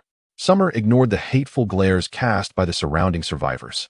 In this world, the weak could do nothing but weep, left with nothing but impotent rage. Upon opening the door, he beheld the small figure of Xianglin, and the two women immediately embraced, weeping profusely. Summer had no interest in witnessing such maternal affection. He quickly seized them and departed from the village of Grass Chicken. Throughout the ordeal, Summer had not caught sight of Kaku's appearance. Perhaps the small village had never truly housed him. The utter defeat of Akatsuki and the capture of Haiden had driven Obito into a furious rage, wishing nothing more than to confront Summer and eliminate him. Yet, Summer's revelations regarding Kaku astonished him. The latter seemed to possess knowledge of the golem's existence, and even of Nagato's ailments. How could he possibly know this? Was it Uchiha Itachi? That should not be the case. Itachi could not possibly be aware of Nagato's condition. Furthermore, what purpose did he have for the flesh and blood of the golem? Uchiha Summer, what do you truly know? What secrets lie hidden within you? Obito felt a throbbing headache. An inconsequential character had suddenly become a thorn in his side, causing him considerable discomfort. So, Obito, what do you intend to do? Black Zetsu, lacking any combat prowess, could not devise a solution against Uchiha Summer, relying solely on his persuasive tongue. Unless Nagato intervened, there was no way to secure a victory over Uchiha Summer. No one else could keep pace with his speed. The problem lay with Nagato, who had always harbored doubts regarding his identity. After hearing Kaku's words, persuading him would be even more challenging. Black Zetsu expressed his helplessness, offering nothing but a token of encouragement. For the sake of your noble quest to rescue your mother, take care, Obito. In the rain village, Nagato, surrounded by numerous tubes, appeared quite frail. Xiaonan, what do you think? Xiaonan frowned deeply, feeling immense dissatisfaction with Obito's decision to send Kaku and Haiden after Uchiha Summer without prior notice. Such a significant matter deserved at least a heads-up. It showed a complete disregard for Nagato, their leader. Moreover, she had always doubted that he was the legendary Uchiha Madara. However, his abilities were undeniably enigmatic. He must know something, perhaps even about her existence, but it was improbable. Xiaonan was filled with anxiety, aside from Uchiha Madara. No one should have been privy to Nagato's true identity. Yet he had confidently asserted that the leader of Akatsuki had health issues and even knew how to remedy them. There was certainly something amiss. Meanwhile, Nagato was unconcerned. After all, he was the reincarnation of the Sage of Six Paths, a savior in this world, a godlike being. Even in his current weakened state, he could not be outwitted by a mere Uchiha. If Yahiko deemed him a savior, then he would surely save this wretched world. Even if rivers of blood were to flow, he would restart the world. Once, he had effortlessly slain demigods of the ninja world. And now was the time when Nagato felt most confident. He did not regard Uchiha Madara as a threat. Whether or not he was aware of this was inconsequential. He could still provide the flesh and blood of the golem.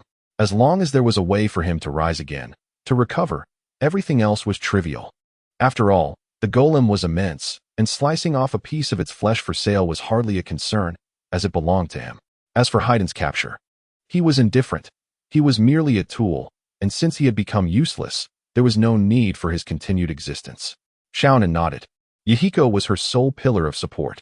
If restoring Nagato meant selling the flesh of the golem, she would not hesitate, even if it meant sacrificing the whole thing. She pondered aloud. Nagato, if you cannot go out, allow me to seek him. Nagato frowned. He was everything to Xiaonan, and she was everything to him. However, he had to fulfill Yahiko's wish, as it was their shared dream. Xiaonan, do not worry. You are well aware of my strength. Even if he could defeat me, he could never capture me. Should he dare to harm you, I will kill him. Yes, be cautious, but do you know where he is? Hehe.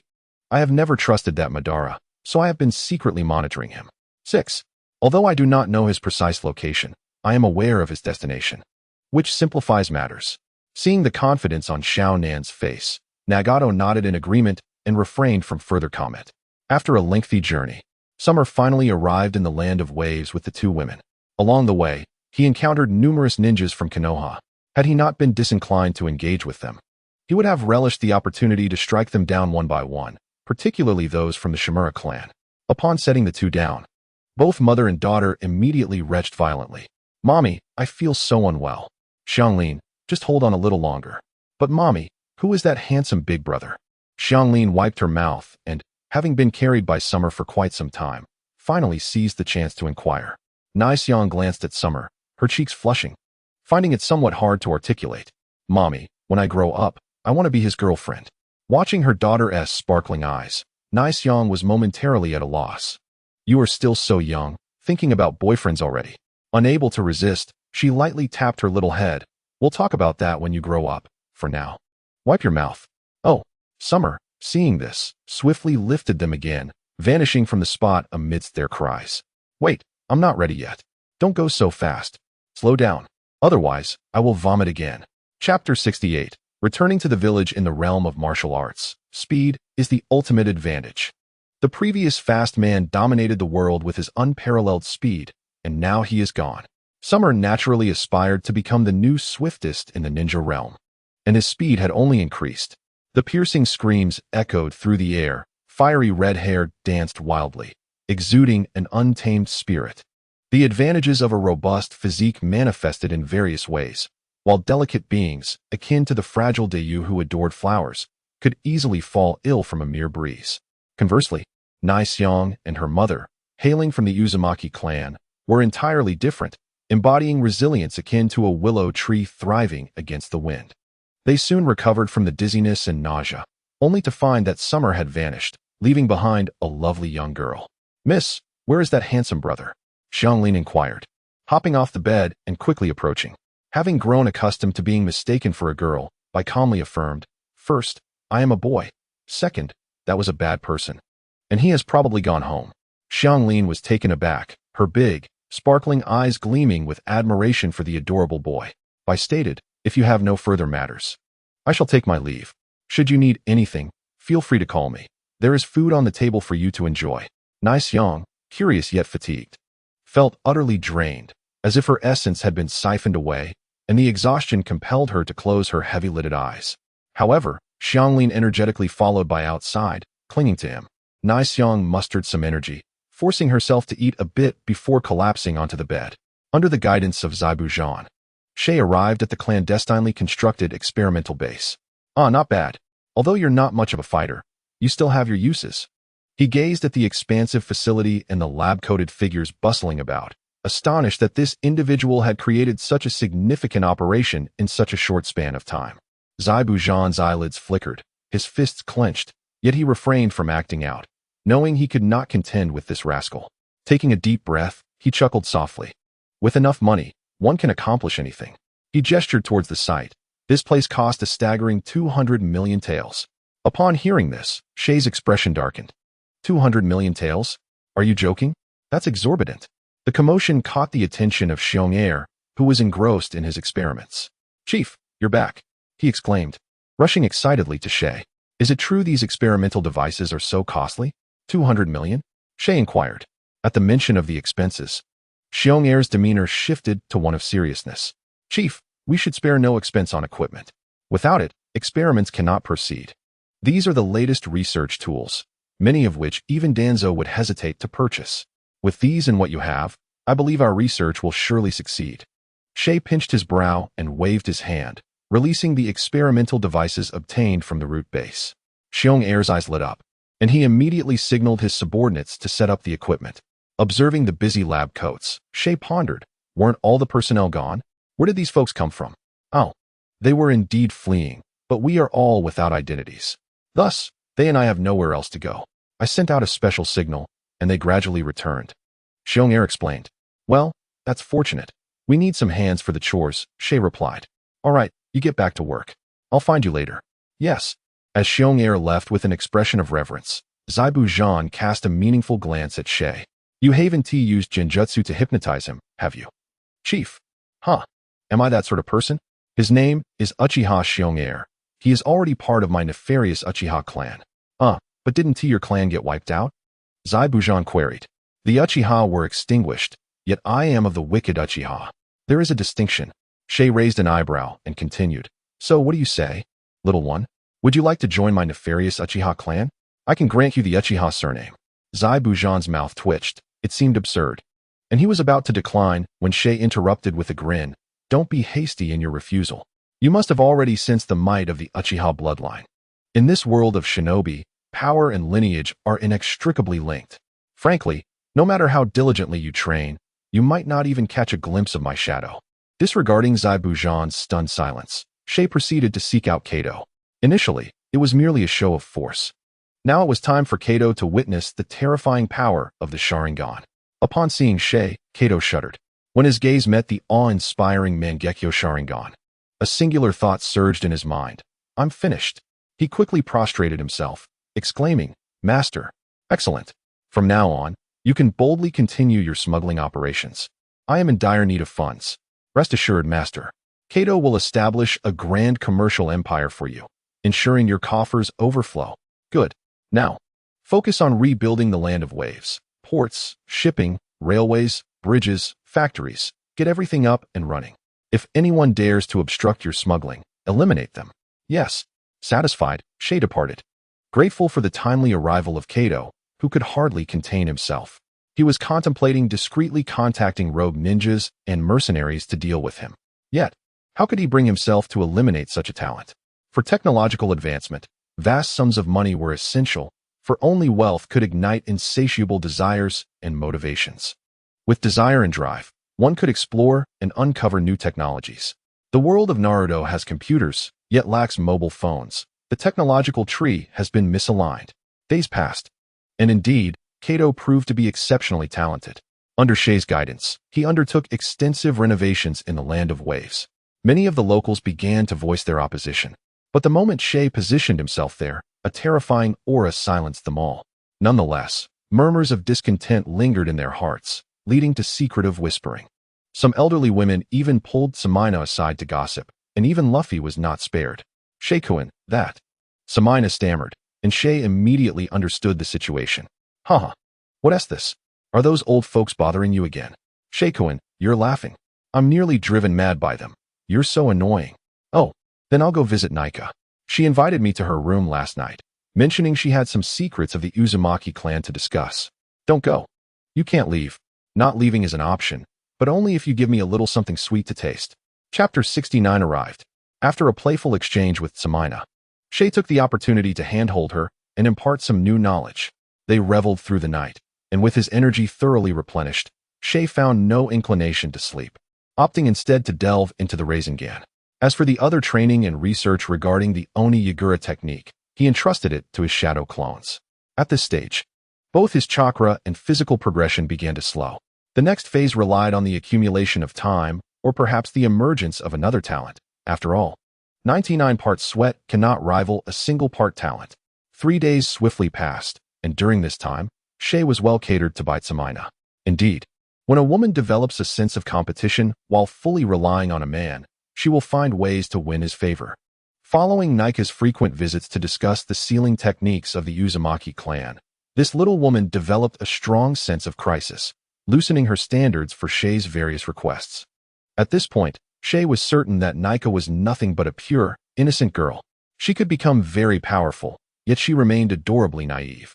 With her mind filled with an array of techniques and sealing arts from her clan, yet she had not practiced a single one. Otherwise, with just one technique, the Diamond Lock, she would have had few rivals in the shinobi world, rather than being treated like a mere blood bag in the small village of Kusa. Sealing techniques are the ultimate cheat in the shinobi realm. Shay cast aside the Rasengan and began to study the art of sealing. Nearby, Samina pouted, her fingers fidgeting. Feeling a touch of jealousy, Shay ignored her, let her stew in jealousy. The more she indulged, the more accustomed she would become to it. Nika's face flushed slightly, her gaze evasive. Samina's glances made her blush, yet she dared not defy Shay's commands, only managing a small protest. Shay placed his right hand on Nika's abdomen, carefully examining her body. Don't move. Their interaction proved too much for Samina, who quietly moved closer to Shay and placed his left hand on her own abdomen. What's wrong? Is your stomach cold? Humph. Shay chuckled, his fingers teasingly scratching, eliciting a cascade of laughter from Samina, who quickly clung to his arm, playfully scolding, Shakuin. You're so annoying. One sheep can be herded, and so can two. After indulging in jealousy, one must also offer sweetness. Otherwise, it becomes a hassle to appease them. And Shay had no desire to placate women. In Shay's perception, Nika's physical prowess surpassed that of Samina by a considerable margin. They were entirely on different levels. The bloodline of the Whirlpool clan is indeed extraordinarily blessed. He feels it far surpasses that of the Senju clan. After all, the Senju has only produced one Hashirama Senju, while every member of the red-haired clan is vastly superior to an ordinary person. Suddenly, Yashiro gasped in surprise, drawing the attention of the two women. Yashiro-kun, what is it? Is there something wrong with my body? Yashiro smacked his lips and withdrew his hand from the fragrant girl, noting that the bite marks on her skin had completely vanished, restoring her to her originally tender complexion. Under Tsumina's anxious gaze, Yashiro gently placed his hand on her abdomen to sense it carefully. Yashiro-kun, is it good news? There's no need to worry. Upon seeing Yashiro's smile, Tsumina finally let out a sigh of relief. The previously tense atmosphere had made her heart race, nearly bursting from her chest. Yashiro-kun, you're teasing me on purpose, you rascal. Ha ha ha, how could I? I have wonderful news for you. You're pregnant. Tsumina touched her belly in disbelief. Am I really going to have a baby? I don't feel anything at all. Aren't pregnant women supposed to experience morning sickness? But I don't feel anything. Haha, it's still quite early. Let me calculate the timing. With that, Yashiro silently counted on his fingers. I realized that the time of Tsumina's conception coincided with when I last gained my ability, or rather, it was right at that moment. His ability, perfect accuracy. Yashiro stroked his chin, pondering. Could it be that this ability also applies here? If that's the case, then perhaps Yuzuki Yuin and Akane could also. Or maybe I'm just overthinking it. Shaking his head and noticing the curious gazes from the two women, he chuckled. It's only been a few days. There's no way there would be any immediate reaction.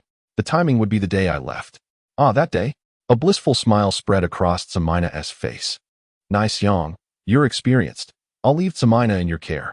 Yashiro patted Nice Yang on the head. In response, Nice Yang adopted a serious expression. Yes, yes. I will take good care of Tsumina. Hee, Nice Yang sister. I'm counting on you and my baby. Oh dear, saying that puts a lot of pressure on me. Nice Yang sister, does childbirth hurt? I've heard it can be excruciating. I'm not sure. I gave birth to Xianglin rather quickly. Suddenly, Yashiro vanished from the spot, leaving the two women chattering away, completely unaware. At the back mountain, he had been contemplating flight ninjutsu just days prior, and now it was here. However, it seemed unattainable. The sudden surge of powerful chakra surprised him, prompting him to investigate. To his astonishment, it was this woman. Nagato had actually permitted her to come. Sister Conan, your presence is a great honor for this humble brother. Conan floated gracefully in the air, wings of chakra unfurling. Such grandeur.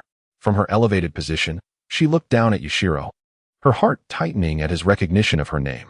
This man was indeed suspicious. Sister Conan, perhaps you should come down, even though you're wearing leggings. It makes me feel quite bashful. Conan felt a few veins throb on her forehead, suppressing the urge to crush him as she descended. You know why I'm here. I hope you won't deceive me, or the consequences will be dire. Ha ha, of course. After all, I'm merely a humble wielder of the Sharingan. I wouldn't dare to provoke you. You know indeed. Who are you? Uchiha Yashiro, the first patriarch of the infamous Uchiha clan. I look forward to your guidance in the future. Conan felt slightly out of touch with the current youth. What did first patriarch even mean? Was she getting old? She unconsciously touched her smooth cheek, still youthful in appearance. She decided to skip the pleasantries and get straight to the point. The flesh and blood of the magic statue can be given to you, but how can I be sure you are not deceiving me? Oh, you are strong while I am weak. How could the weak dare deceive the strong? That would be courting death. Yashiro crossed his arms and smiled lightly. Moreover, if I were to deceive you, Sister Conan, wouldn't Nagato turn me into a puppet? Chapter 70. The kidney man Conan was genuinely taken aback. He knew about Nagato's Rinnegan techniques, which were supposed to be top secret. This person was far too dangerous and must be dealt with. As she sensed the growing murderous intent radiating from Conan, Yashiro smiled. Sister Conan, there's no need to be tense. I have no interest in your plans and will not obstruct you. I, too, harbor disappointment in this world. Perhaps destruction followed by rebirth is a blessing in disguise. Therefore, you need not view me as an enemy. We might even become partners. Conan took a deep breath, suppressing her murderous intent. The Uchiha Yashiro before her surely held monumental secrets. The fact that he was aware of their plans sent a chill down her spine, yet simultaneously offered a strange sense of reassurance.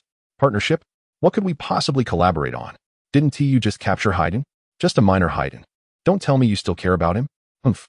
I was referring to Uchiha Obito. You know about him as well. I know much more than you can imagine. Such as how Nagato's Rinnegan was implanted by Obito. What? That's impossible. Conan's eyes widened in disbelief. The formation of Akatsuki was predicated on Yahiko's unwavering belief that Nagato was the one to change the world. Why? Of course, it was because of the Rinnegan. If the Rinnegan didn't belong to Nagato, then was everything merely a dream? Were all their endeavors merely part of someone else's script? What was the truth behind the Moon Eye plan? You're lying to me, aren't you? Conan gazed at Yashiro, her eyes filled with desperation, hoping he would assure her it was all a jest. Unfortunately, the truth is often harsh. This world is fraught with treachery and deceit, filled with all manner of schemes. Yashiro mused. If he were to reveal that Yahiko's death was also a meticulously orchestrated trap, wouldn't she fly into a rage and seek revenge on Obito? However, it might not be impossible. Perhaps Nagato would directly obliterate Konoha in a fit of rage. After all, Danzo played a significant role in all of this. Would Sarutobi Hiruzen choose to hand over Danzo or allow Konoha to be destroyed? He was quite curious. Tell me the truth. Conan's breathing quickened, her chest rising and falling vigorously as her large eyes fixed intently on Yashiro. I can certainly tell you, but you must agree to one condition. What condition? Yashiro surveyed Conan, making her feel slightly uneasy, as if his gaze held an unexplainable quality. Such unabashed scrutiny was something she had never experienced from a man. A peculiar thought crossed her mind. Surely the Sharingan doesn't have X-ray vision? Although she wore a loose fire cloud robe, beneath it lay a mature, seductive figure, far more alluring than the younger Tsumaina. Hee, I want you. Huh. If you become my girlfriend, I will reveal all the truths to you. How does that sound? You big-headed brat. A blush crept across Conan's fair cheeks, realizing she had just been confessed to by a young Uchiha. This must be a form of coercion. What an insufferable little brat. She wanted to hit him. What to do? No, that won't work. Let us try another approach. Why? Do you have a boyfriend? It wouldn't be Nagato, would it? No, it's just that it's absolutely not acceptable. I am indifferent. All I desire is you. If you come to a realization, feel free to seek me out at any time. To heal Nagato, simply bring the flesh and blood of the golem. Payment upon delivery. Watching Yuta turn and leave without hesitation after delivering his words, Conan bit her red lip, clenching and relaxing her fists in frustration. That insufferable brat. Yuta, of course, had no idea how to heal Nagato. However, after absorbing the chakra of the 8 tails, Nagato's body had rejuvenated. So even if a complete cure was unattainable, a temporary fix would still be beneficial. At least he could stand and stroll about. If necessary, capturing a tailed beast as a power source would be quite feasible, as controlling one should be a trivial task for Nagato with his Rinnegan. I truly am a genius. Whether Conan would acquiesce to his demands was of no concern to him. If she did, it would only mean more delightful company. A month passed in the blink of an eye, and it was once again time to draw talents. Yuta washed his hands, suppressing his slightly excited heart. The colossal spinning wheel gradually came to a halt. Congratulations, host. You have acquired the kingly talent, Ancient Kidney. What? Yuta immediately exited the system space, assessing his physical condition. He felt vigorous, brimming with energy, as if he had an infinite reservoir of vitality. Then, he froze, his eyes widening in disbelief. His throat constricted with countless words he wished to express, but could not. He possessed a staggering 12 kidneys. After counting several times, he confirmed it. Each kidney contained immense power, truly worthy of being called titanium alloy kidneys. Incredible. The ancient kidney is indeed astonishing. Aside from the sheer number of kidneys, the remaining aspect was sheer strength, overwhelming strength that would likely leave Tsunade faint with shock. This could be troublesome. Yuta scratched his head and glanced at his attribute panel. Yuta Chakra, 300, 111 Bloodline Limit. 3 Tomo Sharingan, right.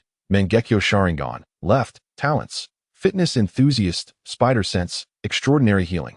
Super Endurance, Academic Prodigy, Titan Body, Perfect Accuracy. Ancient Kidney. The kingly talent is indeed impressive. Recently, his chakra had only increased by a couple of thousand, but now it had directly surpassed 300,000. With this newfound vigor, refining chakra would undoubtedly yield twice the result with half the effort. He believed it wouldn't be long before he surpassed 1 million chakra. This is the power of the sun. All attributes are now complete. I wonder if the fusion of all attributes equates to a bloodline net. Yuta dismissed the mundane thoughts from his mind as the powerful energy surged through his body, igniting a restlessness within him, as if his mind were invaded by an insatiable pest. In an instant, he appeared in his bedroom, a thin blanket draped over a perfectly sculpted figure, accentuating her exquisite curves. When did Tsunade's figure become so alluring? Is it due to her pregnancy? No time for that now. A faint fragrance filled the air, and Yuta's eyes ignited with fervor, his rationality slipping away in an instant. As for harming the child, that was out of the question. Spider sense is not something to be taken lightly. As he grasped a soft yield, the gentle sound startled Yuta. Yuta-kun? Nai-chan, why are you here? Chapter 71, An Unexpected Turn. Ahem, this is an unexpected turn. Yuta rubbed his nose, realizing he had acted impulsively. Indeed, impulsiveness is the devil. Luckily, it was Nai-chan. Had it been Tsunade, the consequences would have been dire. The construction site's piling machine. He never anticipated that the ancient kidney would come with such side effects, his mind completely overtaken, rendering him unable to control himself. Tsunade shot Yuta an exasperated glance, stealing a glance at Nai-chan, swallowing nervously before pointing towards the door. You are not allowed in my room again. Get out. Yuta was ushered out, the door slamming shut behind him, leaving him somewhat helpless, the fire within him still ablaze. Perhaps a visit to the izakaya would suffice? But shaking his head, he thought better of it. He was a man with a system now. Seeking companionship would only make him feel inadequate. Forget it. With all this energy, I shall train. On the vast sea, unable to perform the multi-shadow clone technique, he summoned only one clone for practice, needing a physical bout to unwind. Typically, he would create multiple clones for training, but this would diminish chakra for future clones, making training less effective, though useful for research. Each time he dispelled the clones, Yuta would feel a lingering discomfort, both physically exhausted and overwhelmed by the influx of knowledge. It was no easy feat, even with the Titan body. He needed time to recover, but now with the ancient kidney, he anticipated improvement. Yuta exchanged glances with his shadow clone. Hey, why do you have such a familiar gaze? The clone absent-mindedly picked its nose, scanning the surroundings before sighing. Looks like today I'm just a mutt. I was hoping to take revenge on Ichiraku. Yuta's eyelids twitched in realization. Wait, you're that guy? You sleazebag. You actually slept with Kawakawa Miko? You're tarnishing my reputation. Please, I am you. And you are me. If I slept with Kawakawa Miko, it's the same as you did. Besides, you also slept with Uzumaki Nai-chan. Stop deceiving yourself. You are a scoundrel, a pervert. Even after crossing over, you still aspire to be a saint. The clone spat dismissively, then fixed a blazing gaze on Yuta. When I see a beautiful girl, I'll take her. If I encounter a fool, I'll eliminate him. Anyone who dares to speak nonsense, I'll kill them. What is Shimura Danzo or Sarutobi Hiruzen? They are nothing but garbage. I'll storm into Konoha, wipe them out, seize control of the village, and then instigate the fourth shinobi war to become the ruler of the ninja world, at which point, I can choose any girl I desire. Yuta stared incredulously at this clone. Goodness, you've inherited my wickedness. Sometimes I truly think about becoming the lord of the world. The entire globe could serve as my harem base. 10 different girls a day, without repeats. The issue is, this is merely wishful thinking. However, now with the ancient kidney, he seemed unafraid of the abundance of women. Why rush? Accumulate resources, bide your time to reign, understand?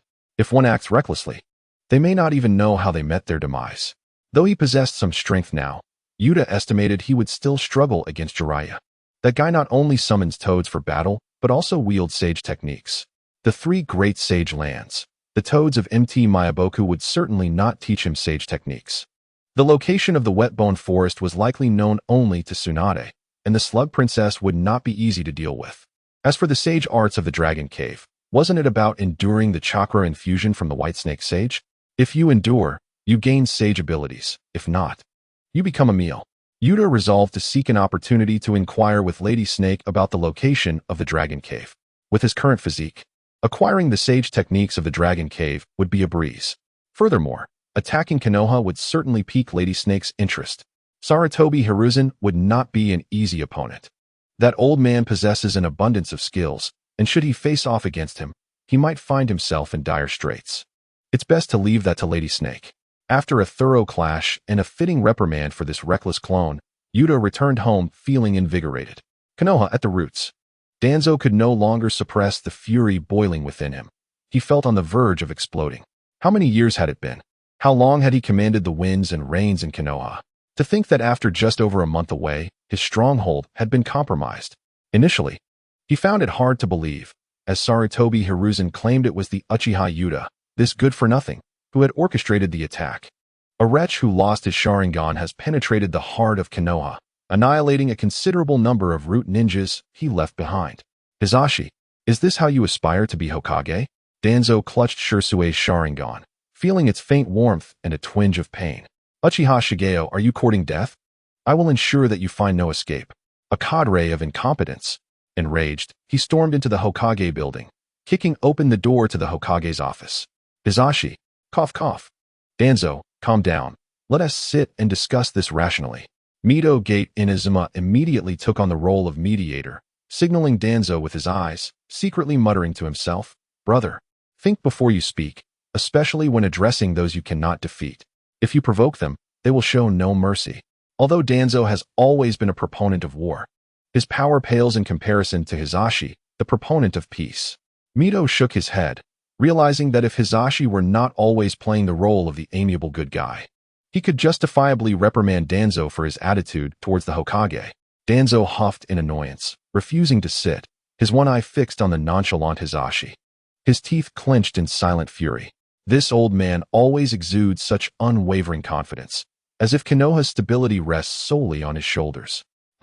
Wasn't he just breached and besieged by the wicked Uchiha Shigeo? As for the losses of the Shimura clan, he had no mind for that now. His sole focus was on eliminating Uchiha Shigeo. Hisashi, I had warned you long ago that Kakashi would not be able to safeguard that Sharingan. He is still too young. Look at how it was snatched away by that blind fool, Uchiha Shigeo. Is this the promising next generation you believe in? Hisashi raised an eyebrow, inhaled a puff of smoke, and exhaled slowly, responding irritably, What? Kakashi is too young to manage it. Then who should take on this responsibility? Me? Or perhaps Inazuma? Or even Kosun? Or should it be Kazekage? Danzo retorted, So in your eyes, I am invisible. Here I stand, and you choose to disregard my presence completely. Indeed, you are quite the troublemaker. Hisashi was fully aware of Danzo's underlying intentions. While he could not comprehend why this old fool was so fixated on the Sharingan, he could not bring himself to eliminate his dear friend. Had it been anyone else, Hisashi would have long since dealt with them. He spoke slowly. You are well aware of Kakashi's Sharingan's origin. It was left to him by Obito. Neither you nor I have the right to question this. Understood? Danzo scoffed, inwardly dismissive. Only the capable deserve treasures. The inept cannot protect anything. Hisashi, can you not see this truth even now? It is clear that the rightful Hokage is me. Only under my leadership can Konoha ascend to the pinnacle of the ninja world. Hisashi, you are incapable.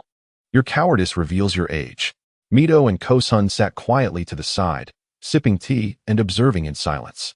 Hisashi glanced at Danzo's expression, a smirk tugging at the corners of his mouth, wondering what this old man was thinking, as a hint of smugness crept into his eyes. Was it merely a matter of repelling the IWA and Kyumo? This was a mess of your own making. If you wish to act so boldly, then perhaps you should handle the looming threat of Uchiha Shigeo yourself. After all, it was your trouble that you stirred up. Danzo, you are indeed a provocateur. Hisashi rubbed his temples, feeling a headache coming on. It seemed he would have to curtail Danzo's authority. This old man dreams daily of becoming Hokage, seeking to usurp his position. Not a day passes without turmoil, always finding new ways to create chaos. With bandages wrapped around his head and arms, he carries himself as if he were a disabled individual. Lately, he has felt increasingly uneasy, sensing that something dire may occur. With the focus directed at the troublesome Uchiha Shigeo, unlike Itachi, who harbors a deep love for the village, and unlike Sasuke, who is merely a harmless youth. This man is truly dangerous and vindictive. Just look at the Shimura clan's tragic state. Nearly half of their members have suffered broken limbs, regardless of age or gender. Hisashi understands that this is merely the beginning. Next time, the assault will be fiercer and more brutal. None who participated in the Uchiha massacre will be spared, and that includes the Sarutobi clan. After Asuma returned from his ambush, he became a changed man, and today he received news from the hospital. Yuzuki Yugao is pregnant, and Kurenai Yuhi is also expecting. All this chaos is instigated by that malevolent Uchiha Shigeo. He is truly a despicable individual. Hisashi's brow furrowed, as the wicked deeds of Uchiha Shigeo filled him with dread. If this continues, it won't be long before the number of newborn Uchihas reaches a terrifying figure. However, this is all too precise. The Mangekyo Sharingan's ocular techniques? Is it truly so? Headache. If this is the case, the future ninja world will bear the Uchiha name. He must be eliminated swiftly. Danzo and the others exchanged glances, bewildered by Hisashi's troubled demeanor. Hisashi, stop. Let me speak first. Damn it. You did this on purpose, didn't you? This is absolutely deliberate. Hisashi coughed. Now we have pinpointed Uchiha Shigeo's location. He is in the Land of Waves. Recently, that region has been undergoing significant reforms, and I suspect he is the cause. Danzo retorted, has he lost his mind? Why not hide away in obscurity? Being so conspicuous is a direct challenge to me. Kosan interjected, Danzo, do not underestimate him. That man has awakened the Mangekyo Sharingan, and his current strength is formidable. Indeed. Danzo scoffed. He dares to be so arrogant with just one Mangekyo? I have one too. Moreover, I possess 10 three-tomo Sharingans. But wait, he must have reclaimed his Sharingan by now. Could he have awakened 2 Mangekyo? That would be unfortunate. In a moment, Danzo's mind raced, swiftly processing the implications. 2 Mangekyo and 1 Mangekyo are not of the same caliber. According to records, possessing a pair of Mangekyo grants access to a power known as Susanoo. While Danzo does not fully comprehend what Susanoo entails, he can imagine its might. However, gently stroking the resurrected coin on his arm, he pondered whether Susanoo is more formidable than Izanagi. Danzo fell into deep thought. He had utilized Izanagi before, and it was exceedingly useful. He had easily deceived Shursui. The Uchiha truly are an evil clan, capable of creating such malevolent ocular techniques. Fortunately, they are now utilized for his gain. Danzo. All right, the decision is made. You shall proceed. What just happened? How did this become decided? What was discussed without me? Hisashi. Danzo, remember that I am the Hokage. You will regret this, Hisashi. Bang. Danzo stormed out, fuming with rage, as he entered with a belly full of anger and departed with still the same. Yamanaka, Kirin, and Nara Shikaku exchanged silent glances, neither uttering a word, quietly trailing behind Danzo. At Konoha Hospital, Yuzuki Yugao gazed up at the sky, her eyes somewhat vacant. She felt unwell today, as though experiencing some gastric distress, prompting her to visit the hospital for an examination. She was utterly astonished to discover that she was pregnant. The news struck her like a bolt from the blue, leaving her utterly thunderstruck. Without a doubt, the child within her is undoubtedly that scoundrel's, a thought that gnaws at her incessantly. What troubles her even more is the betrayal by her former lover, Moonlight Breeze, who actually disclosed her encounter with Suguru Geto to the 3rd Hokage. Now, shadows of the Umbu seem to linger around her at all times, and she has been stripped of her duties within the Umbu. In an instant, Konoha has become a place where she can find no refuge. Wherever she goes, she is under surveillance, and she finally understands the torment of such a dismal existence. Feeling on the verge of tears, but now that matters have reached this point, what can be done? Termination of the pregnancy? Yet the innocent life within her is not to blame. Yuin, what brings you here? A striking figure appeared beside Uzumaki Yuin, casting a glance at the medication and diagnosis in her hands. You're pregnant. Shoo. Yuin gasped, quickly pulling Hinata into a seat beside her, only to discover that the items she held were identical to her own. You're also pregnant? Chapter 73. Don't harm yourself like this. You and Asuma? You and Moonlight Breeze? Upon speaking, both women fell into an awkward silence. Yuin sighed. It's not his. Please don't mention that man right now. I don't want to hear his name. Hinata looked astonished, realizing that the once sweet couple had fallen apart. Moreover, Yuin was now with child. Which man would dare to so brazenly seize her away? This reminded her of her own predicament, and a hint of indignation crept onto her delicate features, followed by a sigh. Ever since that incident, Asuma had transformed into a different person. Naturally, as the unfaithful girlfriend, she could comprehend his feelings. The disdainful glances he cast upon her were filled with loathing, as if she were nothing more than a promiscuous wretch. This irked her, for she too was a victim. If he had the gall, he should confront that dog of a man, Uchiha Suguru, who had wronged him. It was not her fault that their relationship fell apart. Why should the blame be placed upon her? Everyone seemed to know of their breakup. though the reasons remained a mystery. Most pointed their fingers at her, believing she had simply grown fond of another and discarded Asuma. One by one, they distanced themselves from her, especially since he was the son of the second Hokage. Even her peers occasionally approached her, urging her to reconsider, insisting that Asuma was a good man. Yuin was taken aback by Hinata's expression. Isn't being pregnant a joyous occasion? Asuma is the sole heir of the third Hokage. Strive for it, and perhaps the next Hokage will be him. You could be the Hokage's wife. Why do you look so displeased? You should be happy about your pregnancy. Is Asuma treating you poorly? Hinata, visibly flustered, reddened as she hesitated. Actually, the child isn't Asuma's. What? Yuin gasped, covering her mouth in shock, her eyes gleaming with curiosity. The gentle Hinata had been unfaithful. And now she was pregnant? Does Asuma know? If he doesn't, that would be quite the scandal. Hinata sighed, resigned to the truth. She was already marked in the third Hokage's eyes and had received notice that without his orders, she could not leave the village, or she would be treated as a rogue ninja. This realization stung deeply.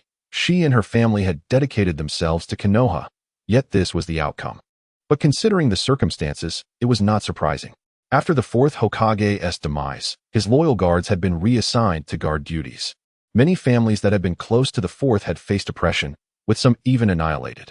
The struggle for power is often drenched in bloodshed, even in a village that symbolizes peace. It is only natural that her pregnancy, bearing the Uchiha bloodline, would draw significant attention. The fact that they had not moved to control her was already a sign of mercy. But who is that man who could so swiftly claim you? Casting Asuma aside. You might not believe it, but you surely have heard of him. Nanny, speak quickly. Yuin's curiosity piqued, knowing he must be from Konoha. Could it be Kakashi? Even with his mask, one can tell he is handsome, albeit a bit disheveled with his penchant for reading adult novels. Might it be my guy? No, definitely not him. Could it be Suguru Uchiha? Huh. Yuin froze, her heart racing at the mention of that name. Turning to Hinata, she stared incredulously. Uchiha Suguru? Hinata nodded. And in an instant, Yuin felt a rush of blood to her face. That beast, he dared to. Hinata, puzzled by Yuin's furious reaction, recalled certain rumors surrounding Moonlight Breeze. The tales of his escapades in the women's bathhouse, caught by a group of older women, and the subsequent gossip about his breakup with Yuin had seemed like mere fabrications. Could your child be his? Yuin, feeling like a cat with its tail stepped on, shouted in indignation. It's a dog-esque child. It cannot possibly be his. Let it go. You shouldn't harm yourself over such a man. From the tone of her voice, Hinata inferred the truth. It was undoubtedly that beast, Suguru Uchiha, who was the cause of their troubles. Ah, Yuin, Hinata, you're both here. A plump figure approached, cradling her belly lovingly. It was Kyuko Miko. Yuin widened her eyes in surprise. Miko, you're pregnant too? Ah, I had hoped to surprise you. But it seems you have sharp eyes. Miko laughed, plopping down between the two. Her husband had become a vegetable and was rendered useless, plunging her into despair, yet a miracle had occurred. She was pregnant. Although the child was not her husband's, it felt like a gift from the heavens. Before she could speak, she noticed the items in their hands were nearly identical to hers. Ah, are you both pregnant too? Hinata nodded shyly, while Yuin felt a whirlwind of confusion. Miko's husband was still unconscious, and the doctor had stated it would likely remain that way. Thus, it was evident that this child was not her husband's. That beast, I will have my vengeance. Actually, it's not a problem, Yuin. I feel I've gained something from this. After all, Yuin nearly choked, struggling to comprehend Miko's logic. Miko, that man is a beast. How can you say you have gained from this? Miko licked her lips, whispering softly, Yuin. Suguru is so handsome, a genius of the Uchiha clan. None in Konoha can rival him. For a mere woman like me to share a night with him and bear Uchiha blood is quite the fortune. Hinata? Chapter 74. Sisterhood of Alliances. After a friendly exchange among the three women, an unexpected silence enveloped them. Mikiko Hisakawa could hardly fathom that they were all bearing the children of the same man. It was astonishing. Such a robust man indeed. Why ponder so much? Men conquer the world while women can conquer men. What more is needed? United in purpose, the three sisters could surely handle one man with ease. Recently, however, she had been feeling quite anxious, considering that this man was now a wanted fugitive, classified as an S-rank rogue ninja by Konoha. If anyone were to discover that she was carrying his child, her fate would be sealed. At least now, with her sisters in alliance, she felt a semblance of security. Let us go shopping. There are plenty of subsidies available today. Let us forget about men and just enjoy ourselves. Mikiko exclaimed, enthusiastically pulling her companions along. Master, we have recruited a total of 600 mercenaries and rogue ninjas, Kato reported respectfully, presenting the roster to Suguru. Suguru glanced over it casually, then surveyed the ragtag bunch standing before him, each one appearing disheveled and adorned in garish attire, clearly destined to be mere cannon fodder. Goodness, this fellow is impressively arrogant. I'd love to teach him a lesson for looking so dashing. If it weren't for the generous pay, I wouldn't even give him the time of day, he thought, bemused. The reason Suguru gathered these individuals was twofold. He required manpower, and his experiments were now on track, making these miscreants perfect for human trials. A surge of powerful chakra erupted from Suguru's being, creating a terrifying pressure that thickened the air. Instantly, the gathered crowd felt an overwhelming fear. Collapsing to the ground in terror, they had never encountered such formidable power before. Was this even possible for a mere human? As they struggled to look up at Suguru, whose hand loomed over them, they were ensnared by the ominous gaze of his Sharingan, plunging them into a realm of endless Jinjutsu. From now on, they shall be under your command. Zabuza and Kakashi wiped the sweat from their brows, having never felt such intensity before. Zabuza, in particular, felt a deep-seated resentment. Just a short while ago, he had been sparring with this man, exchanging blows with each other. Now, he mused bitterly, a single glance would likely spell his doom. Is this the power of the Uchiha bloodline? It seemed utterly incomprehensible, leaving ordinary individuals hopelessly in the dust. From now on, the Land of Waves shall be renamed the Land of Uchiha. I shall become its sovereign king, he declared, vowing to announce this to the entire ninja world, inviting any who wished to join him in this new kingdom. After making his proclamation, Suguru sauntered away, disregarding the astonished trio entirely. As he passed Kakashi, he paused involuntarily, his eyes twitching at the sight of Hayden's head dangling from Kakashi's belt. Once a brash and boisterous figure, now Hayden appeared utterly defeated, reduced to a mere fool. What a pity, Suguru shook his head, turning away. His audacity in establishing a nation stemmed from newfound confidence, as his Sharingan was on the verge of evolving into a Mangekyo. In this phase, once he activated Susanoo, who could possibly rival him? The evolution into Mangekyo required not just extreme emotions, but sufficient power to back it up. After all, Itachi had only activated a single Tomo during the massacre of his clan and had been ridiculed ever since.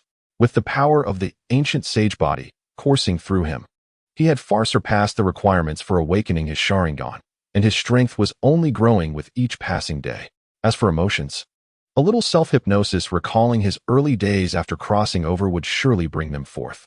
Yes, I'll practice some self-hypnosis when I return. Watching Suguru depart, the trio exchanged worried glances, concerned about their leader's reckless bravado. Did he not fear being besieged by the other ninja villages? The last person who dared to declare himself king had been eradicated years ago. Everyone else settled for the title of village, with leaders called Hokage, yet here he was, boldly proclaiming kingship without regard for the nobles or daimyos. Kato dutifully executed Suguru's orders, disseminating the news throughout the ninja world with the aid of monetary incentives. In an instant, the once peaceful surface of the ninja realm was shattered like a meteor striking the ground, unleashing a torrent of reactions. Some scoffed, others ignored. Some were intrigued, while others found it amusing or utterly perplexing. Each onlooker took their place, eagerly anticipating the unfolding drama. The nation being established was led by the remnants of the Uchiha, previously obliterated by Konoha, and now Suguru had been reclassified as an S-rank rogue ninja. Meanwhile, Danzo Shimura, gathering forces to eliminate Suguru, received this news. How utterly foolish this rogue Uchiha is. He scoffed. Get ready, we are setting off. Yugir quickly took command, and in an instant, 100 men surged forth like arrows released from a bow, speeding toward the land of Uchiha. Let the Mangekyo awaken. Suguru's forehead pulsed with veins, his body ablaze with fury as his chakra boiled, transforming the calm sea into a raging tempest. The three tomo of his Sharingan began to rotate slowly, and with two streams of blood cascading down, the Mangekyo was born. Ha ha ha! Suguru laughed maniacally, feeling the overwhelming power surging through him. His chakra soared past the 600,000 mark and continued to rise. So this is the Mangekyo. Let us see what formidable abilities it bestows. Testing his newfound ocular powers, he unleashed a great fireball, its diameter reaching around 10 meters. Then, boosted by his ocular technique, he unleashed another fireball, only to be astounded when its diameter exceeded 50 meters, an astonishing five-fold increase. Lightning release, thunder armor. Suguru exclaimed in disbelief as the armor materialized around him, enveloping his entire form in crackling electricity. In the next moment, he vanished from sight. And a second later, towering waves erupted from the ocean. So swift, so fierce, so powerful. In the blink of an eye, Suguru found himself a kilometer away, marveling at the tremendous might his lightning armor had achieved under the enhancement of his ocular technique. He became increasingly curious about the extent to which he could absorb techniques, and what the consequences would be after doing so. Chapter 75. Fusion. Suguru utilized Shadow Clone Jutsu, commanding his clone to unleash a great fireball toward him. The massive fireball, now exceeding 50 meters in diameter, loomed ominously. Facing such a formidable attack, Suguru couldn't help but smirk, mentally declaring, "I shall absorb it." In an instant, his left eye activated, distorting space around him, causing the immense fireball to vanish without a trace. Covering his left eye, Suguru was astonished. The activation of his ocular technique bore a striking resemblance to Kamui. Yet the effects were entirely different. Kamui distorts space, forcibly pulling objects into its realm. In contrast, his absorption truly consumed the attack, converting it into energy stored within his Mangekyo, which now bore the imprint of the great fireball technique. In simpler terms, he would no longer need hand signs to conjure the great fireball. With just a glare from his left Mangekyo, he could summon it directly.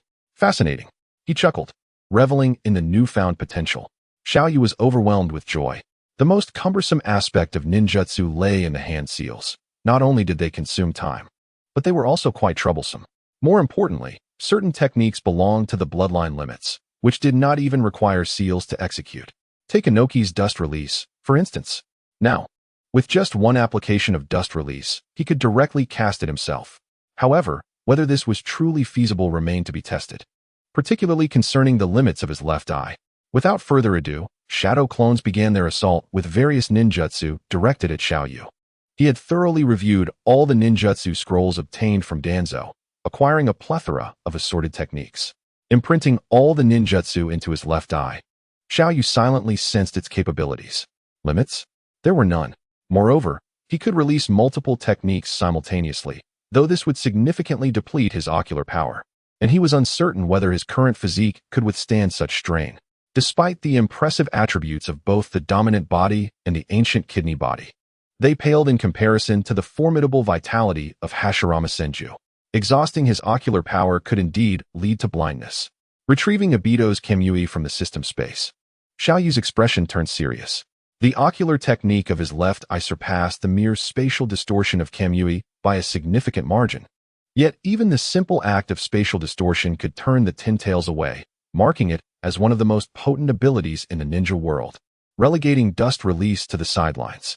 After all, dust release could be absorbed by the Rinnegan, while Kamui was impervious to such absorption. How could one absorb spatial distortion?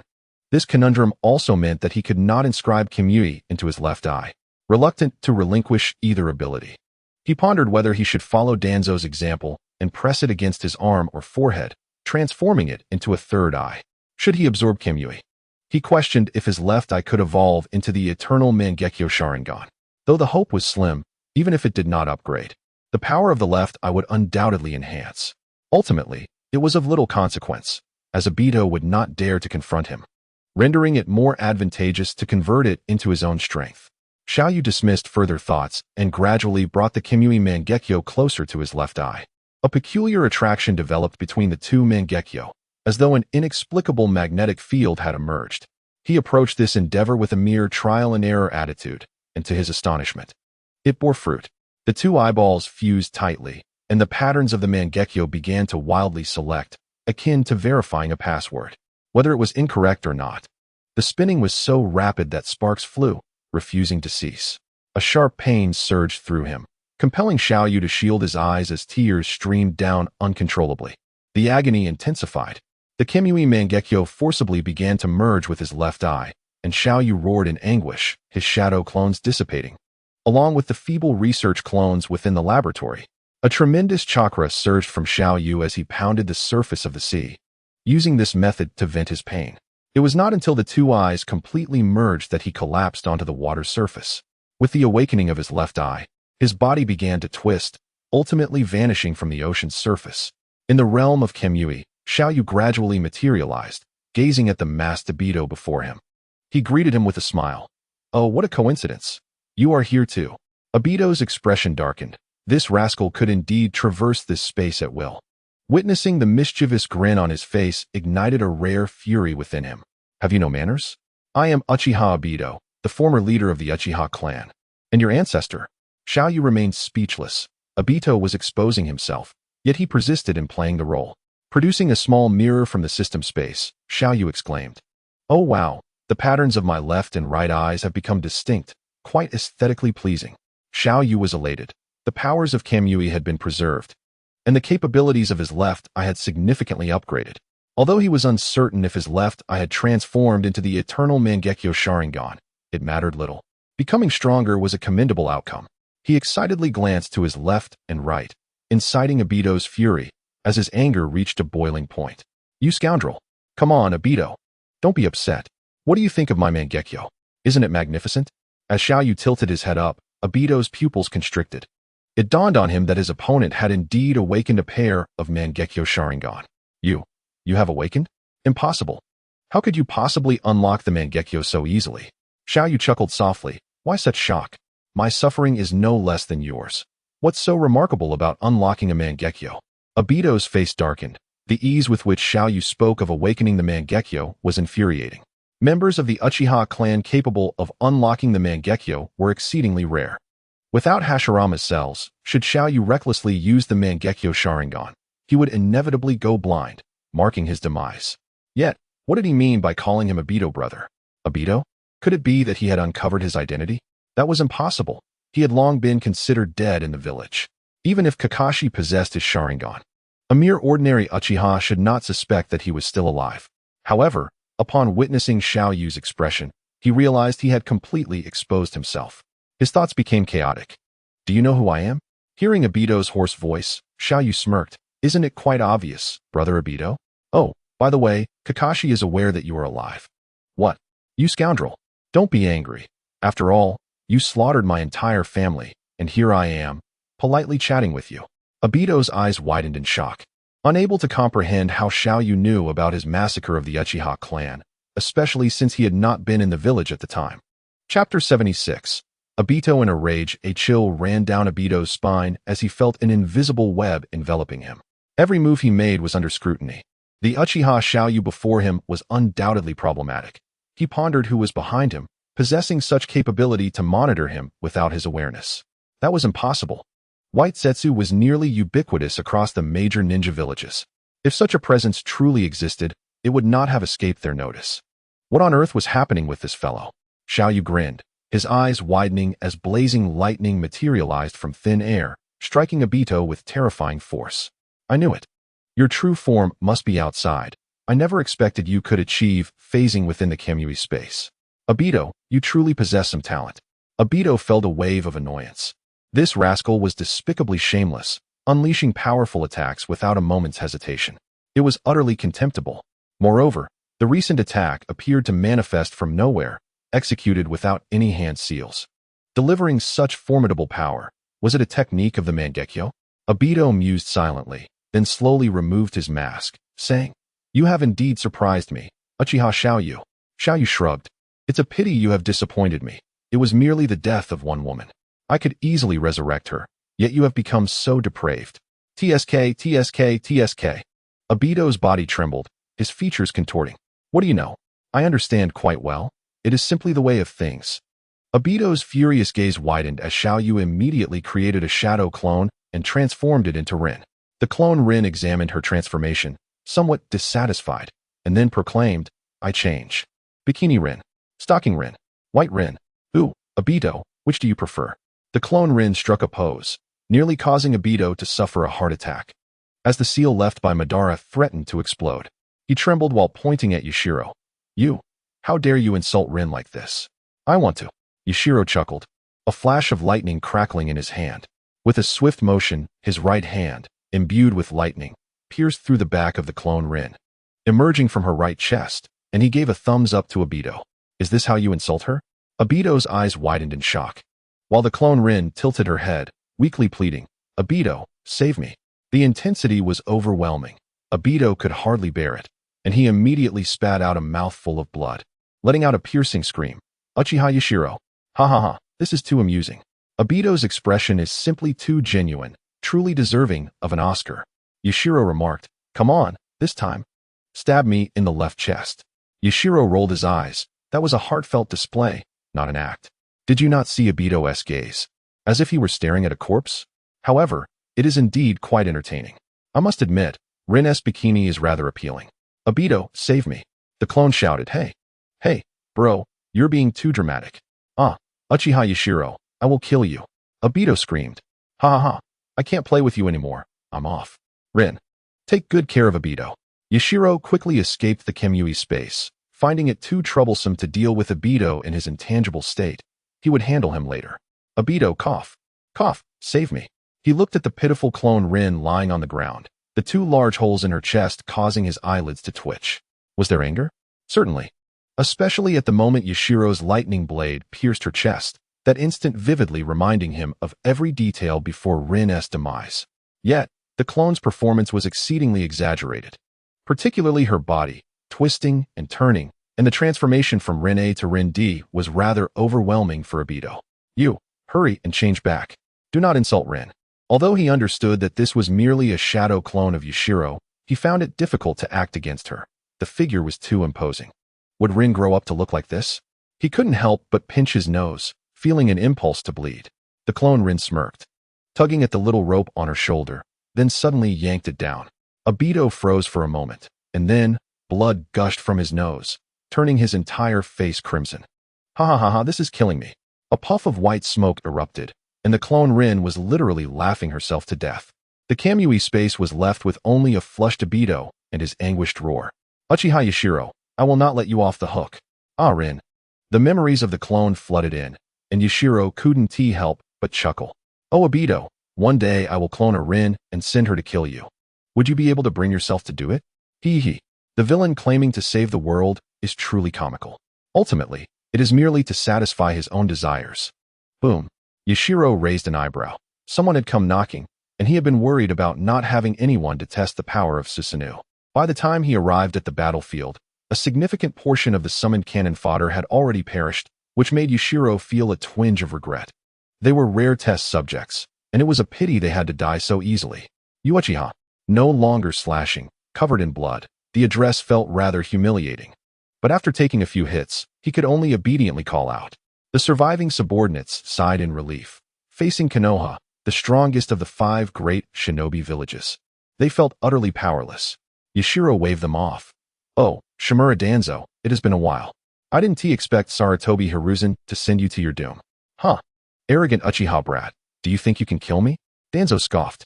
TSK, does Shursui Mangekyo give you such confidence, old man? Yashiro casually glanced at his arm. Then continued. Or do you think that arm full of Sharingan makes you invincible? You are quite naive, Danzo. A jolt of alarm shot through Danzo. He was somewhat flustered, having not anticipated that his ultimate secret would be so easily revealed by this Uchiha brat before him. How did he come to know? The fact that his first-generation arm was embedded with Sharingan should have only been known by Orochimaru. Even the likes of Aburame Shino and Yamanaka Ino should be oblivious. Could it be that Orochimaru betrayed him? Damn that Orochimaru. No integrity whatsoever, and I paid such a hefty price. Nevertheless, what does it matter if he knows? Izanagi is not so easily broken, unless you possess Izanami. Do you have that mini 3-tomo Sharingan?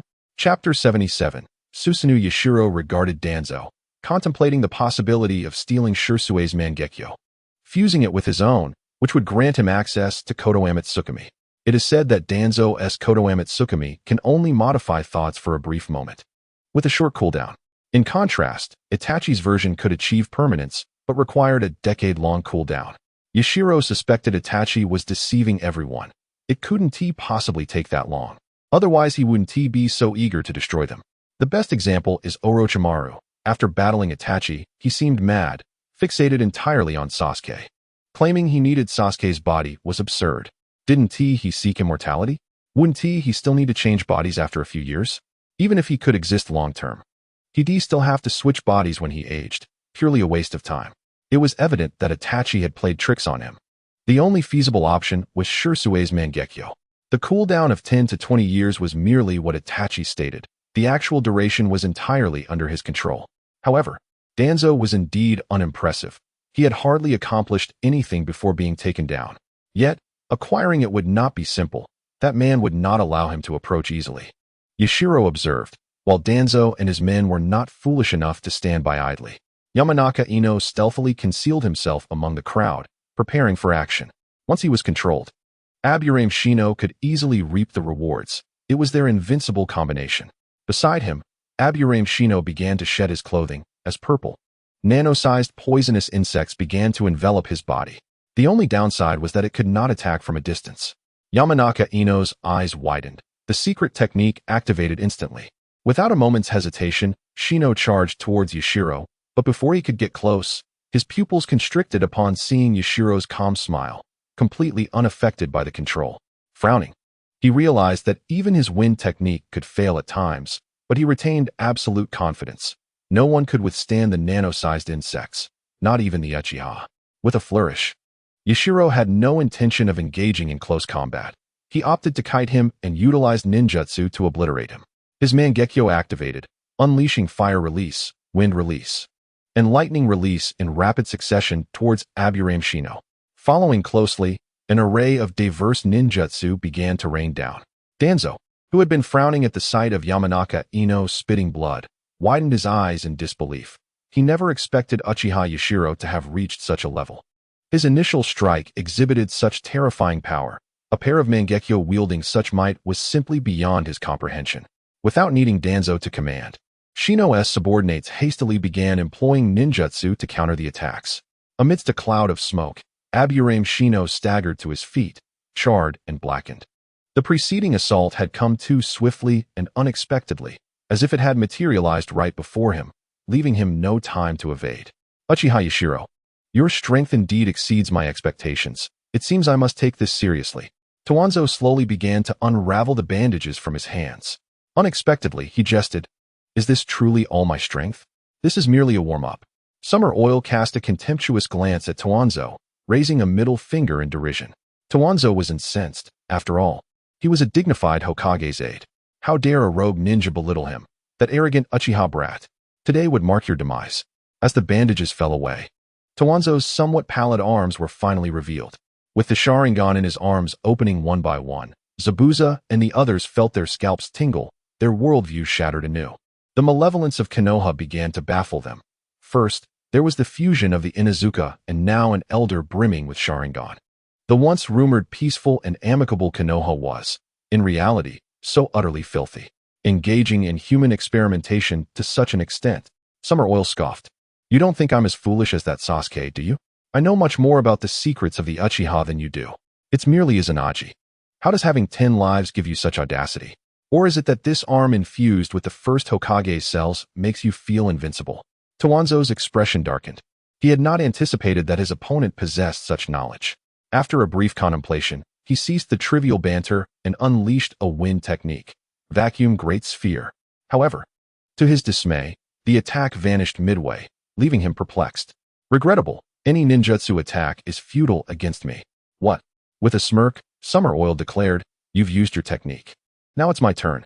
Today, I shall show you the true ultimate secret of the Uchiha. O Zabuza, O Kuroyama, behold. Although Uchiha Yuji was bloodied, his eyes gleamed with anticipation.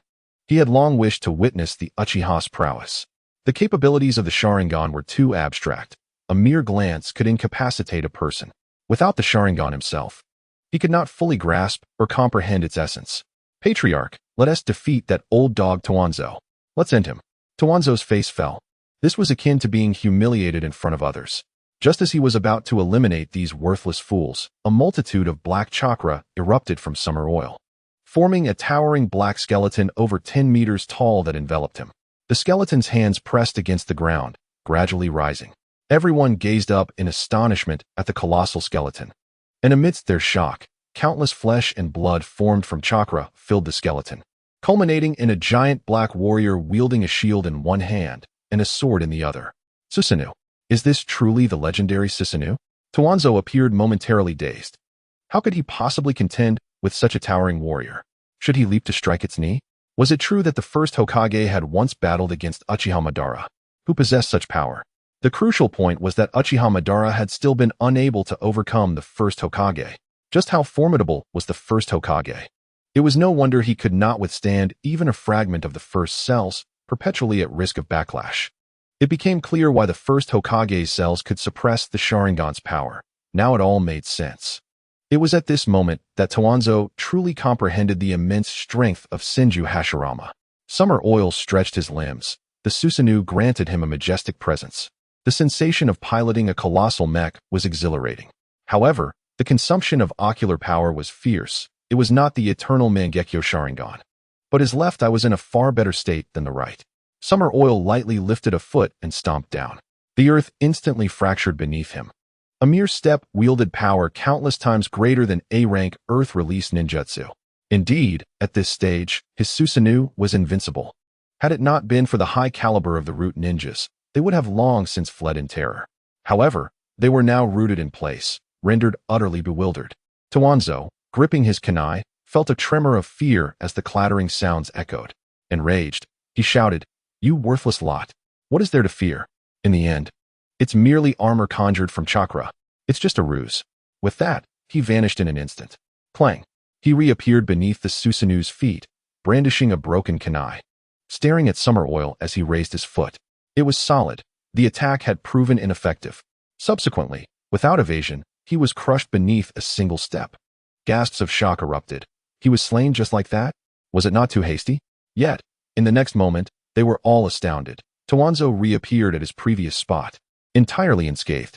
Summer Oil was speechless. This old fool was reckless, having only 10 lives to spare, yet he acted so carelessly. Ignoring him, Summer Oil knew that even if Toanzo attacked, he could not breach his defenses. He examined the long sword and shield in his hands. Divine artifacts? They seemed rather useless.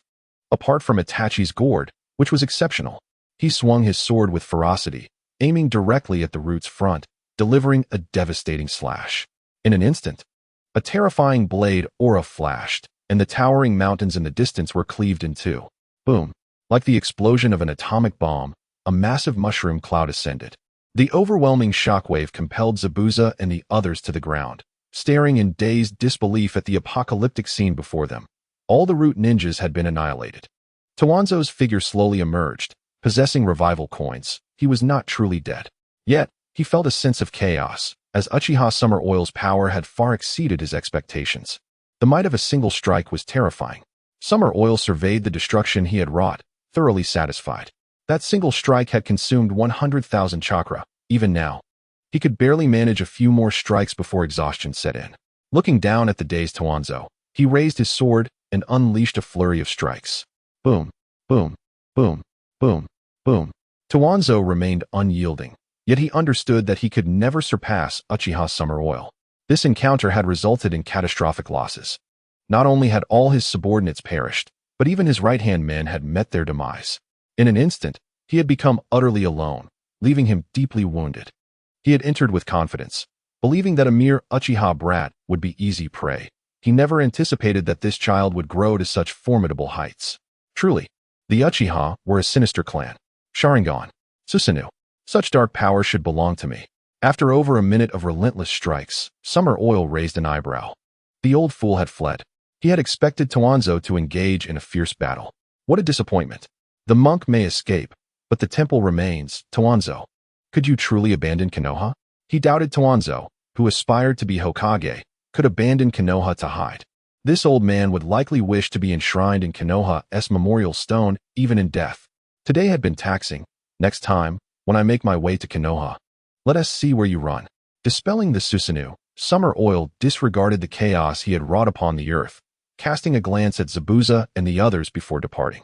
Zabuza, Yuji, and Kuroyama exchanged glances, their eyes ablaze with fervor. Even Kuroyama, who merely wished to sing, was awestruck by the Susanoo. That was absolutely magnificent. This is the pinnacle of bloodlines in the ninja world, the Uchiha. One day, I too shall become a peerless warrior like the patriarch. Uchiha Yuji's eyes burned with fierce determination, while Zabuza shook his head, contemplating how easy it would be. That fellow was a monster. Then a peculiar thought crossed his mind. Once, I had a climactic showdown with the strongest in the ninja world, and I narrowly lost. What a boastful claim. With a commanding shout, the imposing figure of Heishan roused the dazed crowd of cannon fodder, urging them to hasten their tasks. Sister Xiaonan, you have arrived. I have been awaiting your presence for quite some time. Have you reached a decision? Sensing Xiaonan's chakra, Shay rushed over, once again captivated by her angelic visage. Flesh of the magic statue. As he observed a mass of bloodied flesh thrown his way, Shay smacked his lips. What I meant was, have you consented to be my woman? Get lost, you lecherous fiend. Xiaonan retorted with a scornful click of her tongue, then pressed on, quickly. Tell me how to restore Nagato. Noticing Shay's slight disappointment, Xiaonan felt a pang of distraction. She had witnessed the recent battle in its entirety and could hardly believe the extent of his strength. Such might was surely fitting for nation building. In this ninja world, only Nagato and the enigmatic Uchiha Obito could possibly rival him. Yet, despite his formidable prowess, he was a notorious womanizer. According to her findings, he had engaged intimately with 2 women from Konoha, both of whom were now pregnant, and astonishingly, he had 2 more women here. He was undeniably a colossal lecher. And as Nagato had advised, she ought to maintain her distance from him. Shay, with a hint of regret, inspected the flesh of the magic statue, pondering its origin. The grotesque mass, with its thick, keratinous exterior, emitted an unpleasant odor. Xiaonan's gaze wavered slightly, her cheeks flushing with a faint hue as she tucked a strand of hair behind her ear. Does it truly matter? Well, all right. Regardless, it is intended for cloning purposes. So its source is not particularly critical, Shay mused, confirming the authenticity of the magical essence. As he stored the flesh in his system space, he smiled. Sister Xiaonan, you truly should reconsider. There are not many men of my caliber left in the world. Xiaonan rolled her eyes. If you are such a paragon of virtue, then surely all other men must be dead. She fixed her gaze on Shay, who shrugged in response. All right, but my door is always open for you. Speak quickly. Xiaonan's face darkened as she urged him. Ahem, let me clarify. This method can indeed restore Nagato, but whether it is a permanent solution, I cannot say. What? You dare deceive me?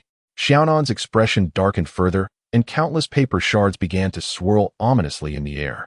Angered, she contemplated giving Shay a taste of her wrath.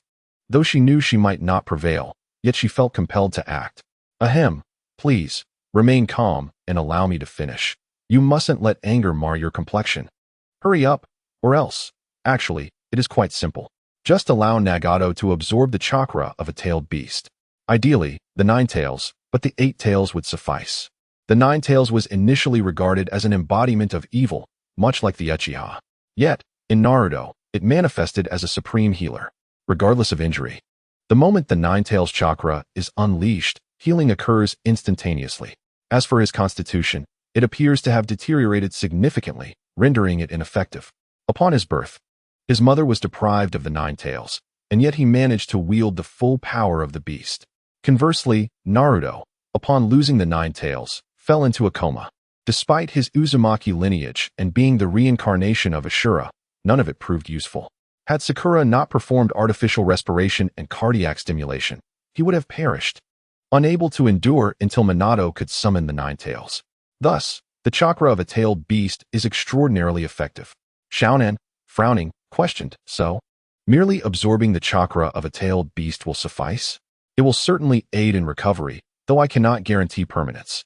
If it is temporary, Nagato can control the tailed beast and absorb its chakra whenever necessary. Given his capabilities, it should not pose a challenge. Humph, Nagato possesses the Rinnegan. So it should indeed be manageable. As she finished speaking, Xiaonan's expression darkened. The Rinnegan had been bestowed upon Nagato by Uchiha Obito, a fact she had yet to disclose to him. However, an unsettling feeling lingered in her heart, causing her considerable distress. Thus, whether you decide to confront the 9 tails or the 8 tails, I am here to assist, Shay declared with a smile. As the leading figure, he was eager to partake in the excitement, perhaps even collect some discarded limbs or blood. Xiaonan eyed Shay with suspicion, feeling he harbored ulterior motives. What do you desire? As for me, do not even think about it. Huh. I require nothing much. If you pursue the 8 tails, merely procure a tentacle for me. As for the 9 tails, a sample of its flesh or blood will suffice. What do you intend to do with these? Curiosity, purely curiosity. After scrutinizing Xiaonan, unable to discern anything further, lost interest in questioning him. The ring belonging to Haiden is still in your possession. Are you interested in joining our Akatsuki? Huh. If you refuse, so be it. I shall take my leave. I will inform you once a decision is made. As Shay soared into the sky, vanishing from sight, he had his own ambitions, namely, to create a mini 10 tails. Whether or not to become a Jinchuriki would be determined later, as he had yet to finalize his plans. In fact, he preferred absorption and refinement over merely housing it within himself. True strength is the ultimate path. Returning to Konoha, Danzo found himself back at his lair, rewrapping his bandages. The once quiet Root base now housed few remnants of personnel, as the recent battle had depleted nearly all his remaining combat strength. The losses of Fu and the Oil Woman had inflicted a painful toll. Alas, the 3-tomo Sharingan pales in comparison to the Mangekyo. Izanagi merely delays death. The Susanoo is the true embodiment of the power of the Sharingan. Danzo's eyes gleamed with determination. He yearned for such power. Should he unlock the Susanoo, he could easily subdue the old man Hiruzen, and the position of Hokage would be within his grasp. However, at present, a singular Mangekyo was insufficient to awaken the Susanoo. Danzo pondered over Shirsue's Mangekyo, his brow furrowing with intensity. 2 Mangekyos were imperative. The problem lay with the remaining one, which was in the possession of Uchiha Itachi, a far more formidable adversary than Shay. Even standing before him, Danzo doubted his ability to prevail against him. Oh, how vexing. That malevolent Uchiha brat is utterly insufferable. Overwhelmed by his thoughts, Danzo ultimately fixated on one individual who could assist him, Orochimaru. Although the latter had seemingly betrayed him, he had no other choice. The despicable Uchiha Shay would undoubtedly pursue him. Having yet to experience the taste of Hokage's power, to perish now would be truly tragic. Lord Danzo, the Hokage requests your presence. Exhaling deeply, Danzo rose to make his way to the Hokage building. From this point forward, he must remain in the shadows to avoid giving Uchiha Shay an opportunity to squander his 3-tomo Sharingan. As for Konoha, he would leave it to Hiruzen. For he was the Hokage. Surely, he possessed the strength to withstand Uchiha Shay's onslaught. Danzo, explain yourself. Why have you returned in such a disheveled state? What became of Uchiha Shay? Upon Danzo's entrance, Tsunade's impatience surfaced as she eagerly inquired. She had been restless in her sleep, waking at the slightest sound, fearing that Uchiha Shay might assault the village once more. Towanzo, with an air of calm authority, found a seat and cast a glance at the 3 individuals before him. Noting the anxious demeanor of Tanaka Koharu and Mido Kamen, he felt no surprise. These 2 had grown accustomed to a life of luxury since their departure from the battlefield, indulging in daily spa treatments and leisurely games of chess. As for Sarutobi Hiruzen, his demeanor remained as irksome as ever, reminiscent of the malevolent Uchiha youth, truly vexing. Towanzo. Sarutobi Hiruzen offered a cursory glance. Though he had received reports, his understanding of the situation remained vague. Those close to the battlefield had nearly all perished, and the magnitude of destruction was such that even those within Konoha could feel the tremors. It was terrifying. He could scarcely believe that Uchiha Yashiro had ascended to such formidable heights, if he were to unleash his madness upon Konoha. Even Sarutobi's frail form might not withstand the onslaught. Should that occur, Konoha would surely meet its end. Towanzo cleared his throat. With but a single pair of Mangekyo Sharingan, one can initiate a phenomenon known as Susanoo, a colossal manifestation of chakra standing 100 meters tall, resembling a valiant warrior. Its might, I trust you are already aware, has resulted in the complete annihilation of my Umbu. Sarutobi Hiruzen's expression darkened immediately, and Tanaka Koharu and Mido Kamen fell silent. The news striking them like a bolt from the blue, rendering their faces as grim as the bottom of a pot. A wave of dizziness almost suffocated them. Chapter 80. Am I not at a disadvantage? Observing their palpable fear, Towanzo felt an unusual thrill of satisfaction rise within him. Humph, today you reap what you have sown. For long, these 3 had conspired against him, shifting blame onto him whenever trouble arose. Were it not for his unwavering dedication to Konoha, he might have exploded in rage long ago. Now they know fear. Hiruzen, why has Jiraiya yet to return? The village cannot afford his absence.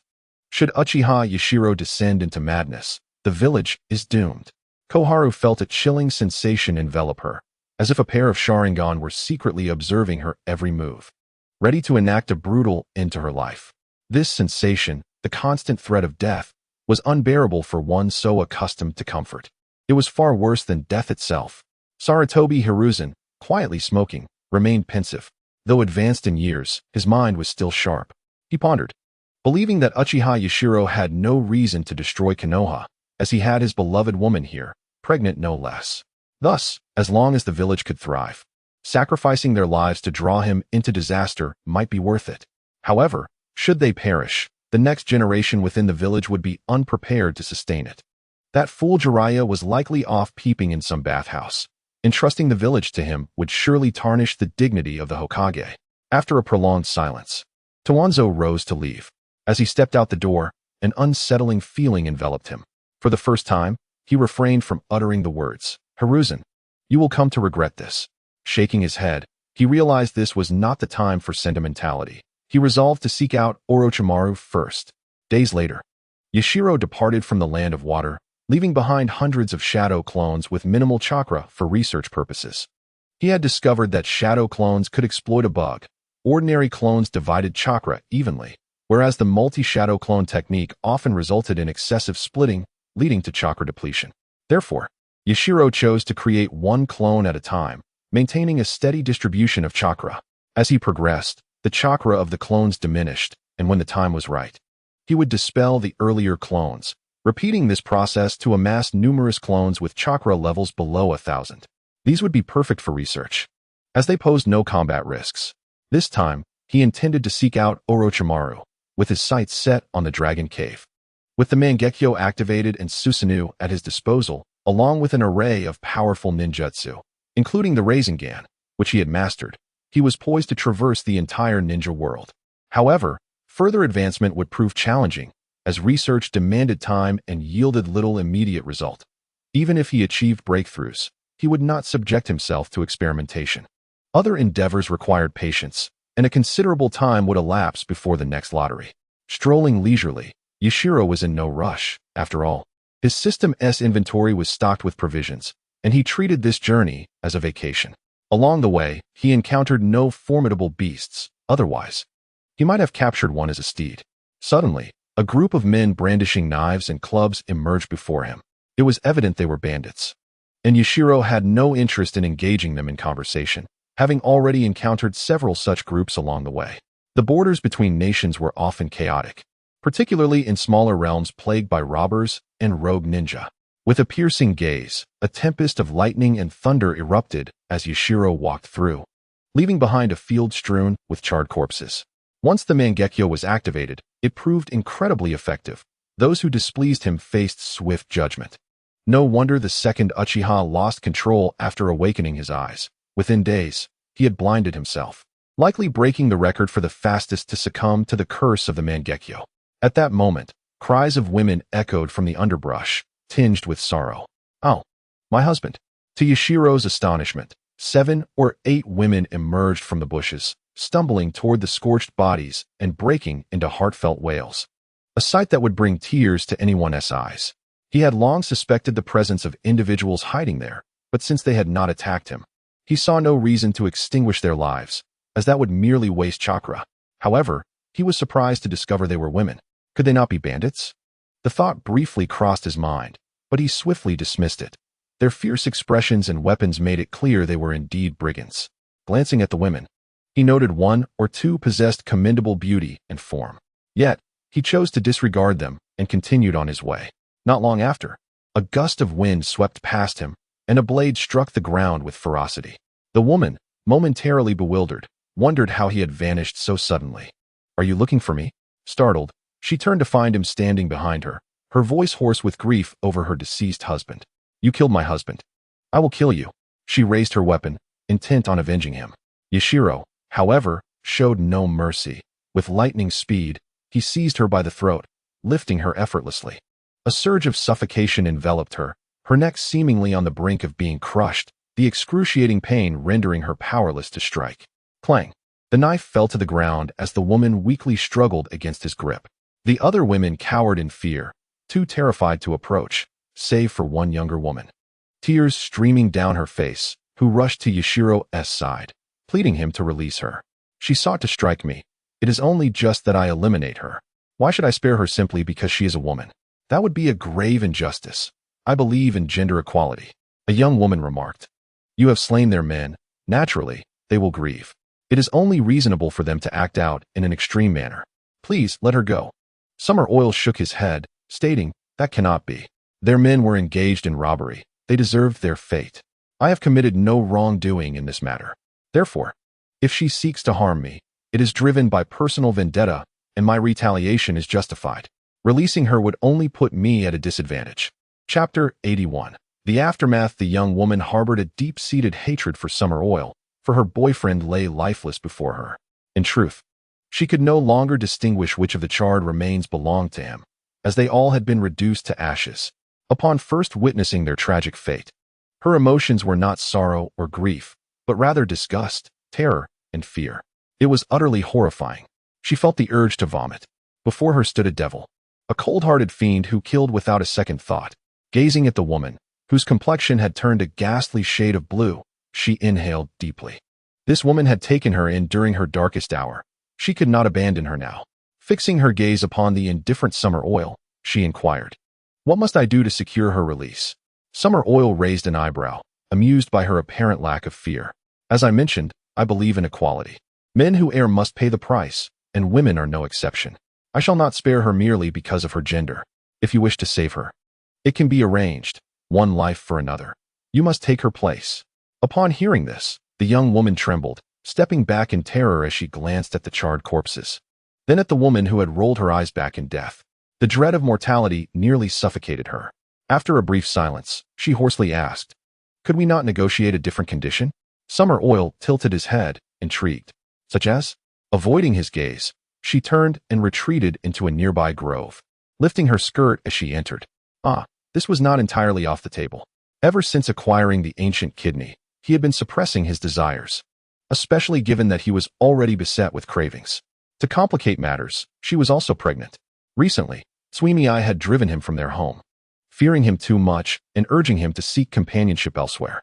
Thus, unable to remain, he had departed the country, casually tossing aside the unconscious woman. He strode into the woods, feeling a surge of heat and an inability to control himself. He found an inn, where he unceremoniously deposited the young woman onto the bed. Her name was Reiko, and she was 18. Although it was his first time, Summer Oil faced no challenge. With mastery over the elements and divine arts, he could heal her injuries in an instant. After a night of rest, Reiko slowly awakened, her mind clouded. Upon seeing Summer Oil at the window, eating breakfast, her chaotic memories began to resurface. She quickly pulled the blanket over her head, and as yesterday's events became clearer, her body flushed with heat, until she could no longer bear it and gasped for air. This beast. Initially, she had intended for it to be a single encounter, yet it had turned into something endless. Where was she? A question formed in her mind, but she had no recollection of the events that followed. Moving slightly, she felt no discomfort. Though a touch shy, she dismissed it, having already crossed that threshold. Blushing, she sought her clothes, only to find nothing, leaving her bewildered. Where were her garments? Upon awakening, she descended to eat something before they set off. Summer Oil approached the bed with curiosity, prompting Reiko to roll her eyes and extend a hand. Return my clothes. How can I come down without them, you rogue? Oh, your clothes were torn to shreds. Wear this instead. Summer Oil tossed her a cheapao and a piece of lingerie. Reiko glared at him, her teeth clenched, and with determination. She threw off the blanket and changed before him. After breakfast, they strolled along the road. Where are we headed? Reiko asked, linking her arm with his. Having become this rogue's woman, she sought nothing more than to live peacefully by his side. Yet, she found him inscrutable, powerful, ruthless, and capable of killing even women. Fear lingered within her, but she had already been conquered, and the resistance within her had vanished. You? My husband. Indeed. We are going to Sunagakure to speak with Raza. Raza? Who is he? Your friend? I have never met him. He is the Kazakage of Sunagakure. Reiko gasped, covering her mouth in astonishment. She had not anticipated that Summer Oil would seek out the Kazakage, a leader among the 5 great ninja villages. one of the world's most formidable figures. In the eyes of ordinary people, the Kage of the 5 great villages represented the pinnacle of strength, wielding power over all, even the daimyo. Her eyes sparkled with admiration. "Husband, you are incredible." Summer Oil looked down, his heart warming at her praise. The woman possessed a splendid figure, alluringly curvaceous, with fair skin and a beautiful face, truly a gem. He sensed no one around them. "Let me show you just how formidable your husband is." "Hey!" Reiko playfully swatted at him, then wrapped her arms around his neck, though her strength waned. "You wicked man." Summer Oil chuckled, embracing her as they continued their leisurely stroll. Indeed, having a companion during his endeavors made the journey far less tedious. "Husband, you do not know the Kazekage. Why seek him out? Will he not resort to violence?" Reiko's voice was sweet and melodic, captivatingly lovely. "Ah, the Kazekage is quite the character. Do not be deceived by his title as the leader of Sunagakure. He may very well be toiling away in the sand, digging for a living. Why is that? You have never left your homeland. So you are unaware of the impoverished state of Sunagakure, where sand dominates the landscape. Without the support of the daimyo, Raza, the fool, has no choice but to dig for sand to sell, or else the villagers would struggle to afford even a meal. I had thought the villagers of the 5 great ninja villages lived in luxury, devoid of worries. I did not realize their plight was so dire. Is it tragic? It's bearable, at least.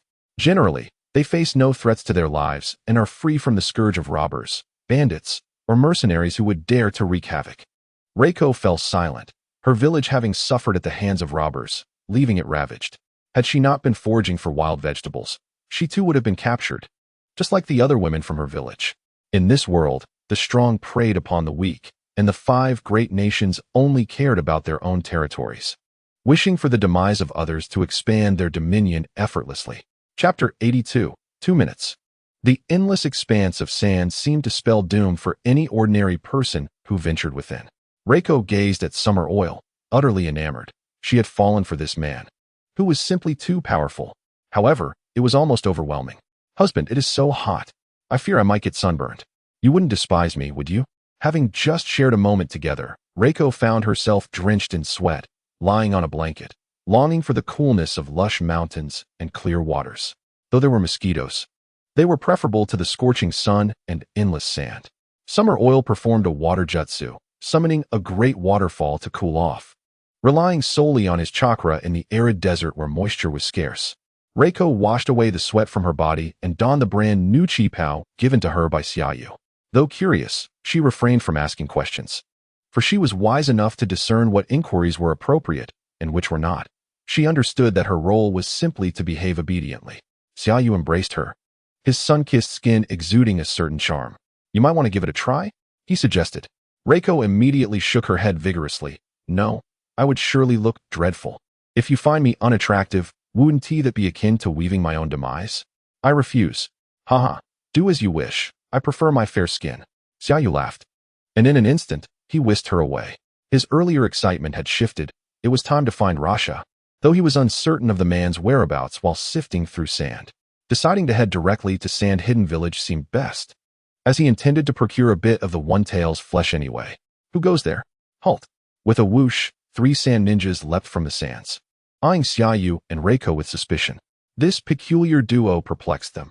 The man was clearly a ninja while the woman appeared to be an ordinary person, albeit strikingly beautiful.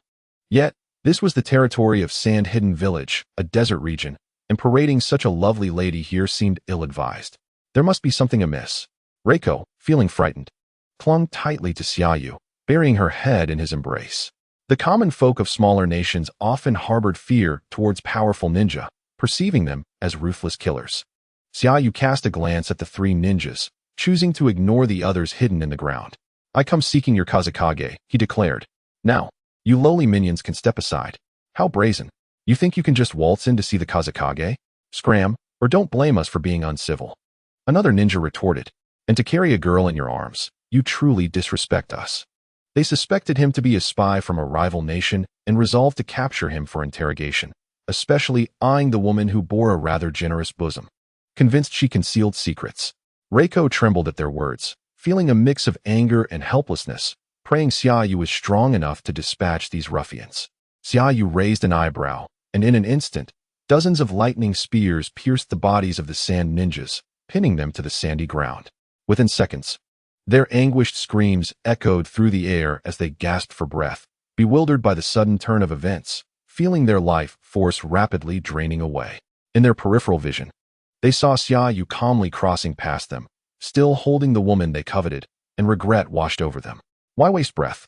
He came for the Kazekage, which indicates he possesses strength. Now, we're in deep trouble. Yet, they could not allow him to kill them without retaliation. With their last ounce of strength, they signaled for help against the intruder. Darling, you're incredible. But what is this? Reiko remarked, unfazed by the ninja's demise, instead feeling a sense of relief. She gazed at the crimson sky, puzzled. Ah, you shall soon find out. Xiaoyu replied with a peculiar smile, causing Reiko to tilt her head in confusion. Sensing his mischievous demeanor, suddenly, a large throng of figures appeared ahead, causing Reiko to shrink back in alarm. Oh, darling, there are so many. Perhaps we should retreat? Xiaoyu gently patted her head, chuckling. No worries, they're merely a bunch of weaklings. Maki, wearing a grave expression, recognized Xiaoyu's identity immediately. Uchiha Xiaoyu, what brings you to Sand Hidden? Do you wish to instigate conflict between our nations? Conflict? Xiaoyu pondered, recalling his recent ascension to power. Haha, if you say so, then it must be true. As for my intentions, I merely seek to borrow the One Tail for a time, and I shall return it thereafter. Maki's lips curled in disbelief.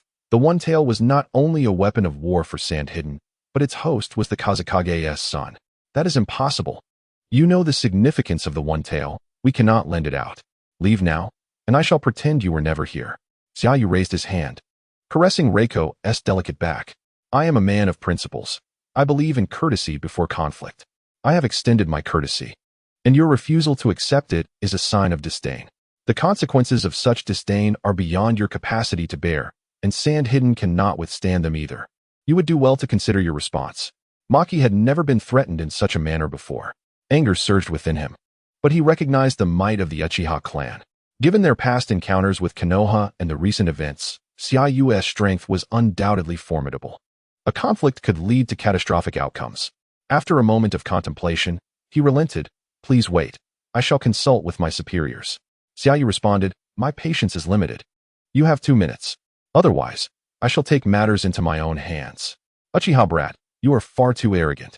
Chiyo, upon hearing Maki's report, was furious and prepared to confront Xiaoyu.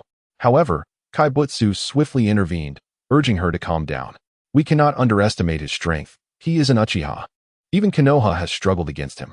If we mobilize our entire village to subdue him, we would only be doing Konoha's bidding. Get lost. You are the one catering to Konoha. Chiyo retorted.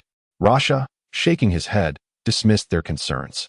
He struggled to comprehend why Xiaoyu sought Shikaku. The One Tail was insignificant compared to the 9 tails of Konoha. Capturing it would yield minimal benefit. I shall investigate, he declared, vanishing from the room, while Chiyo remained. Unwilling to leave, harboring disdain for Konoha, Kaibutsu, left with no choice, stayed behind to keep her company. Chapter 83. The choice, alas, time was of the essence.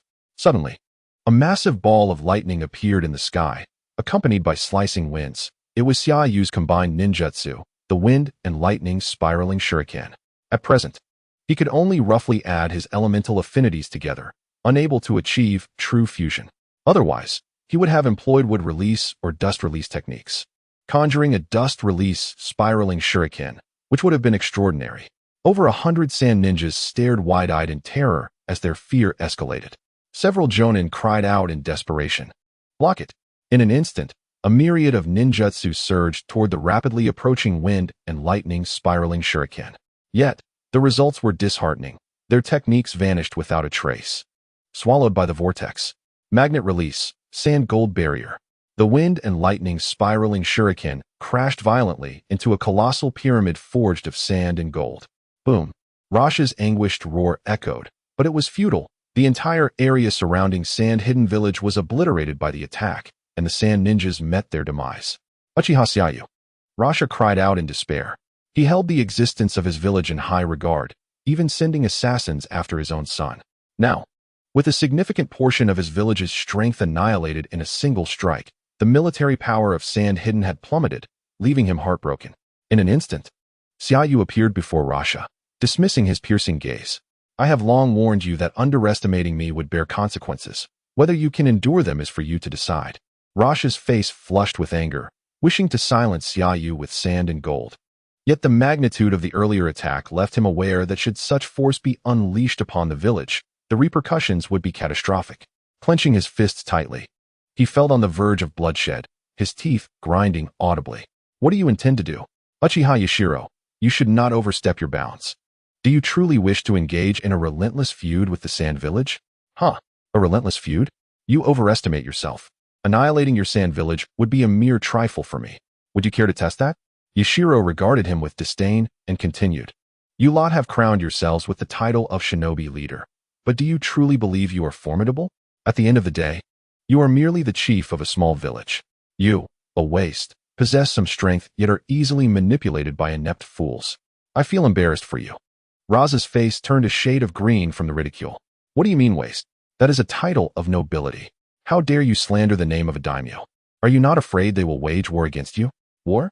Huh. A few fat pigs, at best. Do you think it would require effort for me to slay them? What utter nonsense. The 5 great shinobi villages and 5 great nations will soon vanish. In due time, this realm will be home to but one nation. Yuzu. Yuzu does not have a pleasant ring to it. Let us call it Xia instead. Ha ha ha. Raza's pupils widened in disbelief as he gazed at Yashiro. He could hardly fathom the audacity of his ambition to extinguish the 5 great nations and unify the entire shinobi world. Insanity. This man is truly deranged. Even the legendary shinobi of the past could not achieve such a feat, yet he dares to attempt it. You must have lost your mind. Senju Hashirama could not accomplish this. Do you think you can? Uft. Senju Hashirama was merely a fool. Not entirely, as a matter of fact. It was Azura's meddling that caused his downfall. Do not compare him to me. Surpassing him is merely a matter of time. Who is this Azura? Yashiro pushed him away and replied crossly, a dead man. Do you wish to meet him? Raza stumbled slightly, feeling the weight of his weakness against a stronger foe. He had no choice but to endure. I will endure. Little Raza, I am offering you an opportunity. You must seize it. The esteemed Wind Shadow is being referred to as Little Raza, which greatly displeased him. What opportunity? The chance to integrate the Sand Village into my Xia Kingdom, of course. This is something that others would covet. You must grasp it tightly. Such a ridiculous opportunity. Spare me. I would never beg you. However, he frowned. Are you serious? He still found it hard to believe that this man would be so mad as to challenge the entirety of the shinobi world. The other 4 villages would rather die than agree to such a thing. Would it not spark a new shinobi world war? Nonsense. You have seen my temper. Those who ally with me shall prosper, while those who oppose me shall perish. You still have a chance to consider. Otherwise, when the time comes, the Sand Village may very well be erased from this vast desert. You madman. Raza could not discern a hint of jest on Yashiro's face. He was utterly serious. In an instant, Raza's mind was in turmoil. He had maneuvered allegiances before, always playing both sides, attacking those he could defeat and swiftly surrendering to those he could not. Signing peace treaties as needed. But now, such tactics would no longer suffice. Uchiha Yashiro sought not mere territory or resources. He desired everything. What to do? The Sand Village. Though one of the 5 great shinobi villages, was only so because it occupied this desolate desert, an area no one even regards. Ah, indeed. This is a place where even birds refuse to defecate. Cough, cough. Yashiro, you have seen for yourself the dire poverty of the Sand Village, so impoverished they can hardly afford to eat, surviving on little more than the windswept sands. In such a place, you see, I do not permit the existence of other nations within my territory. The entire shinobi world belongs to me.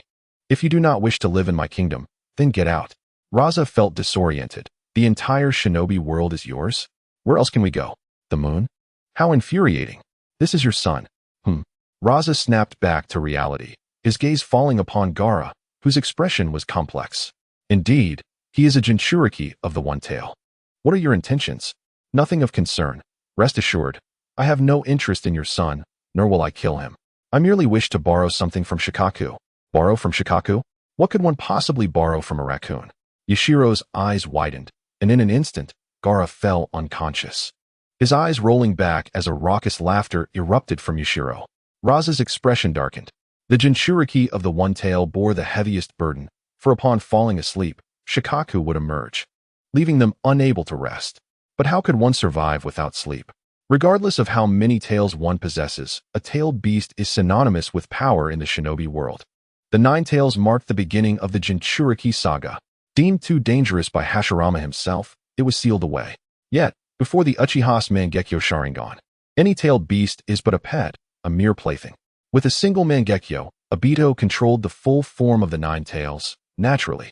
Yashiro could manage the 1 tail with the same ease one has while dining. Raza, utilizing his magnet release, had successfully contained the 1 tail's rampages, earning the title of the strongest wind shadow. Yet, he was easily defeated by Orochimaru, along with Kinshiki and Kabuto, and this was a 3v3 encounter, not a duel. The Sand Village is indeed feeble. This indirectly proved the 1 tail's power was indeed lacking. Raza instinctively tensed at the emergence of Shikaku, fearing the beast might wreak havoc upon the village. Yet, the moment Shikaku roared and raged, it stood frozen, its eyes reflecting Yashiro's Mangekyo design.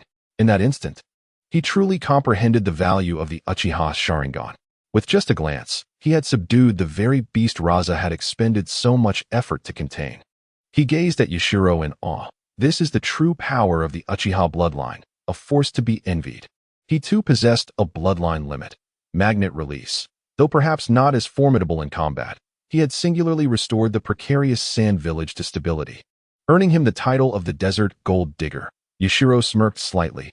This is merely the beginning. If you survive, you will soon witness what true Sharingan power entails. True Sharingan power? Raza pondered over Yashiro's words, still struggling to grasp their meaning. Is not the ability to hypnotize a tailed beast with a mere glance not the true power of the Sharingan? Yashiro commanded Shikaku to extract a small portion of its flesh. The creature appeared entirely composed of sand. He began to doubt its very existence. Tailed beasts are peculiar entities. They are said to be manifestations of chakra, yet possess flesh and blood. The most perplexing part is that even if they are killed, they can resurrect after a few years. Yashiro speculated this might be the reason Kaguya could not be slain. Even if her 2 sons managed to end her life, she might return after some years, especially with her eternal lifespan, rendering sealing as the only option. After all, the Sage of 6 Paths sons had not reached the realm of immortality. From a righteous perspective, the Sage's 2 sons aimed to save the world, thus sealing their mother. However, from a darker viewpoint, many questions arise.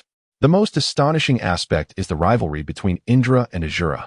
Despite Indra's superiority, the Sage chose Azura, leading to a bitter enmity that spanned lifetimes and caused countless deaths over the millennia. Could the Sage of 6 Paths have been ignorant of such consequences? Yet he acted upon a bond, leading to this perplexing outcome. Yashiro surmised that the old man was certainly no benevolent figure, claiming to save the shinobi world. He might have simply sought to eliminate his mother, absorbing her to attain an immortal existence. Yet, he nearly failed, hence resorting to a reluctant seal. Perhaps that old fellow is still in the underworld, cultivating with the countless souls that have perished over the years. After all, there is no cycle of reincarnation here. And with so many dying each year, the underworld must be overflowing. Zugu shook his head and took Shoha's flesh into the system space. Shoha, Raza. Today I shall lend you a hand, but consider this a final warning. Choosing the wrong side can lead to death. With that, he pressed his palm against Gaara's abdomen, and black patterns appeared instantaneously, causing Shoha to vanish. Raza's eyes widened in surprise as he caught the falling Gaara, noticing the seal on his abdomen. This is a seal. It's a sealing technique of my own invention, specifically designed to bind beasts. 1 tail should qualify as a beast, right? Raza opened his mouth, his eyes twitching slightly. This scoundrel is using his son as a test subject. How despicable. He quickly began to examine Gaara. Zugu smirked. I've heard you've been sending people to assassinate your son. It seems you care about him after all. Raza meticulously inspected the seal's intricate design, unable to comprehend it. He paid no mind to Zugu's words. It was indeed his doing, as Shoha would often go on rampages, making his son an unstable presence that threatened the safety of Sunagakure. He had to be eliminated, but that did not diminish his love for his son. By the way, this is my woman. She will be staying in your village for the next few days. Of course, if anything happens to her, then there will be no need for Sunagakure to exist, if you catch my drift. Zugu introduced Reiko to Raza. She merely glanced at Zugu without uttering a word. Since her man had said so, any further protest would only anger him. Raza stiffened, wanting to refuse, but upon seeing Zugu's resolute gaze, he could only acquiesce. He promptly summoned a female secretary to take Reiko away, who glanced back regretfully as she departed. Zugu nodded to her. He had no doubt Raza would not be foolish enough to harm her. Even if Reiko were to meet her end, it would not matter. He could simply resurrect her later. Those ignorant of science, like Obito, would not comprehend the true value of the Rinnegan. Utilizing the Rinnegan's reincarnation ability, one life could be exchanged for another, even multiple lives, but the Rinnegan itself would not be damaged in the process. One could simply use the clone bodies of the Uzumaki clan to execute the technique. It was quite a straightforward matter. The issue was that their minds were clouded. Each believed themselves to be a savior, thinking this world was utterly filthy and desiring to create a world as imagined in their minds. Zugu felt as if he were replaying a game, wanting to start anew with a similar character. Unfortunately, this was reality, not a game. Glancing at the solemn-faced Raza, Zugu clapped him on the shoulder. "Little Raza, there is still time. Think it over carefully. Although it may not be a timely assistance, it could still be considered an embellishment. After all, Zugu's current nation truly had very few people. In reality, it was merely a small fishing village." Raza took a deep breath. "I will consider it seriously. Oh, by the way, do you know the whereabouts of the Dragon Cave and Orochimaru?" Zugu initially intended to leave, but decided to inquire, for it was possible that Raza might have some knowledge. After all, one must explore the terrain to unearth treasures. Chapter 85. You know what I mean. Zugu left Sunagakure in a somewhat displeased manner. Raza was utterly clueless, not even knowing what the Dragon Cave was. As for Orochimaru, he only knew that he seemed to have established a sound ninja village, but the location was unknown. Walking through the endless desert, Zugu sighed in resignation. He could only rely on luck. Orochimaru would likely be commencing his human trafficking scheme, and he wondered if he had located Kimimaro yet. That boy was quite the talent. And his bloodline limit bore a resemblance to Kagaya's Shikatsumiyaku, though its power was leagues apart. The Dragon Cave likely wasn't situated in the desert region. So Zugu decided not to linger and quickly moved on. Suddenly, a massive tail stinger burst from the sand, aiming directly at him. With a swift kick, he evaded the attack effortlessly. Seeing that it missed its target, the sandy ground began to sink, revealing a gigantic green scorpion. Zugu's eyes lit up. How enormous! This creature, including its tail, measured at least 30 meters in length, with pincers the size of large trucks. The scorpion let out a fierce screech and launched a frenzied assault on Zugu. He danced through the air like a blade, seemingly surrounded by danger, yet always evading the scorpion's strikes with ease, inciting its fury further. Its colossal tail began to drip a noxious green liquid, which hissed as it made contact with the sand, producing foul gray smoke before being dissolved. Zugu couldn't help but be taken aback. What potent venom! After a brief skirmish, he deemed the creature strong enough to capture as a guard pet, given its impressive appearance and formidable presence. Sharingan. The scorpion's relentless assault abruptly ceased as Zugu leaped onto its head, testing its sturdiness with a gentle tap. Drawing a sealing scroll from his system space, he initiated a summoning seal. The scorpion offered no resistance and was forcibly sealed, becoming Zugu's summoned beast. "All right, let us go, Little Green." Zugu settled into a cross-legged position as the scorpion sped across the sandy expanse of the desert. Leaning back, he reclined on Little Green's back and closed his eyes. Though it couldn't fly, the ride was surprisingly smooth and swift, making it an ideal means of transport across the desert. Time passed, and a sudden jolt nearly threw Zugu from his slumber. With a tremendous roar, Little Green grew anxious and jumped up, eager to confront the audacious fool who dared to obstruct its path. Upon looking up, Zugu was astonished to see a massive yellow serpent, its size intimidating, measuring approximately 50 meters in length. A snake? Zugu's lingering drowsiness vanished instantly. Could the Dragon Cave be nearby? Jackpot! The yellow serpent unleashed a furious roar. But before it could launch an attack, Zugu kicked it, prompting a pained cry as it fell to the ground, incapacitated. Zugu released Little Green from the summoning contract and, with a mighty leap, landed atop the yellow serpent. "Hey, can you speak?"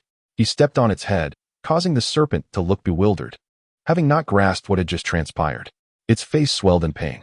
"You human, don't go too far. Get off my head, or else what?" Zugu interjected with another kick. "Ah, stop kicking. I surrender, I surrender." Was that so hard? The creatures of the three great holy lands are indeed formidable.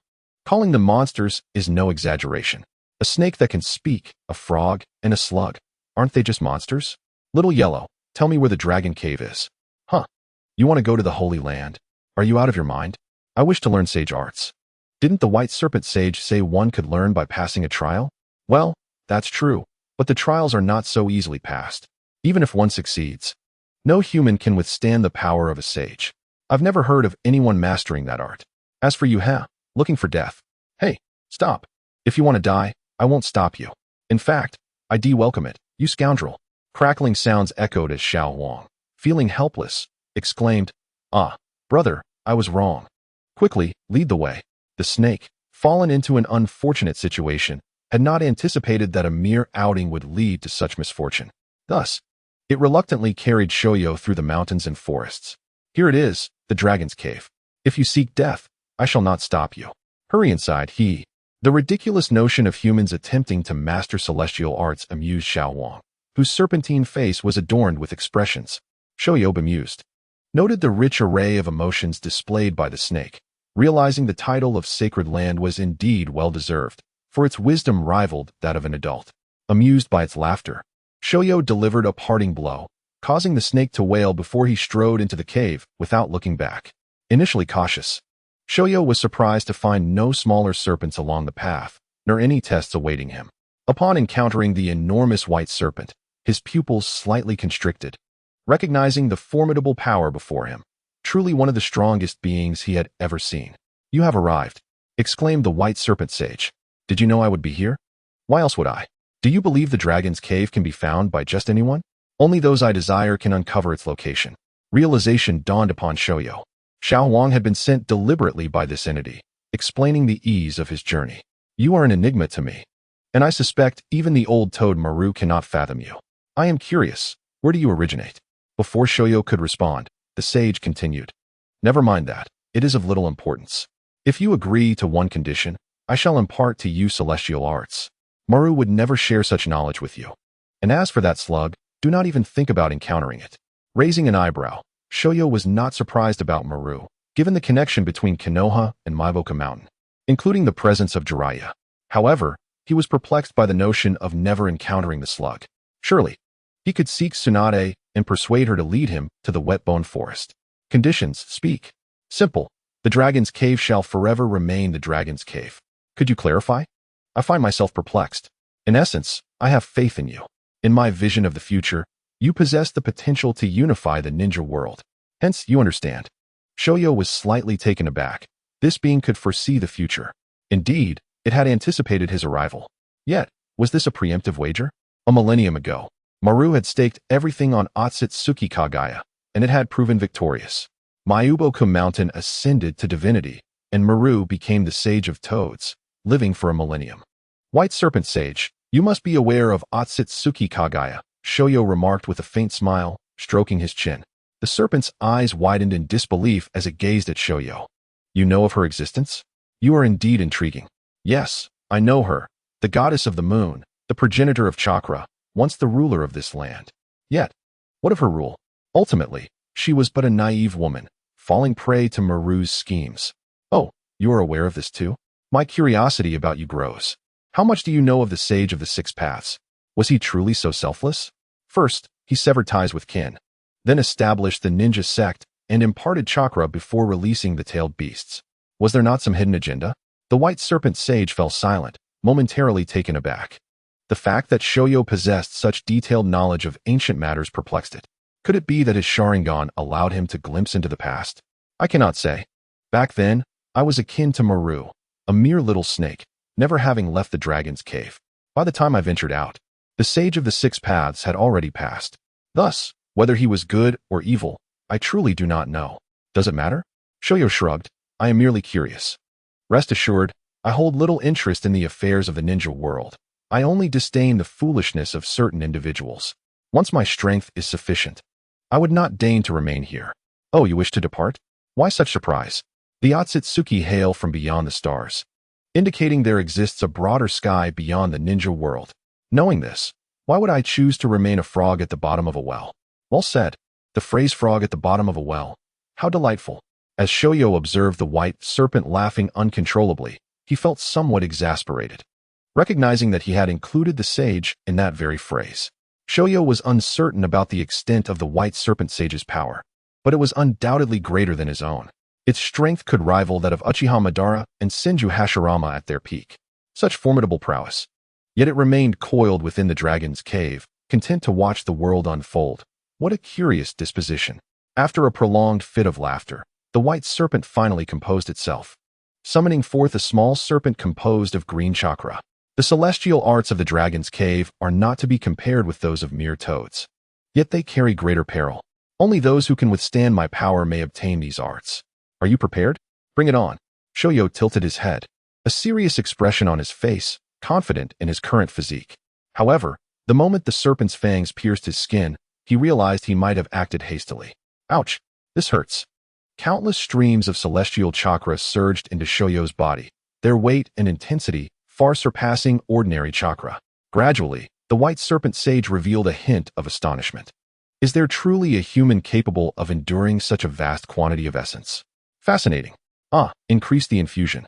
In pain yet exhilarated, Shoyo felt every cell in his body rejoicing, absorbing the unprecedented celestial power like a sponge.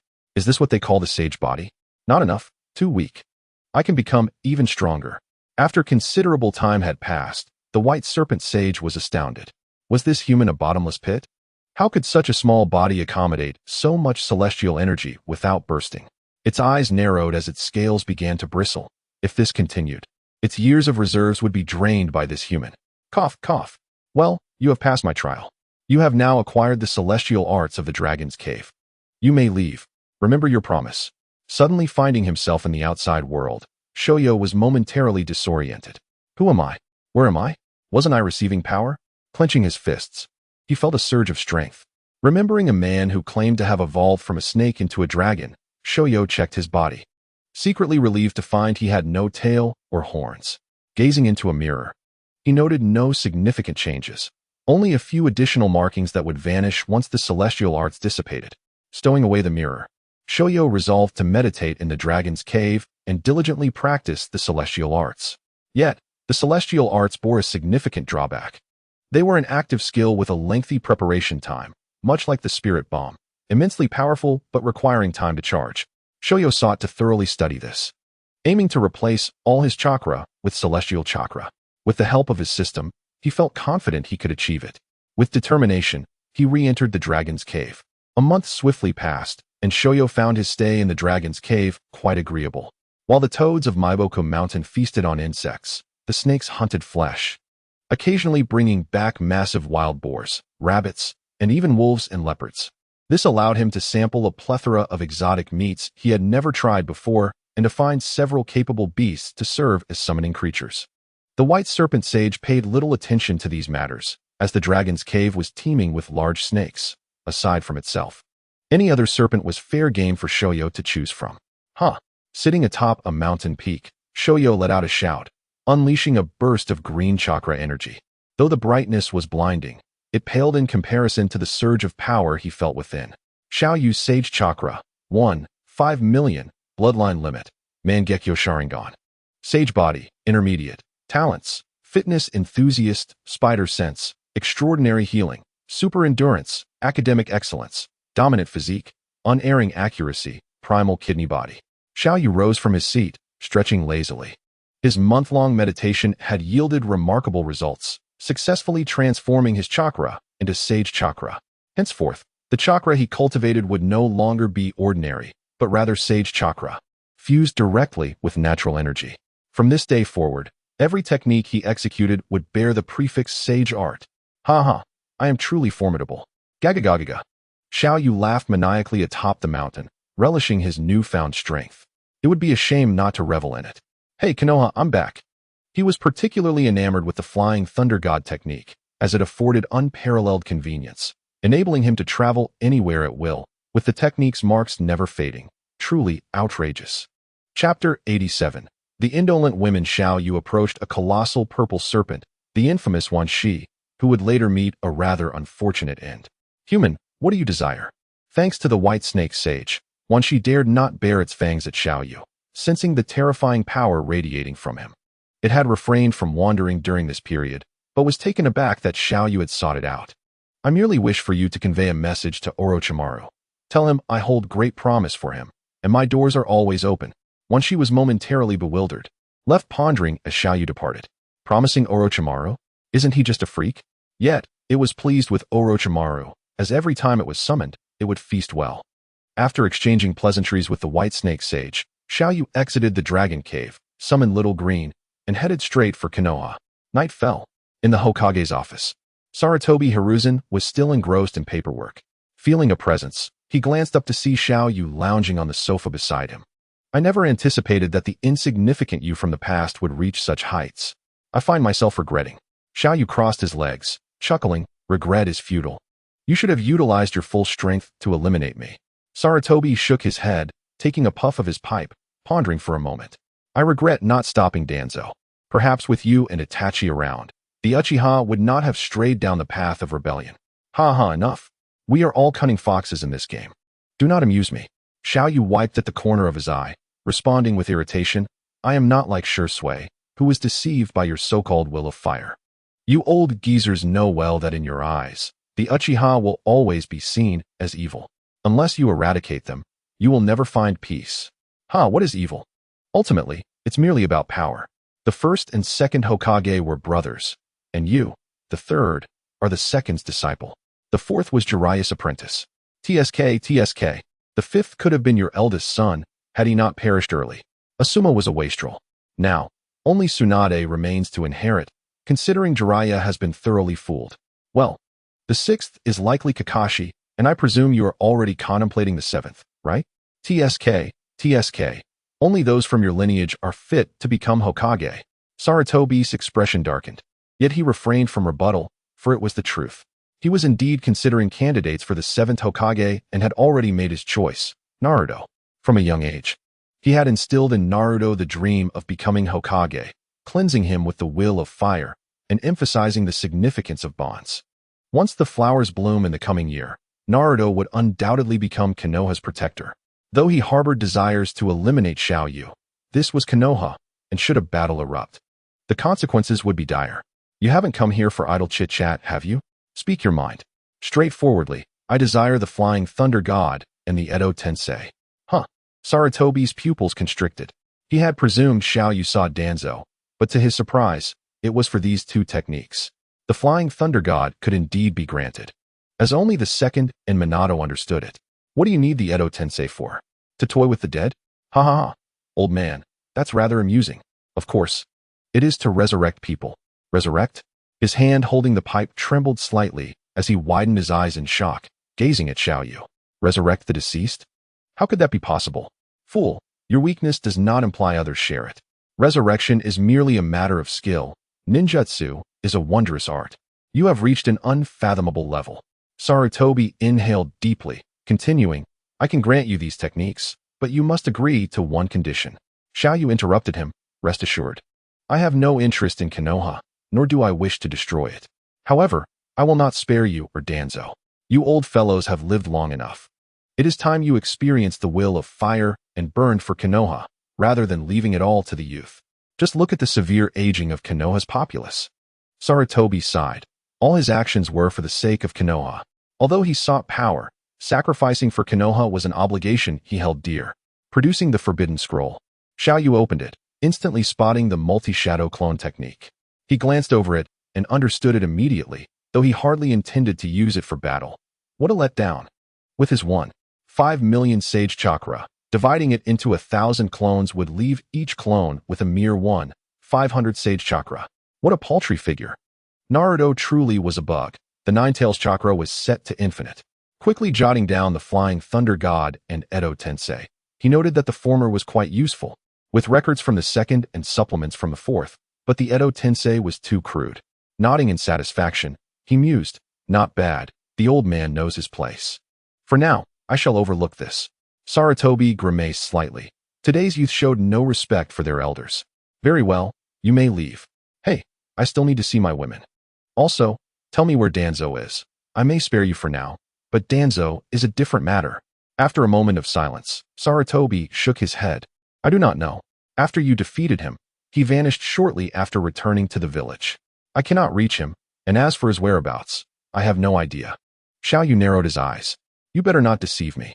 I will take Ujetsu Yuin and Yuhi Kurenai with me. You wouldn't dare to stop me, would you?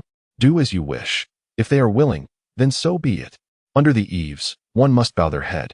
As Xiaoyu vanished, Sarutobi sighed deeply, realizing he needed to prepare for the future. Moments ago, Xiaoyu had exuded a faint aura, and he sensed the power of sage techniques. This was a warning, a deterrent.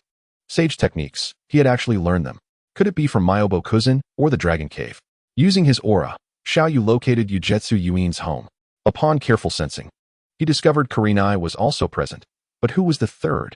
Silently entering the room, he found 3 women casually snacking and watching television. Upon catching sight of the third woman, Xiaoyu's expression soured, none other than Hisakawa Miko. The 3 women appeared languid, clad in home sleepwear, and at ease in their own space, occasionally scratching their bellies and even playfully poking each other, leading to some teasing. Xiaoyu stroked his chin, surveying them from above, feeling an increasing sense of awed premonition. Chapter 88. Inside is your father indeed. After several observations, he confirmed that all 3 women were pregnant. Ujetsu Yuin and Kurenai were anticipated, but the third was unexpected. What on earth is Jiochuan Miko? Is it merely a coincidence that the shadow clone technique works? This notion was swiftly dismissed, for the unmistakable essence of the small life within her undoubtedly belonged to him.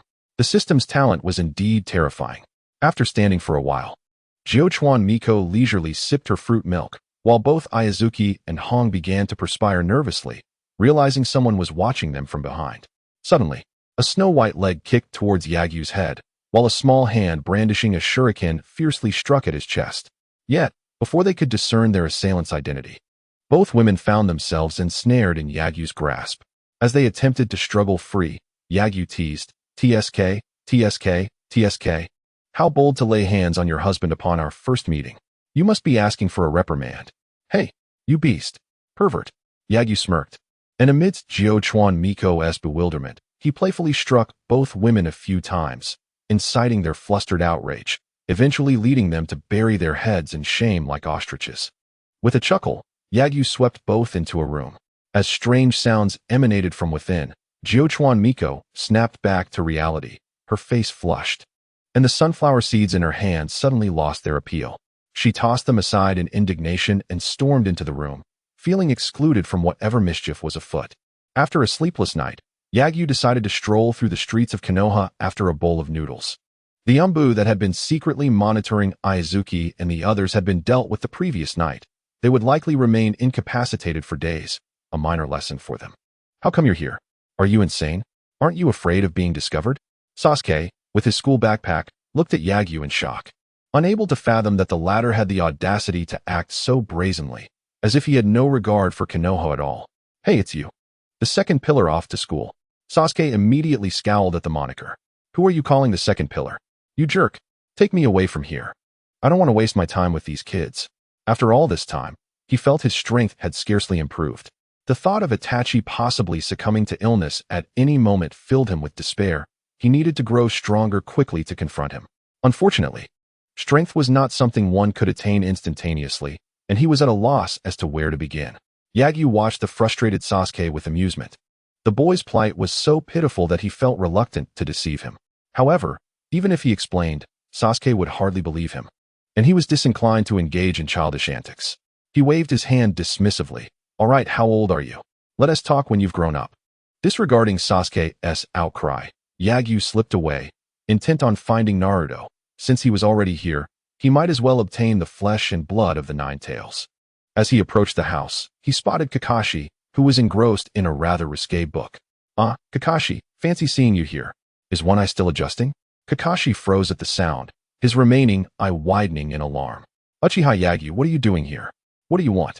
Yagyu stepped closer and gently patted his tense shoulder. Calm down. I merely returned to visit. Kakashi's vision darkened. The last time Yagyu had come, many had ended up in the hospital, still unconscious. Uchiha Yagyu, don't go too far. Do you really wish to destroy Konoha? Can't we coexist peacefully? Peace. Yagyu laughed. Even if I were to refrain from targeting Konoha, your dear friend Obito would never allow it. Kakashi protested. Obito bears no grudge against Konoha. Why would he seek its destruction? Because if a stumbling block is not removed, it will obstruct the path. Kakashi aimed to extract more information, but Yagyu's glare rendered him immobile. Meanwhile, Naruto was still sleeping soundly. Yagyu casually lifted his shirt, exposing his belly button.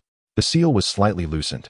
The chakra of the Nine Tails was seeping out, and this poor creature was relying on such means to regain its freedom. TSK, TSK, TSK.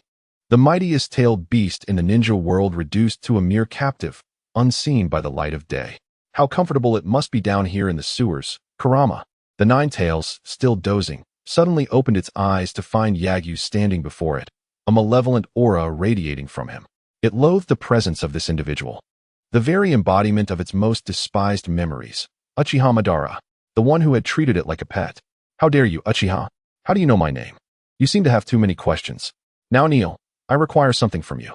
The Nine Tails roared in fury, ready to charge at the insufferable Uchiha boy. But as Yagyu activated his Sharingan, it was compelled to kneel.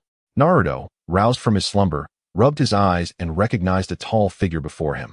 Oh, you're Sasuke. Hey, what are you doing?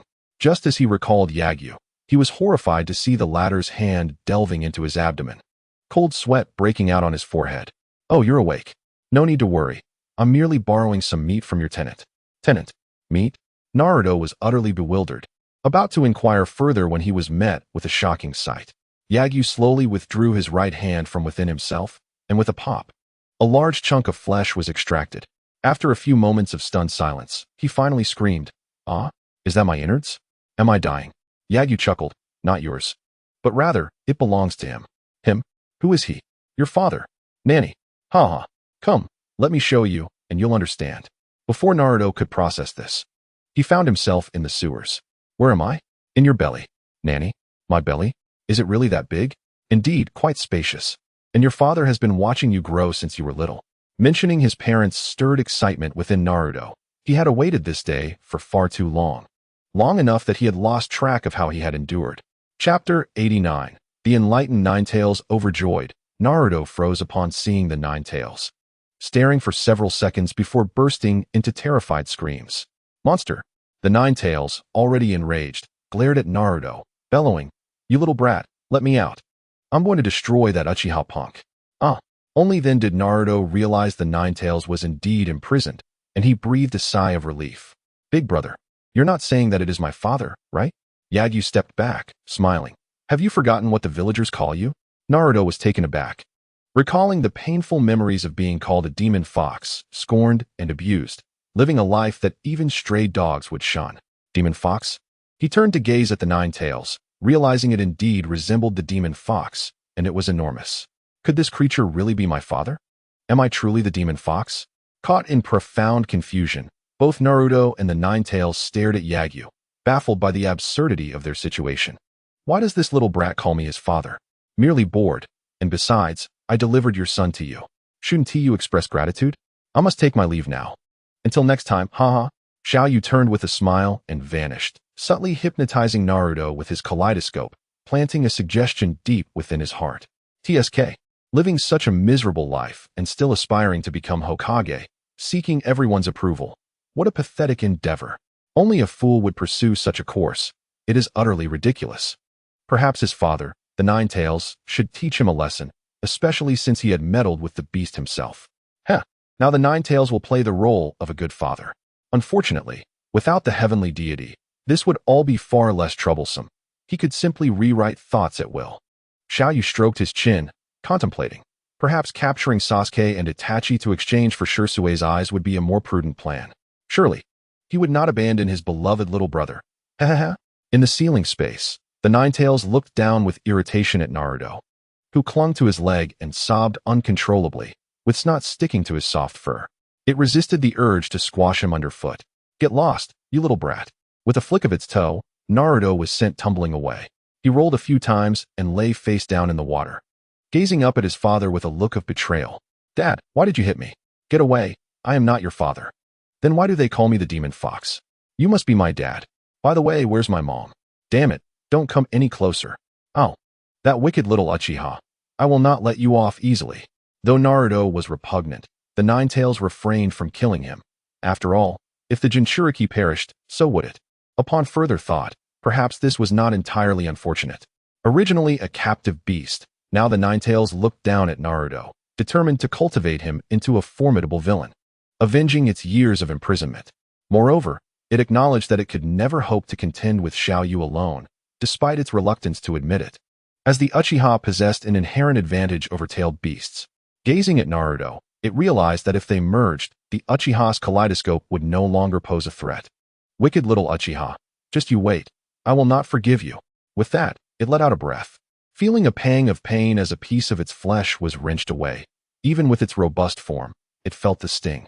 At the Ninja Academy, Xiaoyu emerged, effortlessly carrying Sasuke while the would-be obstructing Iruka lay sprawled, utterly defeated. Watching Xiaoyu's every move through the crystal ball, Sarutobi's expression darkened. Yet he refrained from taking further action, even ordering the Umbu to withdraw. Upon hearing of Xiaoyu's entry into the village, Kirurin and Mito hid away, too frightened to show themselves.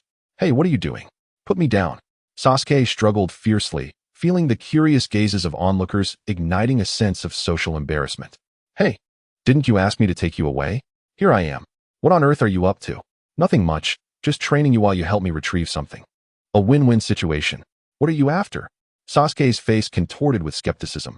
How could this seemingly invincible figure possess something he couldn't obtain with his meager skills? He felt an unsettling chill, sensing that this insufferable rogue had ulterior motives. Xiaoyu arrived at the home of Yuzuki Yakaina, bringing out the three women. Sasuke stared, bewildered, at the drowsy trio.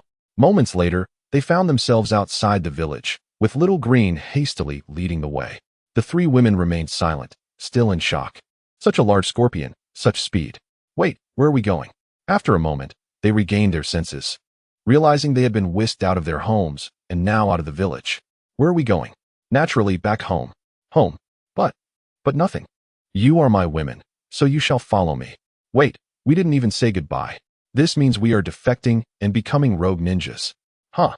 Konoha will eventually be mine. It is my decision to make. Sasuke remained in a daze, unable to believe he had truly left the village, having never ventured beyond its borders since birth. This was his first time stepping outside Konoha, perhaps never to return. He turned to gaze at the Uchiha clan compound, a torrent of thoughts flooding his mind. His father, his mother, his clan, and his once-beloved brother. Itachi Uchiha, just wait. I will surely kill you. Xiaoyu, with his companions, swiftly reached his stronghold under Little Green's guidance. He tossed Sasuke to Zabuza and entrusted the three women to Tsunami and Nika, diving straight into his research on the Flying Thunder God technique. He summoned 5,000 shadow clones, leaving 1,000 with Sage Chakra, while the rest were dismissed. Notably, even with his exceptional physique, he nearly collapsed from the strain of such a large summoning, and the sudden drop in Sage Chakra to 3 digits was quite uncomfortable. As for Reiko, far away in Sunagakure, Xiaoyu decided to wait until he mastered the Flying Thunder God technique before directly flying over to retrieve her, avoiding unnecessary trips. Chapter 90. Return to Sunagakure. Over half a month passed swiftly. Although frequently drained by Xiaoyu's shadow clones, Sasuke kept silent, merely clamoring to grow stronger. Xiaoyu certainly would not indulge him. After all, reading and writing were of little use. Naruto, nearly illiterate, had still become Hokage. There would be time for that later. He had Zabuza teach him the ways of the world. Meanwhile, Kuroyama had been appointed as the captain of the punishment squad, Uchiha Yuki as the captain of security, and Zabuza as the minister of education, given his popularity among the younger generation. There was no stopping it, with Haku trailing behind him and Kagaya following Haku. His entourage grew increasingly larger. In terms of one-on-one combat, Sasuke could not even best Haku now, which was utterly unacceptable to him. He trained frantically every day. While in the throes of exhaustion, Uchiha Yuki and several others carried a man on a stretcher toward the laboratory. Sasuke regarded Uchiha Yuki with disdain. How dare he call himself Uchiha, without the bloodline? Especially infuriating was Xiaoyu's claim of being the evil first patriarch of the Uchiha clan. Yet, he felt powerless. His lack of strength left him at the mercy of others, gnawing at him daily like 1,000 insects. Well, if it isn't young Master Sasuke. Uchiha Yuki greeted with a smile. Sasuke's eyelid twitched as he glanced at the man on the stretcher, frowning. What happened to him? Oh, he has a fever. To prevent contagion, we are taking him for some treatment. A fever? Treatment? Young Master Sasuke, would you like to take a look? It's quite interesting. Sasuke felt uneasy, suspecting this impostor had ulterior motives. but the laboratory intrigued him since he had never been inside. Reluctantly, he followed behind the group. The interior was vast, far exceeding Sasuke's expectations. It was not just a hollowed-out mountain, but they had also excavated hundreds of meters underground. After a lengthy descent in the elevator, they finally reached the bottom. Sasuke's pupils contracted as he realized that all the figures in white coats were merely Xiao Yu's shadow clones. Ah, Sasuke, what brings you here? Aren't you busy competing with Haku? What are you up to? Hundreds of shadow clones grinned menacingly, their smiles appearing terrifying in the bright light, causing Sasuke's heart to skip a beat. The man with the fever was placed on the operating table, and the shadow clones nodded in satisfaction before waving their hands, prompting Uchiha Yuki to swiftly lead the others away, leaving a bewildered Sasuke behind. What are you doing? Haha, just a little fun. How has your strength progressed since you've been here? Can you defeat your dear brother yet? The laughter of the shadow clones echoed in Sasuke's ears, intensifying his agitation. His youthful face contorted in frustration as he exclaimed, "Shut up." Yet, the clones paid him no heed, chuckling as they observed the feverish man. The process of empowering an individual is, in fact, quite simple. The bones must be resilient, unbreakable. The cells must possess the strength to infinitely divide and assimilate all nutrients, albeit under controlled conditions, a challenging feat indeed. One of the shadow clones produced a syringe and plunged it into the man's chest, injecting the entirety of its purple liquid.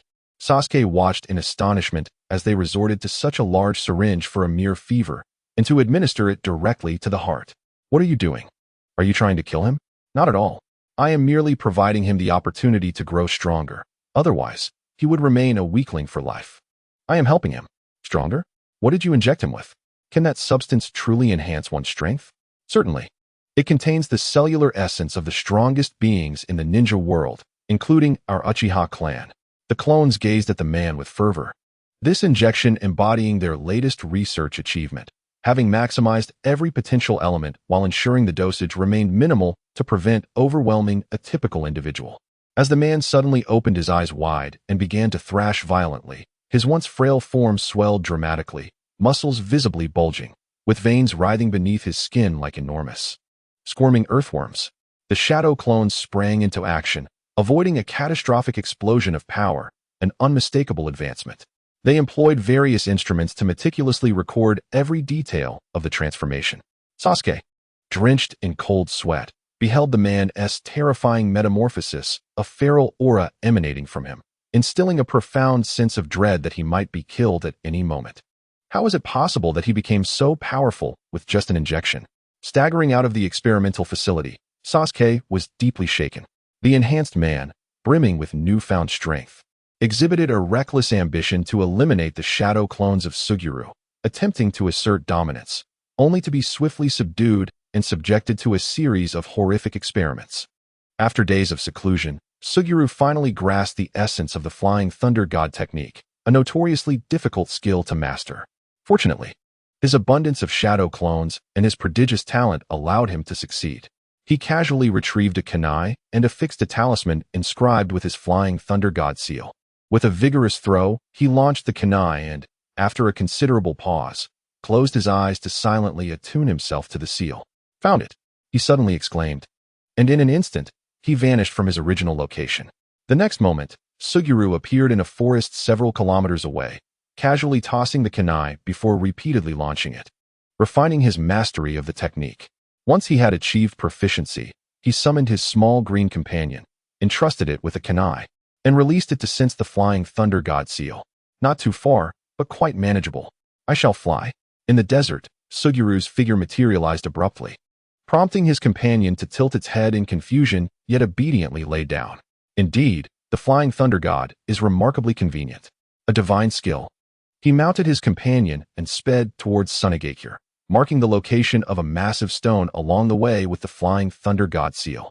He intended to collect Reiko and embark on a journey through the ninja world, marking various locations, granting him the freedom to traverse wherever he desired. Upon his return to Sunagakure, the imposing presence of his companion caused a stir among the villagers. However, upon seeing Suguru, their expressions darkened, recalling his previous slaughter of several of their shinobi. Raza, though silent, felt a profound sense of unease. Sugiru's aura emanated an overwhelming strength that left him breathless. Chapter 91. Do not stand in my way. After retrieving his companion, Suguru exchanged a meaningful smile with Raza before vanishing with Reiko. Raza's expression turned grave, his eyes gleaming with an unusual light. Raza, are you truly considering collaborating with him? Beware, lest you find yourself sold out while counting his riches. Chiyo's ominous voice snapped him back to reality.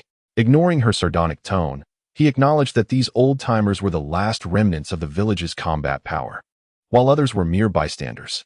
With a sigh, he remarked, collaboration might be acceptable, but it feels more like subjugation. Chiyo's eyes widened in disbelief, almost ready to strangle Raza in outrage. Hozuki tightly restrained her, urging, calm down. Anger is detrimental to your health. Let him finish. I am curious to hear what he has to say. If he cannot articulate anything of substance, then one of us must lie down today. Raza rolled his eyes, noting how these elders typically neglected their responsibilities, delegating everything to him under the pretext that he was the Kazekage. Yet, when faced with actual issues, they all emerged to dictate terms, clamoring for the village's welfare while proclaiming, I am the advisor. He replied nonchalantly, what is there to discuss? There is nothing profound to say. Simply put, the village is out of money. Everything we do hinges on finances, including warfare. Sunagakure has consistently emerged as the loser in every major conflict. The key reason is abundantly clear to both of you. Sunagakure is the poorest of all the hidden villages, without exception. Raza's expression twitched in anguish as he retorted bitterly. They call us one of the 5 great ninja villages, but that is utter nonsense. In this desolate place, all we see is sand. We are humans. We cannot survive on sand and wind. Chiyo and Hozuki exchanged glances, their expressions darkening, yet they found themselves at a loss for words. So, are you suggesting we could sell the village? Raza chuckled dryly. If I could fetch a good price for the village, I would not hesitate to ensure my villagers enjoy a better life, free from this dusty wasteland. You must understand, the daimyo has completely withdrawn Sunagakure's resources. You could say we have been abandoned. However, if the advisor can provide sufficient funds to sustain the village, I would certainly adhere to your guidance. Chiyo turned to leave, fully aware that she possessed no means to procure such funds. How could she possibly gather enough money to sustain an entire village? It was no jest. She lacked the ability to manipulate magnetism. Yet, suggesting that the esteemed Kazekage should dig in the desert for gold was beyond her capacity to articulate. Raza's willingness to undertake such a task was his own choice and had nothing to do with her. Raza shook his head, recognizing that many of the older shinobi harbored various issues, Chiyo especially, given that her son and daughter-in-law had perished, and her grandson had defected from the village. She was undeniably a lonely elder. Uchiha Suguru, if I am not mistaken, that technique was indeed the Flying Thunder God. An unexpected development. Suguru had been enjoying himself immensely in recent days, as the company had become more lively. The pregnant women radiated a nurturing energy, but not towards him. They had driven him out early in the morning. Hey Sasuke, why the long face this early? Did you dream of Naruto last night? Sasuke felt a dark cloud of frustration envelop him and turned to depart, truly not wishing to encounter Suguru. For days, he had been subjected to relentless experiments by that rascal's shadow clones, his arms riddled with puncture wounds. Initially, he had been excited at the prospect of growing stronger, eager to defeat Itachi. However, the harsh reality was that despite enduring so much pain, he had made no progress. In fact, he felt weaker. Suguru, intrigued yet unconcerned, mused aloud, children can be so fickle, much like women, they change on a whim. This place does not hold me. There are other places that will. With that, he vanished, having employed the assistance of the small snakes from the Ryuchi cave to disperse stones marked with the Flying Thunder God seal throughout the land. Now, he could traverse between all the hidden villages with ease, save for a few remote countries. As soon as he appeared, a vast expanse of steam clouded Shizun's vision, enveloping her in an ethereal mist. Was this paradise? The golden locks and the indomitable spirit of the woman before her revealed that she was none other than the legendary Tsunade. Despite being in her 40s, her skin was more radiant than that of the 18-year-old shinobu, a testament to her prowess as the strongest medical ninja in the shinobi world. The beauty before her was utterly mesmerizing, captivating Shizun's attention. Tsunade was enjoying the hot springs, having lost a game and needing to unwind.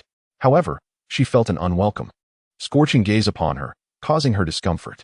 As she slowly opened her enchanting eyes, she found Shizun nearly drooling over her, instantly flushing with embarrassment and rage. Who was this intruder? How long had he been there? Why hadn't she sensed his presence? This girl had indeed managed to remain silent at a critical moment. Infuriated, Tsunade swiftly retaliated with a punch, but Shizun's eyes widened in shock. With his Sharingan activated, he recorded every detail of Tsunade's form, imprinting it in his mind. Yet Tsunade possessed incredible strength. A single strike could shatter even Madara's Susanoo. Shizun dared not confront her directly, just as her fist was a mere millimeter from him. He deftly evaded and left a mark on her rear, disappearing amidst her furious cries. Tsunade, now tinged with a vibrant pink, scratched her backside in irritation, her eyes gleaming with murderous intent. It was the first time she had been so humiliated, and it infuriated her. What happened, Lady Tsunade? Shizun, clutching a pink plush pig, rushed in and blushed upon seeing Tsunade's fury. She quickly draped a towel around her. Where have you been, you little brat? I was giving Tun a bath. What's wrong? Tsunade felt a wave of frustration. She couldn't admit that a little boy had seen her completely exposed. Where could she hide her embarrassment? Nothing much. I'm just really angry. Come, let us go gamble. This time, I'm sure to win. Shizun, alarmed, wrapped her arms around Tsunade's waist, exclaiming, No, Lady Tsunade. We'll end up broke if we keep this up, begging on the streets. Let go of me. I'm going to win today. You've said that countless times. Yet you've never won. ISNT, this is a sign that I'm about to hit it big. Don't hold me back. Chapter 92. An opportunity arises. Unsurprisingly, Tsunade, having lost, found herself too embarrassed to face Shizun. She quietly slipped away to drink her sorrows away. Although she was out of money, her reputation as a big spender preceded her, and the locals knew she would always settle her debts. As she indulged, she cursed Shizun inwardly, convinced that the annoying Uchiha brat was the source of her misfortune, for how else could she have lost so badly? After quenching her thirst with copious amounts of alcohol, she burped contentedly, lamenting, That little brat, by the way, wasn't he the Uchiha clan wiped out?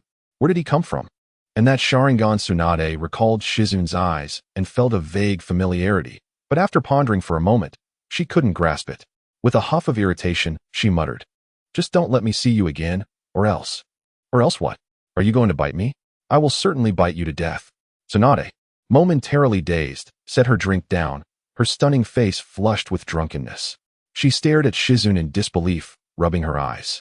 In the next moment, her brows furrowed, and her lips parted in an impending outburst, only to be interrupted by Shizun. Please wait, just hear me out. Tsunade nearly choked, quickly taking another sip, her expression darkening as she glared at Shizun. What? Have you come up with a plan to die? Speak, and I'll grant your wish. Shizun beckoned the bartender for more drinks. If you can win against me in drinking, do as you please with me. You seek death. I can drink 1,000 cups without getting tipsy. You're doomed today. Don't speak too soon. In terms of drinking, the Senju clan cannot compare to the Uchiha. Are you trying to make me laugh? You're killing me.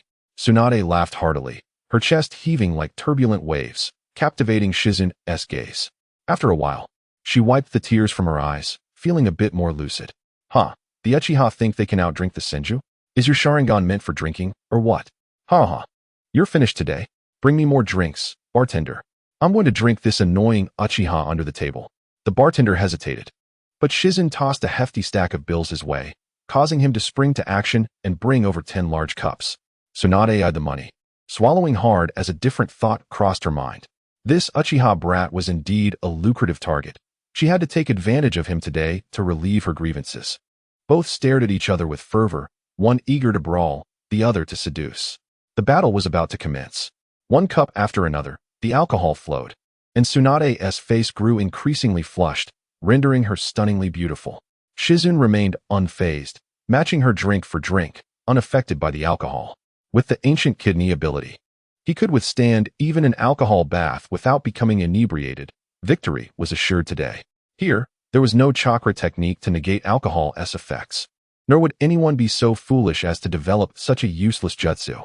After all, if one wished not to get drunk, they could simply refrain from drinking altogether, saving their funds for a night out instead. After consuming over 100 cups, combined with Tsunade's prior indulgence, she could no longer hold her liquor and promptly vomited. Her vision blurred as she retched uncontrollably.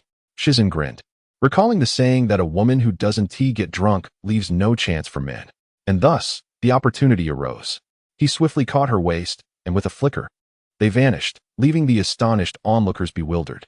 As daylight broke, Shizune felt invigorated in the courtyard, reflecting, to the fallen Uchiha of the Senju clan, I have avenged you. The first blood of the Senju princess is mine. Ha! It was clear that Tsunade was indeed a formidable opponent. Compared to their milky counterparts, she was far superior. He had only exerted a fraction of his strength to subdue her. Inside, Tsunade slowly regained consciousness, her head pounding. With a bitter smile, she realized she had indeed lost herself to drink. But where was she? After lying still for a moment, she suddenly sensed something was amiss. She reached for her body, and upon lifting the thin blanket, her face darkened. In a panic, she covered herself, muttering, "This must be a dream. Such things cannot happen." After a moment of laughter, fragmented memories began to resurface, drinking, getting drunk, and the Uchiha boy stripping her. Tsunade jumped up, only to see a hint of red, her legs weakening as she collapsed back onto the bed. Shizune entered, hearing the commotion. "You bastard, I will kill you."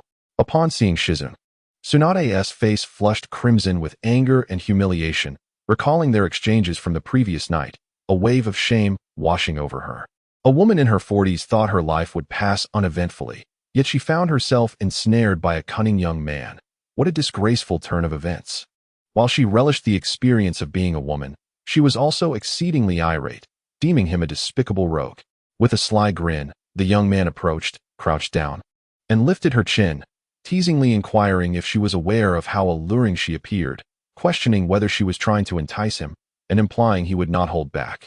Alarmed, she felt a surge of anxiety, but her fear of blood left her weak, forcing her to muster a shaky warning, "Don't get carried away." Or I assure you, after enduring a month and a half of this ordeal, she surrendered completely. He was indeed a monster. She hadn't stepped outside in ages and felt that if she weren't from the Senju clan, she might have succumbed long ago. To be candid, since the deaths of her younger brother and boyfriend, she had bottled up all her suffering. Yet, in this world of shinobi, death was an everyday occurrence, whether by conspiracy or at the hands of one's own kin. Although drinking and gambling could numb her senses and help her forget her pain, she had now discovered a far more effective method. It was exhilarating, allowing her to cast aside all her worries, as if her soul had ascended. However, one troubling thought plagued her. She could no longer endure it. Should she enlist the help of Shizune? The girl was in her 20s and had yet to find a boyfriend. It seemed a waste for her to remain idle like this. Chapter 93. Are you not done yet? At that moment, Shizune, destitute and nearly starving on the streets, lamented her plight. All her money had been taken by Tsunade, and without her medical ninjutsu, she would have been utterly lost. After searching for half a month with a plump pig in tow, she had yet to catch a glimpse of her mentor, leaving her frantic like an ant on a hot stove. Could it be that Tsunade had been sold off? Tears welled in Shizune's eyes as she aimlessly roamed the streets, asking passers-by if they had seen the great fat sheep. Taking advantage of the time while the young man trained, Tsunade, with the substantial funds she had acquired from him, strolled out, her spirits lifted. After such a long absence from the streets, it felt somewhat unfamiliar. Now that she had money, it was imperative to indulge herself. And she was determined to win big this time. Having walked only a few steps, she heard Shizune's voice. Have you seen a woman with golden hair? Fierce yet youthful and beautiful, known as the Great Fat Sheep? Tsunade's forehead twitched with irritation. How dare you speak of me like that behind my back, Shizune? While being young and beautiful is flattering, calling me a great fat sheep is an affront to my reputation as a gambling goddess. Shizune. Startled, Shizune turned around, her face lighting up. Tsunade-sama. With a thud, she collided with Tsunade. Ouch, that hurts. Now you feel pain? How dare you call me a great fat sheep? I believe you are the one with a great fat heart. Tsunade-sama, I'm sorry. Humph. Come, today I shall show you what it means to be a gambling goddess. But we're completely out of money, Tsunade-sama. Look, what is this? Such a vast fortune. Let us go. Tsunade had learned from the young man about incredible strength and the Yin Seal technique, which was formidable in its own right, capable of overcoming almost any adversary. The Yin Seal was particularly impressive, akin to unlocking a hidden chamber within one's being. If she could condense her chakra, she could achieve a golden core. With further effort, a primordial infant was not out of reach. The young man believed it was feasible to condense a golden core, but the concept of a primordial infant eluded him. Shaking his head, he ceased his speculations and began training his strength. Once he mastered it, combined with the Flying Thunder God technique, very few in the shinobi world would stand as his equals. However, he also needed to delve deeper into the Flying Thunder God technique. As it stood, he could only use it for direct transportation. Far from the effortless mastery exhibited by the likes of Minato. Flying Thunder God, Level 2. How intriguing, it won't be long now, the young man mused, then delivered a powerful punch that shattered a massive boulder. As dusk approached, he recalled his shadow clone and returned home. Upon encountering the sudden appearance of the young man, Shizune was momentarily stunned, then her face drained of color as she screamed, "Tsunade-sama, run. It's Uchiha Yashiro." Tsunade tilted her head. "Shizune, do you know him?" "Well, Tsunade-sama. He is an S-rank rogue ninja from Konoha. Have you forgotten?" "Oh, I seem to recall something about that." She quickly assessed the young man's dusty appearance. Realizing he had been training all day, she felt a twinge of surprise. Despite possessing the powerful Sharingan, he was intrigued by her strength. Did he not understand the folly of greed? Shizune, poor dear, had studied diligently yet grasped only the basics, highlighting the difficulty of mastering such techniques. The young man glanced at Shizune. While she was somewhat attractive, she lacked distinctiveness. Shizune had been fearful of him, given the reports of his brutal reputation that had nearly turned Konoha upside down. Yet, what kind of gaze was he giving her? How dare he look at her with pity? Damn it, Shizune thought, gritting her teeth and crossing her arms. However, the young man's gaze grew increasingly sympathetic. This posture, while typical for women, only served to accentuate her figure unfavorably. "If I weren't at such a disadvantage, I would have torn that handsome face of yours to shreds. How could such a handsome face be paired with such eyes?" She unconsciously glanced at Tsunade, who lay languidly, even in repose, exuding an aura of strength. Comparing herself to her mentor left Shizune feeling despondent, wishing to shed tears over her own reflection. Tsunade, looking defeated, called out to the young man as he headed toward the bathroom. "Please, just leave the money behind." "Huh?" He turned back, puzzled, as he observed her nonchalant demeanor, a smirk creeping onto his face. "You lost it all?"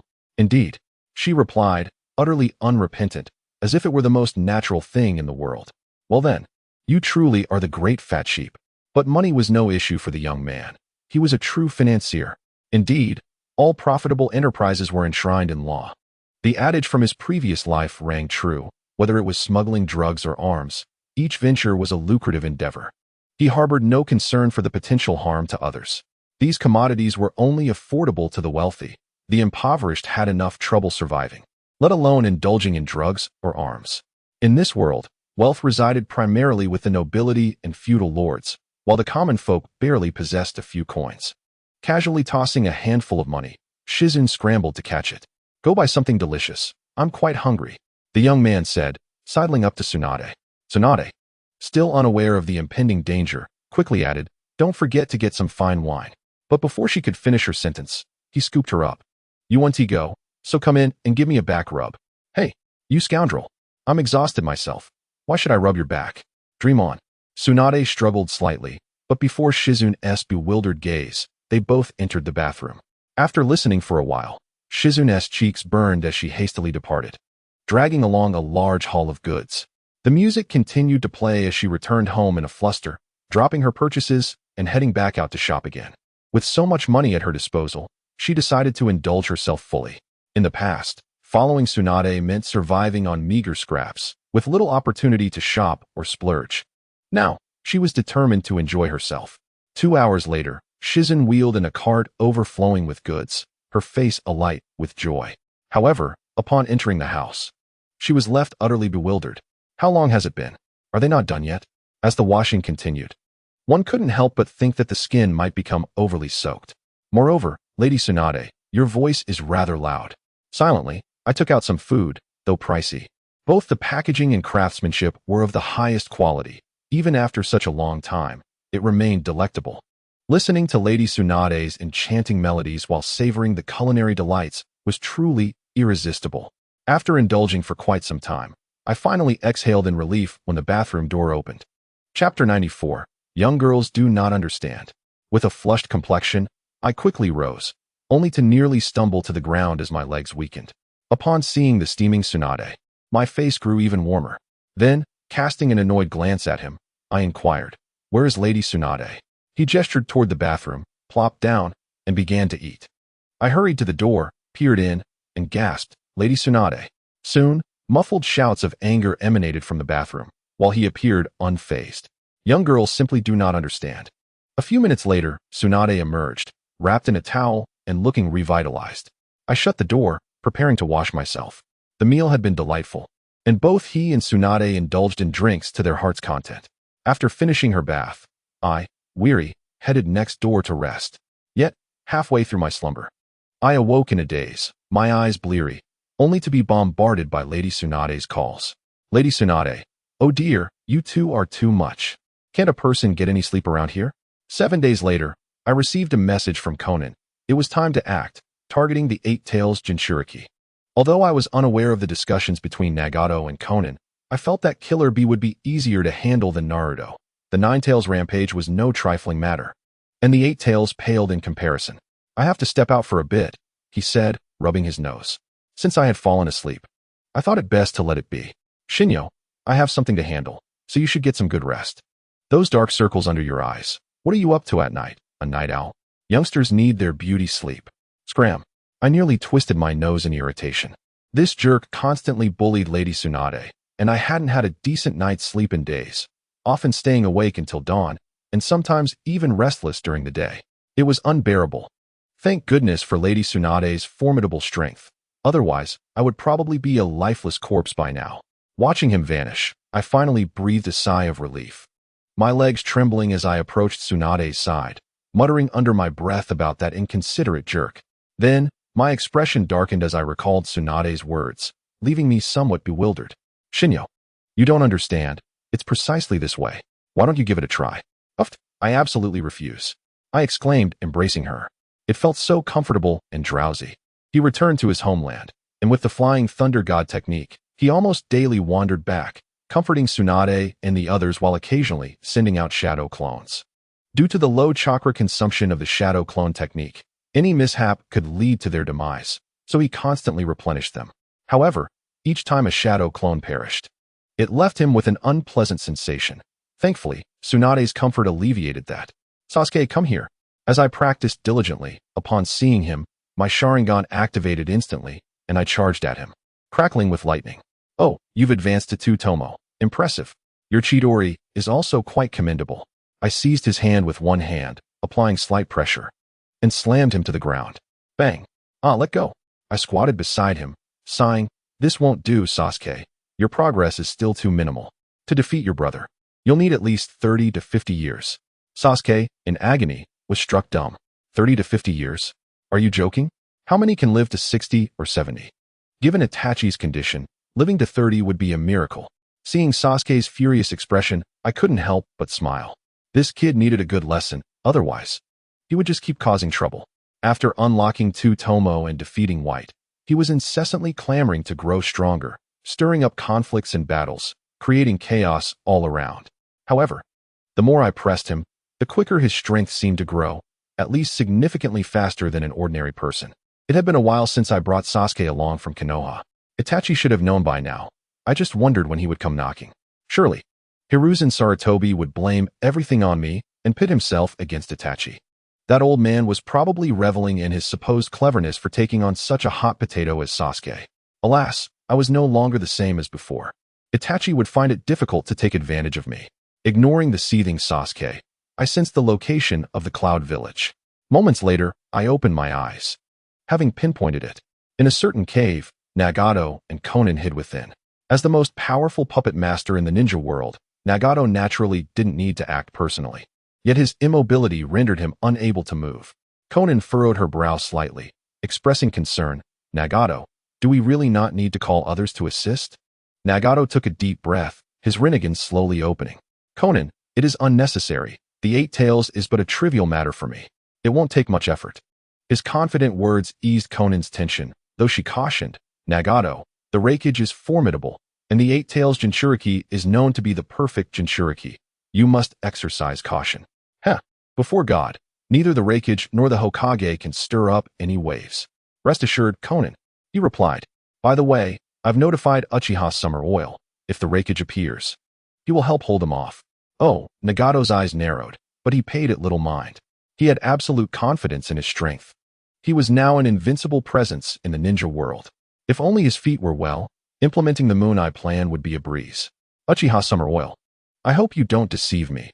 Otherwise, you will not withstand the wrath of God. With his extraordinary eyesight, Summer Oil swiftly spotted the 6 paths of pain. Well, it seems my luck is quite favorable. He had not expected to encounter them right away, especially since he still could not achieve precise positioning. His spatial perception always had slight deviations.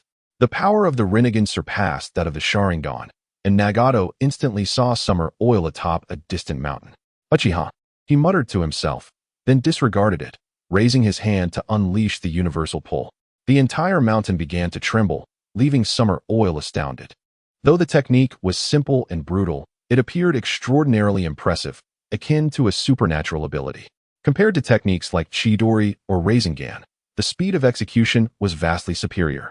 Almost instantaneous, unless one's strength was significantly greater, evading it was nearly impossible.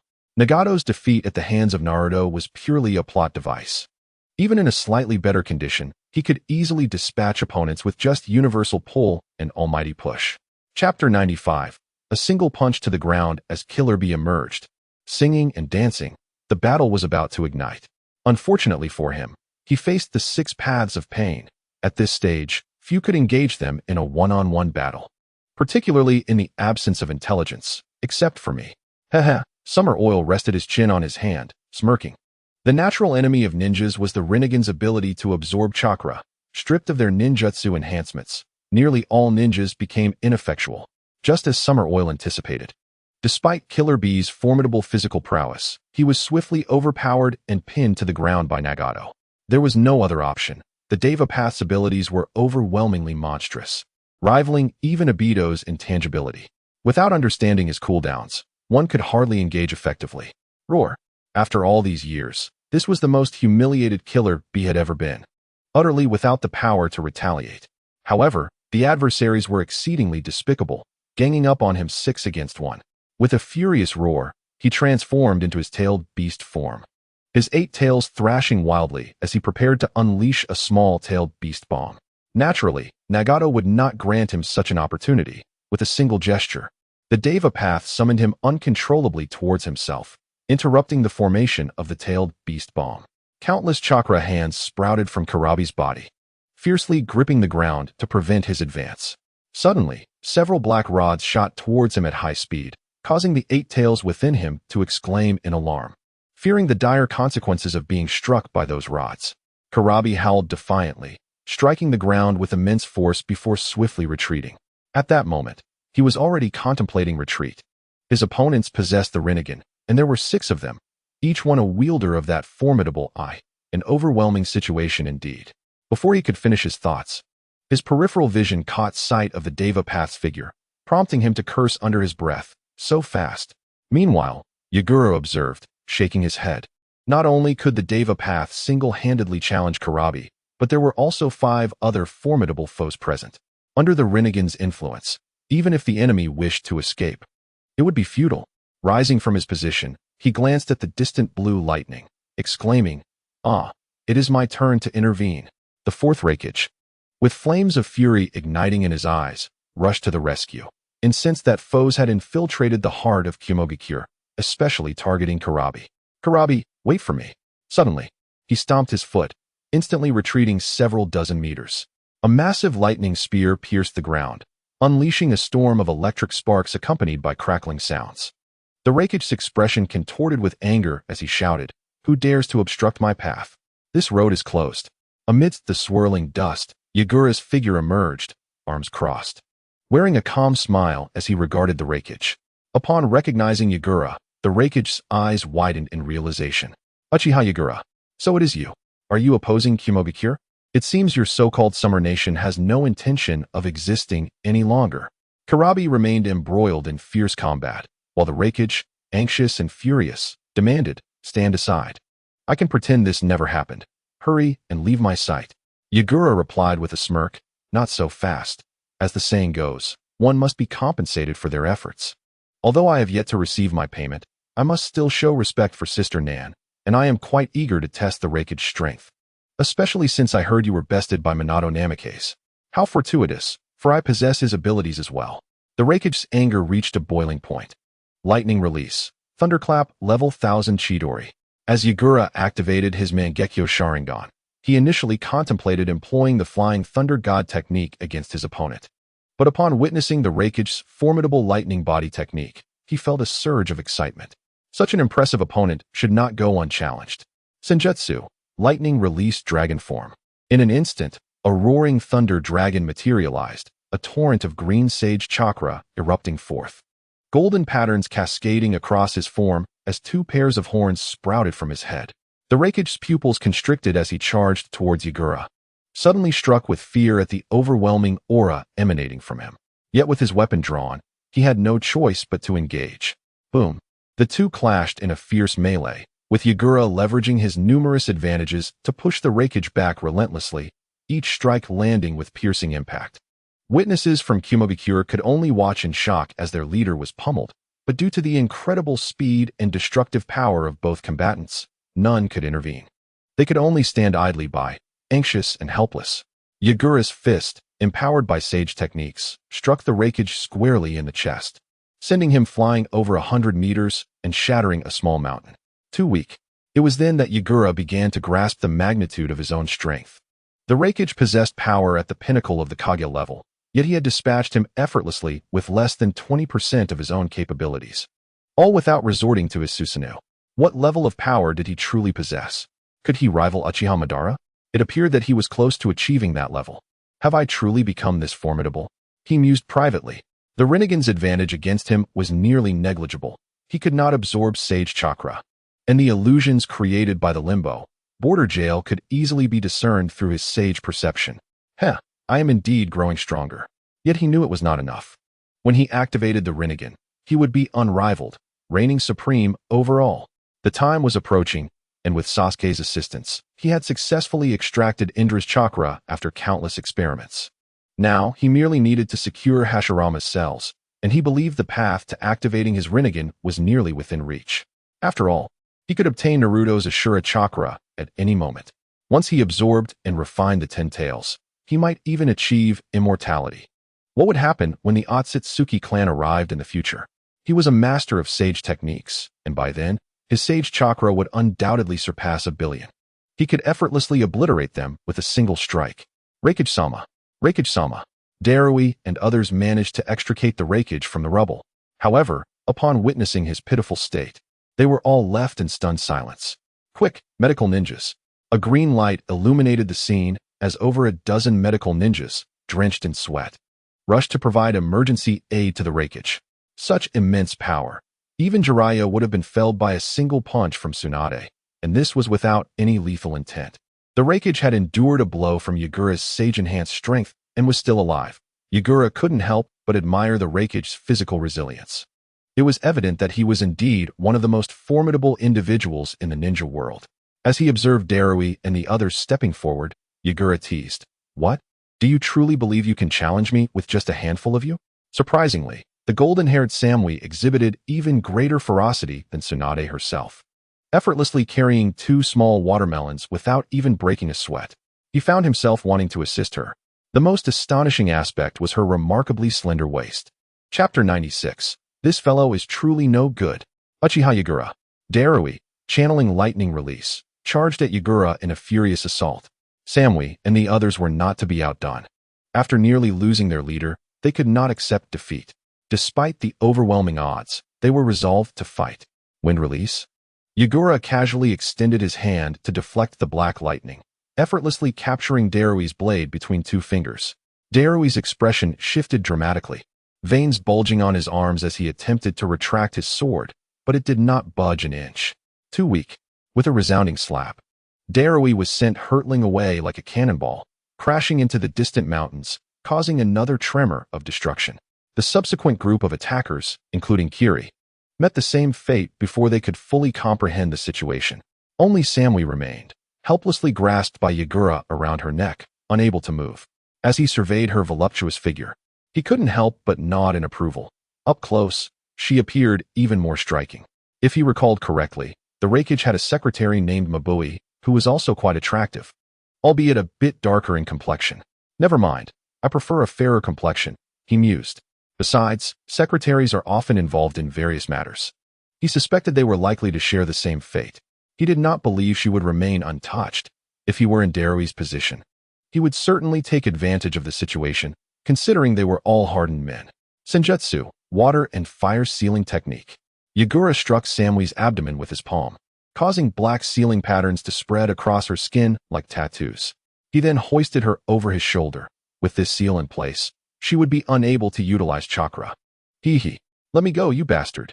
Samui, who had just braced herself for a crushing grip on her throat, was astonished when she suddenly lost all strength.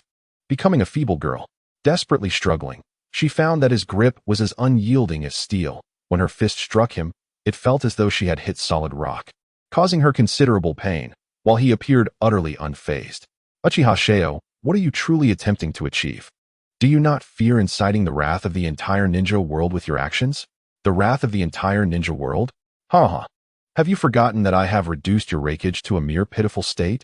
Does the current Kumogakure still possess the strength to rally the ninja world? Beware, for Inoki may very well lead an army to obliterate your land of lightning. Samuya's pupils constricted, yet she stubbornly retorted, a danger such as yourself, unrestrained and reckless, would indeed instill fear even in that old man Inoki. After all, if you can come to Kumogakure and slay the raikage today, what is to stop you from venturing to a Wagakure and eliminating the Tsuchikage tomorrow? Sheo chuckled. You make a fair point. But how did you know that I plan to seek Inoki in a Wagakure tomorrow? To be honest, I have long coveted his dust release. At her words, Samuya froze in shock. She had not anticipated that he had descended into such madness, yet contemplating his formidable strength sent tremors of fear through her. He was far too powerful. Her own boss had been easily defeated within a minute, rendered utterly defenseless, and the injuries sustained would take a long time to heal. He alone could dismantle the entire Kumogakure. Are you insane? Do you truly not fear the entire ninja world turning against you? The entire ninja world turning against me? Ha. Are you certain it is not I who will be turning against the entire ninja world? Are you not aware of the standing of your raikage within the ninja realm? With a smile, Sheo reached out and playfully patted her rear. In her state of shock, Samuya was left entirely unresponsive, daunted by Sheo's brazen words. Are you attempting to provoke the fourth great ninja war? The ninja war? Sheo's gaze shifted to the battlefield of Nagato and the Eight Tails, where the battle had long since concluded. This sensation, could it be Nagato's true body? He squinted and continued. My dear, it seems you are utterly ignorant of my capabilities. Do you think mere ants like yourselves could contend with me in battle? I am merely occupied with other matters at present and have no inclination to engage with you. Once I complete my tasks, I shall become the singular ruler of the ninja world. Those who follow me shall prosper. Those who oppose me shall perish. Just like your companions, I could effortlessly eliminate them, just like this. Samuya immediately screamed, no? Sheo embraced her, his eyes narrowing as he unleashed a colossal Rasengan that obliterated a distant mountain. Did you see that? If you wish for them to remain alive, then it depends on your performance. The stunned Samuya gazed at Sheo, incredulous that such an unparalleled powerhouse could still possess an appetite for women. Moreover, his tone suggested this was not a first for him. He was a despicable man devoid of morals, an evil Uchiha. Yet, she found herself without a second choice. For the sake of her comrades and her village, she could only offer herself as bait. Sheo swiftly vanished with Samuya in his arms. Stop! Conan, supporting Nagato, rolled her eyes at the sight of Sheo holding a voluptuous blonde woman while immediately calling out to him. Internally, she muttered, this guy is certainly no good. Sheo chuckled. I'm merely observing out of curiosity. Please, continue. He then turned his attention to Killer B, who was pinned to the ground by black rods, unable to move. TSK. The disparity between the Eight Tails and the Nine Tails is indeed vast. They are not of the same caliber. Sheo sensed that the combined chakra of the first eight-tailed beast scarcely equaled 1/10 of the Nine Tails. After all, Naruto contained merely half of the Nine Tails. Stop. What do you intend to do? Do not harm him. Rest assured, no one will kill him. After all, should he die, the Eight Tails would perish as well, and it would take years for him to be revived. Sheo shook his head, recalling how Obito had slain the Three Tails, likely still regretting it. Otherwise, he could have already commenced the Eye of the Moon plan. The longer one waits, the more variables arise. Nagato was also unfortunate. His Gedomazo was depleted of tailed beasts, and he was drained by Madara, leaving him utterly vulnerable. TSK, TSK, TSK, he looked emaciated, as if he were on the brink of collapse. Does he struggle even with simple tasks? Does Konan assist him? Samuya felt her mind whirl in confusion. She recognized Uchiha Sheo, yet the identities of the individuals surrounding him eluded her. The terrifying purple eyes seemed eerily familiar. What on earth was happening? Where had these individuals emerged from, especially since even her master was no match for them? Her master was a perfect Jinchuriki, and even the Raikage admitted he was no match for him. Chapter 97. In truth, this is all a conspiracy. Konan gestured towards Sheo, who replied with a grin. Given that, I shall accept. A giant octopus was thrown to him by the 6 paths of pain, which Sheo caught with one hand and stored in his system space. That left him still needing 6 more. No, 5. Suddenly, a massive fireball hurtled from the nearby mountain, aimed directly at Nagato and Konan. However, such a sneak attack was evidently futile before the Rinnegan of the 6 paths. The 2 tails, transformed into a wooden figure, caught Sheo's eye. Leave this woman to me. You all may continue. Do not stray too far, or you will understand the consequences. Samuya's expression darkened, but she remained silent. The appearance of the wooden figure left her feeling uncertain about whether to urge her to flee, especially since even her master and the Raikage had fallen. Her presence would be of no use. Gritting her teeth, she glared at Sheo. If you could let her go, I would grant you anything. Anything. Sheo's gaze roamed over her, making Samuya feel exposed and uncomfortable, particularly in regards to her chest. You said it yourself. Should you have a change of heart? I will not show mercy. Samuya's expression stiffened slightly, yet she retorted, is that all? I fear your ineptitude more. Sheo's lips twitched. To make her yield, he would have to take decisive action. Otherwise, her stubbornness would lead to her being dismissed as inconsequential. Much like Tsunade, who initially boasted her superiority. The princess of the Senju clan could not remain beneath others forever. In the end, she too had capitulated. Had they possessed Byakugan, they would have likely surrendered outright. Merely counting their kidneys would have frightened them into submission. The wooden figure was unaware that the Raikage had already fallen. She was merely seeking to buy time until he arrived. As for her own involvement, that would only be inviting disaster. With crimson-tailed beast chakra manifesting, 2 tails sprouted from her backside, transforming her into a blood-red silhouette while maintaining her consciousness. She was nearly a perfect Jinchuriki. Sheo stood with his hand in his pocket, offering a moment of silence for Gaara. The Shikaku was utterly incapable of transforming into a tailed beast, unable even to perform a tailed beast bomb, and had sought to learn ninjutsu and sealing techniques. Truly a disgrace to the tailed beast realm. Who are you? How dare you attack a Jinchuriki in Kumogakure? Do you not fear inciting their anger? Sheo chuckled softly, recalling how this woman had faced the deranged Haiden in the original storyline, enduring unspeakable torment. My dear, have you not yet realized that something is amiss? What? You truly are adorably foolish. Bastard. The wooden figure roared, charging at Sheo with lightning speed. However, before she could reach him, she felt a sharp pain in her neck, and her face was violently smashed into the ground. The earth shattered, creating a massive crater in its wake. The wooden figure coughed up blood, collapsing entirely as her tailed beast cloak dissipated. Lifting her effortlessly, Suguru chuckled. Surely you aren't waiting for Raikage and his entourage. What a pity. I've already dispatched him on the road, and he is likely resting in your hidden cloud hospital now. With a swift motion, Suguru plunged his hand into the abdomen of the wooden figure, extracting a piece of meat from the small 2-tailed beast beneath the kaleidoscope. He then brought the wooden figure to Samui's side, where Nagato had fully absorbed the chakra of the 8 tails, confirming Suguru's prior knowledge that he had completely regained his strength. Heh, Obito, this troublesome fellow is now your responsibility. I hope you can continue to deceive him. The contrast between the incapacitated Nagato and the restored one was striking, and Suguru smirked as he waved at Konan. Although she was curious about why Nagato appeared so youthful, she knew there would be time for inquiries later. Her curiosity about Suguru intensified. This man seemed to possess an abundance of knowledge, and the capabilities of his kaleidoscope were indeed extraordinary. Furthermore, the commotion she had seen from the sky left her astounded. Suguru had easily defeated Raikage, showcasing strength that rivaled Nagato's. Just how much power did this lecherous man conceal? As they drew closer, Konan cast a glance at Samui, her heart racing at the sight of the colossal figure. What is it? She asked, annoyance creeping into her tone. Suguru clicked his tongue and whispered, do you wish to know how Yahiko met his demise? Or how your Akatsuki comrades perished? Konan was struck with shock, her fair face turning pale. Both she and Nagato harbored immense guilt over Yahiko's death, especially Nagato, who had been responsible for it. As for the deaths of their Akatsuki companions, they remained a mystery, leaving them to harbor resentment deep in their hearts, enduring the pain daily. Stumbling, she stammered, what are you saying? Huh. Suguru wore a sinister smile, hinting at a deeper conspiracy. A conspiracy?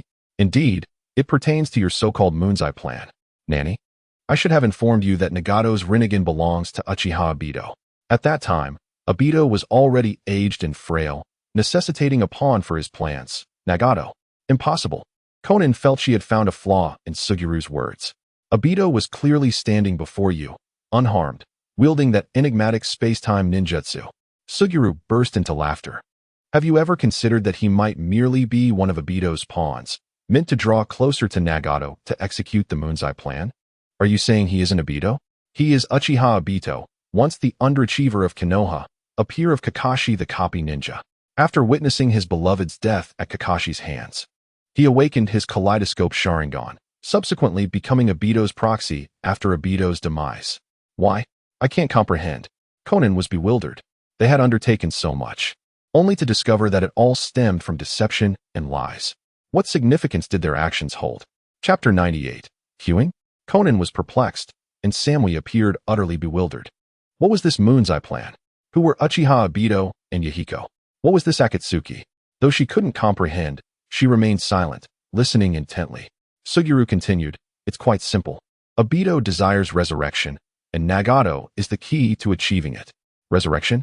Both women felt a jolt as they realized the gravity of the situation.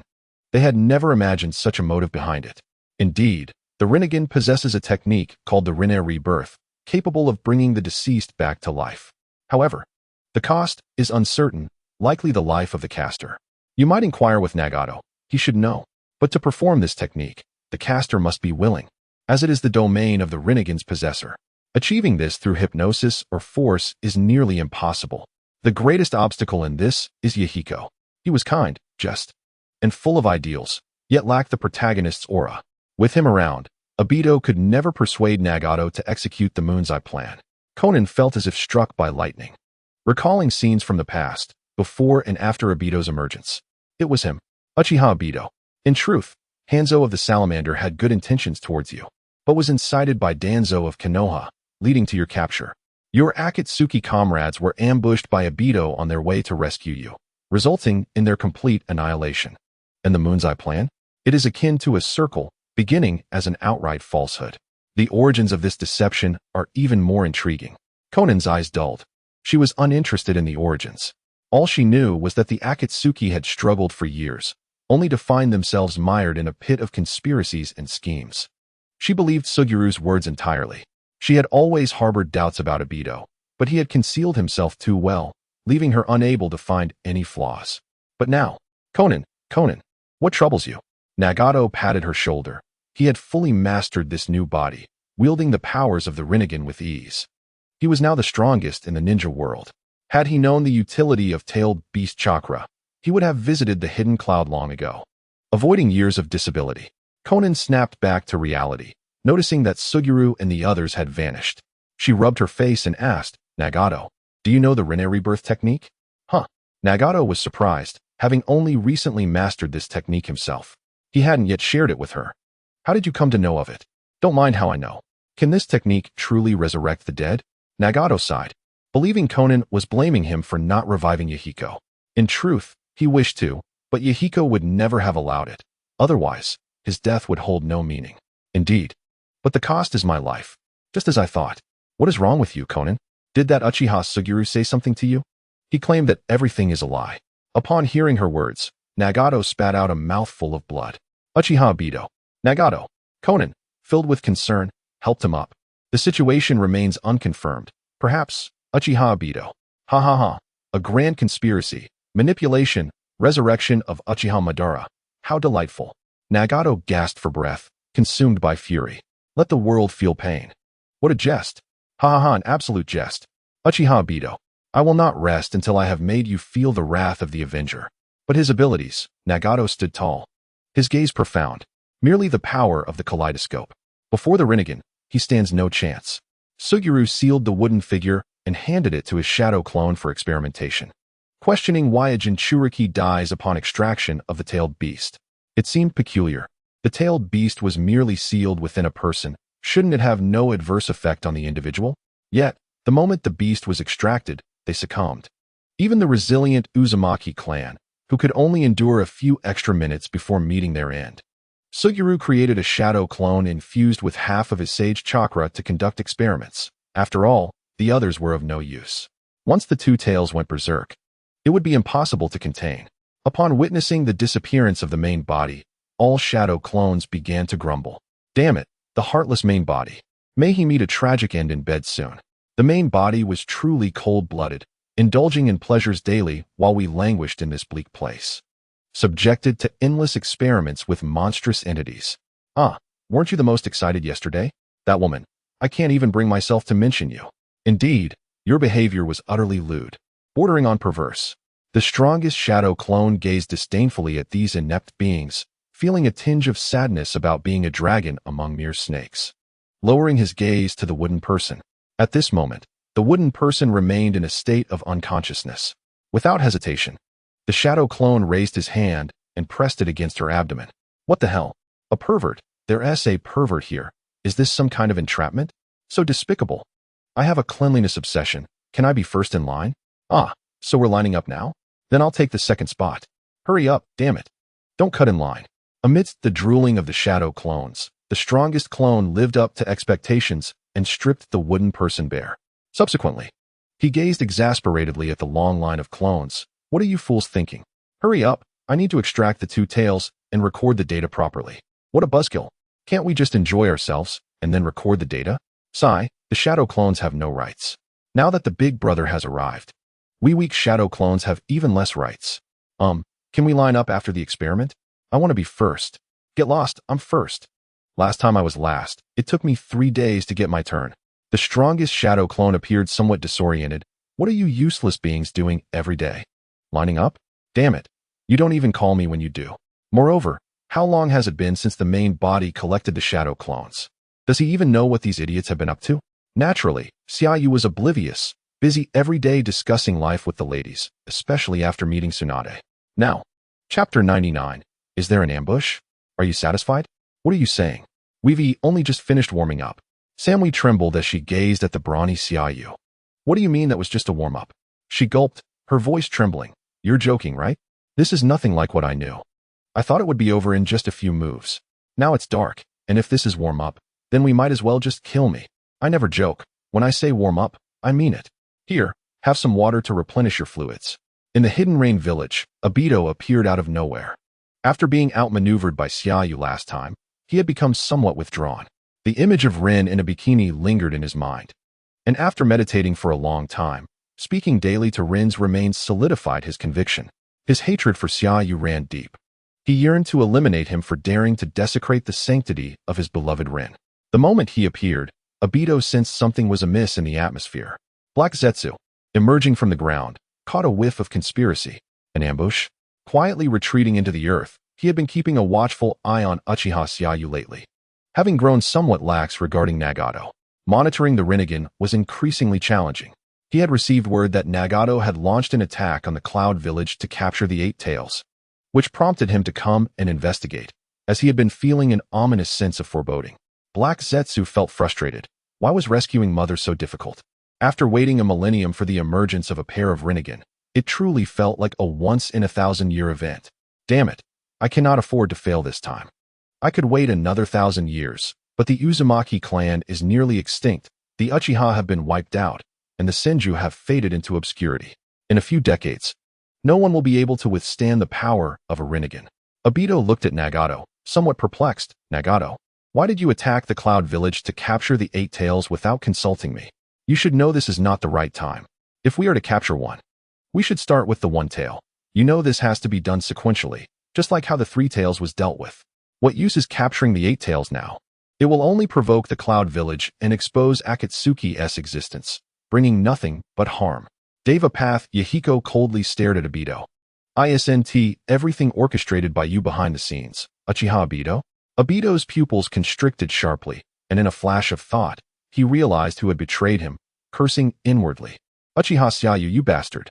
However, at this moment, he could not afford to admit it. I don't understand what you're saying. Nagato, don't be swayed by this villain. He has ill intentions.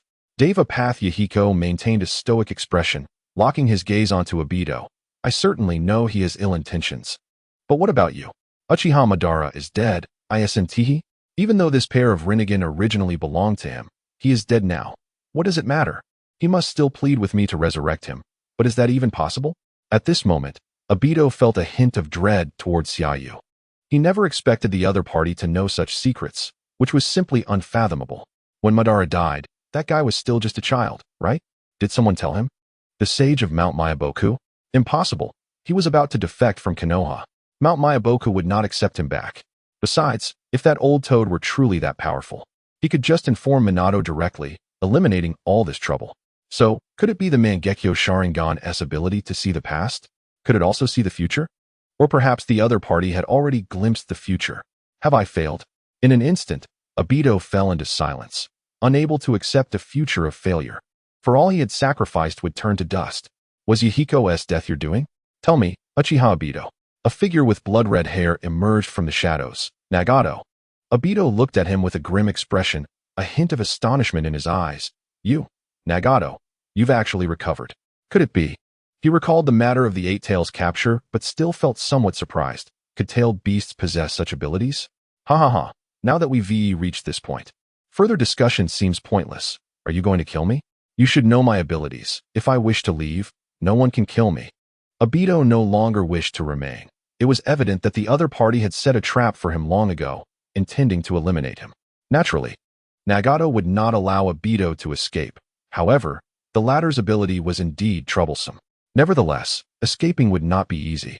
With the combined might of the 6 paths of pain and himself, 7 against 1, he was determined that Obito could not leave standing today. The intangible and tangible abilities had time limits, much like his Shinra Tensei, which had a few seconds of vulnerability.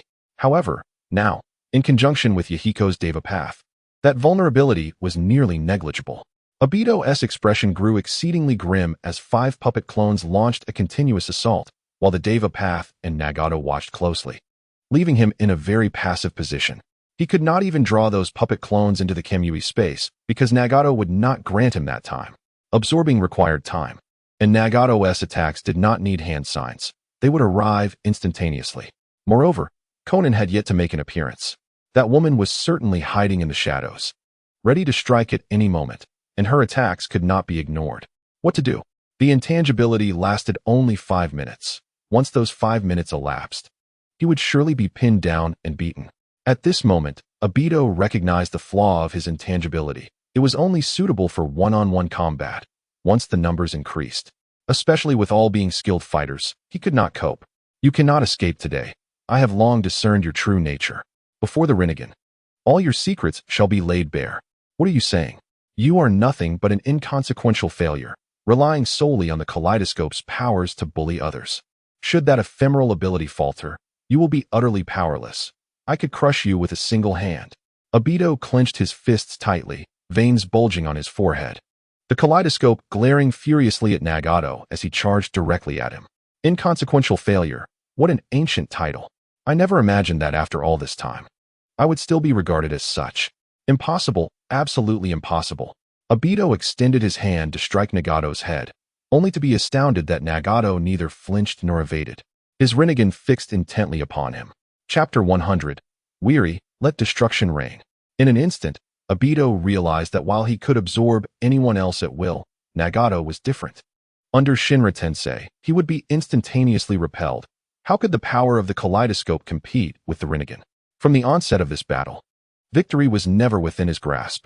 Whether it be chakra, ninjutsu, taijutsu, jinjutsu, or ocular prowess, his opponent surpassed him in every regard. A direct confrontation was clearly futile.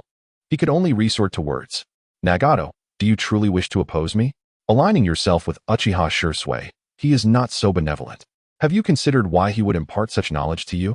Simply to orchestrate our mutual demise. Nagato remained silent. He understood all too well. Yet, it mattered not.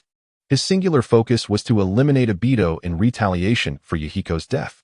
He gazed steadily at Obito, a palpable aura of malevolence thickening the air around them. The corner of Obito's mouth twitched slightly. It appeared he was indeed cornered today. However, resignation was not in his nature. The 5 minutes had elapsed. Would release. Cutting technique. Shinra Tensei. Boom. Obito's battered body was sent flying, surprising Nagato, who had not anticipated such an abrupt demise. A black rod shot forth like an arrow, piercing through Obito's form, rendering him akin to a porcupine. Conan descended from the sky, staring dumbfounded at Obito's lifeless body. He died so easily. The rain continued to pour incessantly, mirroring the sorrow within her heart. Now, what path lay ahead for her, him, and Akatsuki? Blood mingled with the flowing water. As Nagato and Conan stood silently in the rain, the downpour soaked their fiery cloaks, and neither spoke a word. Pain remained as cold and unyielding as ever, the trio's silhouettes appearing desolate. Suddenly, Obito's body vanished, and Nagato's Rinnegan widened in alarm as he raised his hand to execute a universal pull. Alas, it was too late. As the spatial vortex dissipated, Obito's presence was irrevocably swallowed into the Kamui dimension. Nagato, you will come to regret this. This phrase echoed ominously through the air. Conan, astonished, exclaimed, Nagato, what just happened? Didn't he die? Nagato's expression mirrored her shock. He had underestimated him and allowed him to slip away. However, next time, luck would not be on his side. It had to be some sort of forbidden technique. It is my fault. My emotions overwhelmed me, and I neglected to utilize the Rinnegan for reconnaissance. Conan shook her head. No one could have foreseen that he possessed such a technique. Nagato, what shall we do now? The question posed a dilemma for Nagato, who had always considered himself a savior, believing that the heavens bestowed upon him the Rinnegan to redeem this wretched world. Who would have thought he was merely a pawn in someone else's game? A victim in the resurrection of Uchiha Madara. What significance did Yahiko's sacrifice hold? The Moon Eye plan was but a machination of Uchiha Madara, and all was a deception. His suffering, his hatred, all of it. Does such a world still warrant existence? Weary, let destruction reign. Nagato raised his gaze to the overcast sky, an eerie smile gracing his face. Days later, Shursui had Samui in line, no longer daring to defy him. Coupled with Shursui's formidable strength, Samui could only submit and serve him obediently. Otherwise, should Shursui become enraged and obliterate the hidden cloud, she would have no time to lament, hoping only that her diligent efforts might spare her village. Thus, Shursui's life was quite comfortable. Tsunade was now pregnant, and he was not permitted to touch her, leaving him slightly disheartened. His talent for perfect aim left him speechless. At this rate, his offspring would likely be numerous. He brought both Tsunade and Shizune to reside with him, entrusting them to Tsumina and her companions. With two medical ninjas like Shizune and Tsunade, childbirth would be exceedingly simple. However, the way this woman gazed at him was akin to viewing a pest, her disdain palpable. He could endure that. However, he could not allow her to think she could trample over him. He seized her and dragged her into a room. You scoundrel, what do you intend to do? Shizune exclaimed, panic-stricken, her heart racing as images of him and Lady Tsunade flooded her mind, her face flushing crimson. These two treated her as if she were invisible, summoning her to clean up after them without a hint of modesty. At times, they even asked her to watch, feeding them and replenishing their energy with the palm technique. Tsunade is just downstairs, you can call out loudly. Shizune was at her wit's end. How could she muster the courage to shout? Wouldn't that attract a crowd? Imagining such a scenario made her squeeze her legs tightly together, pleading, I'm sorry. I was wrong to speak ill of you behind your back. You even insulted me? In light of this, it seems I cannot let you off so easily. There must be consequences. In Konoha, Danzo reappeared before Hiruzen Sarutobi. He had spent considerable time with Orochimaru, but obtaining the kaleidoscope was no trivial matter, especially since Orochimaru himself sought a pair. He had initially focused on Nagato's Rinnegan, only to be swiftly eliminated, and subsequently turned his attention to Itachi's Sharingan, with a similarly unfortunate outcome. This time, Itachi had implanted a suggestion deep within him, and acquiring the Uchiha body became his obsession. However, only 3 Uchiha remained in this world. Originally, he had set his sights on Shursui, but before he could act, Shursui's power surpassed his expectations, leading him to reconsider. Ultimately, with Itachi as a precedent, he concluded that he would not be able to best Shursui. Thus, he was left with only one option, Sasuke. Regrettably, Sasuke was still too young, so Orochimaru decided to bide his time. Danzo's visit took him by surprise, and the proposal he presented was even more astonishing. Hiruzen narrowed his eyes, peering past Danzo to the cloaked figure behind him. Danzo, where have you been all this time? And who is that? Danzo calmly found a seat, taking a sip of water before nonchalantly stating, Hiruzen, Konoha stands on the brink of chaos. You are aware of the events in the Hidden Cloud, are you not? Whether it is the enigmatic Akatsuki or the malevolent remnants of Uchiha Shursui, you cannot be oblivious to their intentions toward Konoha. Chapter 101, Declaration of War. While others may be unaware of Akatsuki, Danzo was keenly aware. He had played a significant role in inciting discord within the Hidden Reign, exerting considerable effort to do so. I never expected that the useless Hanzo did not manage to eliminate this Akatsuki. According to Orochimaru's description, the enemy has been secretly growing stronger, recruiting numerous S-rank rogue ninjas. The leader, Pain, possesses the Rinnegan, and it is likely the red-haired orphan of the Uzumaki clan whom Jiraiya took in. Sarutobi Hiruzen took a puff of his cigarette and glanced at Danzo. What do you know? Humph. Ultimately, it is your prized pupil Jiraiya who stirred up this trouble. The leader of Akatsuki is indeed that red-haired child from the Uzumaki clan he once sheltered. How do you know this? How many Rinnegan are there in this world? Who else could it be, Hiruzen? This time, he and Uchiha Shiyu directly overturned the Cloud Village, leaving the Raikage in a near-death state, even capturing the Eight Tails Jinchuriki. Do you think Konoha can withstand them? Can it? What a joke. Remove the can. There's no way we can withstand them. Hiruzen's eyes twitched, and the cigarette in his mouth lost its flavor. After all, that is the Raikage and a perfect Jinchuriki, even in his youth. He wouldn't dare claim he could easily defeat the Raikage, leaving him in such a state. Sage art. Is this truly sage art? It can elevate his power to such heights. Hiruzen, we need strength. Without it, Konoha is doomed. I will not let such a thing happen. Unfortunately, you are already old. Can you still fight? You must know that Uchiha Shiyu is only 18 this year. Sarutobi Hiruzen paused slightly, realizing that Danzo was correct at over 60. His stamina was waning, while Uchiha Shiyu was in his prime. How could an old man like him compare? Furthermore, the enemy's strength was on a rapid rise, while his own chances of victory diminished. However, reality is cruel. He could only passively await the enemy's assault. As for taking the initiative, who would protect Konoha? Strength. Danzo, do you possess the strength to safeguard Konoha? If so, why not let you become Hokage? Danzo's lips twitched at this remark. His confidence, once bolstered by Izanagi, had been shattered. Now, he dared not boast of his prowess. No matter how adept Izanagi may be, ultimately, it is merely a punching bag. After all, the three-tomo Sharingan is limited. Once exhausted, it is finished. Ahem, although I do not possess such strength, have I not brought you someone who can? Oh. Sarutobi Hiruzen turned his gaze towards the figure cloaked in black, tall and curvaceous, seemingly a woman. He was puzzled. Are there powerful female ninjas in the ninja world? The Mizukage could be considered one, possessing 2 bloodline limits. But what could this woman possibly offer that Danzo believes could contend with Uchiha Shiyu? Who are you? Teacher, it seems you truly are getting old. You cannot even recognize my presence. As the hood was removed, revealing a beautiful face, Sarutobi Hiruzen's countenance shifted from green to purple, finally darkening to the color of a pot's bottom. He stared in disbelief at his former student, the man he once held such high hopes for. You. Orochimaru cast aside the black cloak, exposing her graceful form, causing Hiruzen's eye to twitch. Feeling as though he could no longer use his crystal ball to watch women bathe, haunted by psychological shadows. Danzo, is this the power you speak of? Indeed. Danzo appeared emboldened, leisurely sipping his tea. Hiruzen, although Orochimaru once made mistakes, in this critical moment for Konoha's survival, all that is inconsequential. Even if Jiraiya were to return, he would only make a marginal difference. I do not believe he can defeat that Uzumaki child with the Rinnegan. Orochimaru, however, is different. You have witnessed the power of the nefarious Uchiha clan, haven't you?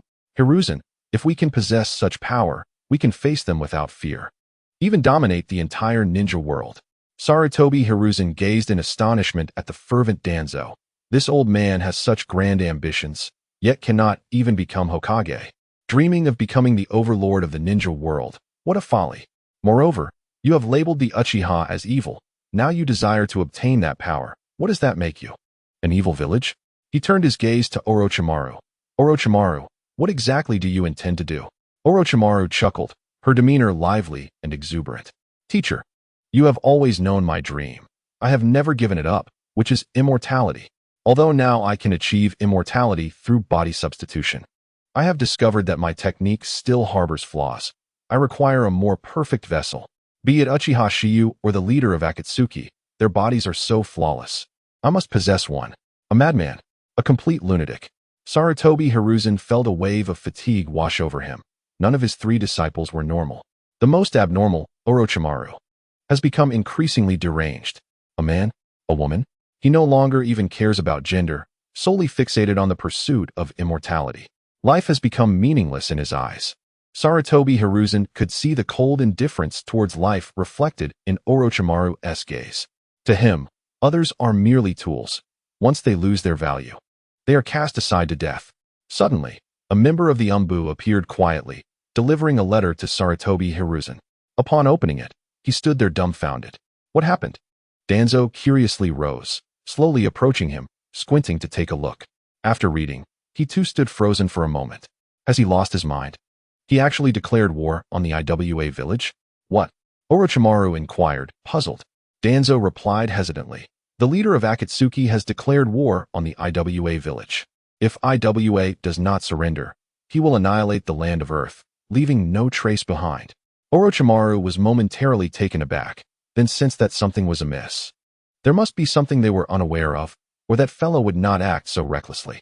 They had been quietly amassing power in the shadows, and now they have suddenly surfaced. The 8 Tails Jinchuriki?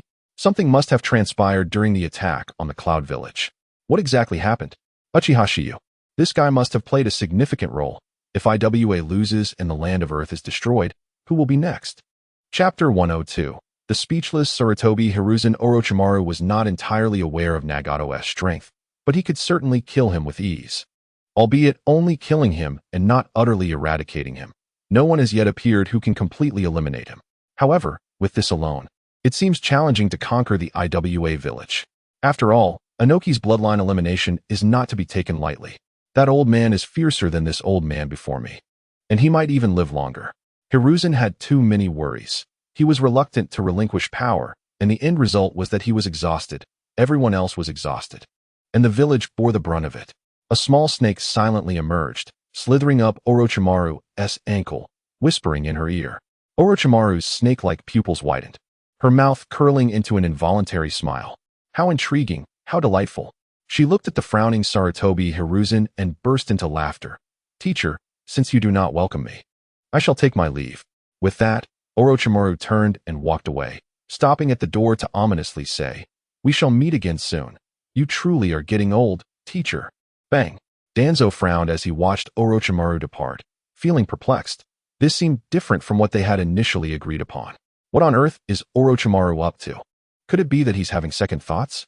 Danzo's expression darkened further as he struggled to comprehend Orochimaru's psyche. This individual has become increasingly ambiguous, his demeanor shifting away from the familiar, leaving others baffled. He glanced at Sarutobi Hiruzen, who remained silent, feeling a pang of disappointment. The old man had grown increasingly feeble over time.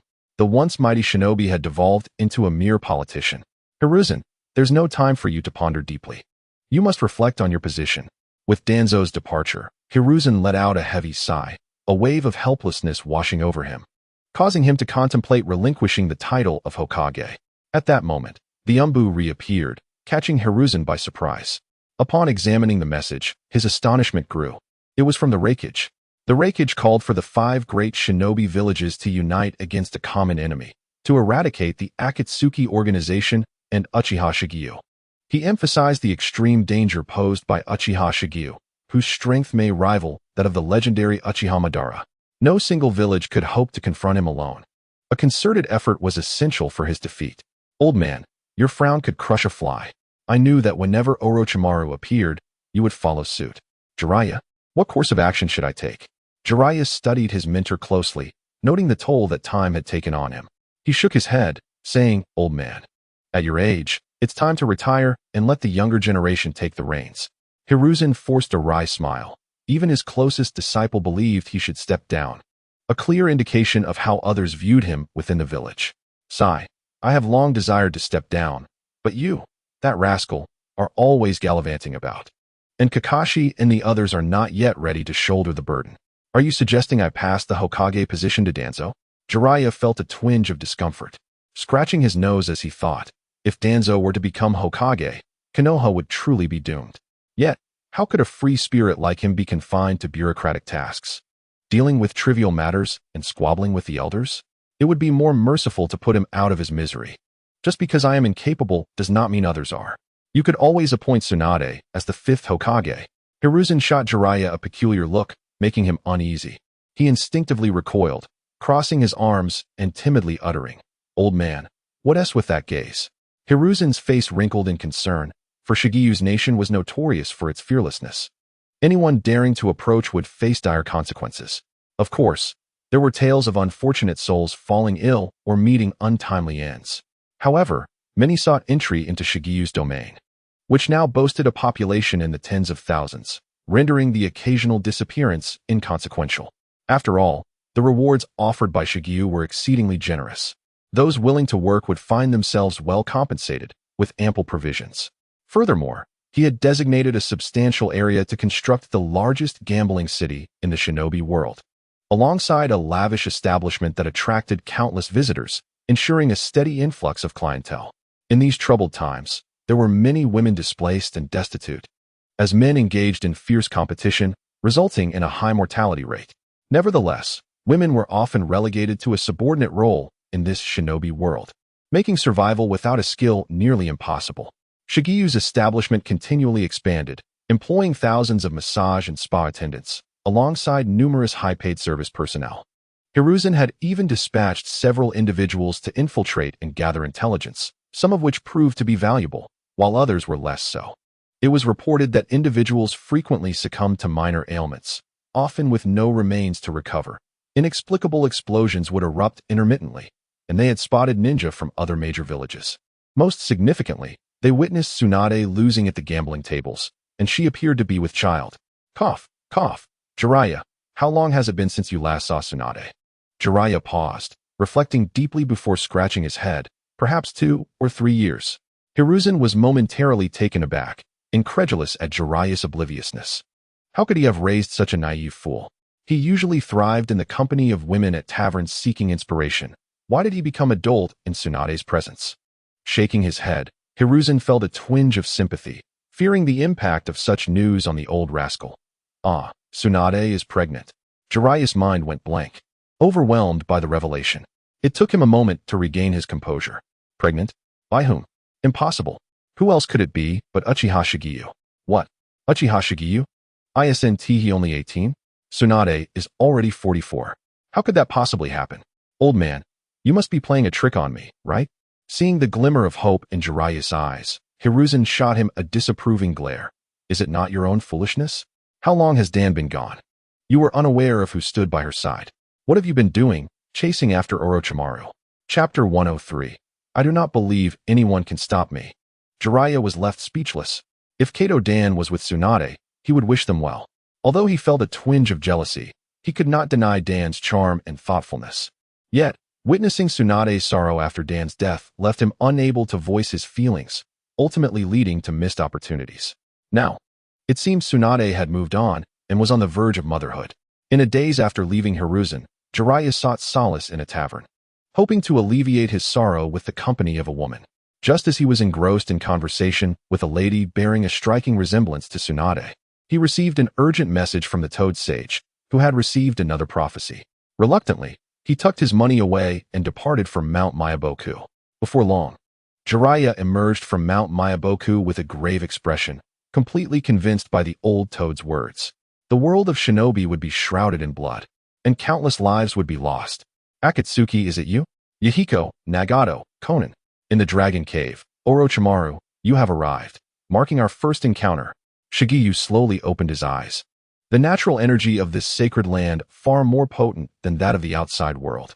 He often trained here, as the Flying Thunder God technique allowed him easy access. Orochimaru narrowed his serpentine eyes, scrutinizing Shigeu.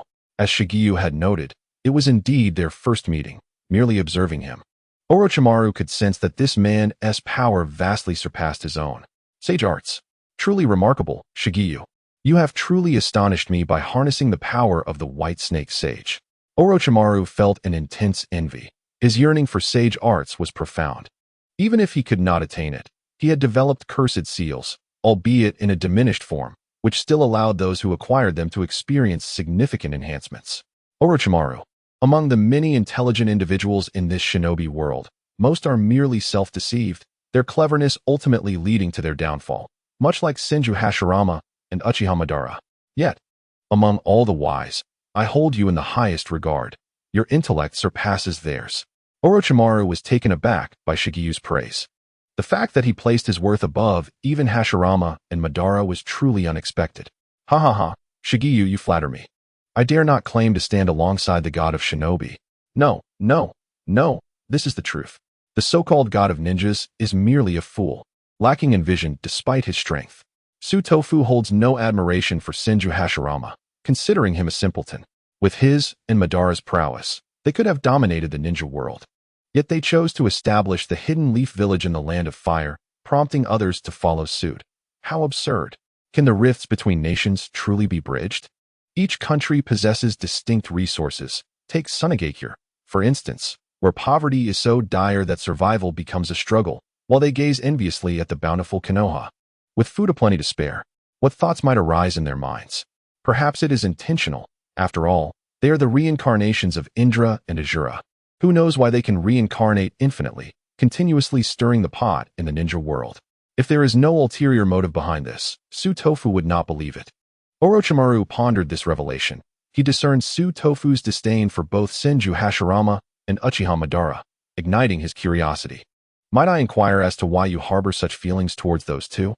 In essence, they are the source of all enmity within the ninja realm. Source? Indeed. The Sage of Six Paths had two sons. One, Indra, a natural genius with the Sharingan who pioneered ninjutsu. The other, Asura, regarded as a failure. Yet, the sage entrusted the leadership of the ninja sect to Asura, citing bonds. For a failure requires the strength of others to accomplish even the simplest tasks. Such unity, in the sage's eyes, constituted the very essence of bonds. Indra, naturally, was outraged. How could his inept brother rise above him? To his astonishment, the sage even bestowed the Six Paths power upon Asura, rendering Indra unable to defeat his sibling. The brothers fought until death, and even in death, their conflict persisted through reincarnation. Orochimaru suddenly comprehended the depth of Hashirama's and Madara's prowess. They are indeed the reincarnations of the sage's sons. How laughable. This notion of bonds, indeed reminiscent of some old man. So, Sutofu summoned me to declare, I shall unify the ninja world. Orochimaru was momentarily taken aback. Pondering for a moment, does Sutofu intend to obliterate the 4 great shinobi villages? I aim to unify the ninja world, abolishing the 5 great nations and their petty daimyos. Henceforth, I shall reign as the singular monarch of this realm, unrivaled and supreme. Gulping, Orochimaru gazed at Sutofu in astonishment, realizing the magnitude of his ambition. It was no wonder Sutofu regarded Hashirama and Madara as fools. One confined to a mere village, seeking only to protect its peace, yet oblivious to the dire consequences sown for future generations. Time and again, the ninja world has been engulfed in devastating wars, resulting in countless casualties. The entire realm cries out, suffused with flames of hatred and suffering. Sutofu, do you possess the confidence to pursue this? Orochimaru licked his slightly parched lips. Sutofu chuckled. I see no one capable of thwarting my endeavors. Not even the Rinnegan? The true wielder of that eye has long since perished. Furthermore, as a sage, I harbor no fear of the Rinnegan. Sage arts and sealing techniques are akin to cheat codes in the ninja realm. Even the Ten Tails Jinchuriki's truth-seeking balls could be countered. How much less formidable is the Rinnegan? Nagato's mastery of the Rinnegan was rudimentary. Both Shinra Tensei and Bansho Tenin are mere beginner techniques, losing their efficacy in later stages. After all, Naruto, wielding 6 tails, could tear through Shinra Tensei, even when Nagato was on the brink of exhaustion. Even at his peak, 9 tails would easily rend him apart. The almighty push proves useless, as Uchiha Itachi discerned its flaws with a mere glance. As for the abilities of the sage, They are merely for amusement. The true essence of ocular techniques lies within Jinjutsu. Yet, neither Madara nor Nagato possesses any Jinjutsu skills. Look at Uchiha Itachi, who can traverse the world solely through Jinjutsu. Who would dare challenge him? 1 month of reading will teach you humility. Discontent? I shall torment you for 3 days and nights.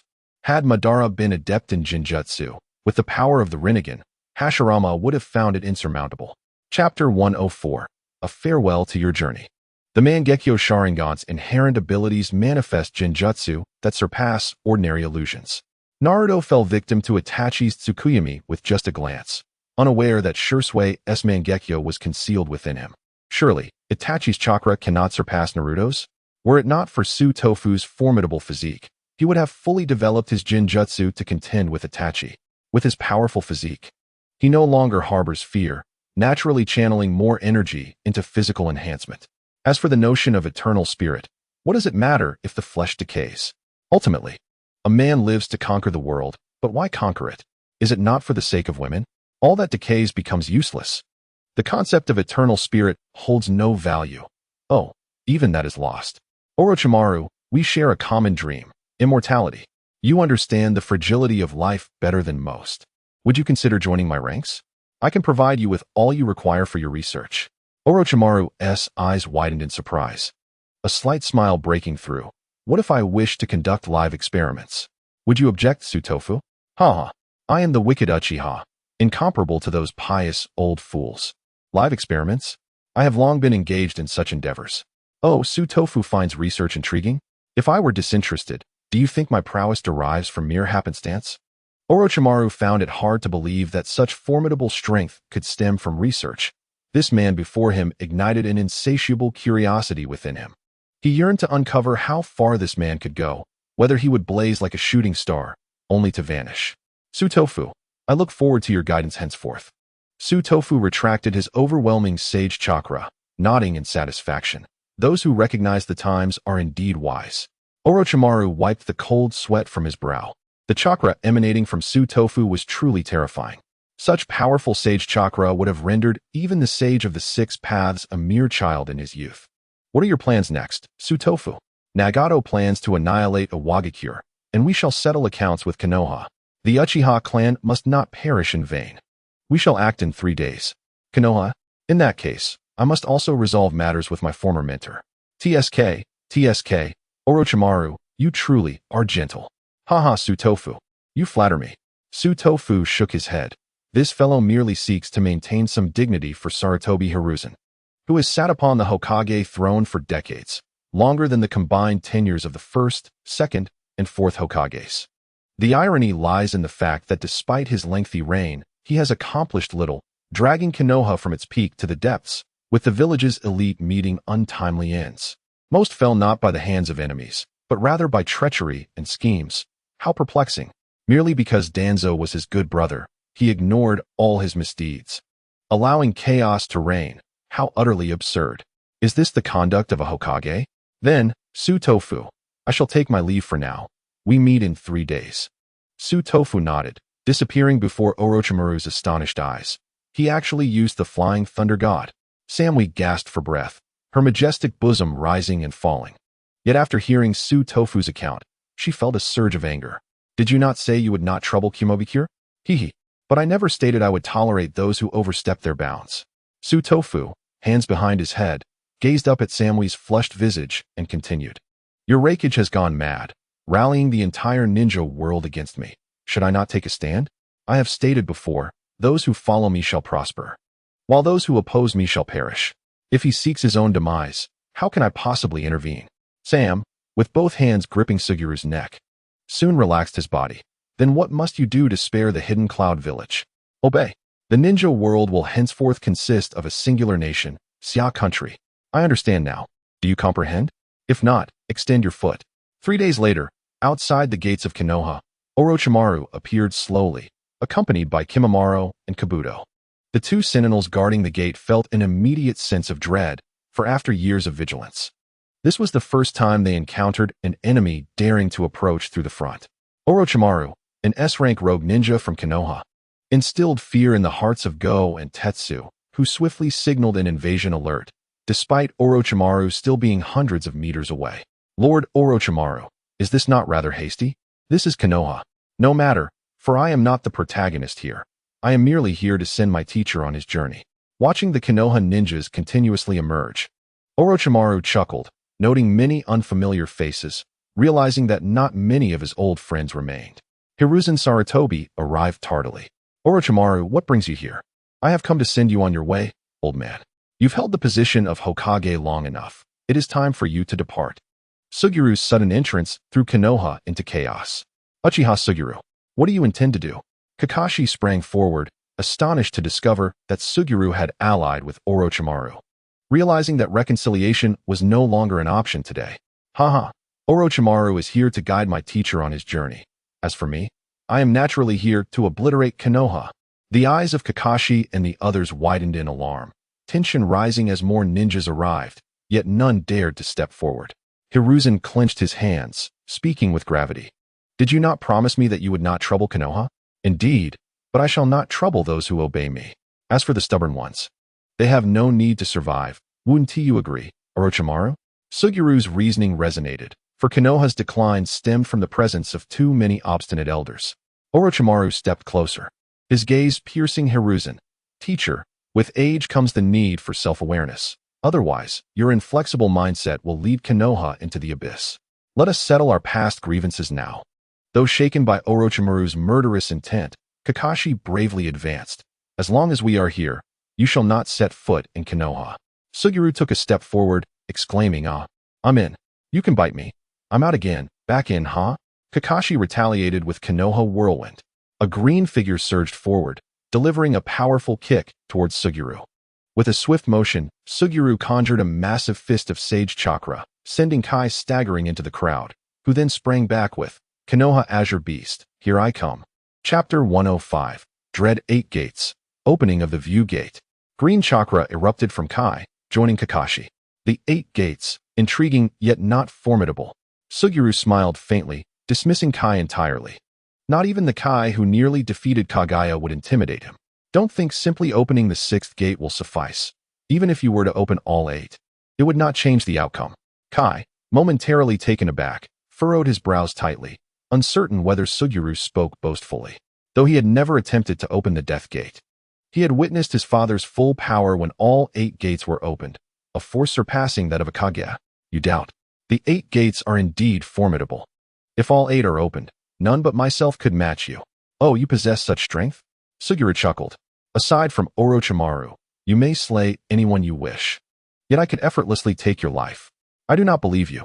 7th gate, opening of the Shock Gate. Ah, what a pity. Do you know the bane of the 8 gates? Suguru inquired nonchalantly as Kai unleashed the 7th gate. Bane. Kai was utterly perplexed, unaware that the 8 gates had a counter, whereas Hiruzen's heart sank, incredulous at Sugiru's revelation. Have you mastered the Flying Thunder God technique? Clapping his hands, Suguru praised. You are truly remarkable. You grasped it at once. It is indeed the Flying Thunder God technique that counters the 8 gates. Merely the 7th gate does not concern me.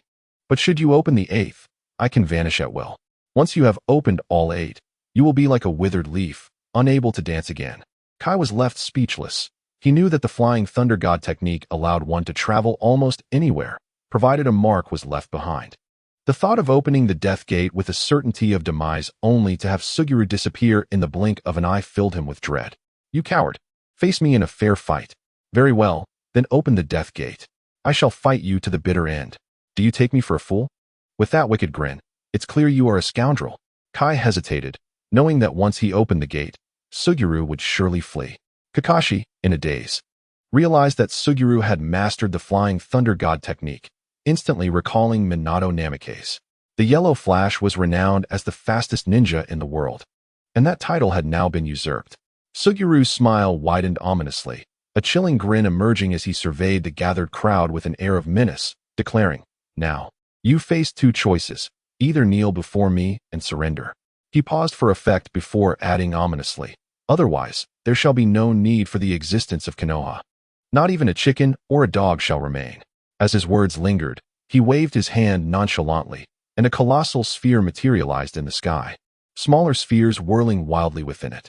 This sphere, forged from various Sage Chakra, shimmered with radiant brilliance, resembling a mysterious gem from beyond the stars.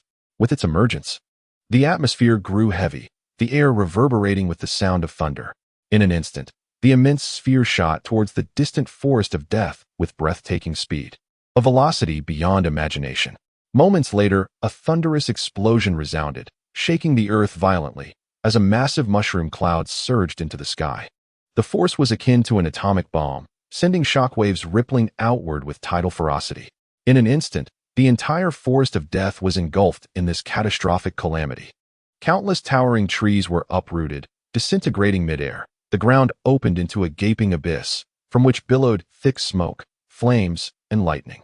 The relentless shockwave continued its rampage through Konoha, wreaking havoc. Buildings collapsed, streets fractured, and people fled in terror, crying for help.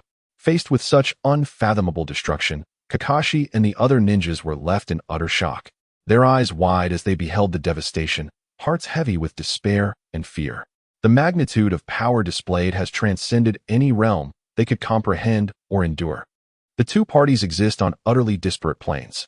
At this very moment, even if they were to muster every ounce of their strength in resistance, it would amount to nothing more than a futile struggle against an unstoppable force, destined to be extinguished with the ease of crushing an ant. Behind Suguru Geto, Orochimaru and his companions gaped in astonishment. "Suguru, you truly possess a power that instills fear," Orochimaru mused with a slight smile, astonished that Suguru's might had reached such extraordinary heights, far beyond his expectations. Such strength could only be rivaled by the divine in the shinobi world. "Well then, Sarutobi-sensei, what do you intend to do?" "Oh, I almost forgot. You have an engagement with Orochimaru. I shan't disturb you." "Haha, many thanks, Suguru. Teacher, let us proceed. Konoha shall soon be but a memory in the annals of history. However, maintaining a village like this holds little significance." Orochimaru stepped forward, his gaze piercing as he addressed Hiruzen's Sarutobi. "Suguru's vision embodies the true future of the shinobi world. If there is but one nation, united as kin, then naturally there will be no wars, and thus no hatred or suffering." Sarutobi opened his mouth in shock, unable to fathom that Uchiha Suguru harbored such ambitions of unifying the entire shinobi realm. Was such a feat achievable? Yet, contemplating Suguru's prowess, he sighed. Perhaps this individual truly could accomplish it. After all, he could scarcely conceive of anyone capable of challenging Suguru, not even Inoki. Realizing this, he ceased further discourse. "The weak do not possess the right to impose conditions. Orochimaru, let us proceed." Chapter 106. For the village. Since even Sarutobi was prepared to engage in a desperate fight with Orochimaru, Suguru felt no need to linger. His annoyance at the situation urged him to directly address Kakashi. "The name Konoha is rather unappealing. From now on, let us refer to it as Wooden Village, for all its inhabitants are akin to wooden blocks." The crowd felt an urge to retort but refrained, fearing that a moment of displeasure from Suguru might result in dire consequences, perhaps even losing the very right to call it Wooden Village. A village is merely a village, with various leaders and grand pretenses. Is this not absurd? From henceforth, they shall be called village heads. Furthermore, this ridiculous Hokage rock should be demolished. A mere village head has no right to have a statue erected, while I have yet to have mine.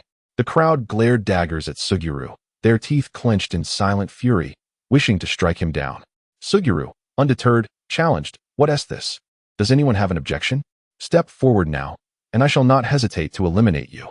You have been given face," he continued, "Kakashi, and you too, Watermelon Head. You are to procure the head of the Fire Country's daimyo." "What?" Kakashi was taken aback, disbelief washing over him. "You want the head of the daimyo? Have you lost your mind? He is a daimyo." "Such nonsense. Without the daimyo's head, I shall take yours instead, and perhaps slay a few more for company. How does that sound?" Kakashi's face flushed red with anger. That was the daimyo, the ruler of the Fire Country. Killing him would surely plunge the nation into chaos. Chaos? Who dares? They shall all be captured. My laboratory is in need of experimental subjects. Orochimaru joined in laughter. "Suguru, your reasoning is impeccable. Conducting experiments indeed requires many subjects. I eagerly anticipate your laboratory. Well, it merely cost over 50 billion ryo. Goodness, Suguru, you are truly wealthy." Daimyo Sarutobi donned his battle armor, inhaled deeply, and charged at Orochimaru. He could no longer tolerate the situation. The only option left was to eliminate Orochimaru, ridding the world of a madman, thereby alleviating the suffering of its people. Orochimaru, caught off guard by his beloved teacher's sudden aggression, swiftly evaded. "Teacher, I underestimated you. Had you been a decade younger, you could have easily dispatched me." Serpent's shadow. Humph. Sarutobi scoffed, unleashing his ninjutsu with remarkable speed. "Come forth, monkey sage." Given his age, he knew he must conclude the battle swiftly against the monstrous Orochimaru. Otherwise, his body would not endure much longer, which would spell disaster for him. Orochimaru's expression grew grave as he beheld the emergence of the old monkey. This creature's strength was not to be underestimated. Biting his finger, he pressed it to the ground, summoning technique. With the appearance of myriad serpents, the atmosphere grew increasingly tense. Suguru, without needing to observe, was certain that Orochimaru would prevail. For he could not be killed. For every cursed seal he bore, he could resurrect himself. Not far from here, there was a woman, Akamichi, who glared with bared teeth at the man she once idolized, now the one she loathed most. Meanwhile, Kakashi and Guy hesitated, finding it exceedingly challenging to consider killing the daimyo. While the act itself might be simple, the aftermath was unfathomable. Yet, gazing at Suguru, they exchanged glances, united by a singular purpose. For the village. "Uchiha Suguru, I will slay the daimyo, but Konoha, Are you negotiating with me? You get lost. Or I shall annihilate Konoha. Oh no, it should be Wooden Village." Kakashi and Guy felt an overwhelming sense of frustration. Such was the plight of the powerless. They could only lower their heads and depart in silence. Suguru nodded, disinterested in lingering further.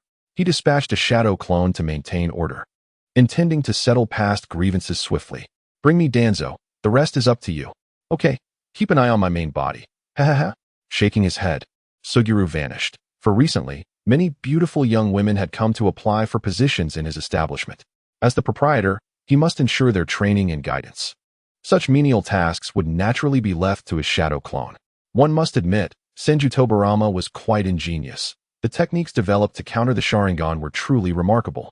As long as there was sufficient chakra, the main body could dismiss any trivial matters and indulge in leisure. As Suguru disappeared, the people of Konoha collectively exhaled in relief. Yet they remained helplessly uninvolved in the battle between Sarutobi and Orochimaru. Most present were merely lowly shinobi, with prominent clans like the Hyuga absent altogether. As the clone traversed the streets of Konoha, the shockwaves had caused extensive damage to buildings, yet there were remarkably few casualties. The simple folk residing in Konoha seemed adept at preserving their lives.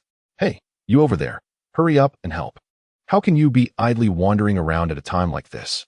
The clone casually glanced over to see a burly man and nonchalantly raised a middle finger, spitting, "Filthy fool, go eat dung." At this, chaos erupted. Who on earth is this guy so audacious? How can such a scoundrel exist in Konoha? This tarnishes our village's reputation. Indeed, he appears respectable, yet lacks any semblance of compassion. How can someone like this remain in Konoha? I say, let the Hokage expel him. Expel him. Expel him. These individuals, having just lost their homes and suffering considerable trauma, were now fueled by anger, seeking a target for their frustrations. The clone, unimpressed, remarked, "A bunch of fools. Your Hokage is on the verge of death. You should hurry and join him in the grave. It would be peaceful. Damn it, you're too noisy. I can't take it anymore. I'll kill you." The burly man, incensed, felt blood begin to seep from his forehead wound as he grasped an axe and charged toward the clone. Die. As the time approached for the doppelganger to materialize, a burly man raised his axe high and swung it down with tremendous force. With a sickening thud, the man was cleaved in two, his innards spilling forth, crimson blood splattering everywhere. Several men, who had intended to slay the doppelganger, were drenched in blood, frozen in shock. You all saw that, right? He struck first.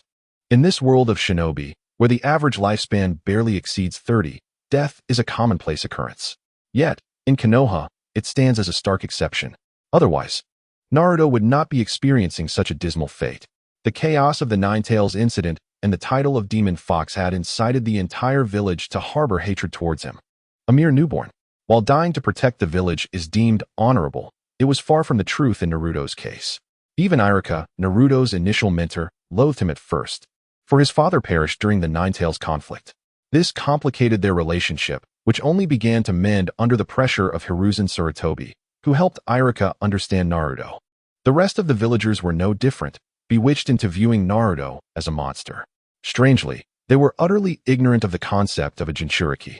Now, as Yuta had just decimated a man with his axe, a profound silence enveloped the crowd. This was soon replaced by a surge of anger, as they seemed oblivious to the fact that the man had initiated the attack. Only their own aggression was deemed justified, while any retaliation from others was regarded as a transgression. Several men roared and charged at Yuta, who showed no mercy in return. With swift and decisive strikes, he proclaimed, "Let us revel in the dawn of a new era. Ha ha ha." The doppelganger, laughing maniacally, rushed into the fray, causing chaos and panic to ensue. After a prolonged moment, one could hear a voice, "What are you doing?" The doppelganger slowly straightened up, tilting his head back to confront a blonde youth. "Who are you?" Naruto gazed incredulously at the doppelganger and the remnants scattered around, his small frame trembling uncontrollably at the horrific sight. "Big brother, why did you kill them?" "Why?" The doppelganger turned with a sinister grin. Of course, it was in self-defense. "Huh." Naruto, perplexed, failed to grasp the doppelganger's words. The doppelganger casually tossed aside the blood-soaked axe. Chuckling, "They were going to chop me, so I chopped them. Isn't that reasonable?" The Ninetales clicked its tongue, feeling a chill despite its thick fur. "This lunatic. You see, I told you he was a pervert, a madman. Now do you believe me?" Fury consumed Naruto as he realized the gravity of the situation. He had always yearned for the villagers' acceptance to ascend to the Hokage's seat, to become their pillar of support. Yet now, the doppelganger had slaughtered so many from Konoha. Naruto's anger erupted, and the crimson chakra of the Ninetales surged forth, the beast reveling in the chaos and amplifying its power. Tails began to emerge, reaching a count of 4, and Naruto was losing his sanity. Slowly, a 5th tail appeared. Roar. Ha ha ha. Let me witness the power of the Ninetales today. Do not disappoint me. Humph. Show him a taste of color. Unleash the tail beast bomb and obliterate him. Naruto tilted his head back as the black and purple-tailed beast bomb began to form, while the doppelganger stood confidently, arms crossed. The tailed beast bomb, dense as a cannonball, shot forth towards the doppelganger, only for the Ninetales to be bewildered as it vanished mid-flight. Curious, aren't you? Here, have this. The doppelganger's Sharingan flickered, summoning an even larger tailed beast bomb, which sped towards Naruto at an alarming rate. The Ninetales was taken aback. Humans could fire tailed beast bombs? Yet, before it could process this revelation, Naruto was struck by the bomb and sent crashing into the Hokage rock. With a deafening explosion, the mountain evaporated instantaneously, the destructive force sending Konoha's villagers flying. The carnage was catastrophic. In the midst of his fierce battle with Orochimaru, Hiruzen Sarutobi was left in stunned disbelief. Why? I do not comprehend. Uchiha Yuta had promised. Why is he destroying Konoha? What is he doing? Orochimaru was momentarily stunned as well. Is that the Ninetales? Realization struck Hiruzen as he recognized Naruto's presence. How could this happen? What has transpired in the village? He resolved to retreat from the fight and return to the village. Ha. Teacher, our battle isn't over yet. You think you can leave now? You underestimate me. Summoning, the serpent's world. Hiruzen, with a dark expression, cursed, damn it. Orochimaru. Naruto roared, emerging unscathed from the ruins, landing gracefully on all fours, disappearing in an instant. Not through the body flicker technique, but with astonishing speed. Yet too slow. The doppelganger spun around and delivered a powerful punch, the force shattering the air, landing squarely on Naruto's face. What followed was an unrelenting barrage of blows. The thrill of pummeling a child was exhilarating for the doppelganger, especially since the Ninetales transformed Naruto was surprisingly resilient, each strike resonating with satisfying impact. The Ninetales had completely transformed, sprouting 8 tails, and yet it found itself unable to best the Uchiha before it. This was disheartening, but Naruto's body could not withstand the might of 9 tails. Once all 9 appeared, he would fully succumb to his beastly nature. The Ninetales lowered itself, having acknowledged Uchiha's strength, and decided to cool its fervor. Otherwise, its roars would only betray its impotent rage. You truly are a persistent one. The Ninetales observed the arrival of Minato Namikaze, rolling its eyes in exasperation. This madman had split it in two, rendering it a mere fragment of the fearsome beast it once was. Minato was taken aback, as his original intent was for Naruto to unleash the Ninetales' power once he lost control. Yet, the Ninetales seemed in no hurry to emerge. The Ninetales scoffed. Why would I want to go out there? Have you seen the freaks out there?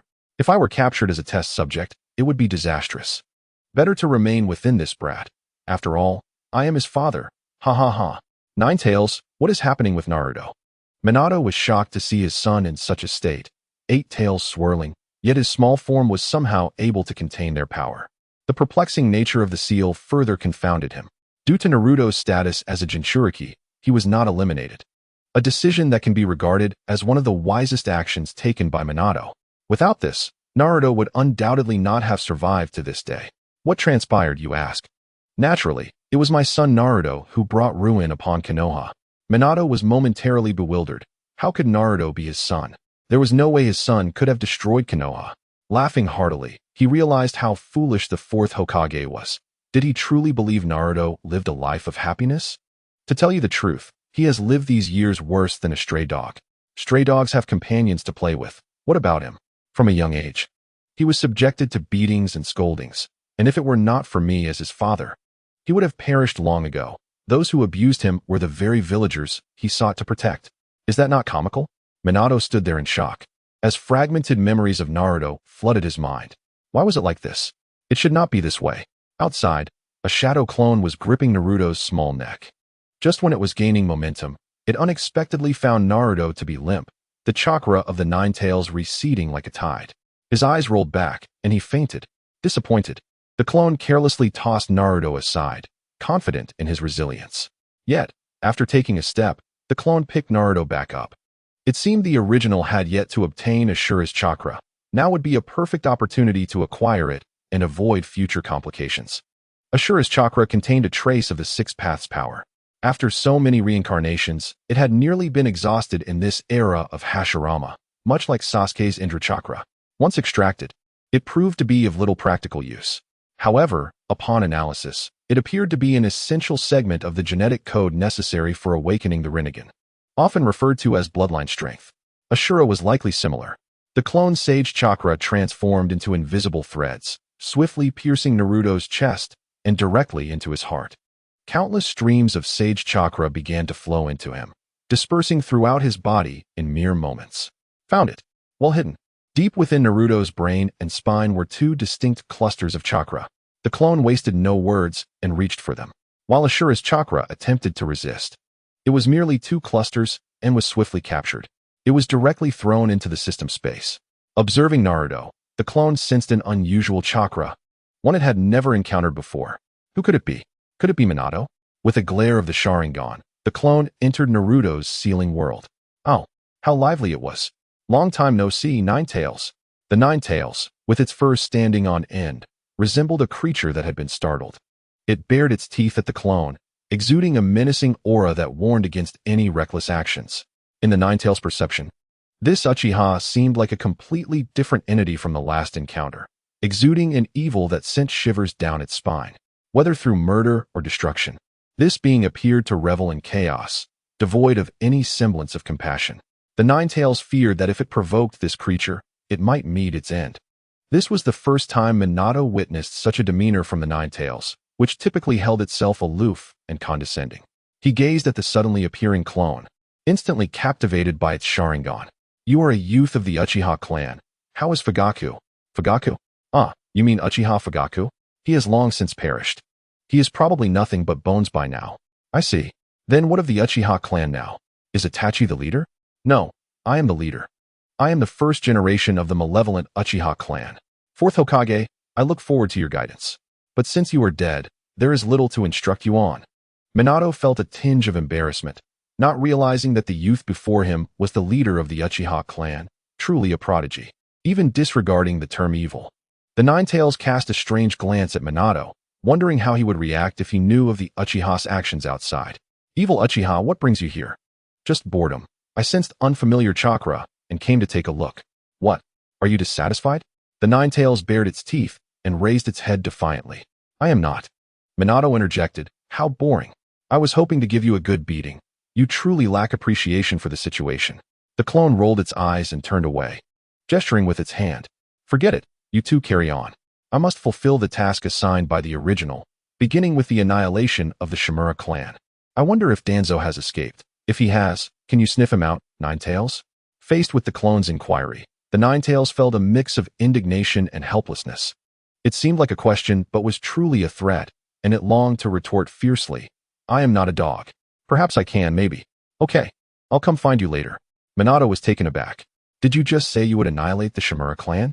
Unfortunately, the clone paid him no heed. After all, he was a dead man, hardly worth consideration. The clone merely entered out of curiosity to see the legendary yellow flash of the past. Hey. Why are you leaving? Why would you annihilate the Shimura clan? We are all from the same village. Shouldn't the third Hokage intervene? Are you mocking me? The Ninetales shot Minato a look of disbelief. Did you not see my earlier cowardice?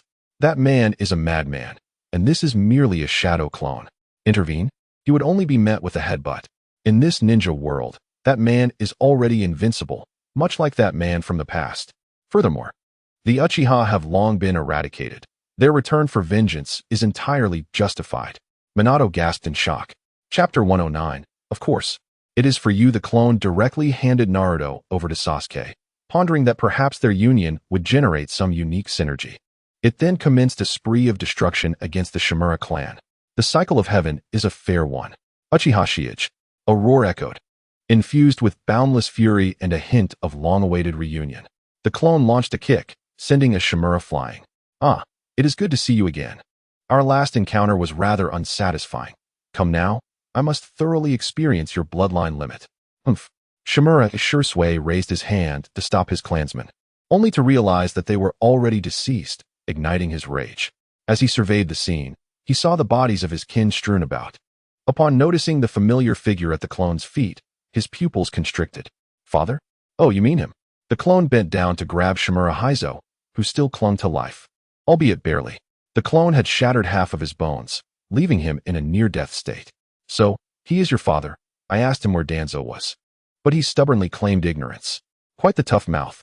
I will slowly crush his bones, and still, he refuses to yield. Truly a loyal fellow. Shimura Haizo was furious, feeling as if he might vomit blood. The moment this bastard entered, he began demanding to know Danzo's whereabouts, and for anyone who could not provide an answer, he resorted to his fists, blow after blow, until he was ultimately beaten to death. Completely disregarding his words, Haizo shouted, I truly do not know. That bastard, Uchiha Shiage. Yes. Ha ha ha. This is splendid. Uchiha Shiage mused, stroking his chin. After several days of training, the girl group has taken shape. They dance quite well now. Their skirts are short, their thighs fair and long, and their appearances have been carefully selected. In summary, oh, very good. Boss, don't just stare, look at me. Sheo lowered his head and chuckled. There's a little bug here. Let me help you get rid of it. Ah, boss, the bug has burrowed inside. Please help me get it out. The girl in the short skirt twisted and turned, fear driving her to seek refuge in Sheo's embrace. What a test for a leader. He thought, I might have to unleash a massacre. However, halfway through his thoughts, Sheo sensed a formidable chakra.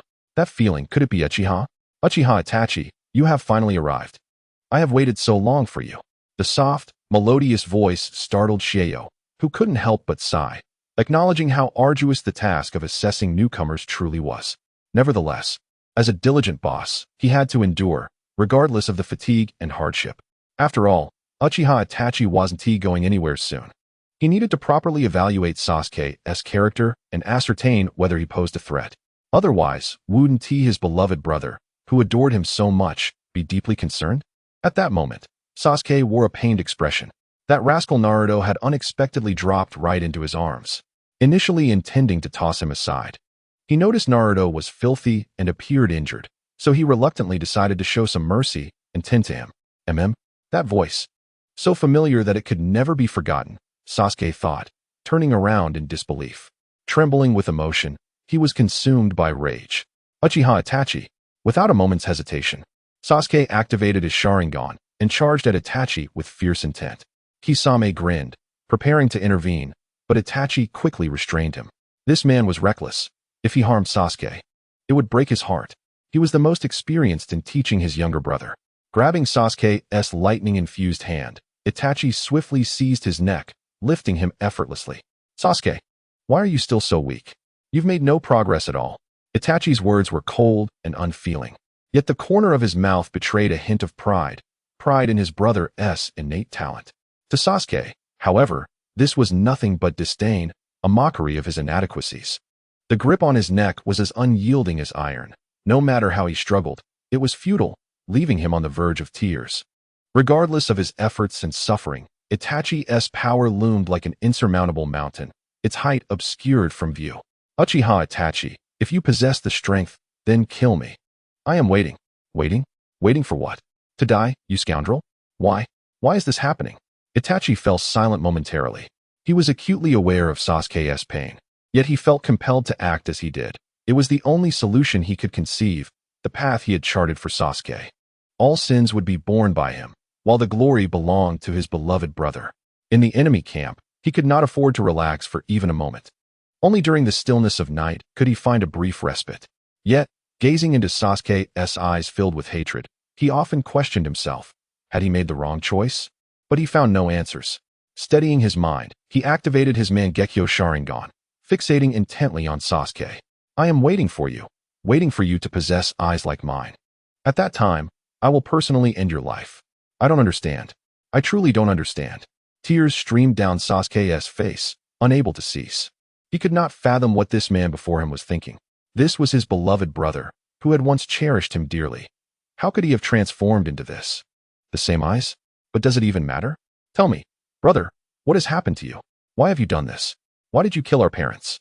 Why did you massacre our clan? What is the reason behind all this? I truly don't understand. Kisame observed with curiosity as well. Not only Sasuke, but he too was intrigued by why this extraordinarily talented man had taken such a path. Uchiha Itachi was the most gifted ninja he had ever encountered, excelling in strength, talent, wisdom, courage, and insight. Few could rival him. Yet he had annihilated his entire clan. This incomprehensible act had cast a dark stain on his life. A life that should have shone brightly, now veering into darkness. It was indeed perplexing. Upon hearing Sasuke's call of brother, Itachi momentarily lost his composure. Such words were the most beautiful in the world. In that fleeting moment of distraction, Sasuke slipped from his grasp, and Shio's laughter tightened his heart. Why? Of course. It's for you, Sasuke.